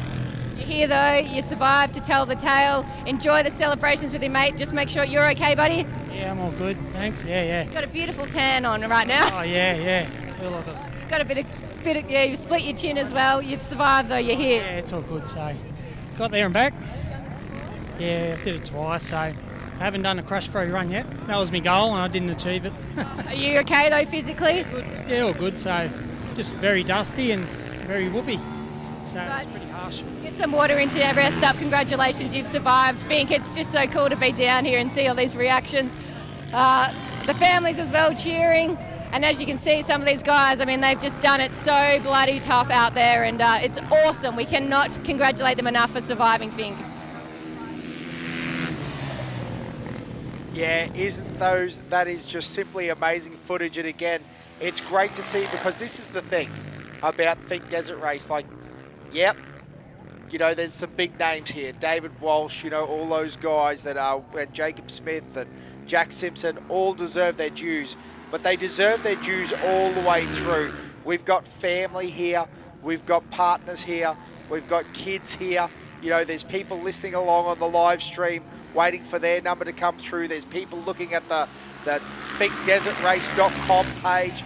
They're still racing into Alice here, aren't they? Timothy Nelson's in, Lee Shuring, Jack Fraser's now home. We've got Graham King, David Rainey. The 313 is now making their way in. The 722 on screen as well. Again, I hope you guys are getting as excited as we are. The 722 about to come. And across the line there for Philip Streeter.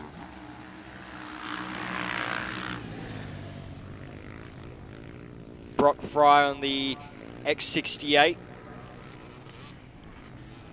Yeah, and I can still hear that two-stroke coming as well. Very excited, the 853 coming round.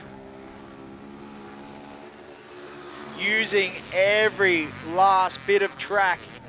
And the 505 through now as well. How good is this footage? Again, bikes just rolling into Alice. The there and back complete for these guys now. Mark Size is through, and Rian Eels on the 505 as well. Now this is one that I'm excited to see. The 313 is through now. That is Luke Nixon on that little YZ250 ringing through, as well as William Wilshaw in the 137. Jake Tooley got plenty of cheers there, coming over with the 863. Again, that looks like the 867 coming through as well now.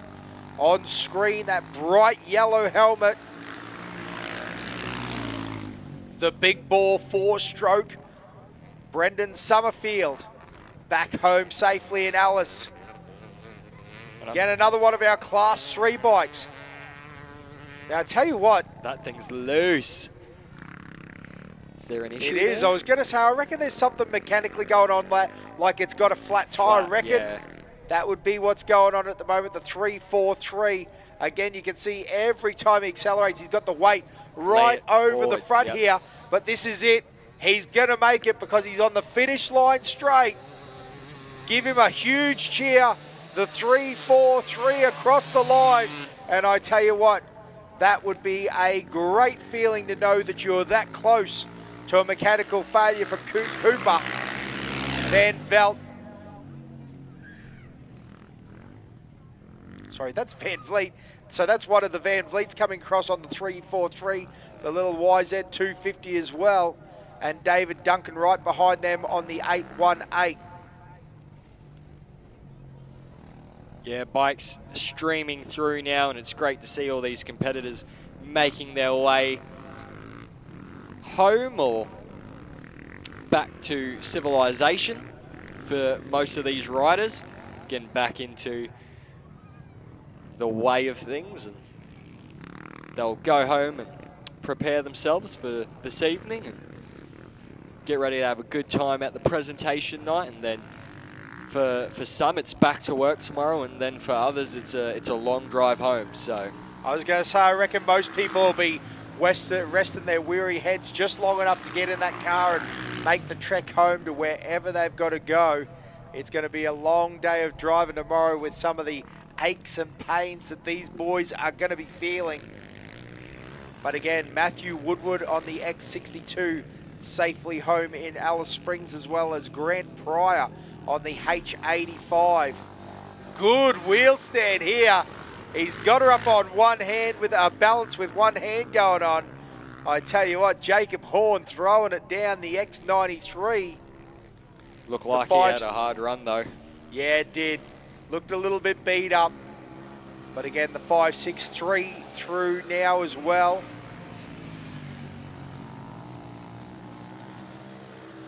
As well as the 7.63.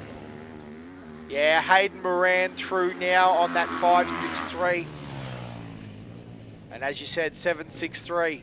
What's the chances of that? 2.63s right side by side. Paul Gunther is safe and sound. Ross Gerd also in Alice Springs now with the 5.99. The 1.72, the big banger two-stroke.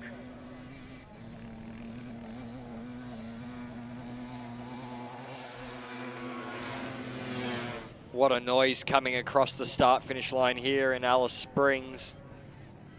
Yeah, Brett Bell through now. That beautiful sound. It'll be a 300. Oh no, it's a Husky. Yep, better get that right, but a T300.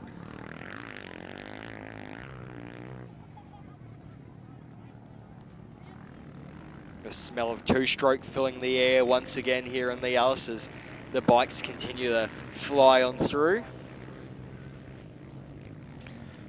Yeah, that's right, mate. Great footage here too of the 650.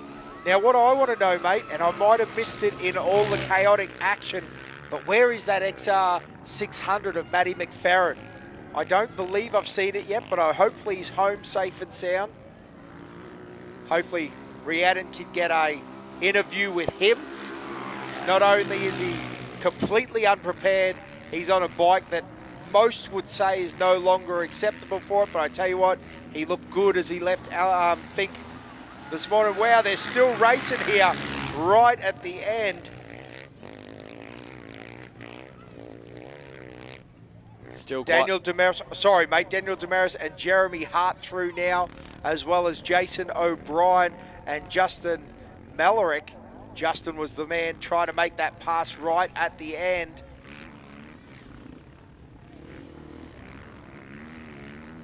Yeah, still quite a few families and friends lined up. We're going to go back down into Parc Fermé with Rihanna as she continues to talk to these absolute madmen and women who are making their way. One, Cooper, you're back here. You've survived. Congratulations. Yeah, thank you. It was I was actually going pretty well at the start, and I struggled a little bit through the whoops as everyone does.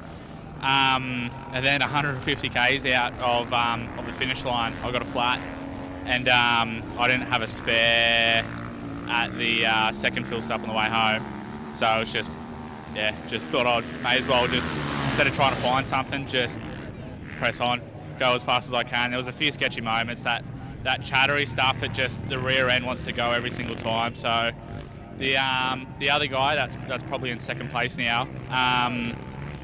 Yeah, we had a decent run, but it was pretty sketchy going side by side through all those buggy ruts when I can't really steer that well. So yeah, in the end it was all right, and glad to finish. Yeah, congratulations. I mean, what an effort to get here on a flat tyre. I mean, that's just outstanding. But what was, aside from the tyre, I mean, that last 60 Ks, lots of people are talking just about how treacherous the track is. Yeah, it's just that real square edge chattery stuff. I'm sure I would have struggled even if I had a good rear tyre, but with that flat, it's just, as soon as it starts going out, it's just so chattery and skatey, and I don't reckon I got arm pump until the last probably 30k, which was all right, but yeah. I'll let you decompress, let you go get yourself a drink, hop off your bike and relax. Congratulations. Thank you very much. Yeah, crazy story there. Again, as Ben Stevens comes through Alice, Mark McDonald, Craig Hillier is also safe and sound in beautiful Alice Springs. Still got lots and lots and lots of bikes coming through Redinga. So still plenty of racing to be done here today. Lots of bikes through Deepwell as well. But Bryce Edwards is in Alice. on the 239, the 633 of Tony Knott. Look, these boys going at it. Oh, the Mike Metzger too. No visor on that bike. That's the things I like to see. And I tell you what, it gave him the hurry up. The boys are racing here to the finish line. A race is brilliant. Oh, and it's a pass too. Oh my goodness, they are side by side here.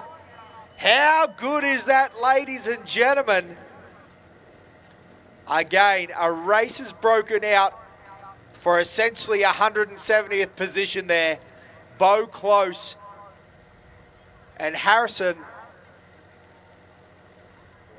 Van Vliet. Sorry, both with a time of both at the time of 15:13:05. So they crossed the line the exact same time. So it's great to see these guys still racing as we continue to see. And that looks like the bike we've been looking for as Jamie Luff on the 542 makes his way across the finish line here in Alice Springs, Dan. Yeah, absolutely, Josh. That's I believe it looks like the XR 600.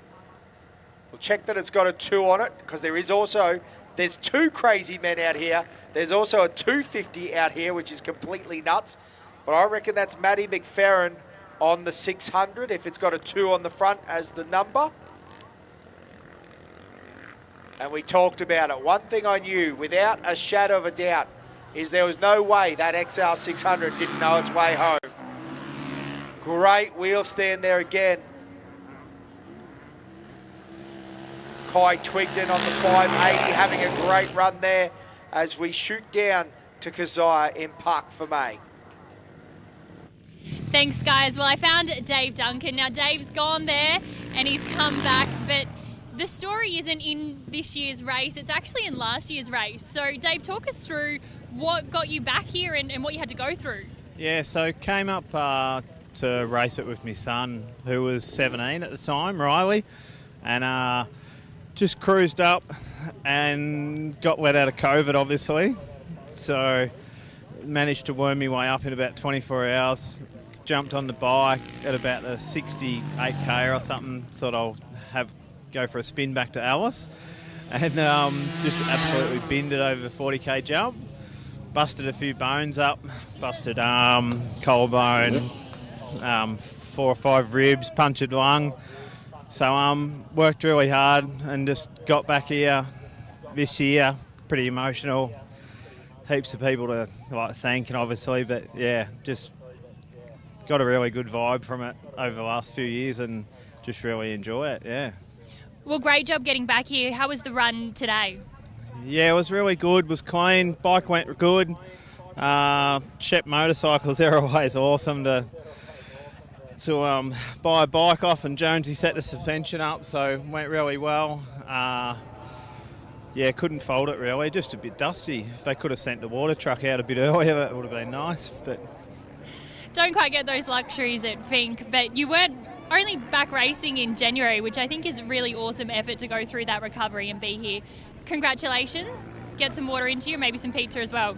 Thanks heaps, guys, and well done on a great job here. Thank you. There you go, a great story there.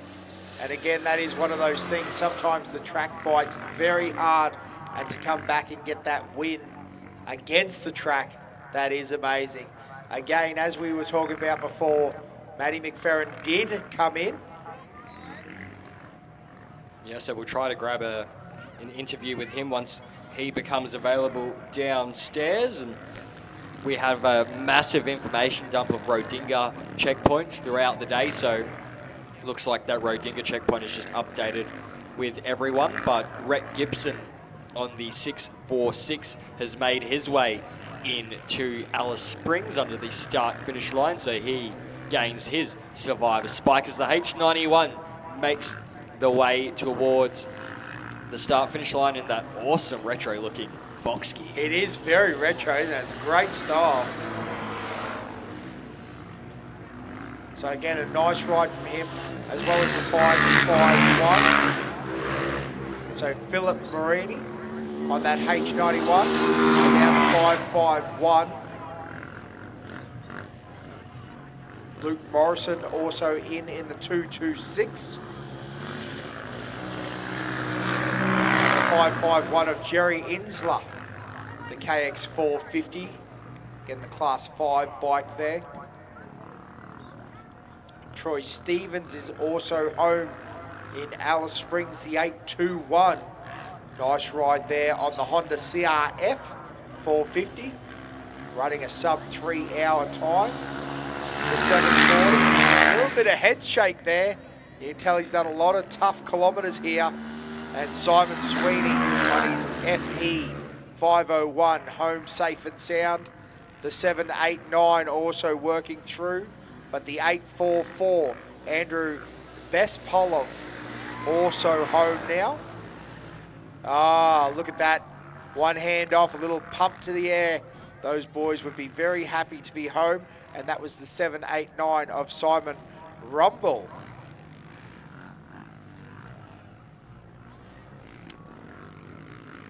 Right, so next up we do have an interview down with Rhiannon with Daniel Foote.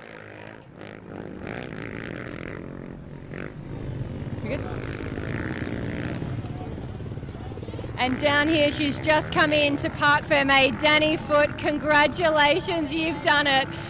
First female here again. This is huge.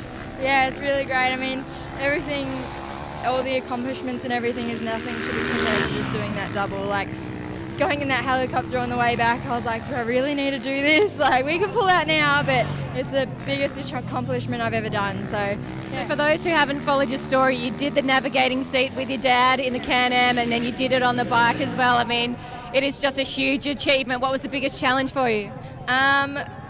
Even 2 months out, 1 week out, we were thinking this is not going to happen. Like, there's no way we can pull this off. But everything just lined up perfectly, and I think crossing that finish line is the biggest achievement there, so twice.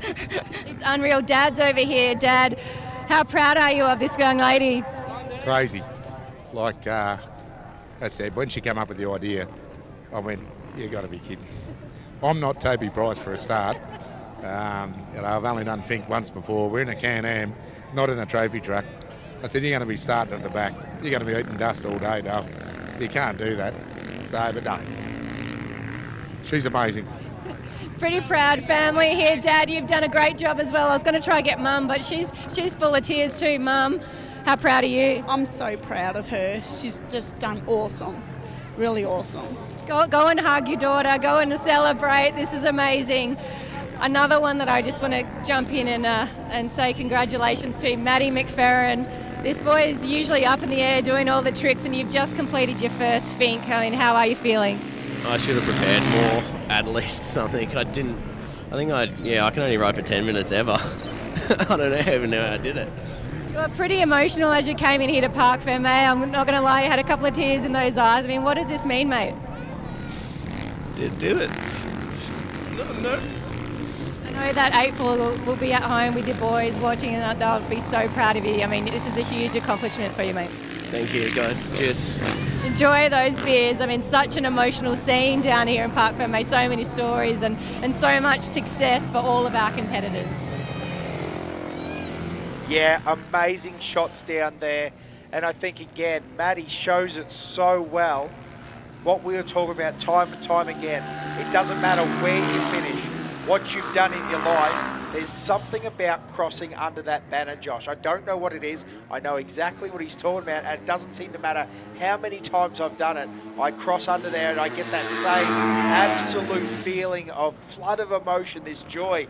And I've got to be honest, mate, I've done a number of races and just none of them have had that feeling. I think it's got something to do with how much effort's put in, the time away from family, the racing, all of it, and then just how brutal this track is.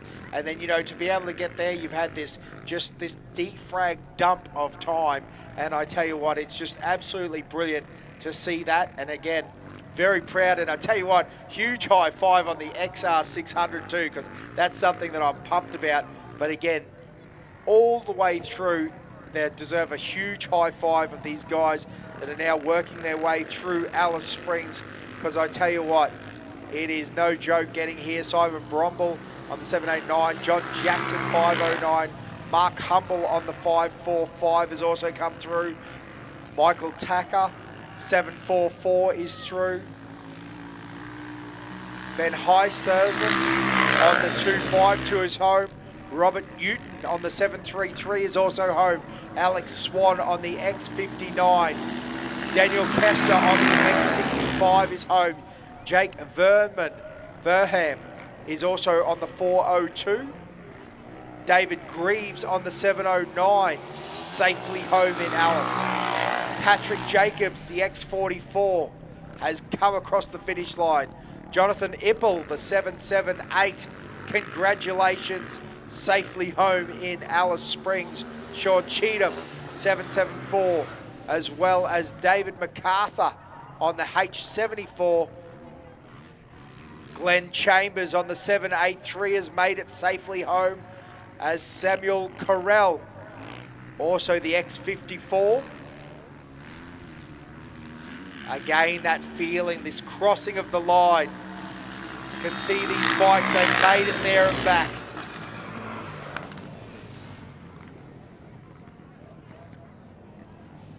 Matthew Drysdale is in Alice Springs, the 5.52, coming across that, under that banner for the final time.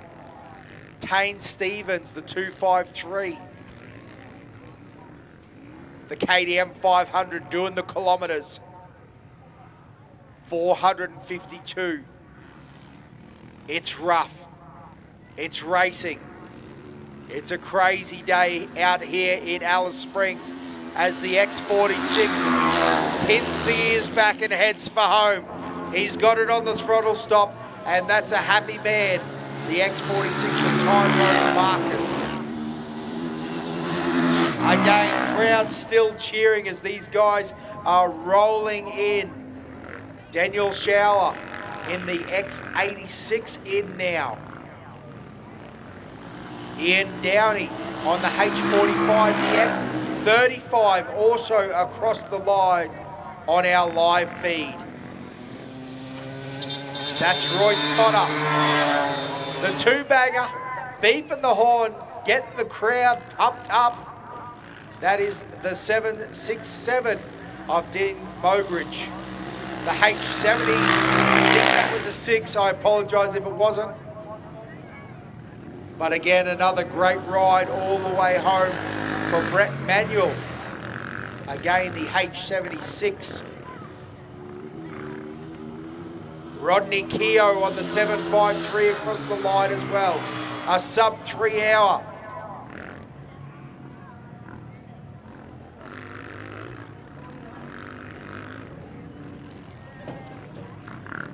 All right, as we have a little rush of influx, we're going to go to some messages here today in our streets.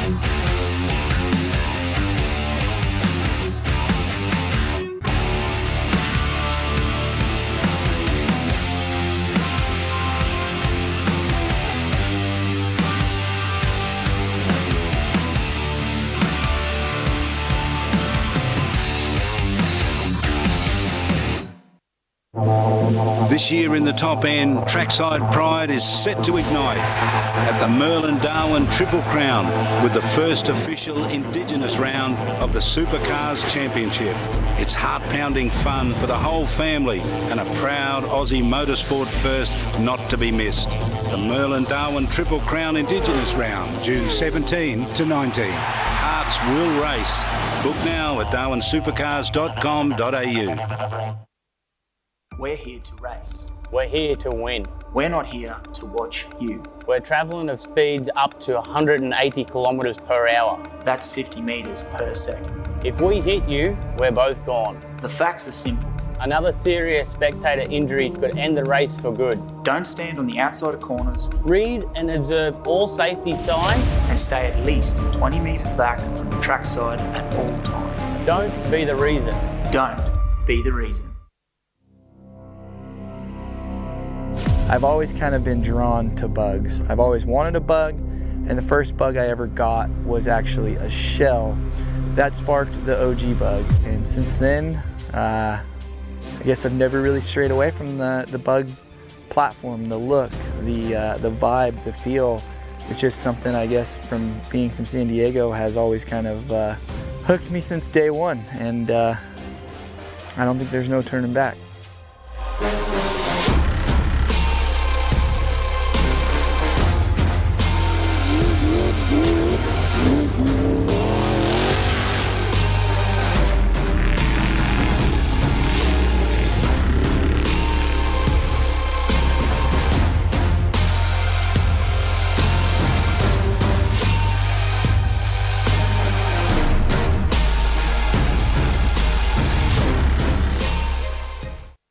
Meet you in the middle for the ultimate festival of wheels. Red Centre Nats, Alice Springs, September 2 to 4. Cruise the streets of Alice Springs. Try your skills on the burnout pad. Hit the quarter mile. Chamois up for the show and shine. Be entertained when top fuel dragsters shake the ground. We want to meet you in the middle. Red Centre Nats, Alice Springs. Enter now at redcentrenats.com.au.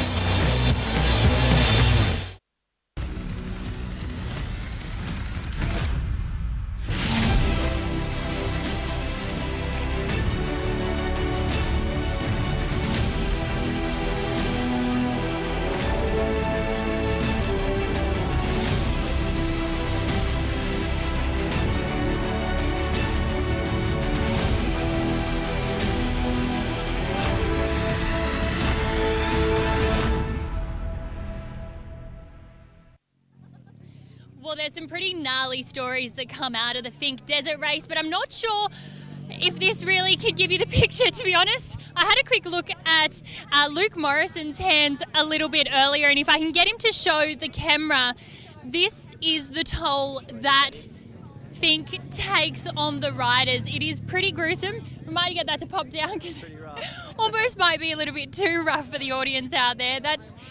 It's tough. It is really, really tough. Yeah, I actually tripped over and I nearly landed in the fire the other night, and it was either put my hands out or go head first.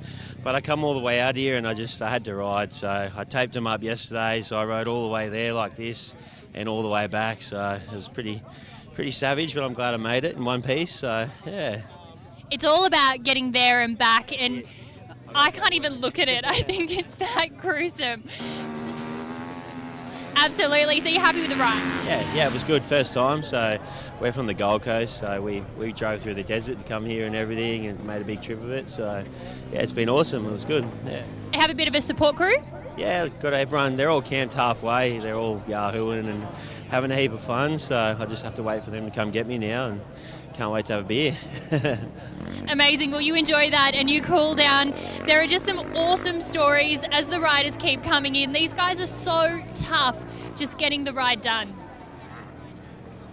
Yeah, Keezer, definitely is very, very hard to get those rides done, and I can tell you from the footage that we just saw, I would not want to be one of those riders as well.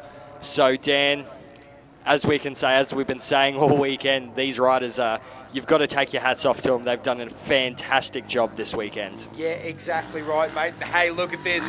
Wheels up over the finish line. What a great ride there. It looked like the X01. I couldn't really see because the plate was pointed towards the sky there as the 813 is also making their way through. It was the X01 of Thomas Donnelly in safe and sound to Alice Springs. And again, the 813 now making its way through. Again, so many people safe and sound home in Alice, Josh. Look, these guys are still having a good crack here. Up on top of the berm. He almost went over the top of the berm. So again, still racing home, even though they're there and back. Yeah, heap of bopper action still in the stadium section. Why not jump on that bandwagon this weekend? I think whoever was saying about the bopper stuff, well, unfortunately, you've got young Josh on the side of Josh and Dan as well from Off-Road Cartel, so I'm going to say bopper a couple more times this afternoon just to add to that game. Wow, sorry about that, David Polino. If you're listening still, you must be completely legless on the ground there. Anyway, we want to know, mate, when are you coming back to Finke? Because we need to see some good pro buggies back. Well, there's plenty of good pro buggies here, but you know, the more the merrier. And again, it's great to have you guys listen along. Get bunch of bike boys to start off with. Jack Rhodes, Dave Polino is the navigator in the Jack Rhodes entrance. And I tell you what, great to see. Look at these guys, again, still throttled down, making sure they get all the way into Alice Springs. And again, such a trap. You think that you're home, but you've still got this stadium section. It's like doing a hard-packed motor cross track. The 822 on screen now. A great ride through there. Foot flicking off. Again, this is what we're talking about, this bull dust. It looks soft and powdery, but underneath there's all these hard shelves. Not a very easy thing to contend with as the flag waves. And the 822, another one up in the air, pulling the mono. Samuel Horn is home in the 647, as well as Timothy Kempster on the 151, the two-banger. Henry Bocala, I might say, on the 822 as well. And Troy Dunn is also home on the 639. Yeah, these boys just riding in together, so either they've had the pace set with each other, and you know, sometimes you do just find someone random throughout the field, and I've heard stories of people riding together with some random bloke that they found in the whoops or something because they've got that pace and they ride like them and they've got that same style. So it's great to see these stories like the 139 and the 477 making their way across the line.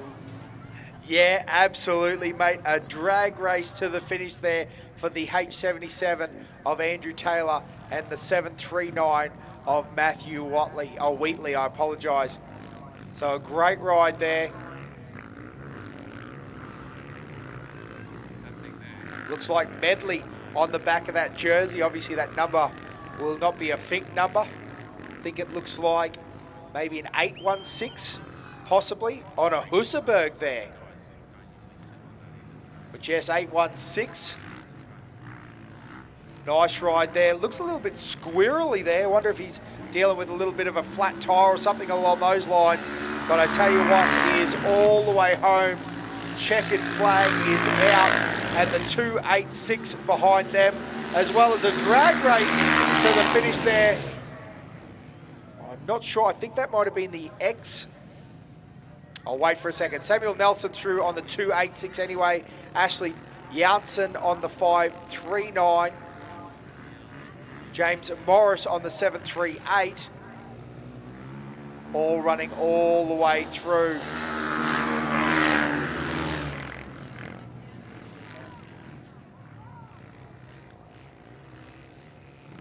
Now that looks like it might be the X37. Again, running all the way home to Alice now. Nick Arthur on the 201 is also in, as well as James Morris on the 738. Yeah, Leo Barrett on the X31 there as well, making his way across the line here into Alice Springs as the bikes continue to roar on through. That one was the 498 of Casey Crisp, as it looks like two of our H-class riders are making their way down to the start line now as well. A little bit of gas on from the first of our riders, and then a little bit more as well. Yeah, team still happy as well down on the start line. A couple of cheers there for Matt Gray on the H46 and Charles Hunt on the 627.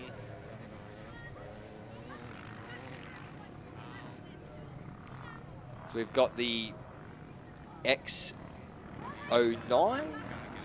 Yeah, it does look like the X09, mate. Good ride there. Looks like he's charging well towards the finish line banner.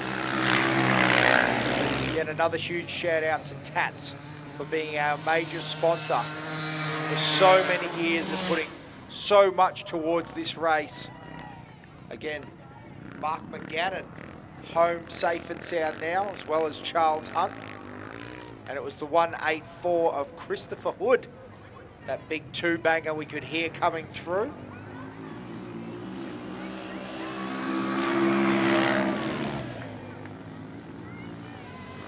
Oh, look, a pass right on the finish line. Joel Singleton on the 691 in Alice Springs now, as well as Matthew Shaw. 582, the 124 of Jake Van Vliet. I think that's all the Van Vliets into Alice now, which would be very, very good for them, as Anthony Chapman on the 838 also made his way across the line, as well as the 677 with his head down across the tank. We'll see who that one was. The 846 in camera now in the stadium area. Ben Forbes, the 677 into Alice. Oh, wheel up there as Rowan Adams takes the checkered flag.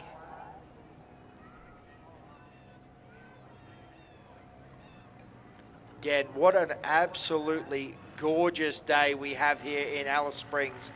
Racing conditions, not necessarily the track, but the racing conditions honestly couldn't get any better.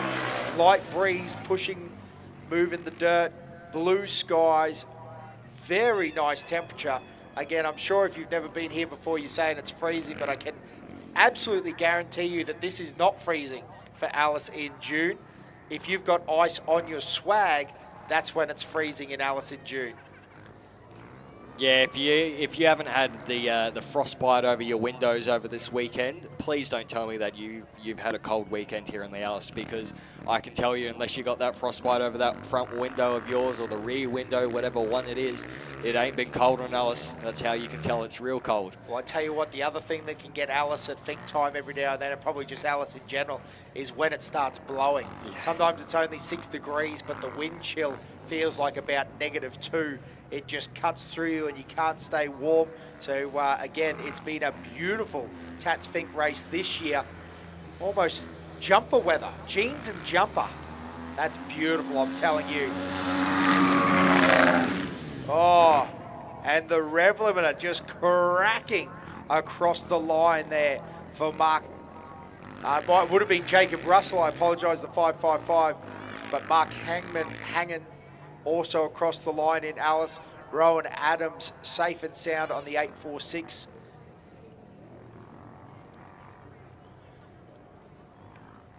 Again, I love these champions. Again, obviously the race is at the front, the top 3, the top 20, all superhuman. But I tell you what, for my money, you guys are complete and utter legends as you're standing, having a beer, having that time with your family. You made it there and back. Cannot tell you how hard that is, or I can tell you because you've done it. But I'm saying you can't describe the feeling of that, how difficult it is as the X83 now makes his way around. Yeah, it definitely is hard. It's not an easy race. It's a grueling 226 Ks there and a grueling 226 Ks back, and it's not just the pace, and it's not just the bikes that put these gaps between these people. It's a whole different a range of certain things, and But you've got to take your hat off to every single one of them, because if you didn't, you wouldn't have an event like this. And again, hats off to every single one of you riders coming across the line at the moment. Wowzers, we saw there a spurt of energy. I do like that he just dropped the hammer right on the last corner. Dallas Griesch on the X83, the little WR450. He decided to chase that little bit of time right there. Simon Dunbar also across on the 707. We got the 841, it looks like, across the line as well. 657 rolling in fast now. So Jock Blakeney is in on the 624. Ryland Brown, 605. Miles Nickel on the 841. So if you're still listening along at home, waiting for your riders, they're still flooding in. All the information is on thinkdesertrace.com.au. Chase the day 2 times. Oh, beeping the horn, cheering. Have a look at that. That is a happy person coming across the line. Again, the checkered flag spurring them home as Miles Nichols is back in. Sam Watson, Anthony Scaines and Tony Balkan of the H20 all taking the checkered flag. Nick Anderson on the 830 also making it back to Alice Springs in a 3:06. Paul Robinson on the 812. Nicholas Boyd of the 256 in Alice Springs as well. I think that was an 834, I'll call it when it comes to our updated timing. Might have been 234 by the looks of that. Ben Conn is through. And the 808 of Damien Berge is through as well. I tell you what, it is absolutely packed down there in Parc Fermé, full of excited riders there and back. Let's throw down and have a chat.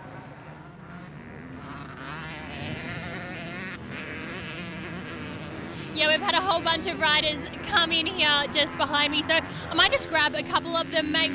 What's your name? How'd you go? Ash Jansen, and yeah, it was brutal, but it was bloody awesome. How proud are you to be back here? Pretty damn proud. It's a hell of an effort, and much respect to people who've done it in the past and the people who have done it this time round.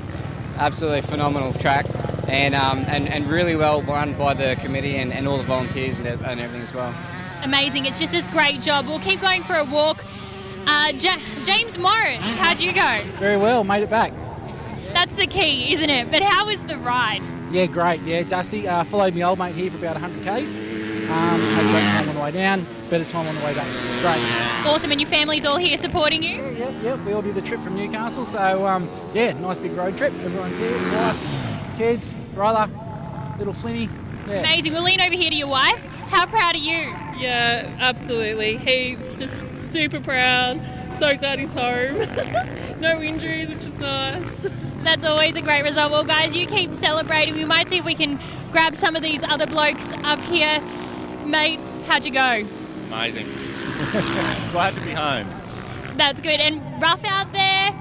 It was. I felt the run home was better than the run down. I don't know whether it was the wind direction, but wasn't sitting in so much dust, even though it's all over me anyway.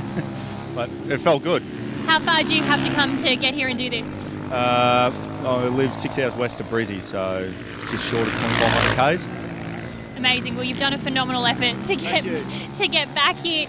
Well, shall we come and see? These guys have just pulled in here behind me. Guys, do you mind if I grab you for a quick interview? How'd you go? We got there in the end. It was a nice rough ride, but yeah, good to get home. Amazing, and that's the key. Do you guys ride together, your mates? How'd you go? Yeah, well, we finished. That's the main thing. Just behind each other, so it was good. Yeah. Amazing. Well, great effort. Good to see. We can keep having a wander up here. You look like you've had a good ride. You got a bit of dust in your beard. Oh, it's just made it even more red. Yeah, I don't mind a bit of dust. I could do with a beard to wash it down though. So fantastic. How far do you have to come to get here? Oh, that looks a bit painful. that's a little bit painful. Came from Melbourne, so done it.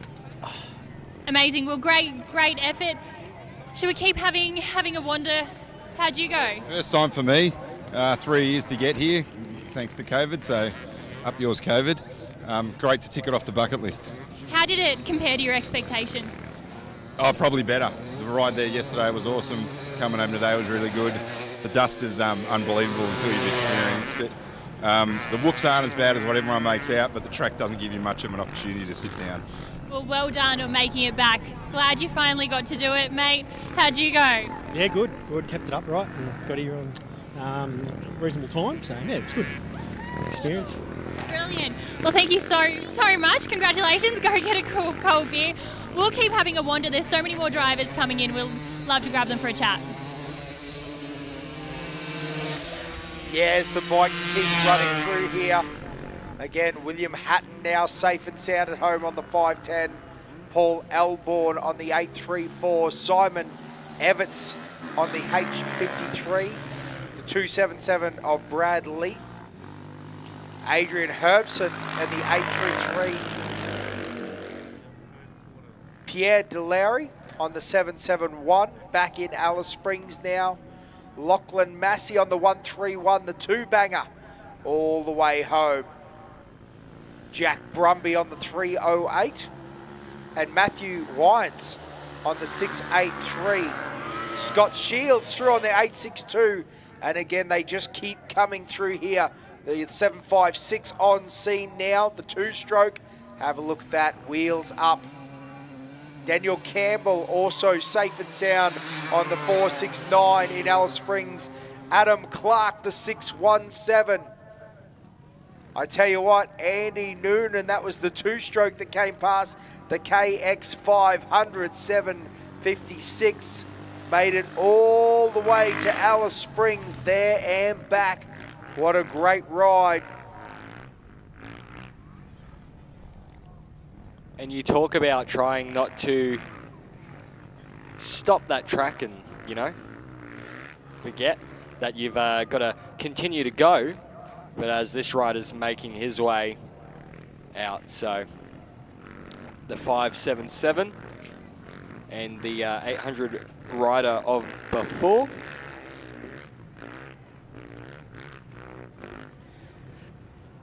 But that was Paul Murphy across the line just before on the KTM, the 855. As the bikes continue to go, the 577 very happy to be home with a shake of the fist. Yeah, it doesn't matter how far down the line these guys are. They are 100% wrapped to be back here in Alice Springs, getting ready for a cold beer. Hitting that bar up a bit later on, a few 4X Goldies. As we see the 826 as well. I tell you what, we were talking about it today. Our Class 8 field is deep. Plenty of people in the field. Looks like the goggles over the arm as well. So maybe a little bit of a drama with the goggles there, a bit of silt or something in them, or maybe a bit of a buster, not sure, maybe done a little bit of damage, but a relieved man there. You can see, by the way, he just sat down, hands up over the finish line. Congratulations. You are a Fink Desert Racing survivor, Ryan Bryce, on that KTM 500. Yeah, these are the stories that continue to come in. It's those spikes, it's those first timers, it's those third timers, it's whatever time you've come down. Some people just want to have an accident-free run. Some want to have just a casual Sunday ride down and a Monday ride back. There's so many different stories, but this is why we continue to welcome all these great people back in. Simon Coffin back in, Toby Morgan back in, Anthony Perdue back in as well. So a heap of these legends making their way back into Alice Springs now.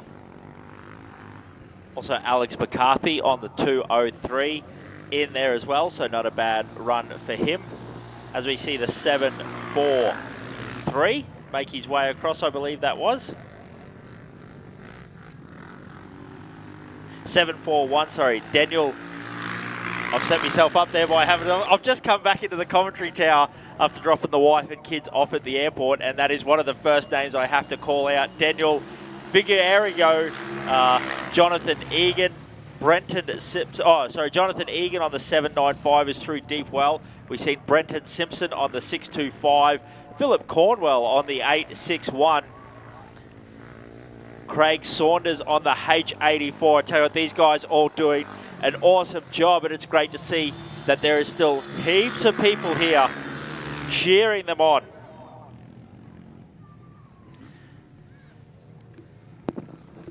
Yeah, these riders now coming into that 3-hour mark as well. So just a reminder to everyone who's in the start line precinct, the riders from when they start have 4 hours to get there to Finke, and then they also have 4 hours to get back home from Finke. So if they don't make it within that 4 hours, they will not get the outright finish or their survivor spike, because unfortunately they would have timed out. But these guys continue to make their way through. We're only into the really early 3-hour mark, so the highest one I can see there is a 3:16. So we're still doing pretty well as we continue to congratulate these people over the line. Brenton Simpson, Philip Connell, Craig Sanders, Nathan Kelly, Jason Griffin, and then we had Jason Willis and Andy Costco across the line as well. Also, Jason Mitchell on the 701 making his way in there as well. I tell you what, they talk about the procession coming in thick and fast. It has been non-stop bike action. Oh, did that just picked up on the sound there? Sounded like a little bit rough. Oh, that was a limiter bash. I love it. I love it. Looks like... Russ, we have had so many good limiter bashes. Josh and I are starting to get very in tune. It's either limiter bash or it's front wheel high in the sky, and I tell you what, we're pumped every time it happens. Now, not to put the mocker, but we haven't seen any incidents. Issues. Oh, No issues today? Praise the good Lord, no issues today with the overly enthusiastic finish line finish. As that sounds like a little, maybe a 350 or a 250 across the finish line. Yes, a KX 250. You can hear that different RPM level. So it's the 698 of Corey Sullivan. Daniel Cummins, Warren Axel have all made it through just recently. As well as Lee Kingston in the 218 and Catherine Scoble in the 434 on little Honda CRF 250. Little two-banger. Sorry, 250 four-stroke, but she's a rever. That's all I meant. The bike or? Definitely the bike. Scott Clark across the line as well. Dead current official. The current boys are making enemies as we continue the commentary up here in the commentary box as the 690 starts to make his way to the line. Craig Harvey on the H21 also has made his trip across that famous Tatts Finke does a race finish line. I love the enthusiasm still across the line, wide open. That is the key, as Nick Stetcher on the 690 on the Sherco 500 powers all the way to the local pub in Alice. Yeah, I'm surprised. He knows where Lassiter's is. Some of these bikes don't look like they're going to stop at all. They're just going to keep powering on. But it is one of those things. I bet you he said to himself 100 times out there he's riding in, Nick, just get it home. Don't do anything silly. And then he gets around that corner, sees the crowd, sees the finish line, sees the scissor lift up in the air. He knows he's on camera, knows it's probably his time to shine on the live feed. Truly his time to shine. The 806 across the line as these boys continue to work their way through as our heads continue to flick around. Laurie Fry on the 806 makes their way into Alice Springs on that Sherco 500. Yeah, mate, great vision there. I'd say those two boys were just coming in together. I'd say they're essentially trail riding it together, but I say that it's a very loose term as the two-stroke comes across the line, because at trail ride pace, you actually wouldn't make the cutoff. You do have to do better than 60 kilometres an hour average speed, and I know that sounds easy to do. I must admit, you know, I heard that interview where they said the whoops aren't as bad as everyone makes out. Well, they must have told them that they were really, really bad, because they're only really, really, really bad. Now, he's just stalled his bike there by the looks of that, unfortunately. Yeah, Billy Hargy had the same issue out on track earlier in the morning. Don't know whether that one's been started back up. It has Does been. look like it's going again, but the 736 now put the clean air gap on him. Do you reckon that was a bit of a... Did he ride past I think and he hit brake the... checked him. I was going to say, did he ride past and hit the E-stop, like hit the emergency That's a bit stop? of a current special right there. Hey, Bruss, just follow me in. We'll ride together. We'll cross the finish line at the same time. 2 corners out. Hits him with the old sneaky Pete. Gives him the I won. I got you, bud. I got you. It was a long drive from Sydney, but I beat you. The 736 right up on top there of the tyre burn. So that's Mitchell Thompson, the 736 that has made his way through. Heard a little bit of a cheer from the crowd as we head on out to an ad break.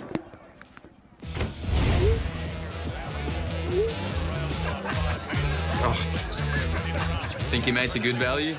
You should check out Venue Mode. When the green light is activated, you're on Tab Turf. So you'll get access to exclusive markets and offers just for heading to your local. Venue Mode, only on your Tab app.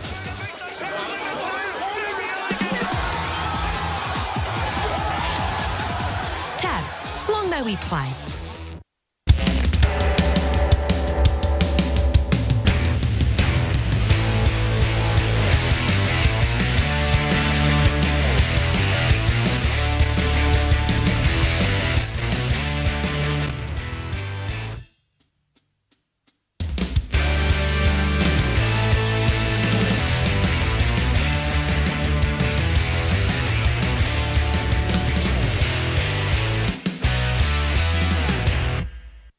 Times have been tough. Here at Imparja, we want to help our customers get back to business and reconnect with their own customers. Television viewing levels are at an all-time high, so now is the time to reach out through TV.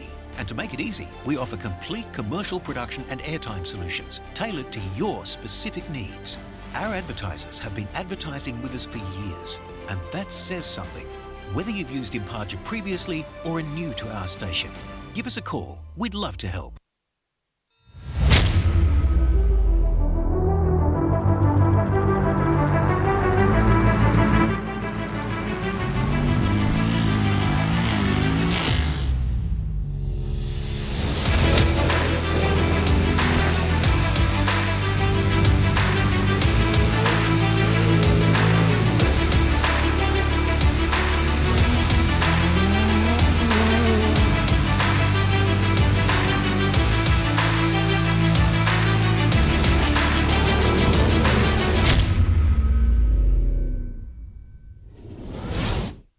Looking good, race 5. Bailey's Burger Joint might not look like much, but it's here where I experience the greatest racing live from across Australia and around the world. With Play Central on the Tab app, you get unlimited access to Sky 1, Sky 2, and Thoroughbred Central.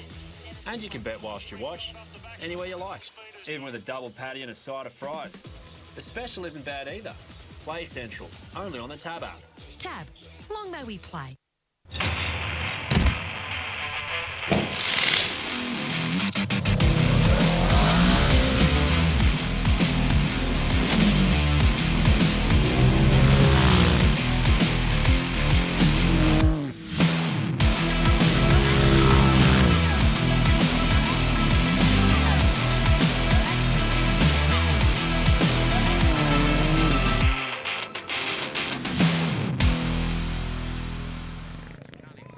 Yeah, and back here at the start-finish line here at the Alice Springs precinct, Clinton Letton, Corey Hammond, Brad Perryman, Gary Taper, Nathan Price, Nick Rashid, Richard Maxwell, Harrison Hunt, Justin Wright and Roy Chamberlain all making their way across the line here at Alice Springs, finishing their Finke campaign.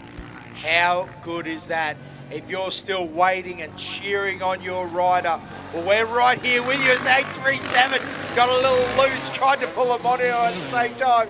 I think he had a little moment there through the ruts, but what a great run through that. And I tell you who the 837 was, it's Troy Daly. Yes. Yeah, big How congratulations. good is that? Ladies and gentlemen, Troy Daly is in the building Jeez, after the Ironman. And gee, that's respectable. Like, in all honesty, doing it twice, a 2-hour 58 home. That's his 4th journey along the Fink track. That puts him in 254th outright. Well, Josh, what's really interesting about that is, again, that 2:58 time, it's a good time for a start.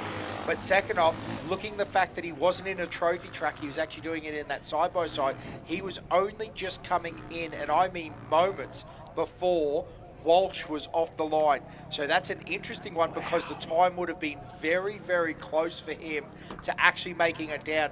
I reckon actually knowing that he did a 250 on the way here. He probably did a 250 on the way down. I really can't wait to hear an interview with him. I'd be looking forward to that because I tell you what, Troy Daly, I reckon he's worked hard because he's probably a little bit out of position from his starting. We're going to go back down into Parc Fermé where we've got some more competitors to talk to. Well, there are a lot of cool stories coming out of Fink this year, but I don't know if there is a more incredible story than yours, Troy. I was at the airport with your wife when you flew in from doing the buggy lap and you jumped on this bike and you raced to that Fink start line. Yep. How did it all go? No, it all went sensational. I actually had a really good, probably the best luck I've had all weekend. So we got a clear run home and yeah, it was good. Got past a few, so yeah, it was awesome.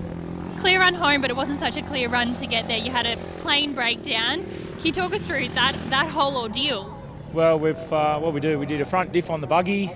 We did lost the gearbox bolt out of the bike, so it ran home on chainsaw fuel, oil. What else happened? Heaps happened. Buckled the front wheel in a crash. We got taken out at about the 60k mark. The list goes on, really. And then the plane broke down, yeah. So we had to jump in another plane, and yeah, here we are. I was about to say, the story you didn't tell was that the plane wouldn't take off and you needed to get back for a start line. Yep. Your wife has been an incredible part of this journey as well. How important is it to get here and to see her very soon? It's good to get here. It's good to make it home. After 4 runs, it's a long way. So yeah, and she's done awesome. Not just her, all my team behind me. So it's awesome. There's been like probably 40 people help out. So yeah, it's been good to get here. I can tell you that. And it's been really tough. Your body, I know I spoke to you last night at the camp as well. How's the body feel? I know you're pretty bruised. I think it's warmed up and it feels pretty good, but I don't know how it's going to be tomorrow. But we're here anyway. That's the main thing. Brilliant. Well, thank you so much for giving us your time. Congratulations. I am so proud of you. You've done a great job. Guys, just so many cool stories, and we've got a couple more still coming in this afternoon. Yeah. I was going to say, yeah, that's just so simply amazing by Troy Daly, because I think the key there is, ladies and gentlemen, that man's essentially done 1,000 kilometres of competitive racing this weekend. And now, you know, with all that's gone on, listen, the broken down plane, doesn't it just add, that's going to be one of the stories for the ages, I'm telling you. Can you imagine if the reason you didn't complete the double is because for the final leg your plane broke down? No, I couldn't. That's the one thing that I wouldn't have bet on. That's crazy. So that's an amazing story again. He said about hucking it at the 60 and spending a bit of time in the dirt, and that is simply amazing. So a big shout out to Troy Daly for doing that double, and for all our Ironman competitors. I can't believe how this has taken off, and it is a truly great thing. Now going on from then, David Caldecott on the 152 is now home in Alice Springs. Zach Sawyer on the 593 is home. Christian Bitterscombe is on the 820 and he's nice and safe home in Alice Springs. I bet you he's already cracked a gold can. He's on the goldies there. Zach Sawyer, yep, as we said, Quade Habit on the X27. I'm sorry if I've butchered your name, but anyway, it's been a big day here in Coventry. Michael Ingerson on the 828. Nick Oakley on the 644. Earl Mitchell on the 872. Safe and sound. Jai Williams, the 128. He's throttled all the way to the finish line. Jock Hazleton, the 594. Congratulations, buddy. And Darren Twigton, the H65. Whoa, as we get that shot, I think it's the H80 up and over the top of the berm by a long way. Woof. He sent that. Brett Kenny, the 877. Now Gundy local Damon Bulmer, the 5-2-8. So the Gundy boys will be very pumped if you're on the corner there. What do they call it? The Champagne Chicane corner? Hey, Oh, hey, wow. hey. Chicane Club. I knew what I meant. Well, Joey, your boys home, the 5-28. Martin Simmons on the 8-2-4. Drew Fisher, the 6-8-1. Cameron Griffins, the 8-1-9.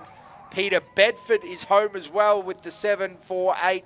We can hear the crowd still pumped as their riders are making their way through for Gerard Giddings, the 6-2-6. And after that wild ride off the top of the berm, Jason Halliwell is home safely on the H80. Great work, one and all, and we've still going to call them home. Again, if you're listening on the live stream, throw your name up in that comment section. Shout out your support. Not for us, because our commentary's wild, but for your rider. And we are going to shout them out, because I tell you what, I'm just as pumped now for first, second, third. I'm as pumped now because I tell you what, these guys are Iron Men. They have worked their guts out, and women. And women. And women. Not misogynist up here. It was a non-gender comment. Iron people. Yeah, these guys still getting a really good reception home. I'm absolutely loving the crowd still out here, and I've got to give a bit of a shout out to one of my live stream viewers. Should currently be doing homework for uni, and she's decided to watch me instead, so go back and do your uni homework as we continue to go back over these guys. It's Bradley Murfitt. Going to give us a name drop, mate, or it's a bit of a secret? Nah, we'll give a name drop. We'll give a name drop. Kaylee Robertson out of Adelaide. Big shout out to her watching the live stream. You should be doing your uni work, though. But I tell you what, the 6-2-8 of Bradley Murfitt on the Sherco. And Josh. No, the 807, mate, all yours. You've been doing such a great job. I think I'm going to leave it up to you to call the 807 in as well. The old madman Venka. Look, the 807, we do very much apologise, but that is a last name that we don't even have a clue how to... Venkat Chamlam? Ventakachalam? Nailed it. Nailed it.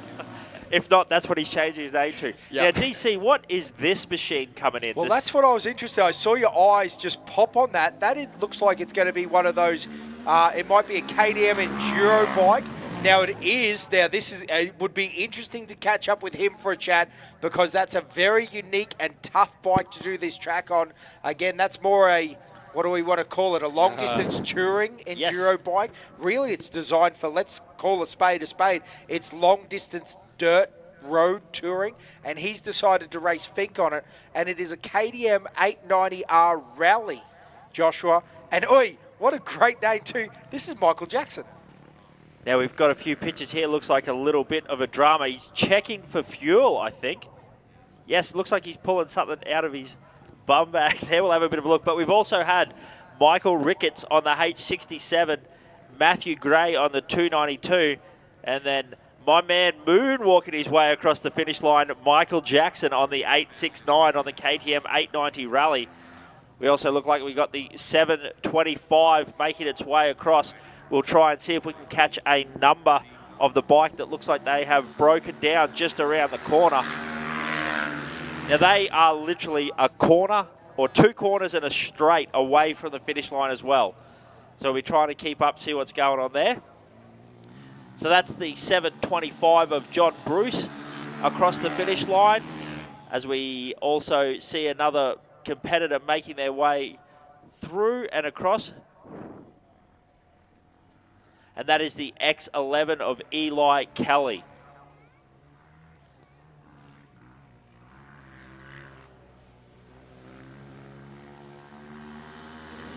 The 859 across the line now here into Alice Springs as well. The 1110 making its way around the stadium section.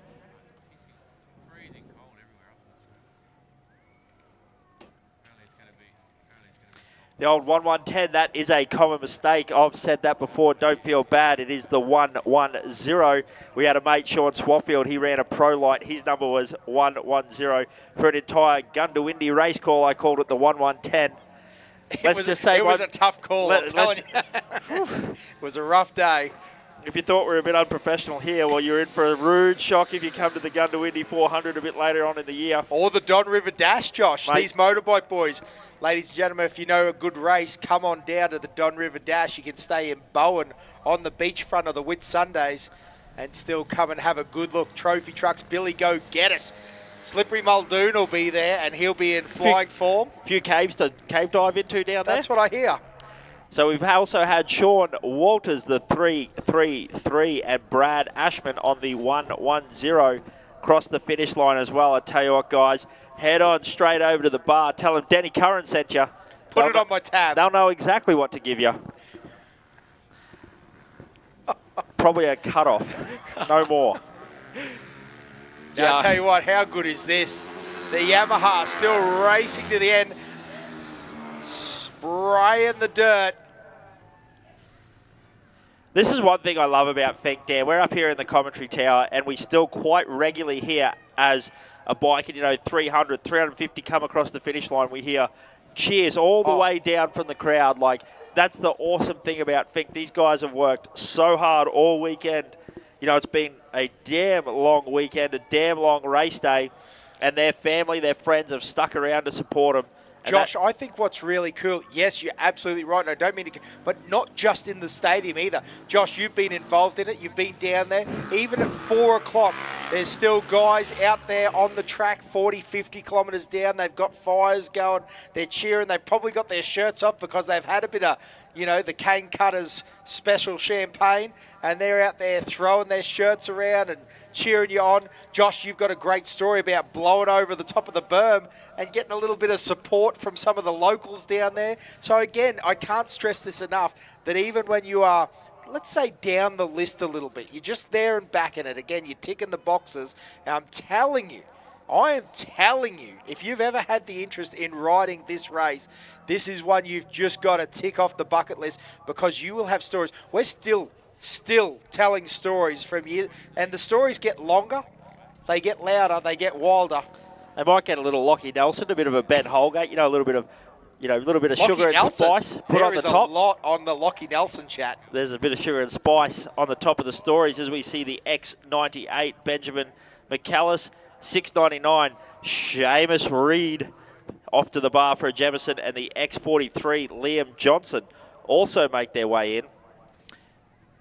But you are right, Dan. It's not just here in the final stadium section, the finish line. It's all along the track. They're clapping, they are cheering, they're doing anything they can to help you, because they do know that for these guys, for a regular average Joe rider like myself, it is a battle all the way to the finish line, and it was inspiring. It did help keep your energy levels up, as I'm sure it definitely helped Samuel Hunt on the X36 there as well.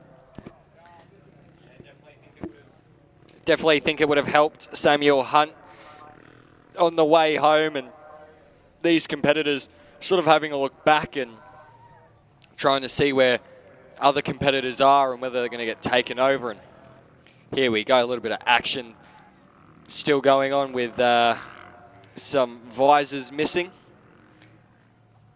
And yeah, the 734 starts making its hard charge down towards the finish line.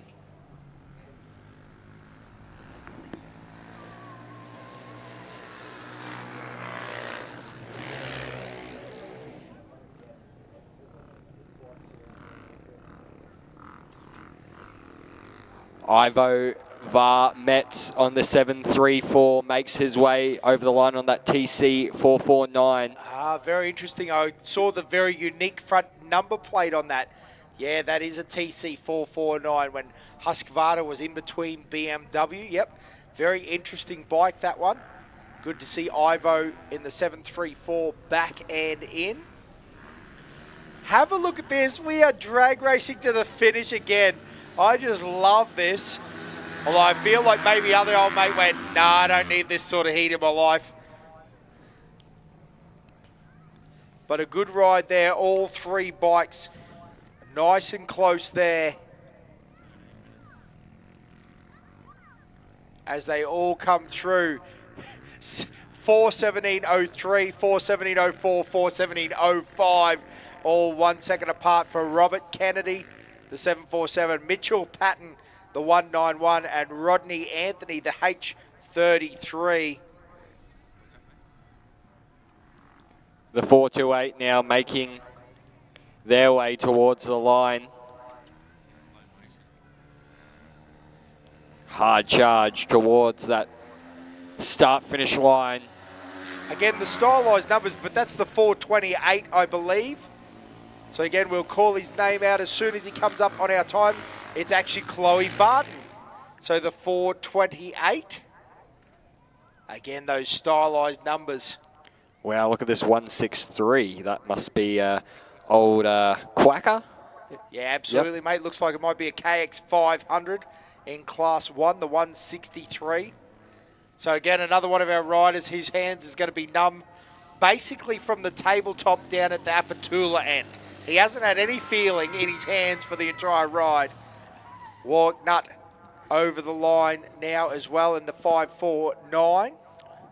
But, mate, I reckon the reason he doesn't have any feeling in his hands because to saddle up and ride the Finke Desert Race on a KX 500, that man must have pure ice running through his veins. That's why he has no feelings. Oh, wow. I do like that. Lucas Puckle on the 641 on his KTM 500 also through.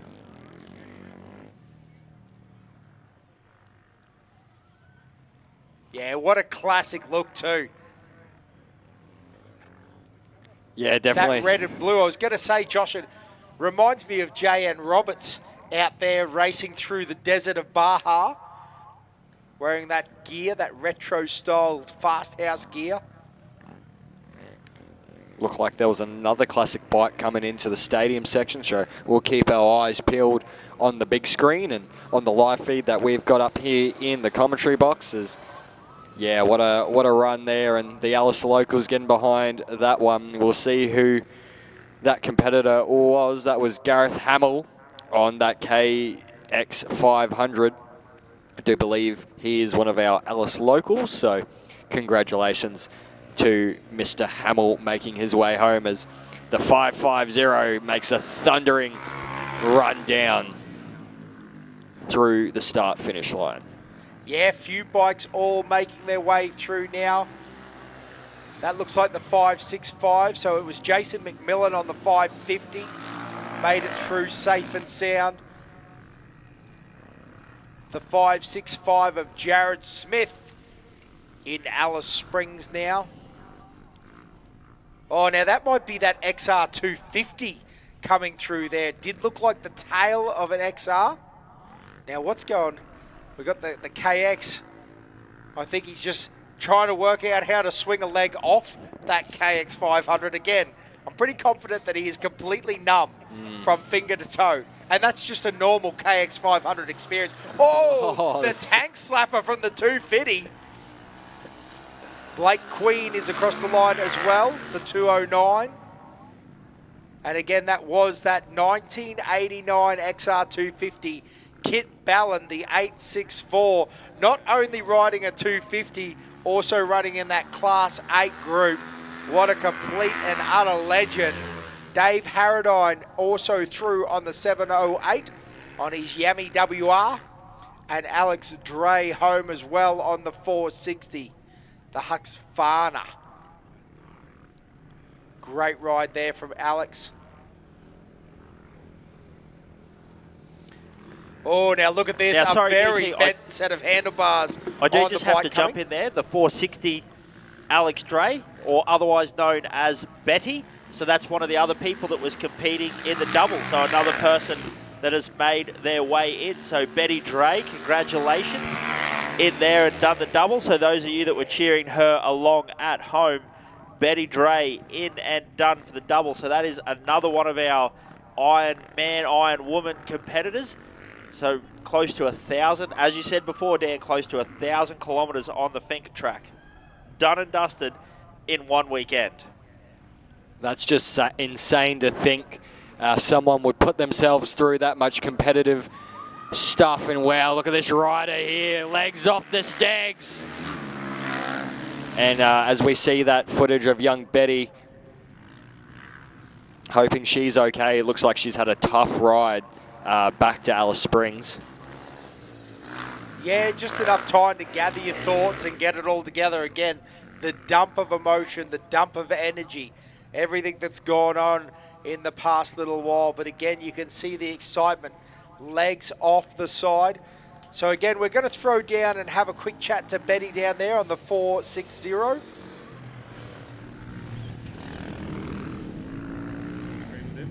Betty Dre, she is back in Park for May, just turned 17. Congratulations, Betty. Pretty emotional stuff. Just tell me what you're feeling like right now. Oh, just so glad to be back here. That was a great 26 Ks, that's for sure. All your family's so proud of you. Just tell me, what was the hardest part for you? Oh, the last 80 Ks I was done. I was so ready to stop, but you know, I knew I had to get back here, so I just cruised the whole way home, really. You should be so proud of yourself. I mean, what was in your head making you go, you know, I've got to get to this finish line? Oh, you know, on the front of my bike was actually written, do it for the beers, so we had to get back here. That's so very important. Congratulations, be so proud of yourself. I know your family is so proud. Enjoy these celebrations. Thank you so much. What a little battler. What a little battler. She is amazing. Great to see Betty back in town, and you've got to be proud of her. So we'll see how she goes next year if she decides to come back to Alice Springs and compete and Finke again. Hopefully she's got that determination to do it again. We still have a heap of riders continuing their way into Alice Springs. The H66 of Chris Walsh is here now.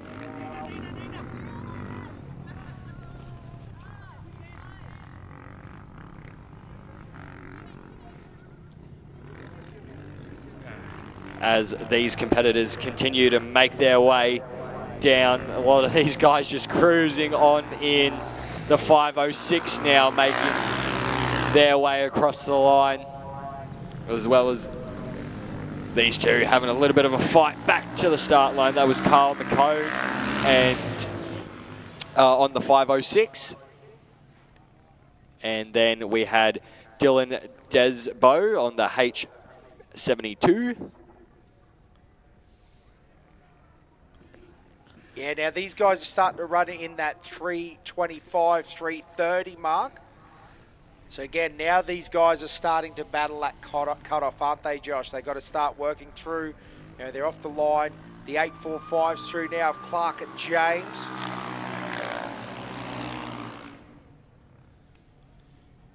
So again, a few issues on track, possibly a little lay on the dirt. I can promise you that sand out there is not soft in any way, shape or form. It is very nasty. Warren Smith also through the 894. Nice run there on his Suzuki RMZ 450.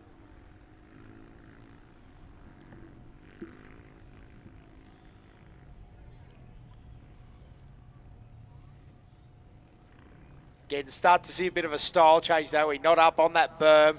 It's just running the nice, neat, short lines. It looks like the 4, or it's the H08, I think. Yeah. So again, if you're cheering the H08, get very excited because he's back in Alice Springs and across the Tatts Finke Desert Race start-finish line. Righto, so again, we've got the girls down on the start-finish line for a quick chat.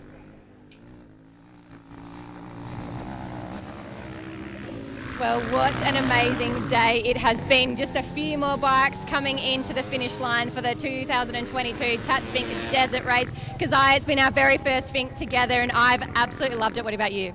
I have had the absolute best time. It is such an eye-opener being out here and experiencing it, experiencing the dust and the experiences and all the stories that come out of this race. I just want to say a huge thank you to all of the competitors, all of the volunteers. We've had nearly 300 volunteers that have made this event, to all of our crew that are behind the scenes working so hard, to Josh and Dan Curran and Josh Graveling, who are in the commentary and been literally speaking non-stop for the last 4 days. So huge shout out to everyone who has made this Finke broadcast and made this Finke event happen. The stories have been so amazing, and they continue to just roll on through as we start to close the 2022 Tatts Finke Desert Race. We hope you have enjoyed our coverage. For any more information and highlights throughout the whole weekend, head to the Tatts Finke Desert Race website, to the Facebook page, of course on YouTube and Instagram. That's where you'll find all the information. Congratulations to all of our competitors. They are absolute warriors in our eyes. I hope you've enjoyed it, and we look forward to seeing you in 2023.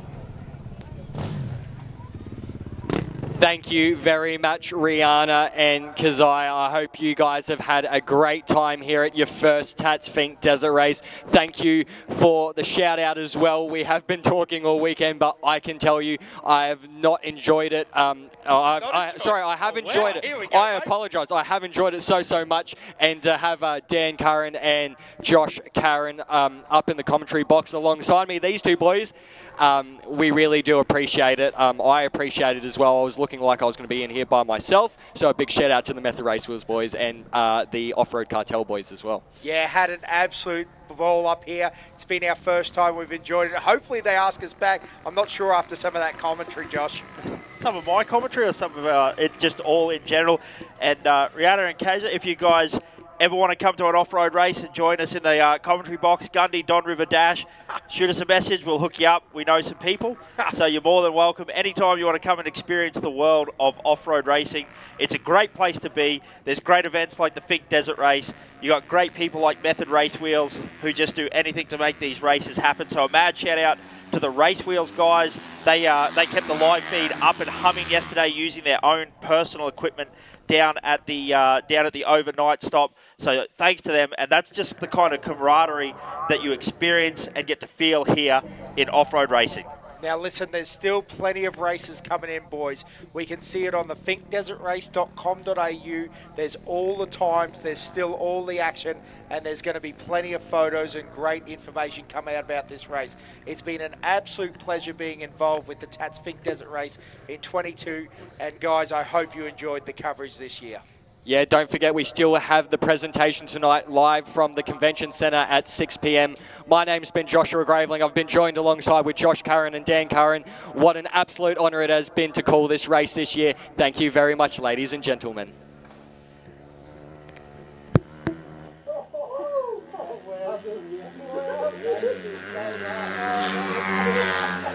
It's getting faster and faster. Very good, brother. It was a great time. Thank you, man.